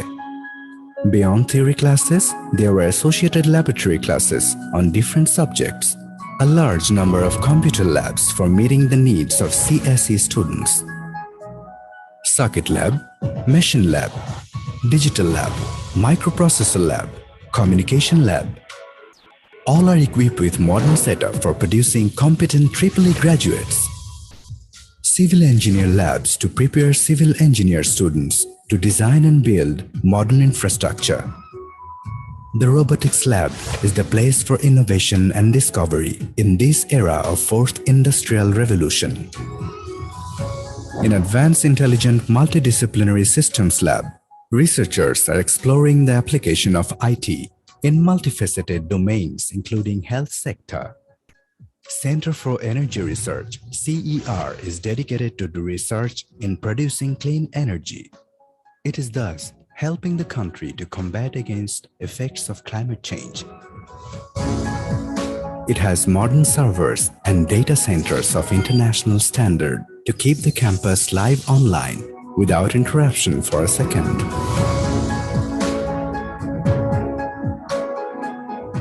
Proverb goes that the more you read, the more you learn. There is a spacious library stuffed with so many books and a pleasant, calm environment for serious reading. Spending time with friends in a lovely green environment was really very exciting. Large playground over the horizon cannot be forgotten. Suddenly, I was in trouble. It would be too late to get money from home. A friend advised me to go to the DSA office. I went and got an interest-free education loan. What a relief it was for me. There is no end to the benefits. There's a game room, gymnasium, nice canteen, large auditorium, plenty of benefits. Is it possible to pass without good results? So, study, study, and study. I got scholarships several times along with many of my classmates. The wheel of success of this organization is moving forward under the leadership of our Honorable VC Sir, Professor Dr. Chaudhry Mofizur Rahman. And that's why United International University has been accredited by ACBSP, IEB, CIMA, and has been ranked in Asia by QS. The main secret behind this is the quality of education and all the modern facilities. Time passes by. A special day comes. I got the certificate of graduation from the Chancellor. Today, during my busy schedules at work, even though I'm far away, I still remember the key contributor of my success, the United International University. Today, graduates of United International University are working successfully in home and abroad, bearing the flag of this noble institution. United International University. Quest for excellence.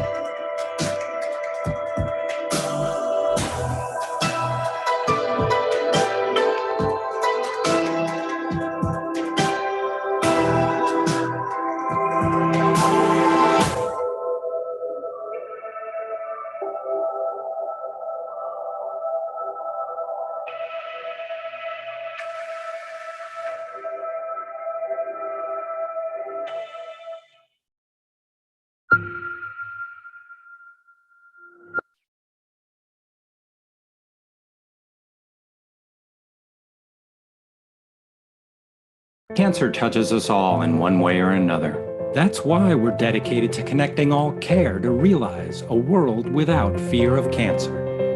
We're achieving that through intelligent cancer care. Through building shorter paths from research to remission, bridging the distance between Manhattan and Mozambique, driving a direct link from high tech to high impact, and resolutely facing today's unique challenges by connecting the world through more personalized treatment, more data-driven decision-making, more direct access to care, and a new, more unifying, smarter standard of oncology. We're all connected through intelligent cancer care.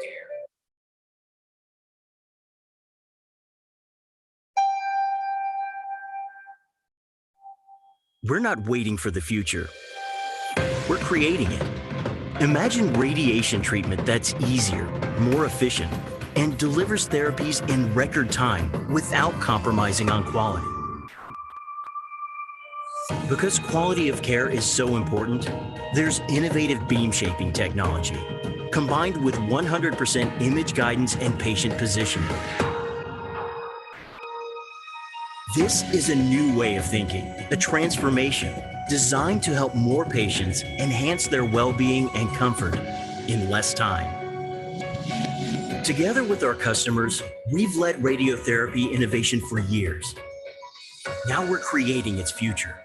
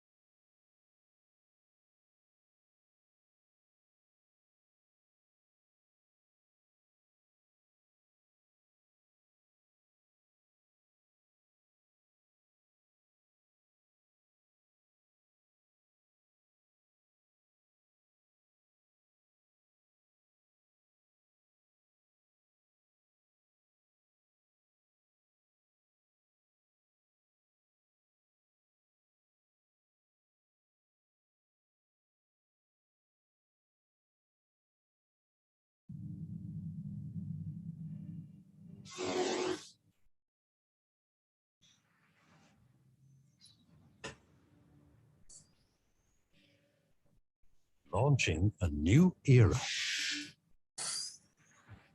PTW Beam Scan, the new water phantom. Automated, wireless, fast.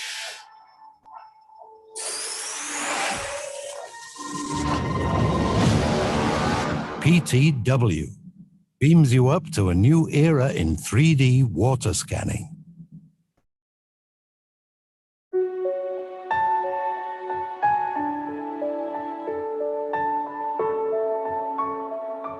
I still remember that morning, the day I first set foot on the campus as a student.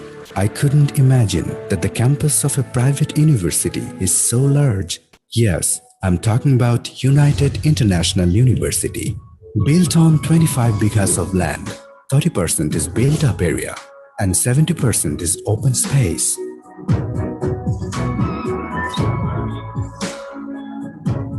There was a large corridor in front with a lot of students. I went ahead with a surprised look. As soon as I entered the class, all the new faces stared at me. They were my university classmates. Sir entered the classroom. Lesson started. The way of teaching was different. He explained everything in a simple way. Beyond theory classes, there were associated laboratory classes on different subjects. A large number of computer labs for meeting the needs of CSE students. Circuit lab, machine lab, digital lab, microprocessor lab, communication lab. All are equipped with modern setup for producing competent EEE graduates. Civil engineer labs to prepare civil engineer students to design and build modern infrastructure. The robotics lab is the place for innovation and discovery in this era of fourth industrial revolution. In Advanced Intelligent Multidisciplinary Systems Lab, researchers are exploring the application of IT in multifaceted domains including health sector. Center for Energy Research, CER, is dedicated to the research in producing clean energy. It is thus helping the country to combat against effects of climate change. It has modern servers and data centers of international standard to keep the campus live online without interruption for a second.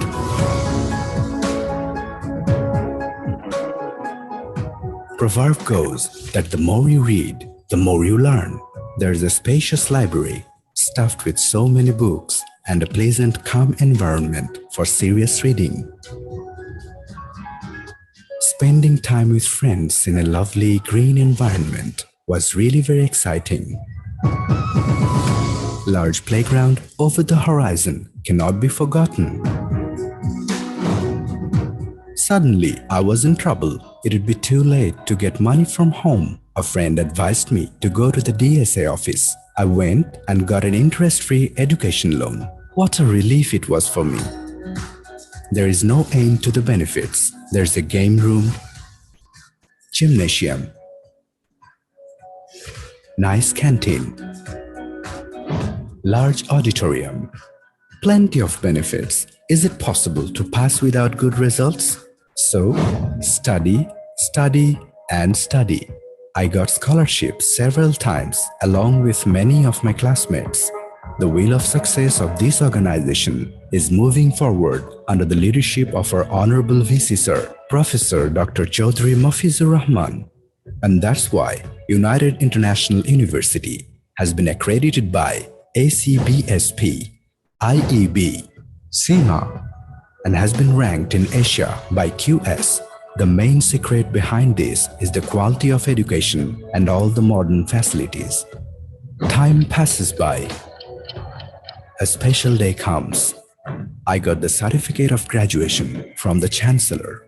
Today, during my busy schedules at work, even though I'm far away, I still remember the key contributor of my success, the United International University.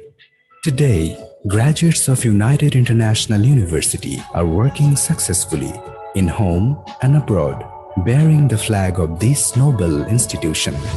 United International University. Quest for excellence.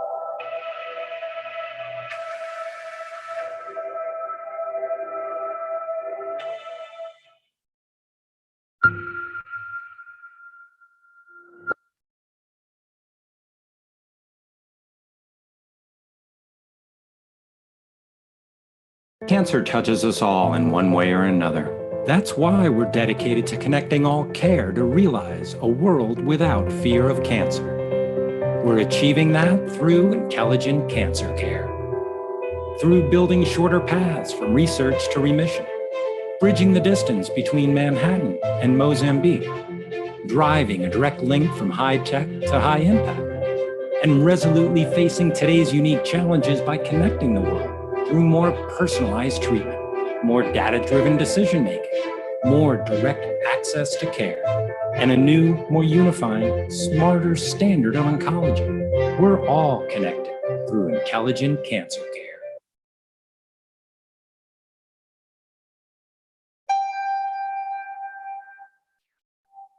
We're not waiting for the future.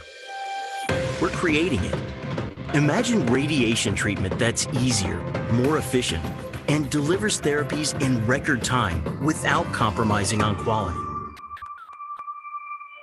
Because quality of care is so important, there's innovative beam shaping technology, combined with 100% image guidance and patient positioning. This is a new way of thinking, a transformation designed to help more patients enhance their well-being and comfort in less time. Together with our customers, we've led radiotherapy innovation for years. Now we're creating its future.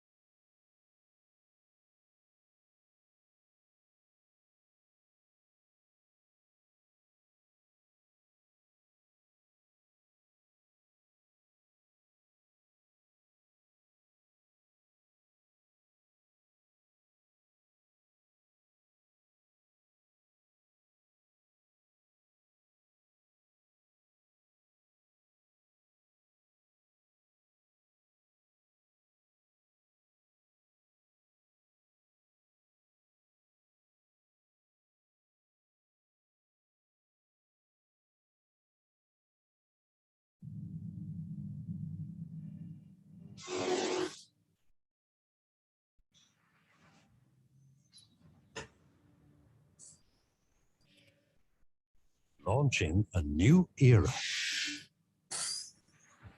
PTW BeamScan, the new water phantom. Automated, wireless, fast.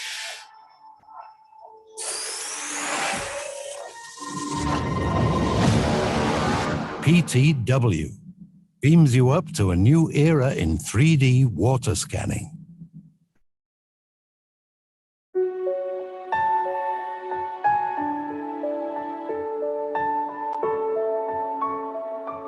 I still remember that morning, the day I first set foot on the campus as a student. I couldn't imagine that the campus of a private university is so large. Yes, I'm talking about United International University. Built on 25 bighas of land, 30% is built-up area and 70% is open space.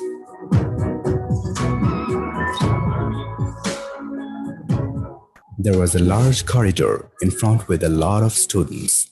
I went ahead with a surprised look. As soon as I entered the class, all the new faces stared at me. They were my university classmates. Sir entered the classroom, Lesson started. The way of teaching was different. He explained everything in a simple way. Beyond theory classes, there were associated laboratory classes on different subjects, a large number of computer labs for meeting the needs of CSE students. Circuit lab, machine lab, digital lab, microprocessor lab, communication lab. All are equipped with modern setup for producing competent EEE graduates. Civil engineer labs to prepare civil engineer students to design and build modern infrastructure. The robotics lab is the place for innovation and discovery in this era of fourth industrial revolution. In Advanced Intelligent Multidisciplinary Systems Lab, researchers are exploring the application of IT in multifaceted domains including health sector.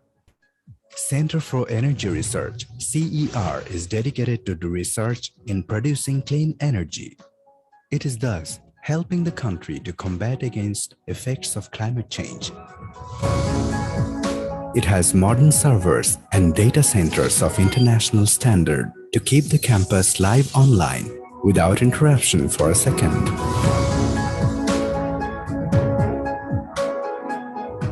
Proverb goes that the more you read, the more you learn.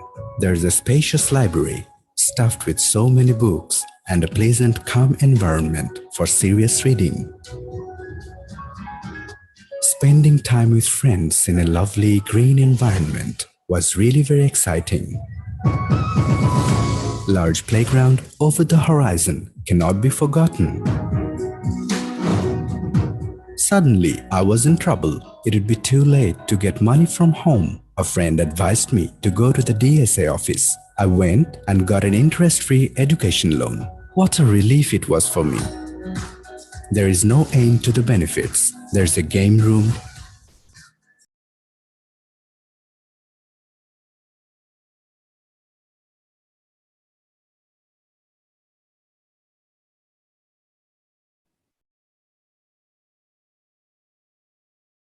Hello, everyone. Welcome to the 21st Asia-Oceania Congress of Medical Physics. This is the 5th session based on radiotherapy.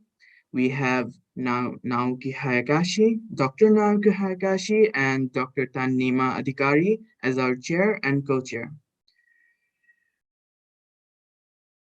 Our chair, Dr. Naoki Hayakashi, is an assistant professor of medical physics in the School of Medicinal Sciences, Fujita Health University. He was a visiting fellow, School of Medicine in University of Minnesota, medical physicist in Nagoya Radiosurgery Center in Japan in 2003 to 2009. And then in 2009 to 12, he was assistant professor of Fujita Health University in Japan.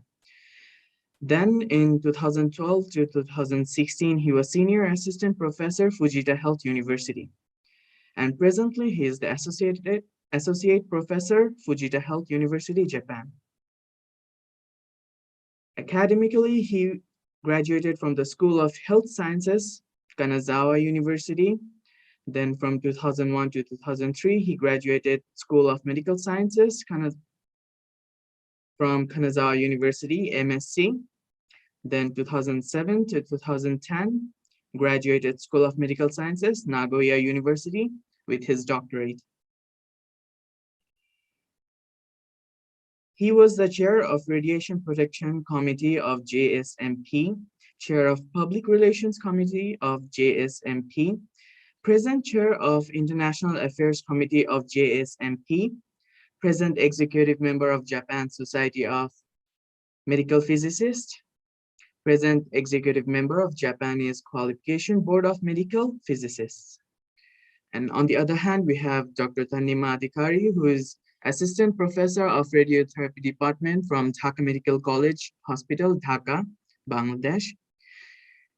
Her education includes FCPS in radiotherapy in January 2018 from College of Physicians and Surgeons, BCPS, MBBS in May of 2004, Sher Bangla Medical College, Borishal. Major subject was medicine, surgery, and obstetrics. Her professional experience include August 2004 to July 2005, 1 year experience of internship in Sher-Bangla Medical College Hospital, medical officer in the year 2006 to 2008 at Delta Medical College Hospital, medical officer at Gazipur Sub-Center, Maheshpur, Jenaidaha in 2008 to 2010, and then assistant surgeon at Shingar Upazila Health Complex and FWC Manikganj. Assistant Registrar, Radiotherapy Department, Dhaka Medical College Hospital, Dhaka, and then again Assistant Professor, Radiotherapy Department, Dhaka Medical College Hospital, Dhaka. These are our chair and co-chair. I now hand the session over to them. Thank you very much. Okay, thank you for a great introduction and inviting me as a moderator for this session. So I'm Naoki Hayashi, Associate Professor of Physics Health University, Japan. As a chair and Dr.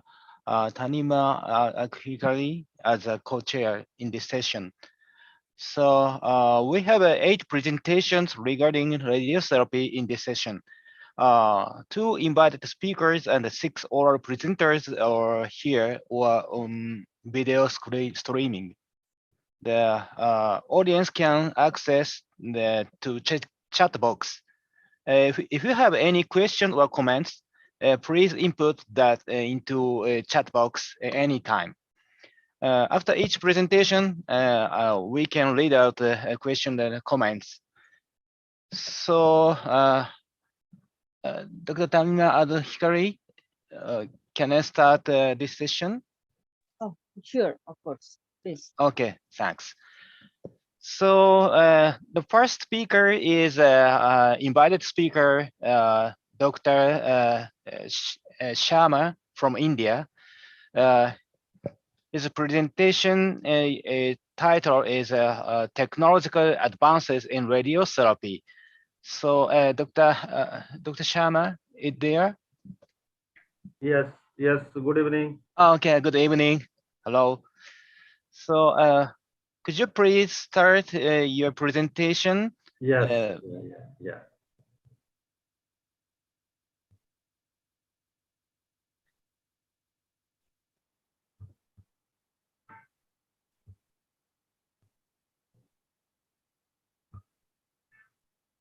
Can you see my slide?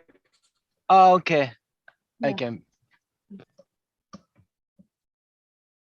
Okay, so thank you, chairpersons, and I also like to thank the organizing committee for giving me this opportunity. Through the lecture on technological advances in radiation therapy, I would like to give you a brief overview what is existing in the external beam therapy and how it and what are their flexibility for their clinical applications. So if we see the whole gamut of equipment, we find that there are varieties of equipment available to us. They can be broadly categorized in 2 categories. Some of the equipments are using radioisotopes for giving radiation beams, and some are using accelerators for giving radiation beams. So accordingly, we have medical teleisotope machines, which is of different versions. Some we call a standard telecoupled machine, which is Theratron, even Vavatron from India, a specialized telecoupled machine like Gamma Knife, and different versions, and super specialized telecoupled machine like the machines which has been produced by Vure. Then another group of accelerators are electron medical linear accelerator. Here also we have varieties of makes and models and varieties of capability. And third option is particle accelerator. Both proton and ion beam accelerators are available. So I will try to give some overview, what are their technical capabilities and how they are useful for the clinical use. Sorry.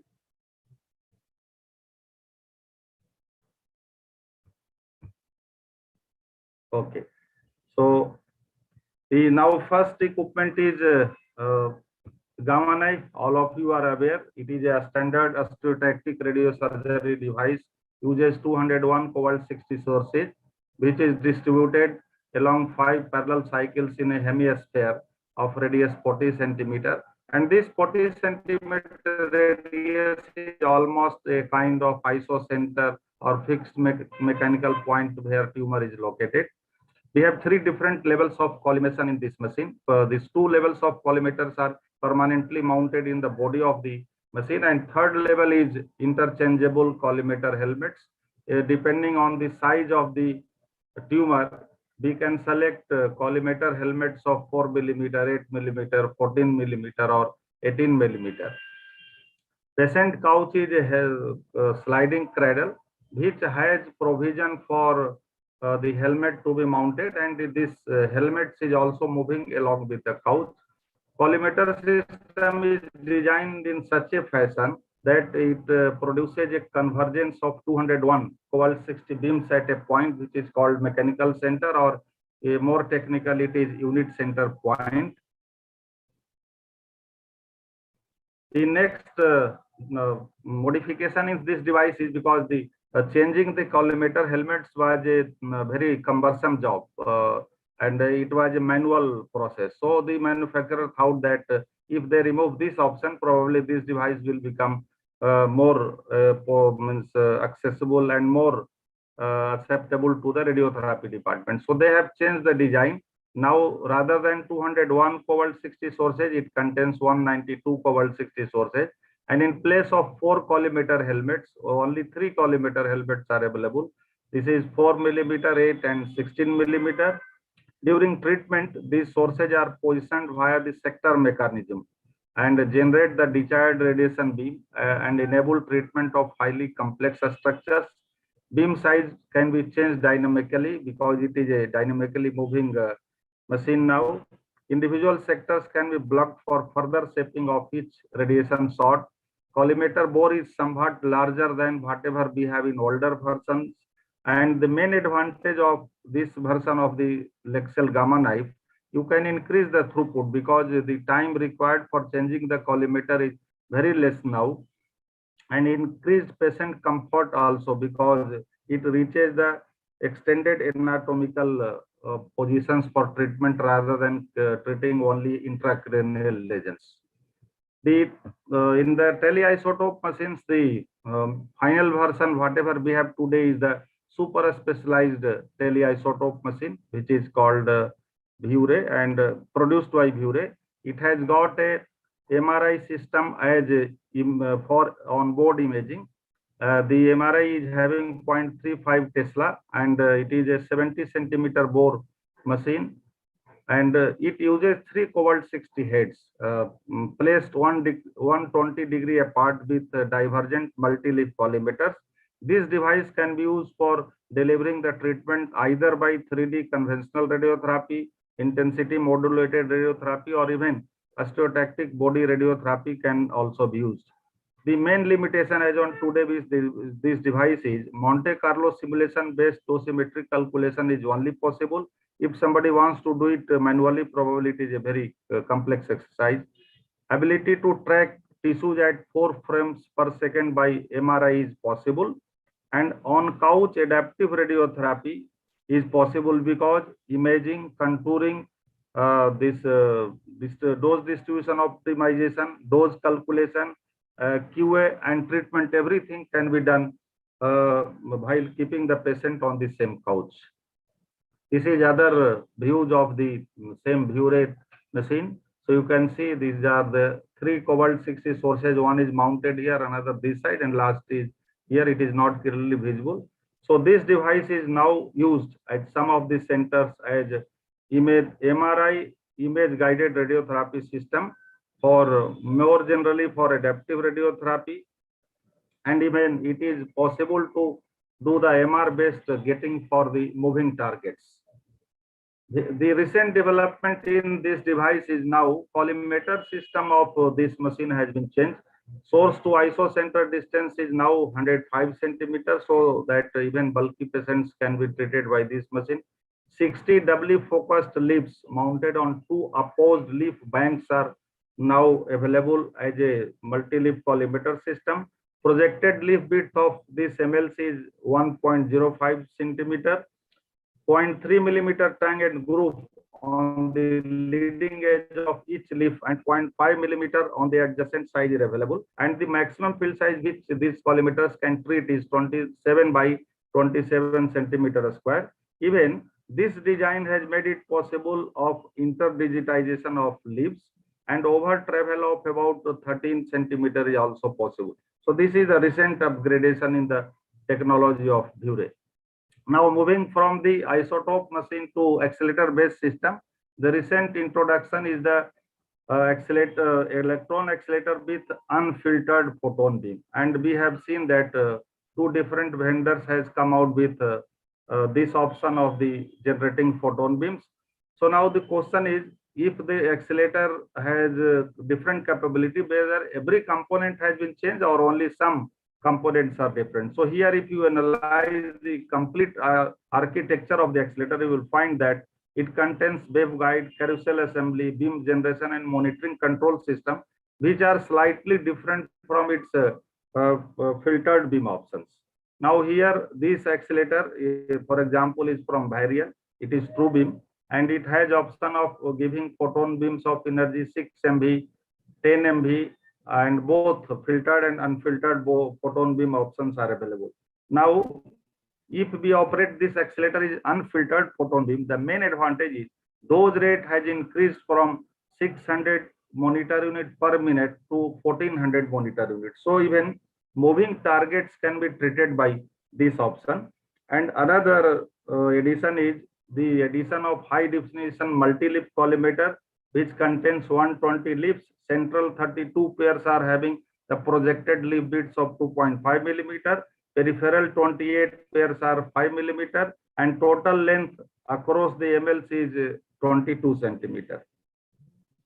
And now another difference among the filtered and unfiltered beam is the head scatter factor. So you can see that the variation of head scatter factor, output factor in air for triple F beam is about 1.5% for the field size up to 20 by 20. But in case of unfiltered beam, it was somewhat larger, even up to 6%. This is a major advantage because it simplifies the model which is required for those calculation in irregular field. And now with this option of the accelerator, collimator exchange effect is almost negligible. Even surface dose variation, naturally the surface dose in case of unfiltered beam is relatively larger, but variation of surface dose with field size is somewhat smaller. So one can model a fixed number or a fixed trend of the surface dose variation during dose calculation. The next and very recent addition in the armamentarium of the accelerator for radiotherapy is the MR guided LINAC. This MR guided LINAC is having now you can see this is the gantry of the LINAC, this is the MR system, and this is the accelerator, and multi-leaf collimator is also available. So this LINAC is introduced to improve delineation of the clear delineation of the tumors and soft tissues. MRA offers superior soft tissue contrast over CT scan. This is the basic philosophy of using MR over the CT scanner. So now clinician can see tumor more clearly and adapt the radiation dose while a patient is being treated. Escalated dose delivery to the tumor with high precision and effect, and the complete effectiveness is possible because the adaptive radiotherapy can be done by this machine. It could also reduce the number of treatment sessions because a dose escalation is possible, and provides more convenience for the patients. Treatment for all types of cancer and especially suitable for moving targets like cancer of lung, pancreas, liver, and upper abdomen are possible and by this device.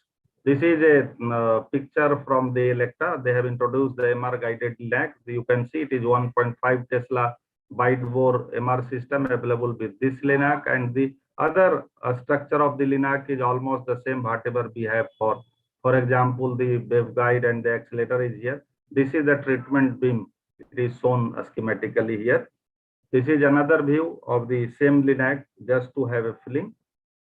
Now the next version of the LINAC in case of the MR guided LINAC is Meridian by Vure. So here also they use MR system as on-board imaging device.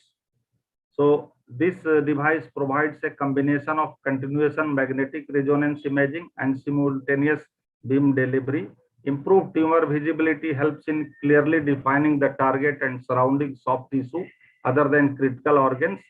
It is real-time adaptive radiotherapy device because one can see both the tumor and surrounding organs constantly throughout radiation delivery, allows to personalize the treatment and account for changes in the shape and location of the tumor and surrounding tissues using on-table adaptive radiotherapy. So now we are living in an era of personalized radiotherapy, where this device is very useful. It is possible to quickly respond to subtle anatomical changes observed on a daily basis and reshape the dose to match the current contours of the tumor. So this is the possibility using this device, which is one of the very important components, and it's a very important capability for radiotherapy.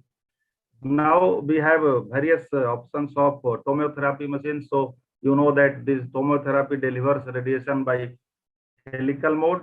A 3 MV accelerator is used for imaging and 6 MV accelerator is used for delivery of treatment mainly by IMRT. Source to rotation center distance is typically 85 centimeter and source to detector distance is about 145 centimeter in this device. This device uses a binary multi-leaf collimator which contains 64 leaves.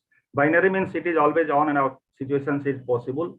So dose is delivered in helical fashion. Beam stopper is also available, which minimizes the requirement for shielding of the bunker. These are cutaway view of the accelerator. You can see it contains many components and main components are 6 MV photon beam, but it does not have capability of giving you electron beam.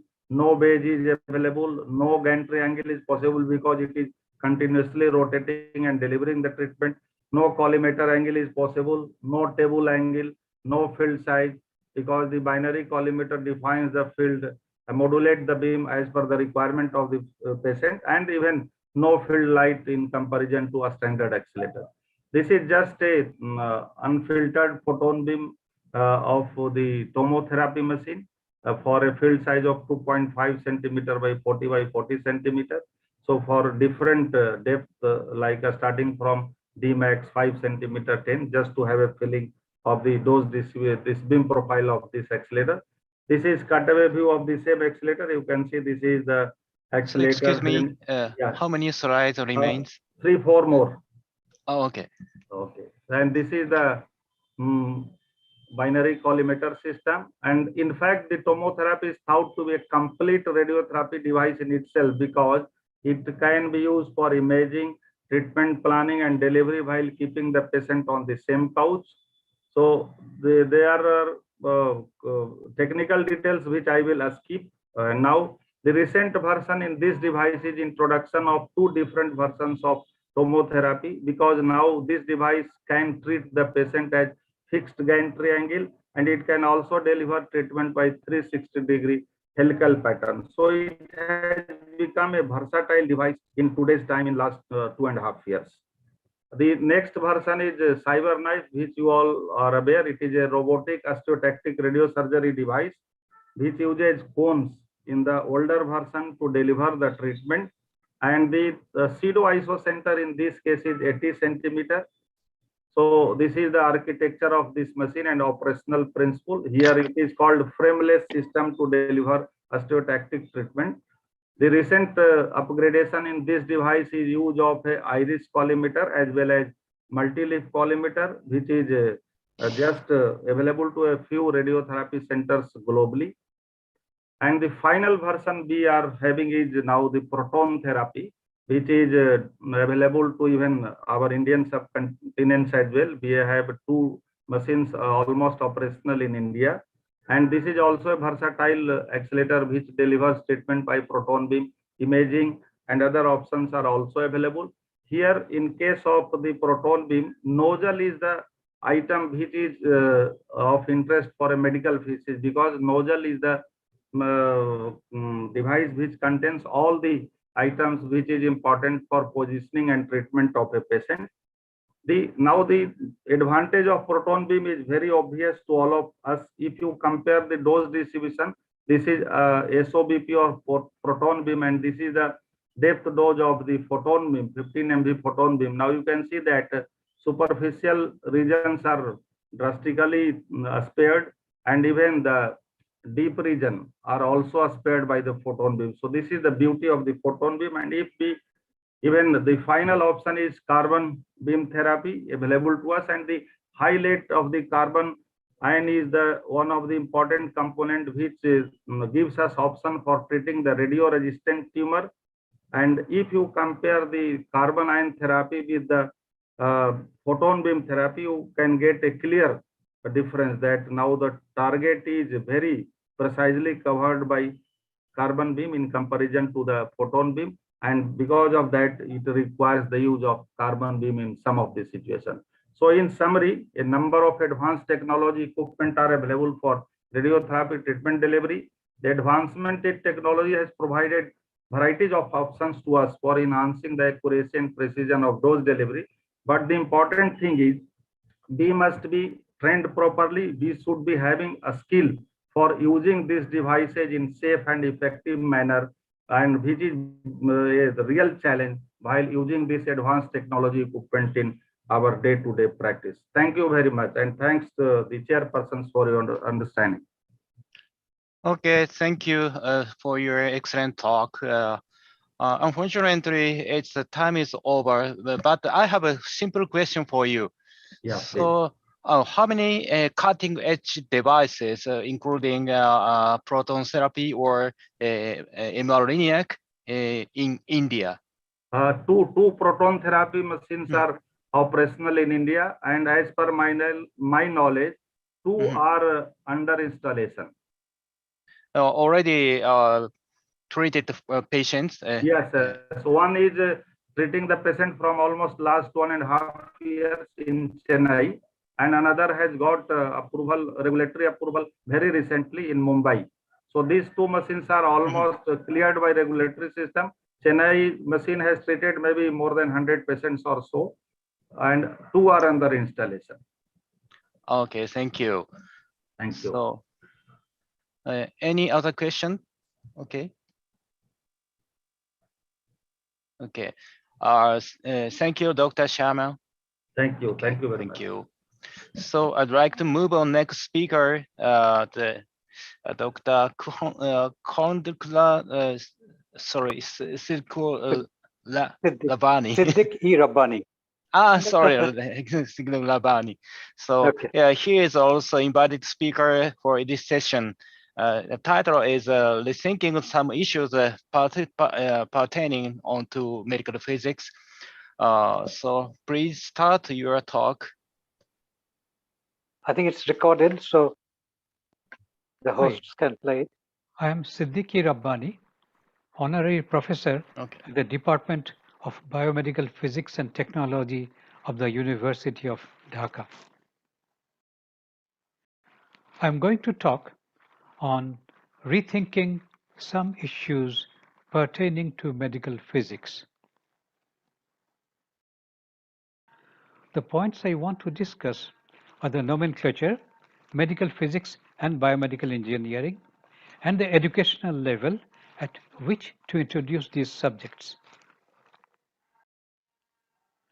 So, coming to the nomenclature, medical physics versus biomedical engineering essentially puts us in line with the science versus engineering argument.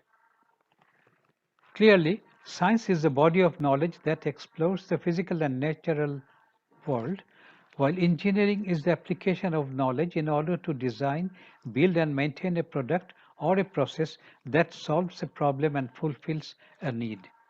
In turn, scientists rely on the innovations that engineers design to further their research, for example, microscopy, X-ray, CT, and MRI. However, there is a confusion. If you can see, if you go through the Wikipedia definitions, medical physics is defined as a profession, not a subject, which deals with the application of the concepts and methods of physics to the prevention, diagnosis, and treatment of human diseases with a special goal of improving human health and well-being.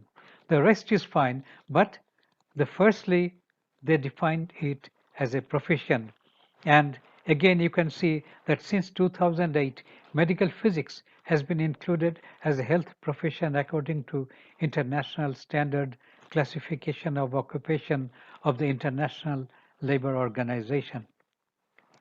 Should it not be a subject rather than a profession? And again, the Wikipedia goes for biomedical engineering as the application of engineering principles and design concepts to medicine and biology for healthcare purposes. And so it does not refer it to be a profession. So it is clear that there is a confusion. And what is the convention now? Medical physics and medical physicists, they are mainly limited to treatment planning in radiation oncology pertaining to treatment in a hospital. Of course, they also has additional responsibilities of procurement, installation, calibration, etc., like a clinical engineer. But on the other hand, a biomedical engineering encompasses innovation, technology development, design, and development of medical devices. Now, the first two, shown in black, involves a lot of physics. So this should be medical physics. And the latter part, in red, should be biomedical engineering. What is my opinion? I think physics applied to medicine should be medical physics. All aspects of physics should be included, not only of ionizing radiation. And I take this opportunity to relate this concept to some of our own work. We had a medical problem, classification of breast tumor, whether malignant or benign. We needed a non-invasive tool, and we sought a solution based on physics, which uses electrical impedance. We took a cue from the work on cervical cancer by Brown et al. From Sheffield, UK. And to do this, I show the epithelial cell morphology of the cervix to illustrate the physics behind. On the left-hand side, you can see the normal morphology, where this is the top is the surface, and while the basement membrane is at the bottom. Cells grow at the basement membrane, and you can see they are large. The nucleus is large too. As they mature, they move towards the top, and they become flatter, and the nucleus become smaller, and at the top surface they are called squamous cells or flat cells. So the structure is very different. Now, on the other hand, if we look on the right side for the invasive case, cancer case, here the cells grow very fast. So when the cell grow, they do not have time to mature, so they do not have time to become flattened. So when they reach the surface on the top, they still retain the columnar structure, and therefore you can see that there is a big difference between the morphology of a cancerous epithelial cell and a normal epithelial cell. And in between, we can see there are gradations. And this shows that electrical impedance can be used effectively to distinguish between cancers and normal cells, and possibly also for the intermediate stages. And what we may anticipate based on physics. A biological cell is an insulating membrane with conducting fluid inside and outside. So we can model it as a capacitance in series with a resistance, which is shown on the right-hand diagram more clearly. Here, the capacitance comes from the cellular membrane. This is on the left-hand side, the resistance in series is the intracellular resistance of the cell, and the right-hand side, the resistance is the extracellular resistance. Now, if we want to see how these will provide obstacle to current, here we can see that at DC and at low frequency AC, if we drive a current through any biological volume at DC and at low frequency AC, the cell behaves as almost insulators because, as we said before, the capacitive reactance is very high. So the current cannot flow this left-hand part of the circuitry in the model shown here. So that means the current has to bend around the cells, and therefore there is a high obstacle to current. On the other hand, at high frequency AC, the cell membrane capacitive reactance is very low, and the current flows therefore straight through the volume, whether through the cells or outside. So it poses a very low obstacle to current. And this was shown through modeling by Professor Brown again. And for 3 tissue types for epithelial cells in the cervix, he showed that with the frequency change, at low frequency, the normal curve is shown on the top. A normal epithelial cell in the cervix has high impedance at low frequency, and it very gradually goes down to a very low value at high frequency. Now, in cancer, for the lowest curve, for the cancerous stage, the impedance at low frequency is almost half of the normal, but at high frequency this is almost equal to that for the normal cell.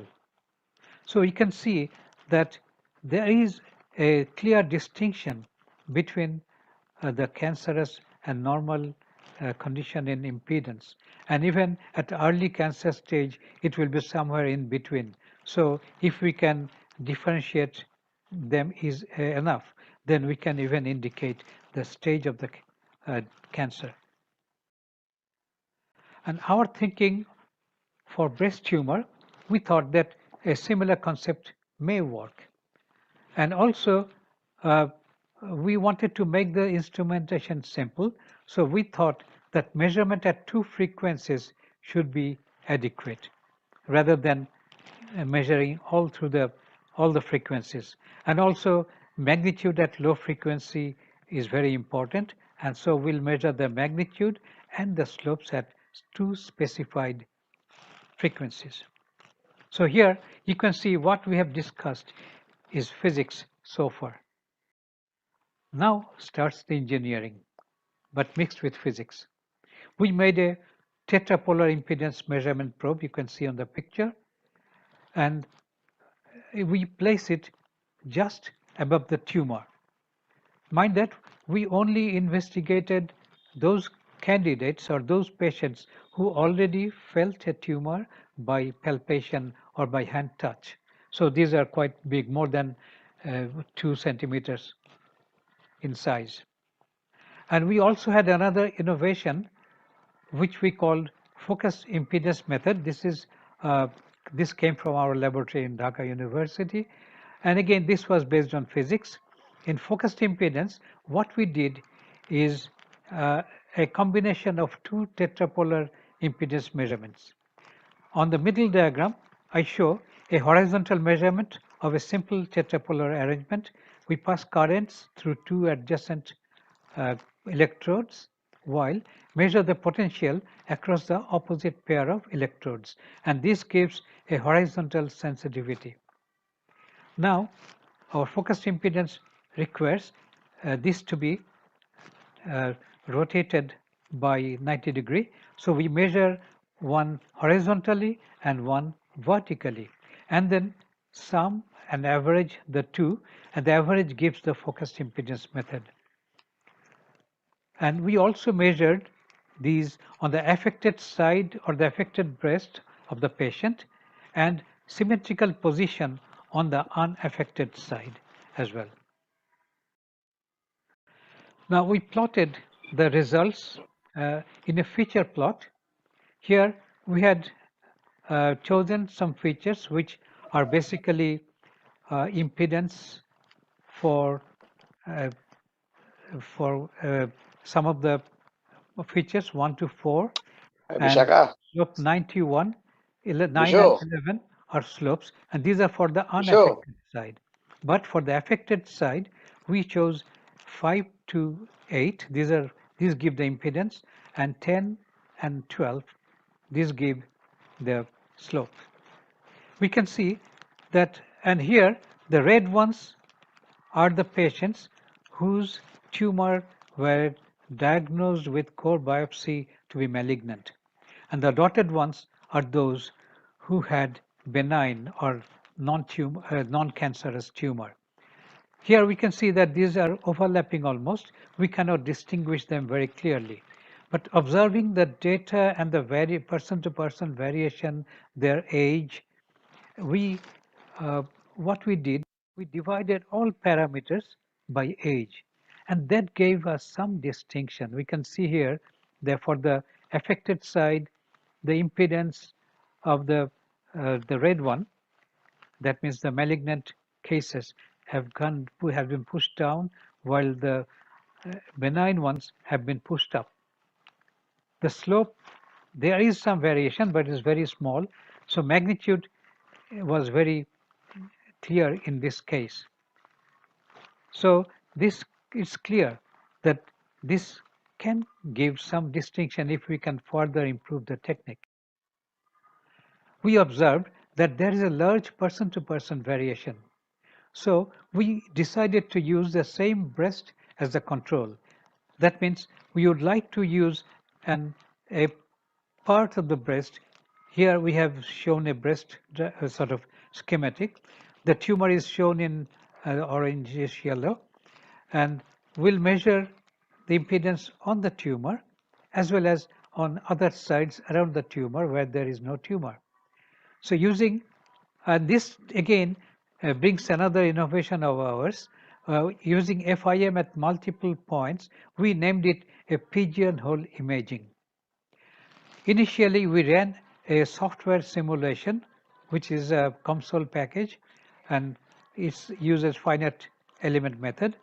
And we found that for shallow tumors, which are of 2 to 3 centimeter diameter, we can expect 10 to 20% change for malignant tumors, while not any for benign ones.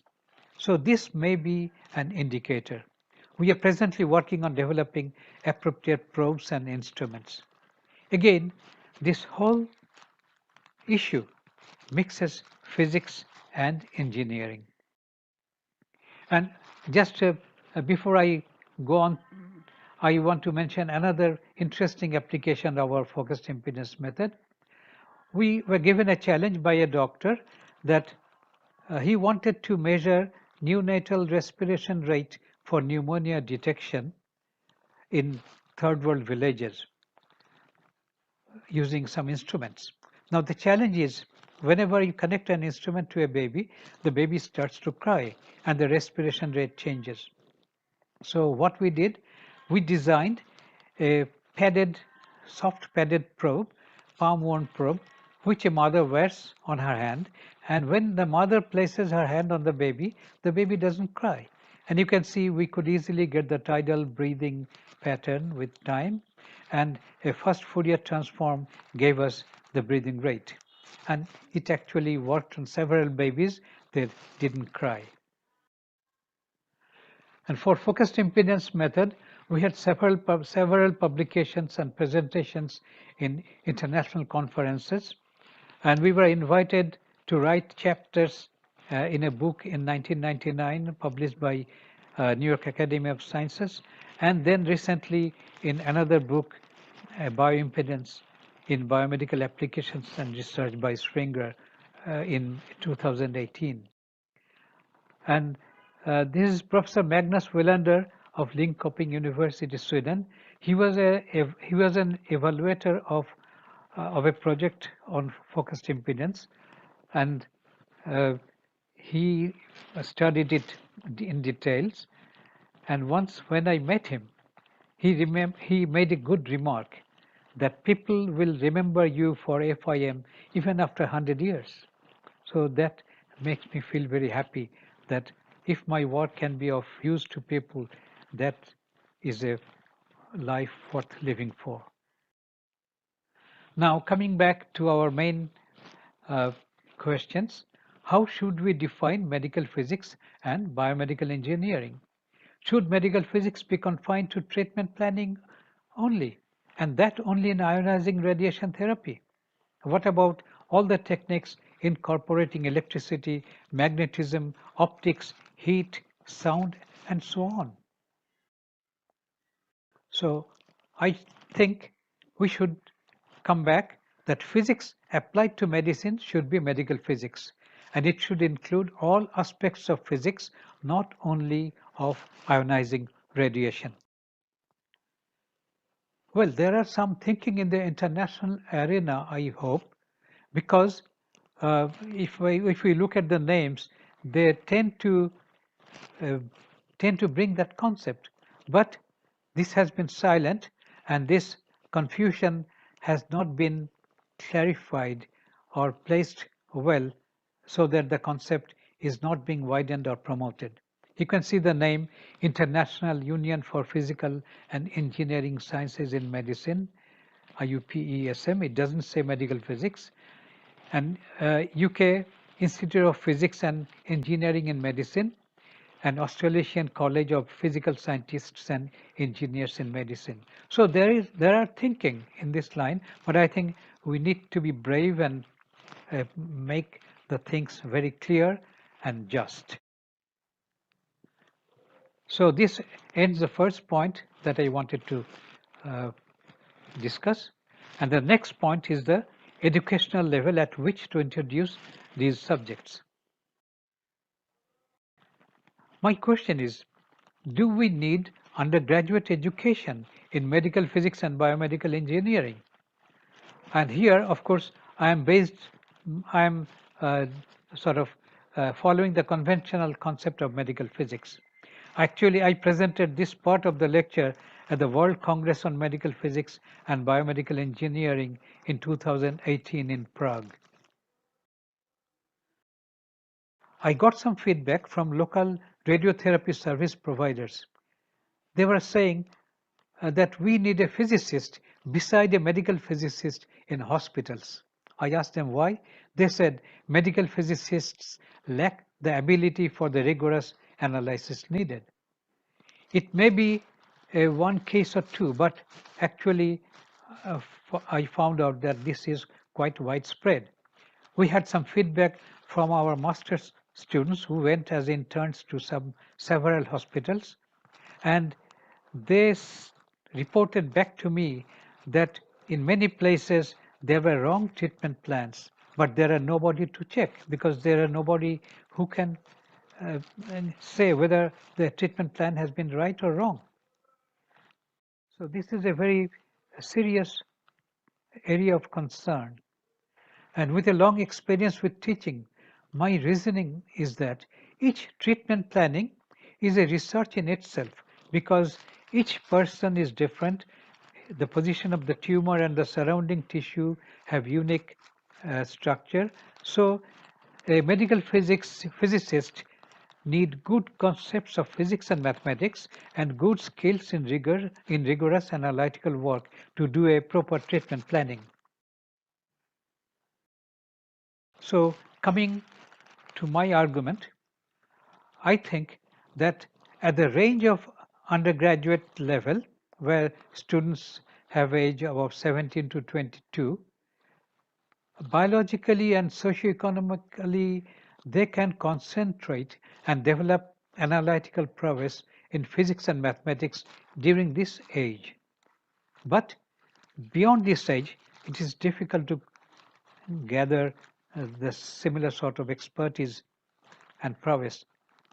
And furthermore, in the third world, we have a fixed age range for education, and they have to take up a job soon after. It may be different in an advanced country, but the main thing remains that biologically our brain is more receptive at the age where the students are in the undergrad class.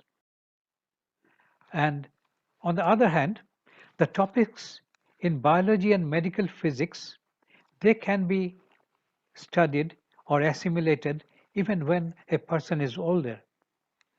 And now, to introduce biology and medical topics at the undergraduate level, obviously we'll have to remove or curtail some physics and mathematics curriculum from the curriculum. And that is, I think, is a very wrong approach. As I said before, relevant biology and medical topics can be assimilated even when a person is older, but not physics and mathematics. And if you look at all the current stalwarts in medical physics, they have physics background in their undergraduate programs. And they have actually changed the world. So why do we stick that medical physics or biomedical engineering should be introduced in the undergraduate level?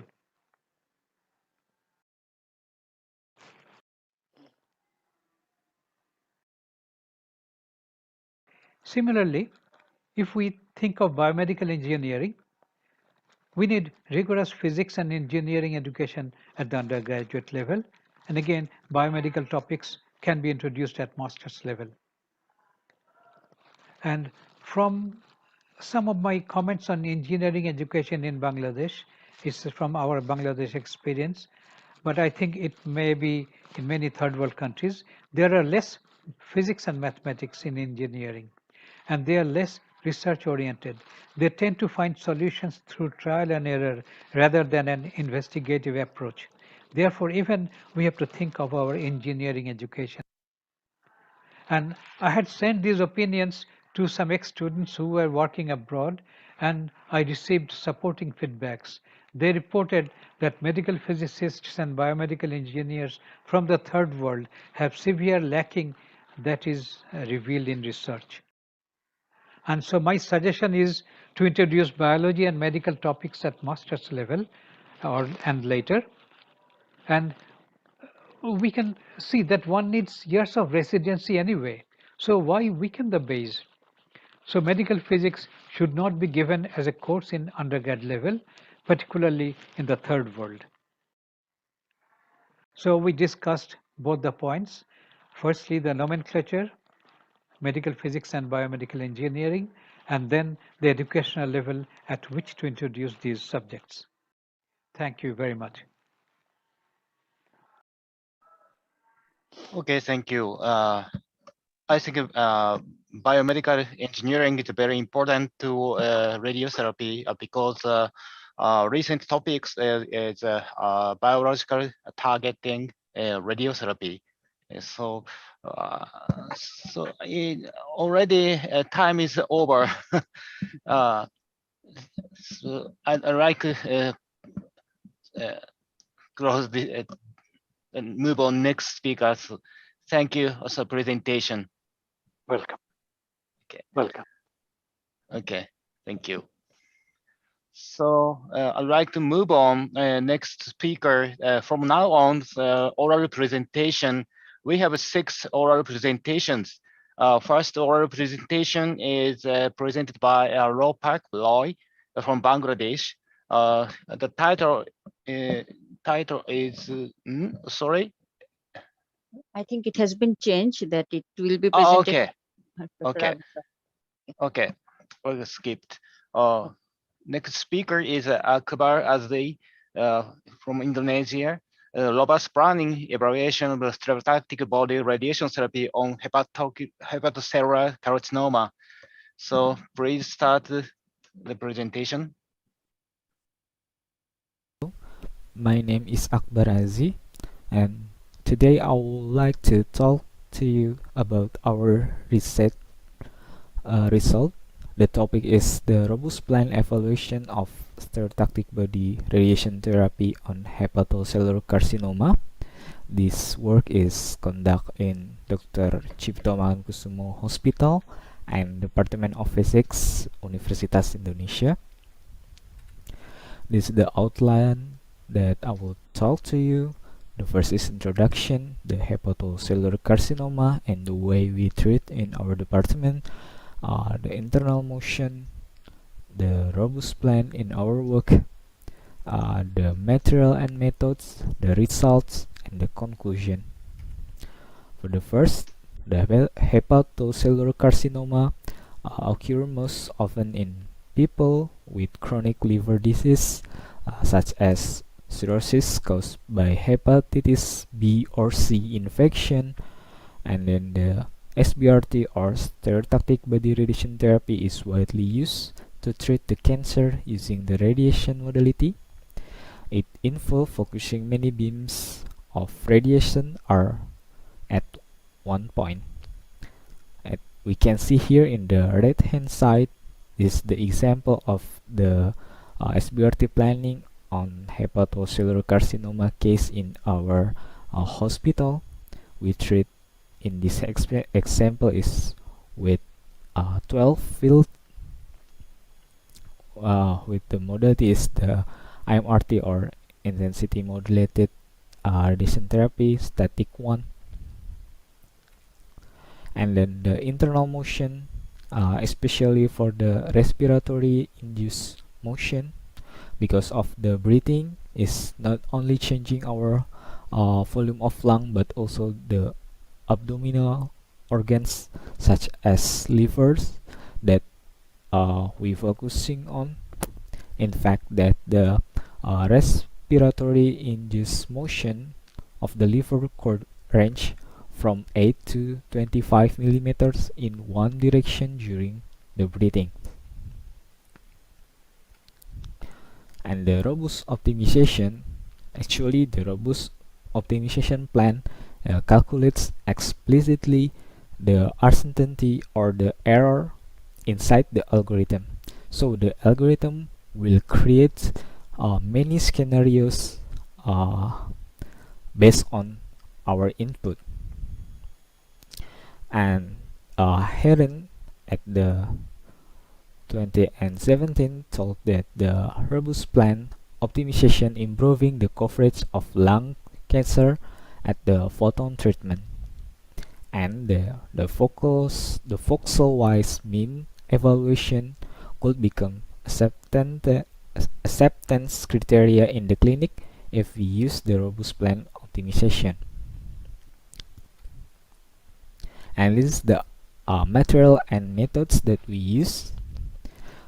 We use 10 patients of the RS UPN Dr. Cipto Mangunkusumo Hospital to the Eclipse Treatment Planning System version 13.6, and we did create the SBRT PTV base plan and then the robust plan. For the dose goal here is different for each patient, but the field parameters in the PTV base and the robust plan is remain same.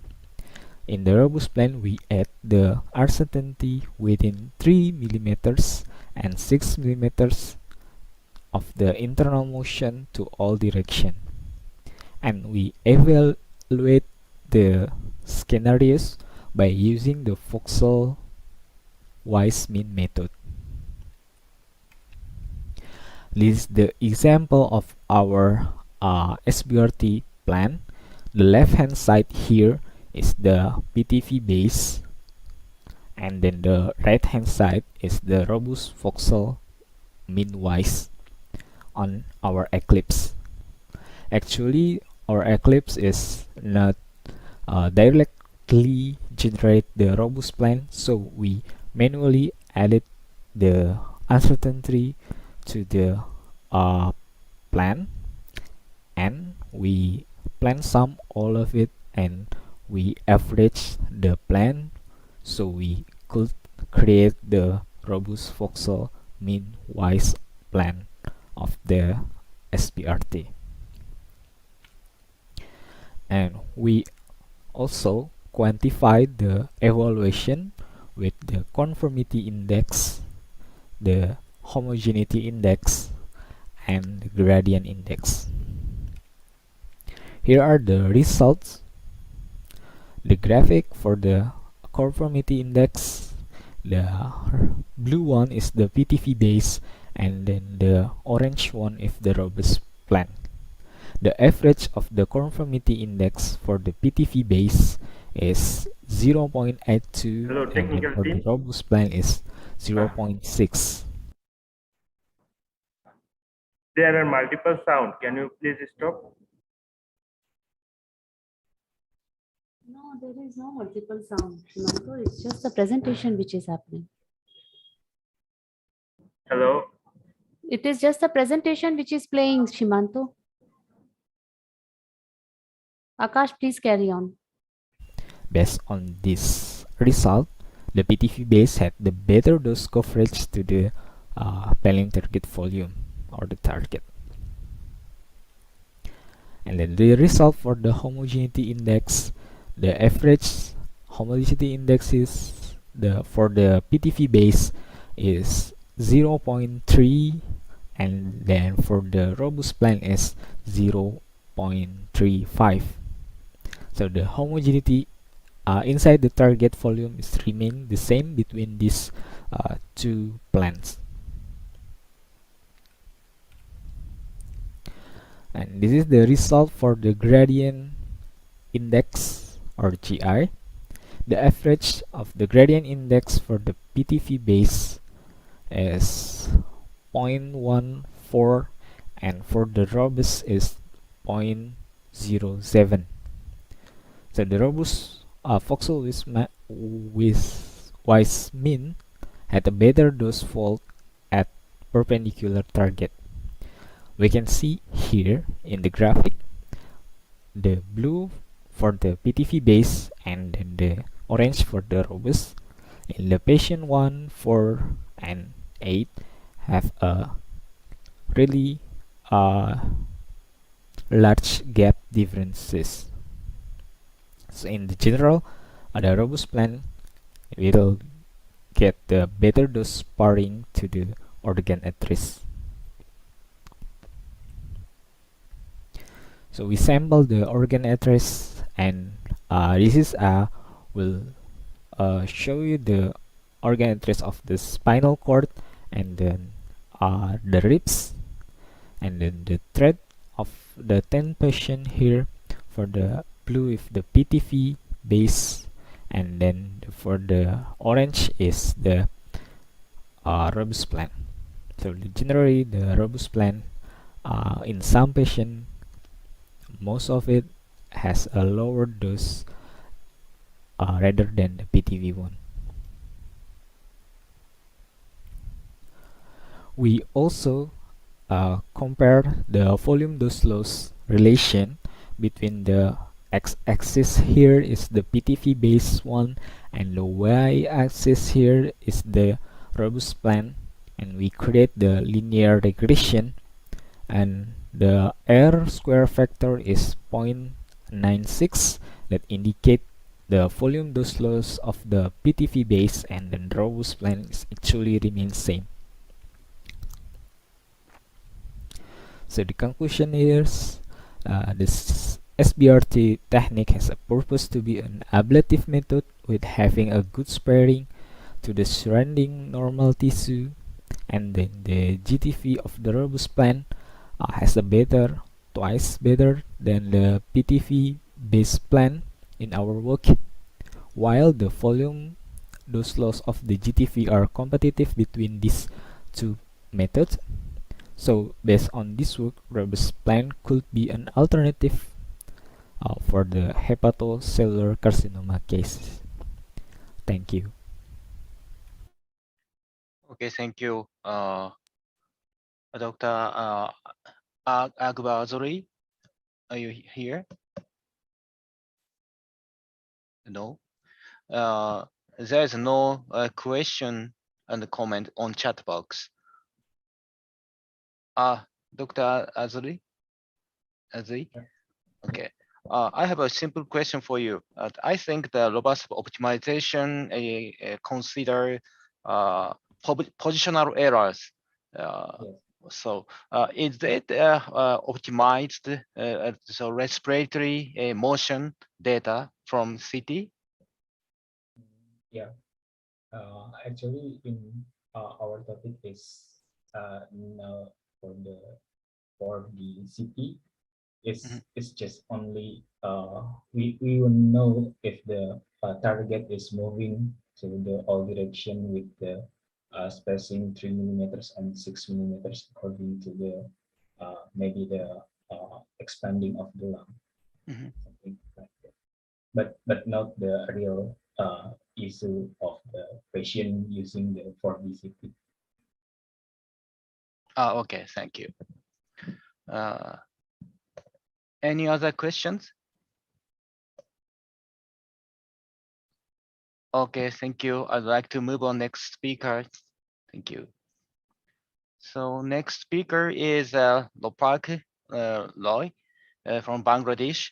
The title is Short-Term Pain Management of Severe Osteoarthritis Patient for the Hip or Knee Joint Using Low-Dose Radiotherapy, a literature view. Please start the presentation.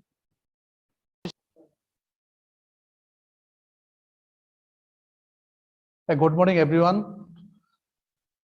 21st Asia Oceania Congress of Medical Physics, 10 to 12 December 2020. My presentation topic: short-term pain management of severe osteoarthritis patient for the hip or knee joint using low-dose radiotherapy, a literature review. I am Rupak Chandra Rai, Department of Physiotherapy, Ganashastha Samajbidhi Medical College Hospital, Sabar, Dhaka. Go through my first slide. Introduction. Osteoarthritis is a degenerative joint disease which often leads to disability and pain. Osteoarthritis of the hip and knee joint is the most common, with a prevalence of 30% of patients above the age of 65 years. Osteoarthritis will furthermore increase as a result of aging of the population, highly prevalent in the elderly patients. Treatment modalities for osteoarthritis pain management: first, surgery, then physiotherapy. Non-invasive treatment option for osteoarthritis include analgesic, weight loss, exercise, ambulatory, low-dose radiotherapy, local corticosteroid injection, non-steroidal anti-inflammatory drugs. Vulnerable for adverse outcome after surgery for elderly patients. NSAID are associated with an increased risk of cardiovascular events and gastrointestinal problems. Local corticosteroid injection should know long-term benefits. Low-dose radiotherapy is used for the reduction of osteoarthritis pain in Germany and Eastern European countries. The aim of the study is to find out the effect of LDRT on pain in patients with severe osteoarthritis of the hip or knee joint who are inoperable or not willing to undergo surgery. Low-dose radiotherapy range lies within 0.05 to 0.5 gray and used in radiotherapy known as low-dose radiotherapy. Low-dose radiotherapy highly used in medical imaging, computer tomography scanning, X-ray, etc. for diagnosis of various types of diseases, and also used for some non-malignant disorders such as low-dose for COVID-19 pneumonia and severe osteoarthritis patient. Here are some range of different level of radiation, level of doses, dose range. Methods. The work is carried out by using different publications which are taken from PubMed, Medline, BMC part of Springer, Nature, and Google Scholar with the following LDRT. The number of publication of LDRT is finally used to be completed for the study. Short-term pain reduction after low-dose radiotherapy in patient for OA, Bibikock et al. They enrolled total of 16 joint in 12 patients, 4 hips and 12 knee. Protocol, prescribed doses, the inclusion criteria were patient older than 50 years, severe osteoarthritis of the hip or knee joint, patient not responding to conservative treatment, and patient who are inoperable or not willing to undergo surgery. Treatment planning, a computer tomography CT scan of the affected joint was performed for treatment planning. The clinical target volume was defined as the affected joints, including synovium, bone, and surrounding muscles and connective tissue. The treatment considered of low doses irradiation using 2 parallel opposite 6 megavolt photon beams. Short-term pain reduction after low-dose radiotherapy in patient for OA, Bibikock et al. Furthermore, a planning target volume margin of 1.5 centimeter was added from figure 1. From figure 1 here, there are 2 colors. Color figure from online, one is red, another is purple. Patient reported outcome measures were obtained at pre-6, 13, 26, 39, and 52 weeks post-radiation. Patient reported outcome measures the numerical rating scale for pain. Other PROM including the Euro QOL 5D. Result. The median NRS pain during each follow-up is presented in 50% of the joints. In clinical relevant difference in pain was observed at 6 weeks post-radiation. This clinical relevant difference decreased to 25% and 4 to hip and 2 knee joint at 52 weeks post-radiation. Figure shows that median range NRS pain during the follow-up. Overview of literature on the effective low-dose radiotherapy in patients with osteoarthritis of the hip or knee joint. Here are different types of authors' publications, number of patients, intervention, short-term outcome, and long-term outcome. Discussion. The most important finding of the study was the patient showed a clinical relevant pain relief in almost 50% of the joint at 6 weeks after LDRT. However, the long-term effect on LDRT was limited. Furthermore, no improvement in functioning was observed and no side effect of LDRT were reported. In the literature, a number of the studies describe the effect of LDRT on pain reduction in patients with OA of the hip or knee joint. Short-term pain relief was observed in 24 to 91% of the patient. Conclusion, the study exhibits that a clinically relevant pain relief at 6 weeks after radiotherapy of LDRT. However, the long-term effect of LDRT was limited. A randomized trial is needed to assess the effect of the LDRT on pain in patients with OA of the hip or knee joint. For the study, after LDRT, physiotherapy will be applied for better outcome of short-term pain management of patients with severe osteoarthritis for the hip or knee joint. Thank you, everyone. Stay home, stay safe, maintain social distance during hard time or COVID-19. Thank you, everyone. Okay, thank you, Dr. Ropak Loy. Do you hear? Unfortunately, as a question, there is no question on chat box. Is Dr. Rupak Roy here? I just want to ask a question to him if he's available. Okay. So I'd like to move on next speaker. Okay. Okay. Okay. The next speaker is Sandram Venugopal from India.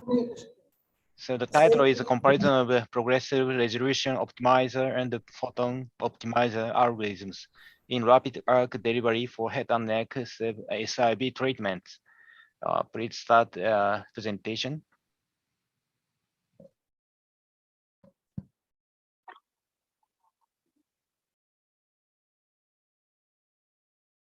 Good morning, everyone.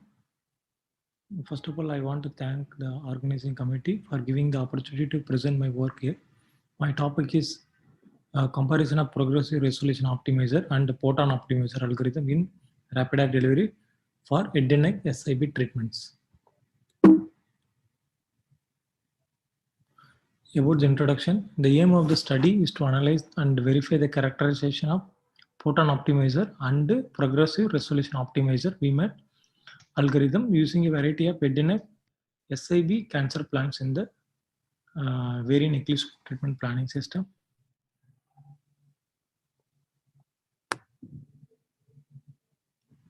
About the material and methods, total 15 patients were selected for this study who already received the radiation therapy in our institute by using rapid PRO algorithm.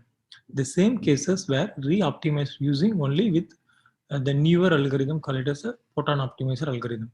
All the plans are created using dual arcs, keeping the identical constraint, cost function, and almost same optimization time. The prescription dose was equal to the first volume was 65 grain 30 fraction and the second volume was 54 grain 30 fraction. So total 2 PD volume was we took for this study.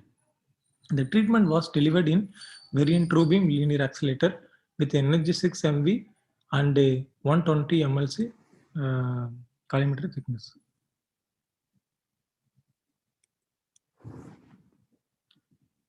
Material and methods. The plan evaluation was done using the PTV parameters D90, 98% and D95% and D50%, D2%, mean dose as well as the volume of 105%. Then plan evaluation parameters, homogeneity index HI, conformity index CI, ME per degree with control points CP, OR dose also were evaluated.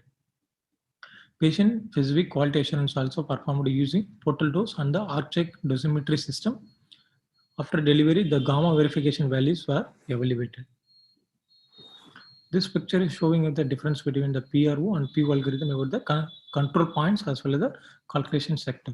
If you look at the first figure, it shows the first phase to fifth phase. The control points and the calculation sector will increase slowly from first phase to fifth phase from 1 to 177 control points, as well as the same time the calculation sector also slowly will increase up to the fifth phase. But in case of photon optimizer algorithms, this is something different from the PRO, because from the first phase itself all the control points will put in the simultaneously at a single time from the first phase, but only the calculation sector will increase slowly up to the second phase and third phase and the fourth phase. The calculation sector only will increase here. So you are looking at the photon optimizer. This is the window for optimization. If the left side figure was showing the constraints as well as the volume as well as the priority values. The middle one was the live DVH distribution, and the right side was showing the live distribution of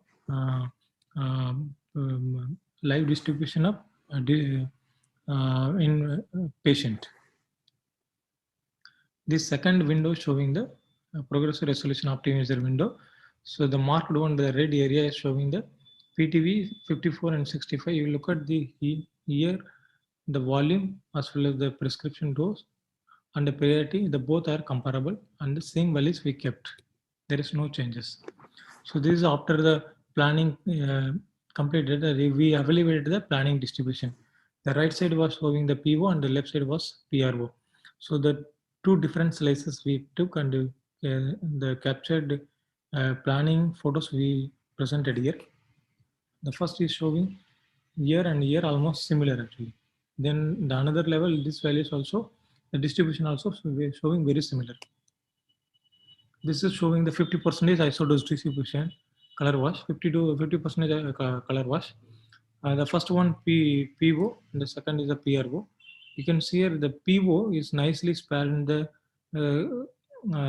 off of the spinal cord as well as the posterior neck area. But in the case here, they completely encompass the particular area.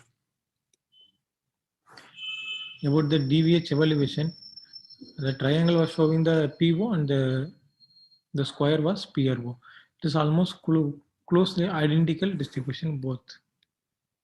So the results were the PT coverage for D95% PRO and PO were 98.69, standard deviation of 0.83 and 98.8 gray for standard deviation of 0.94.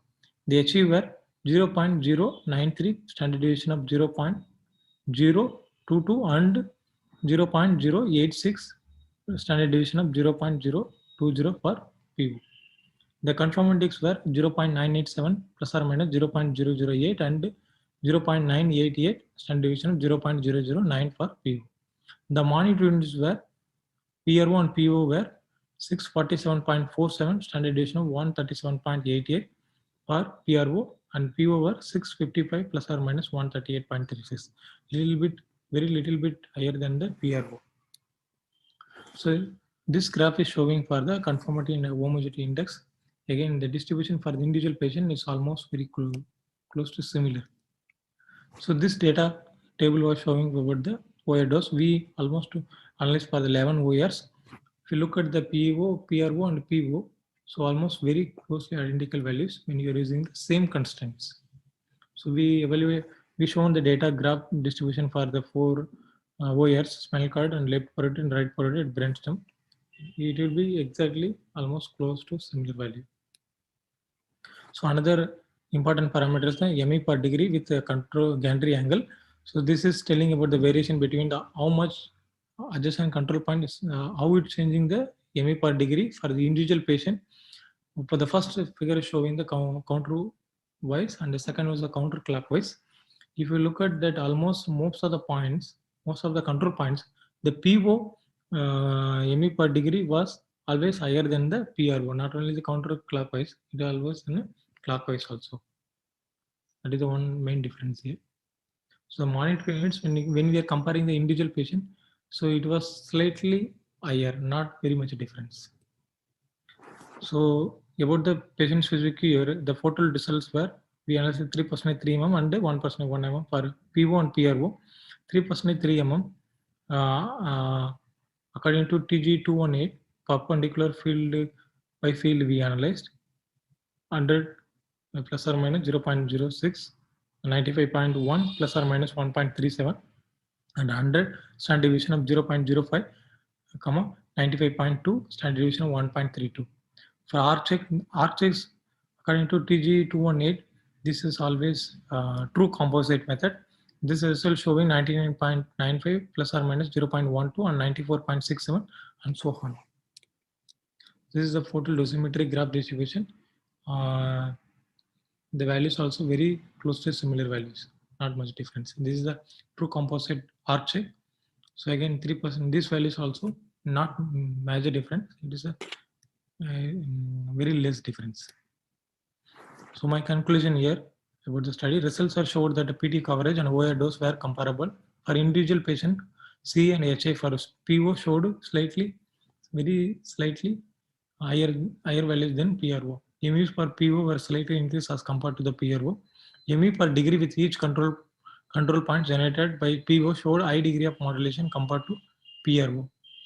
Even the new photon optimizer can produce comparable degree of plan while using the same PRO objectives.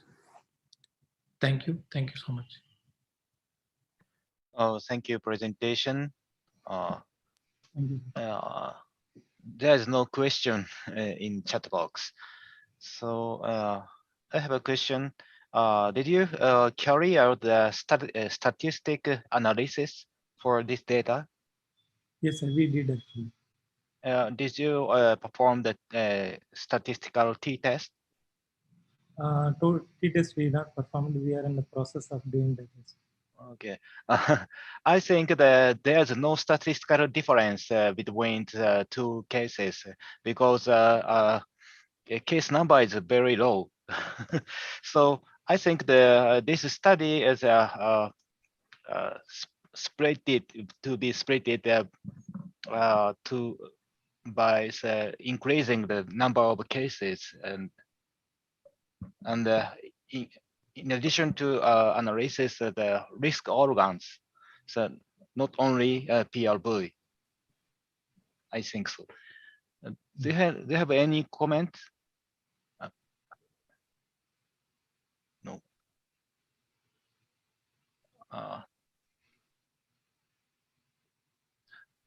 Okay, I'd like to move on next speaker. Thank you.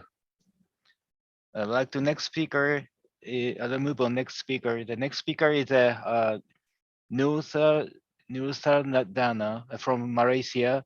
The title is Evaluation of the Interfractional Prostate Displacement during the prostate radiotherapy using Clarity ultrasound system. Please start the presentation.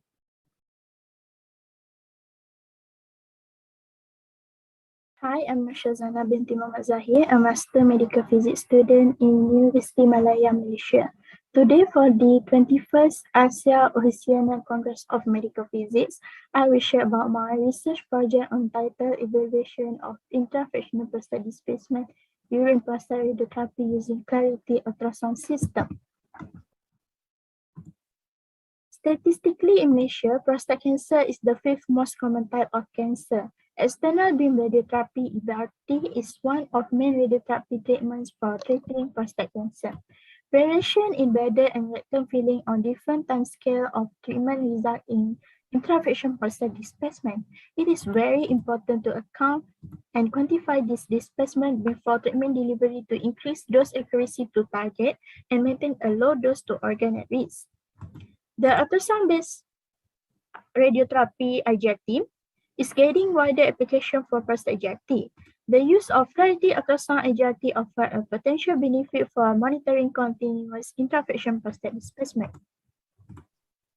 Objective of this study are to evaluate interfractional prostate displacement using Clarity ultrasound system to generate margin for planning target volume PTV accounting intrafractional displacement of the prostate during radiotherapy, and lastly to investigate the time trend pattern of prostate displacement using ultrasound-based localization.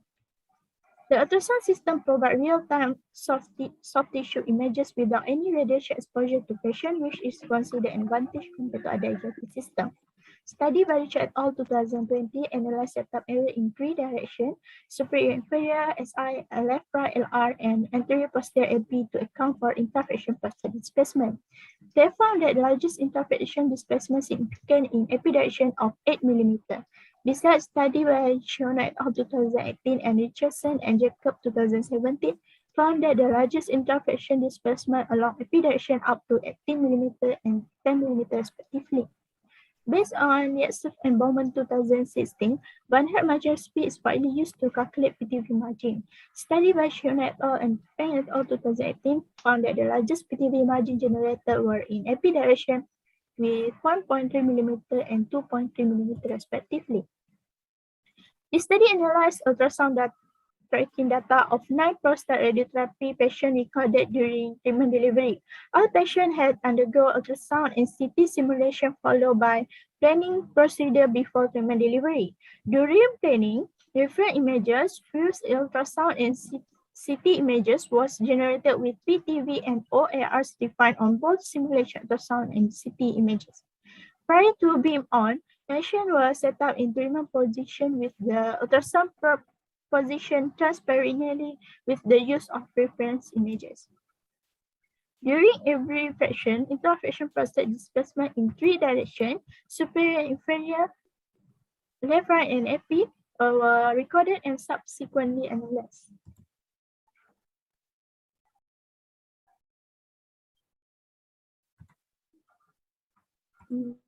Next, for the data analysis, PTV margin was generated using the Van-Herk's formula, PTV equal to 2.5 summation plus 0.7 sigma, where 2.5 summation to account for systematic error and 0.7 sigma to account for random error. The systematic error and random error were obtained using the mathematical formula, which is the standard deviation of mean and standard deviation of root squares, respectively. Here, the PTV margin equal to 2.5 times with 0.7 plus 0.7 times with 0.2, which equal to PTV margin 1.9 mm. From the interfraction prostate displacement data extracted, maximum displacement found to be 10 mm, 6.6 mm, and 11.8 mm in SI, LR, and epidirection respectively. Based on generation of box plot series, there were variation in interfraction prostate displacement of each patient between each direction and among patients themselves. Most patients have the largest mean interfacial prostate displacement in AP direction. Table here show population mean, systematic error, random error, and PTV margin in 3 directions. The smallest population mean, systematic error, and random error found to be in LR direction, while the largest population mean, systematic error, and random error found to be in AP direction. The generated recommended PTV margin in the SI, LR, and AP direction were 1.9 mm, 1.1 mm, and 2.5 mm respectively. Based on the prostate displacement for patient 1 in the study population, we can see there are variation in prostate displacement between different patients and with increases in time.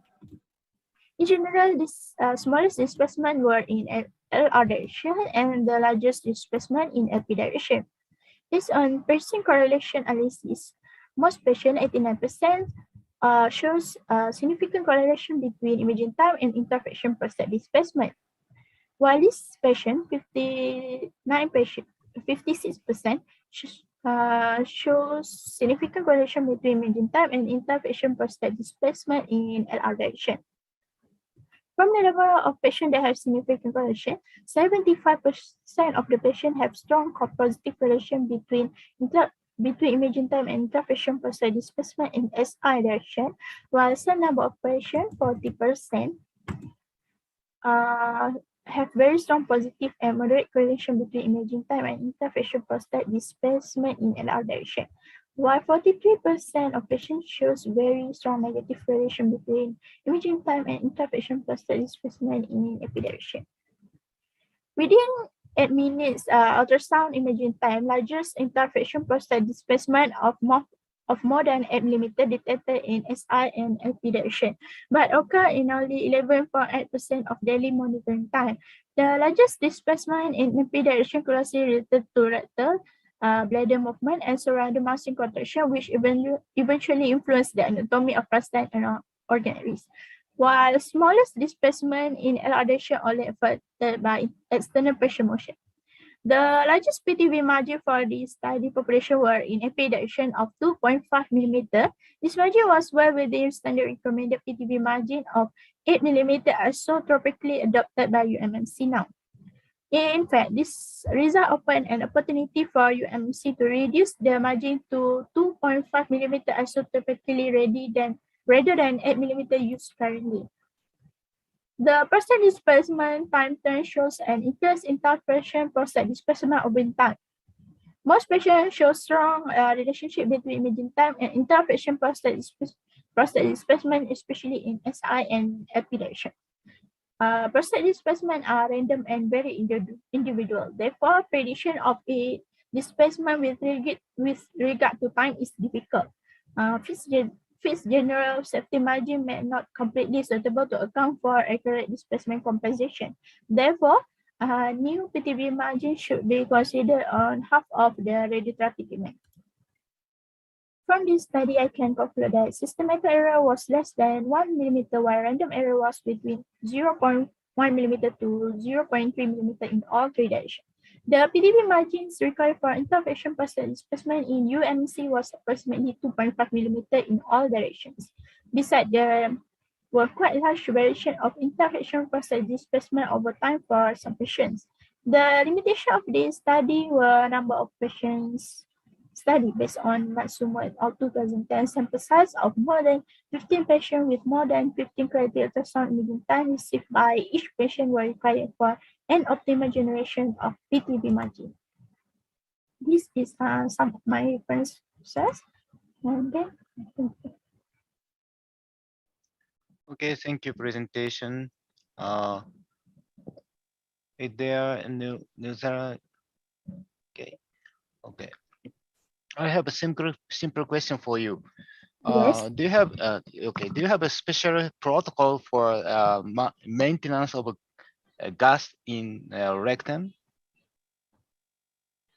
Yeah, the patient need to drink water before the treatments, and then empty the bladder prior to the radiotherapy. It's a must.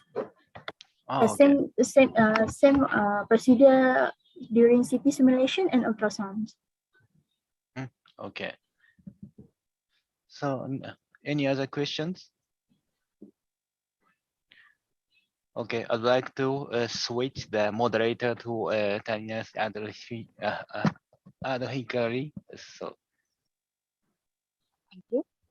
okay. So we have two more presentations. So the next presentation is on evaluation of digital Linux log data patient-specific human quality assurance, and it will be presented by Fatima Adel Uwais, and she is from Malaysia. So Dr. Fatima, please start your presentation. Hello everyone, and welcome to my presentation. First of all, let's thank you all for coming here today. My name is Fatima. I am a master's student in medical physics in University Science of Malaysia. Let me start by saying a few words about my own background. As we can see on the screen, today we will discuss this title, Evaluation of Digital LINAC Log Data for Patient-Specific Quality Assurance, VMAT Quality Assurance. First of all, I would like to give you an overview about VMAT. VMAT is an advanced type of IMRT that uses a specific feature such as dynamic control of multi-rate collimator MLC, gantry rotation, and variable dose rate. This is allowed the generation of steep dose gradient. We currently confronted with a serious need for accurate, fast, and effective patient-specific quality assurance method for complex VMAT. As we know, patient-specific quality assurance was performed by traditional methods such as ABET2 detector array and FEL with some limitations, and finally with the log data. Using log data has been suggested for patient-specific quality assurance by using the stored information in the log file.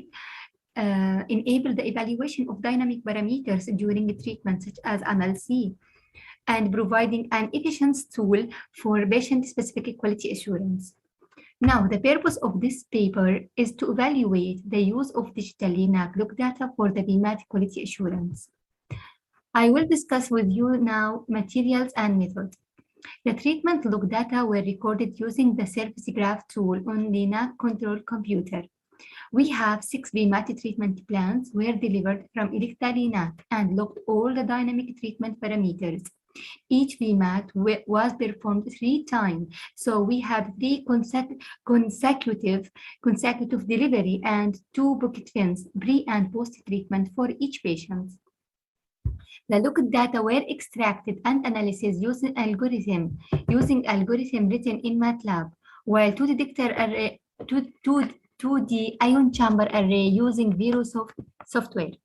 The treatment parameters logged was compared to 2D ion chamber array, especially gamma passing rate. Now I will discuss with you the result that we have already obtained from our experiment as we study the MLC performance, and gamma passing rate. MLC performance have MLC positions error, MLC speed error, and root mean sequence. MLC performance, as we show this figure, we have 6 patients. Each patient have 3 consecutive deliveries and pre and post bucket fins delivery also. Patient 1 and patient 2, patient 3, patient 4, patient 5, and patient 6. Now I will compare each patient with the patient with each other. MLC positions error show here in the figure show the range of MLC banks positions error in MLC A and MLC B. The range include the maximum and minimum errors were up to 3.4 millimeters. Now patient 1 and patient 4 and patient 5 have the same range of error in the VMAT delivery, while the most remarkable result was recorded in patient 2, patient 3, and also in patient 6. In patient 2 and patient 3 were recorded up to or higher to 66 millimeters in delivery 2. While in patient 6 was higher to 153 in delivery 3. Okay, now I will compare by comparing each delivery with by comparing the deliveries with each other. Delivery 1 was provided more constant outcomes than other delivery.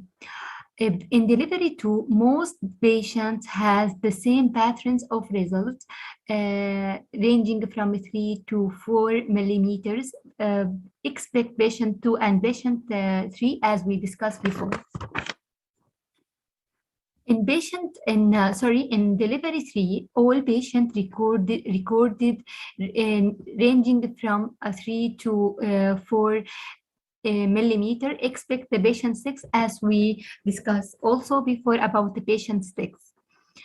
Now I will explain more about where this positions error happen in each leaf numbers, as we store this information from MATLAB.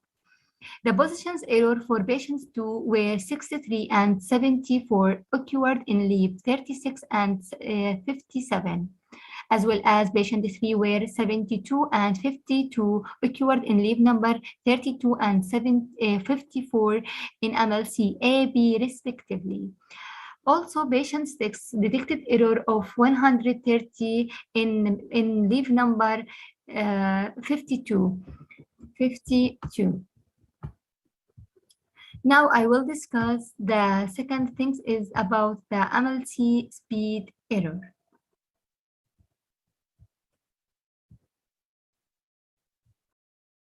Okay, now I will discuss the MLC speed error. As MLC speed error, consider one of the MLC performance during treatment and also the pocket hint. The MLC speed error in different deliveries shown here in the table. We have table. This table explains delivery 1, delivery 2, delivery 3 for the 6 patients, and we have the maximum and the minimum error. The speed error were detected in the same range between 30 to 33 millimeters per second in patient 1, 4, and 5. The highest speed error were 287.6 in patient 3. The results were more constant and in an excellent agreement in delivery 1 for all patients. Now I will discuss the RMS root mean square. Here we have delivery 1, delivery 2, and also the delivery 3. Each delivery we have patient 1, 2, 3, 4, 5, and 6. We have the root mean square. The data also extracted from MATLAB. For almost of VMAT delivery, the RMS was between 0.6 millimeters, while the RMS leaf errors between 1.4 to 1.4 millimeters to 4 millimeters throughout delivery 2 and delivery 3. Here we have delivery 2. We can see that patients 2 and patient 3 have a higher RMS error than others patients, and in delivery 3 we can see that patient 6 has a higher RMS error than other patients due to the MLC positions error explained before for patient 3 and patient 2 and 3 that affected the RMS result. So there is a correlations between MLC positions error, MLC speed error, and RMS error. Now I will discuss the final parameters that the final outcomes from log data. Gamma passing rate. We obtained this result from from log data and 2D ion chamber array. Now we have this figure. We compare 2D array and log file. We measure the gamma passing rate for 6 patients in 3 criteria. 3 millimeters, 3% dose differences, 3 millimeters distance to agreement criteria. Okay, now we show gamma passing rate in 2 detectors and log file was more than 97.5 in log file and was more than 91 in two-detector array. The gamma passing rate in log file was higher than two-detector array with an increasing percentage up to 7.9%. The range of variations with 1.3 to 7.3. Look data obtained higher gamma passing rate than two-detector array in all patients. The lowest percentage of gamma passing rate was observed in patient 5 and two-detector array was 91.5. Now I will discuss the conclusion. The digital LINAC log data provide the basis of an initial high resolution real-time verifications tool. We conclude that the method under investigations may be used for routine patient specific quality assurance. Now, thank you for attending this conference. See you. Bye-bye. Thank you, Fatima, for your very nice presentation. I think we have a question in the chat box.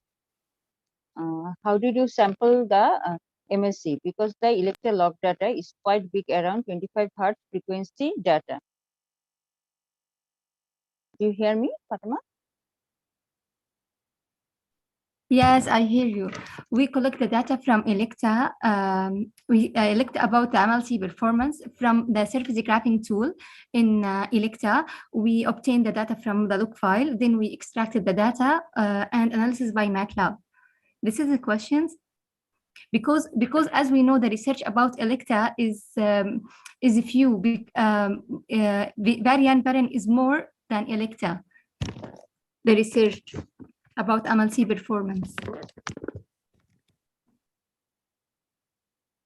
Okay, there is no other question in the chat box. Do you have any comment, Dr. Naoki? I have a simple question. Why the much difference between the 2D array passing rate and leaf MLC file on patient 5? On patient 5? Yes. Patient 5 is there is a much difference between 2D array result and MLC log file data. Yes, because in two-detectors array, we measure the differences between the planned and treatment planning system and what we already measured. There was an error in the treatment planning. Yes, this causes the gamma passing rate differences in patient 5. Yes. Okay, I can make sense. Okay, thank you. Okay, thank you. Is there, as there is no question, we can move on to the last presentation of this session. Okay, thank you. Thank you, Dr. Fatima. So our last presentation of the session is investigation of uncertainty in internal target volume definition for lung stereotactic body radiotherapy. And it will be presented by Dr. Daiki. So from Japan. So I request Dr. Daiki to present his presentation. I'm Daiki Nakanishi of Kyushu University Hospital. Today, I'd like to talk about the investigation of uncertainty in internal target volume definition for lung stereotactic body radiotherapy.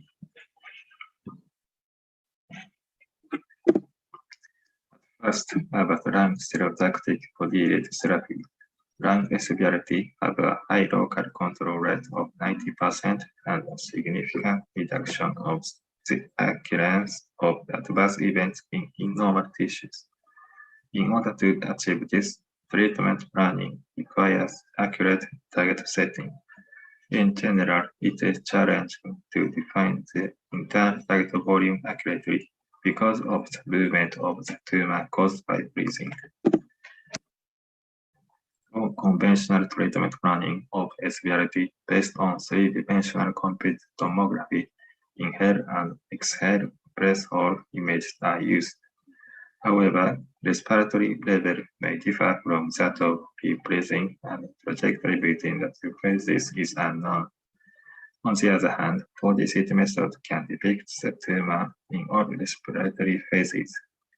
Until now, accuracy compared to tumor motion during treatment and free breathing is not well known. So, the purpose of this study is to evaluate the validity of the ITVs defined by 3D CT and 4D CT for lung SBRT under free breathing conditions, and to compare them with actual tumor movement. Next, I will explain materials of our study. We enrolled 5 upper lung tumor patients. Other materials are as shown on the slide. This slide shows about the method of CT simulation. 3D CT scans were acquired and the end of exhale and the end of inhale threshold. During simulation, displacement of marker on the patient abdomen are acquired by using camera. For the exhale scan, the patient was instructed to hold his breath when the displacement of the abdomen met the end of exhale and the scan was started. An inhale scan was performed in the same way. In order to depict the entire movement of the tumor, 4D CT scans were acquired during free breathing in cine mode. Scintillation time was set to 10.5 seconds and the reconstructed time interval was 0.5 seconds, which generated 21 phases image. Radiation therapy planning was executed with the Eclipse planning system. GTVs were outlined at the image in the end of exhale and the end of inhale phases of 3D CT and for 21 phases of 4D CT. ITV was just the envelope of the TTV volume.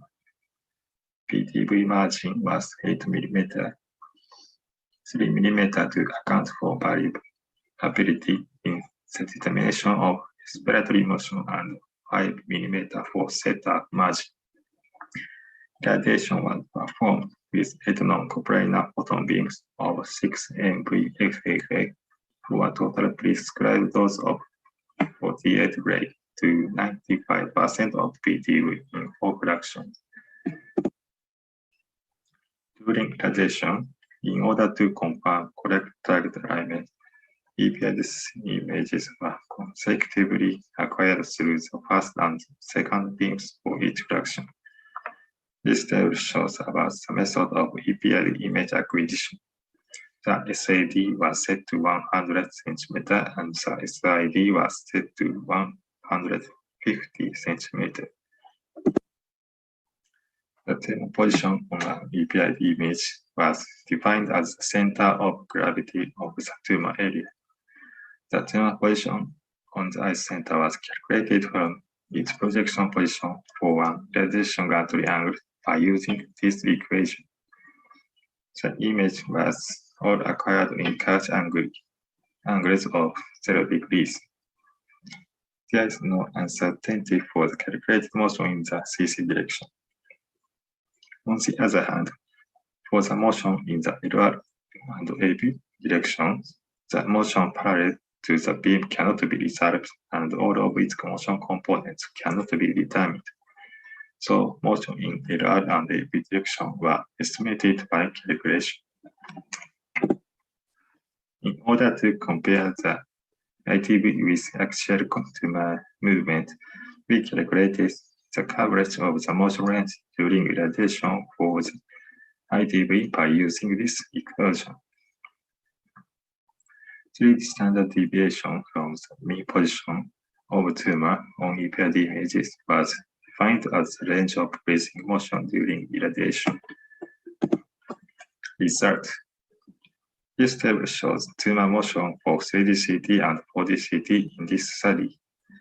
In the CC direction, the tumor motion for 4D CT was larger than 3D CT significantly.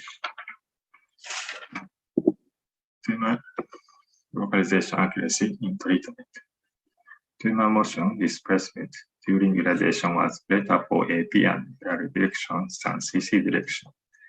In addition, larger displacement of 2.4 mm in AP direction was occurred. This Figure shows tumor position assessed from 3D CT, 4D CT, and EPID for each patient. At first, error detection. There is no significant difference between the coverage for 3D CT-based ITV and 4D CT-based ITV. Next, AP detection. There is also no significant difference between the coverage for 3D CT-based ITV and 4D CT-based ITV. At last, CC detection. The coverage for 4D CT-based ITV was significantly larger than 3D CT-based ITV. We found 4D CT-based ITV showed good coverage on 3D CT in this direction. Discussion. The tumor motion in 4D CT was significantly larger than 3D CT in the CC direction. In previous study, tumor motion in upper lung lab was large for the CC direction compared to the LR and AP directions. Therefore, in CC direction, tumor position changed over a wider range in 4D CT than in 3D CT. Larger displacement was occurred, especially in AP direction. This is because for LR and AP direction, the uncertainty of the unresolved motion exists depending on country angles. ITV coverage set by 4D CT was significantly larger than 3D CT in the CC direction. Therefore, by using 4D CT, ITV could be set more accurately in CC direction, which is the main direction of movement of upper lung tumors. Especially in CC direction, the ITV margin will be required more for 4D CT than 4D CT. Conclusion. When setting ITV using the two extreme phases of respiratory motion is an underestimation compared to all phases.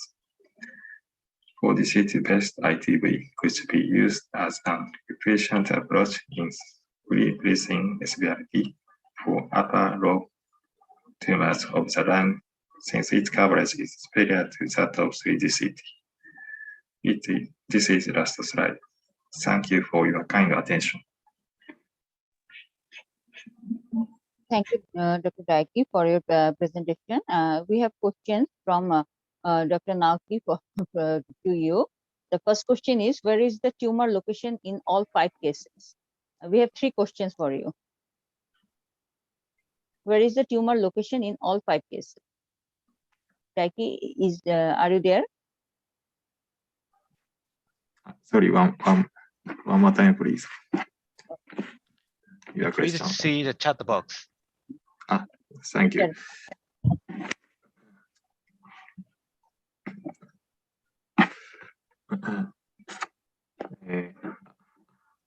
Our patient was 2 right upper lung and 3 left upper lung patients.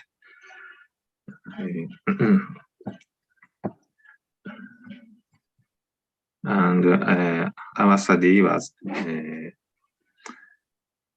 IRB was approved in our institution.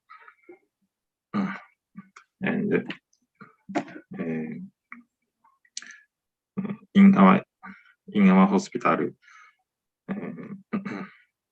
planning was based on 3D CT method traditionally, and to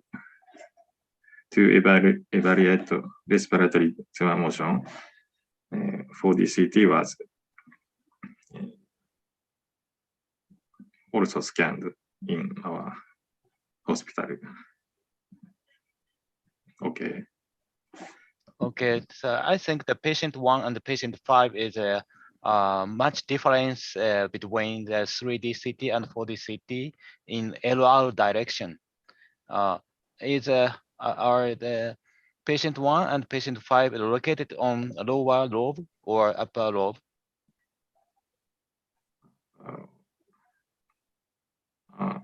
All the patient tumor was located in upper lung. Why there is much difference between 3D CT and 4D CT in LR direction in patient 1 and patient 5?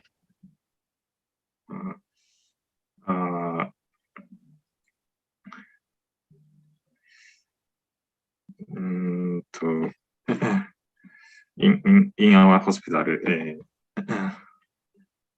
first 3D CT was scanned and next 4D CT was scanned. So threshold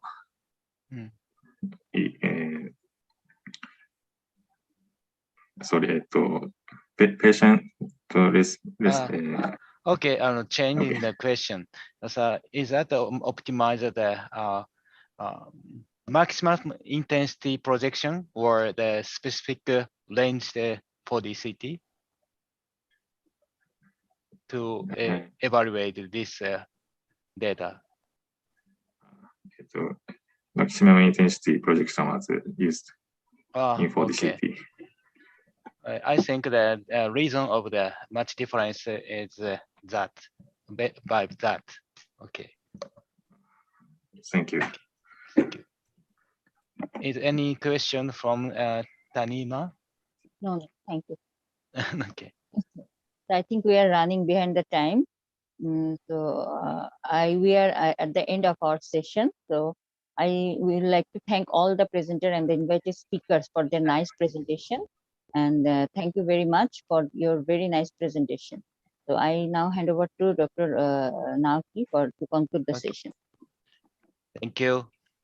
Thank you, organizer, and thank you all attendees and the presenters. Thank you for giving us this opportunity. Thank you. Okay.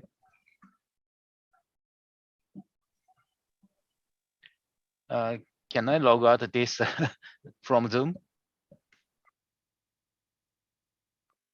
I think you can. Okay. Okay. Okay. Thank you, Dr. Naoki. Thank you. Okay. Thank you.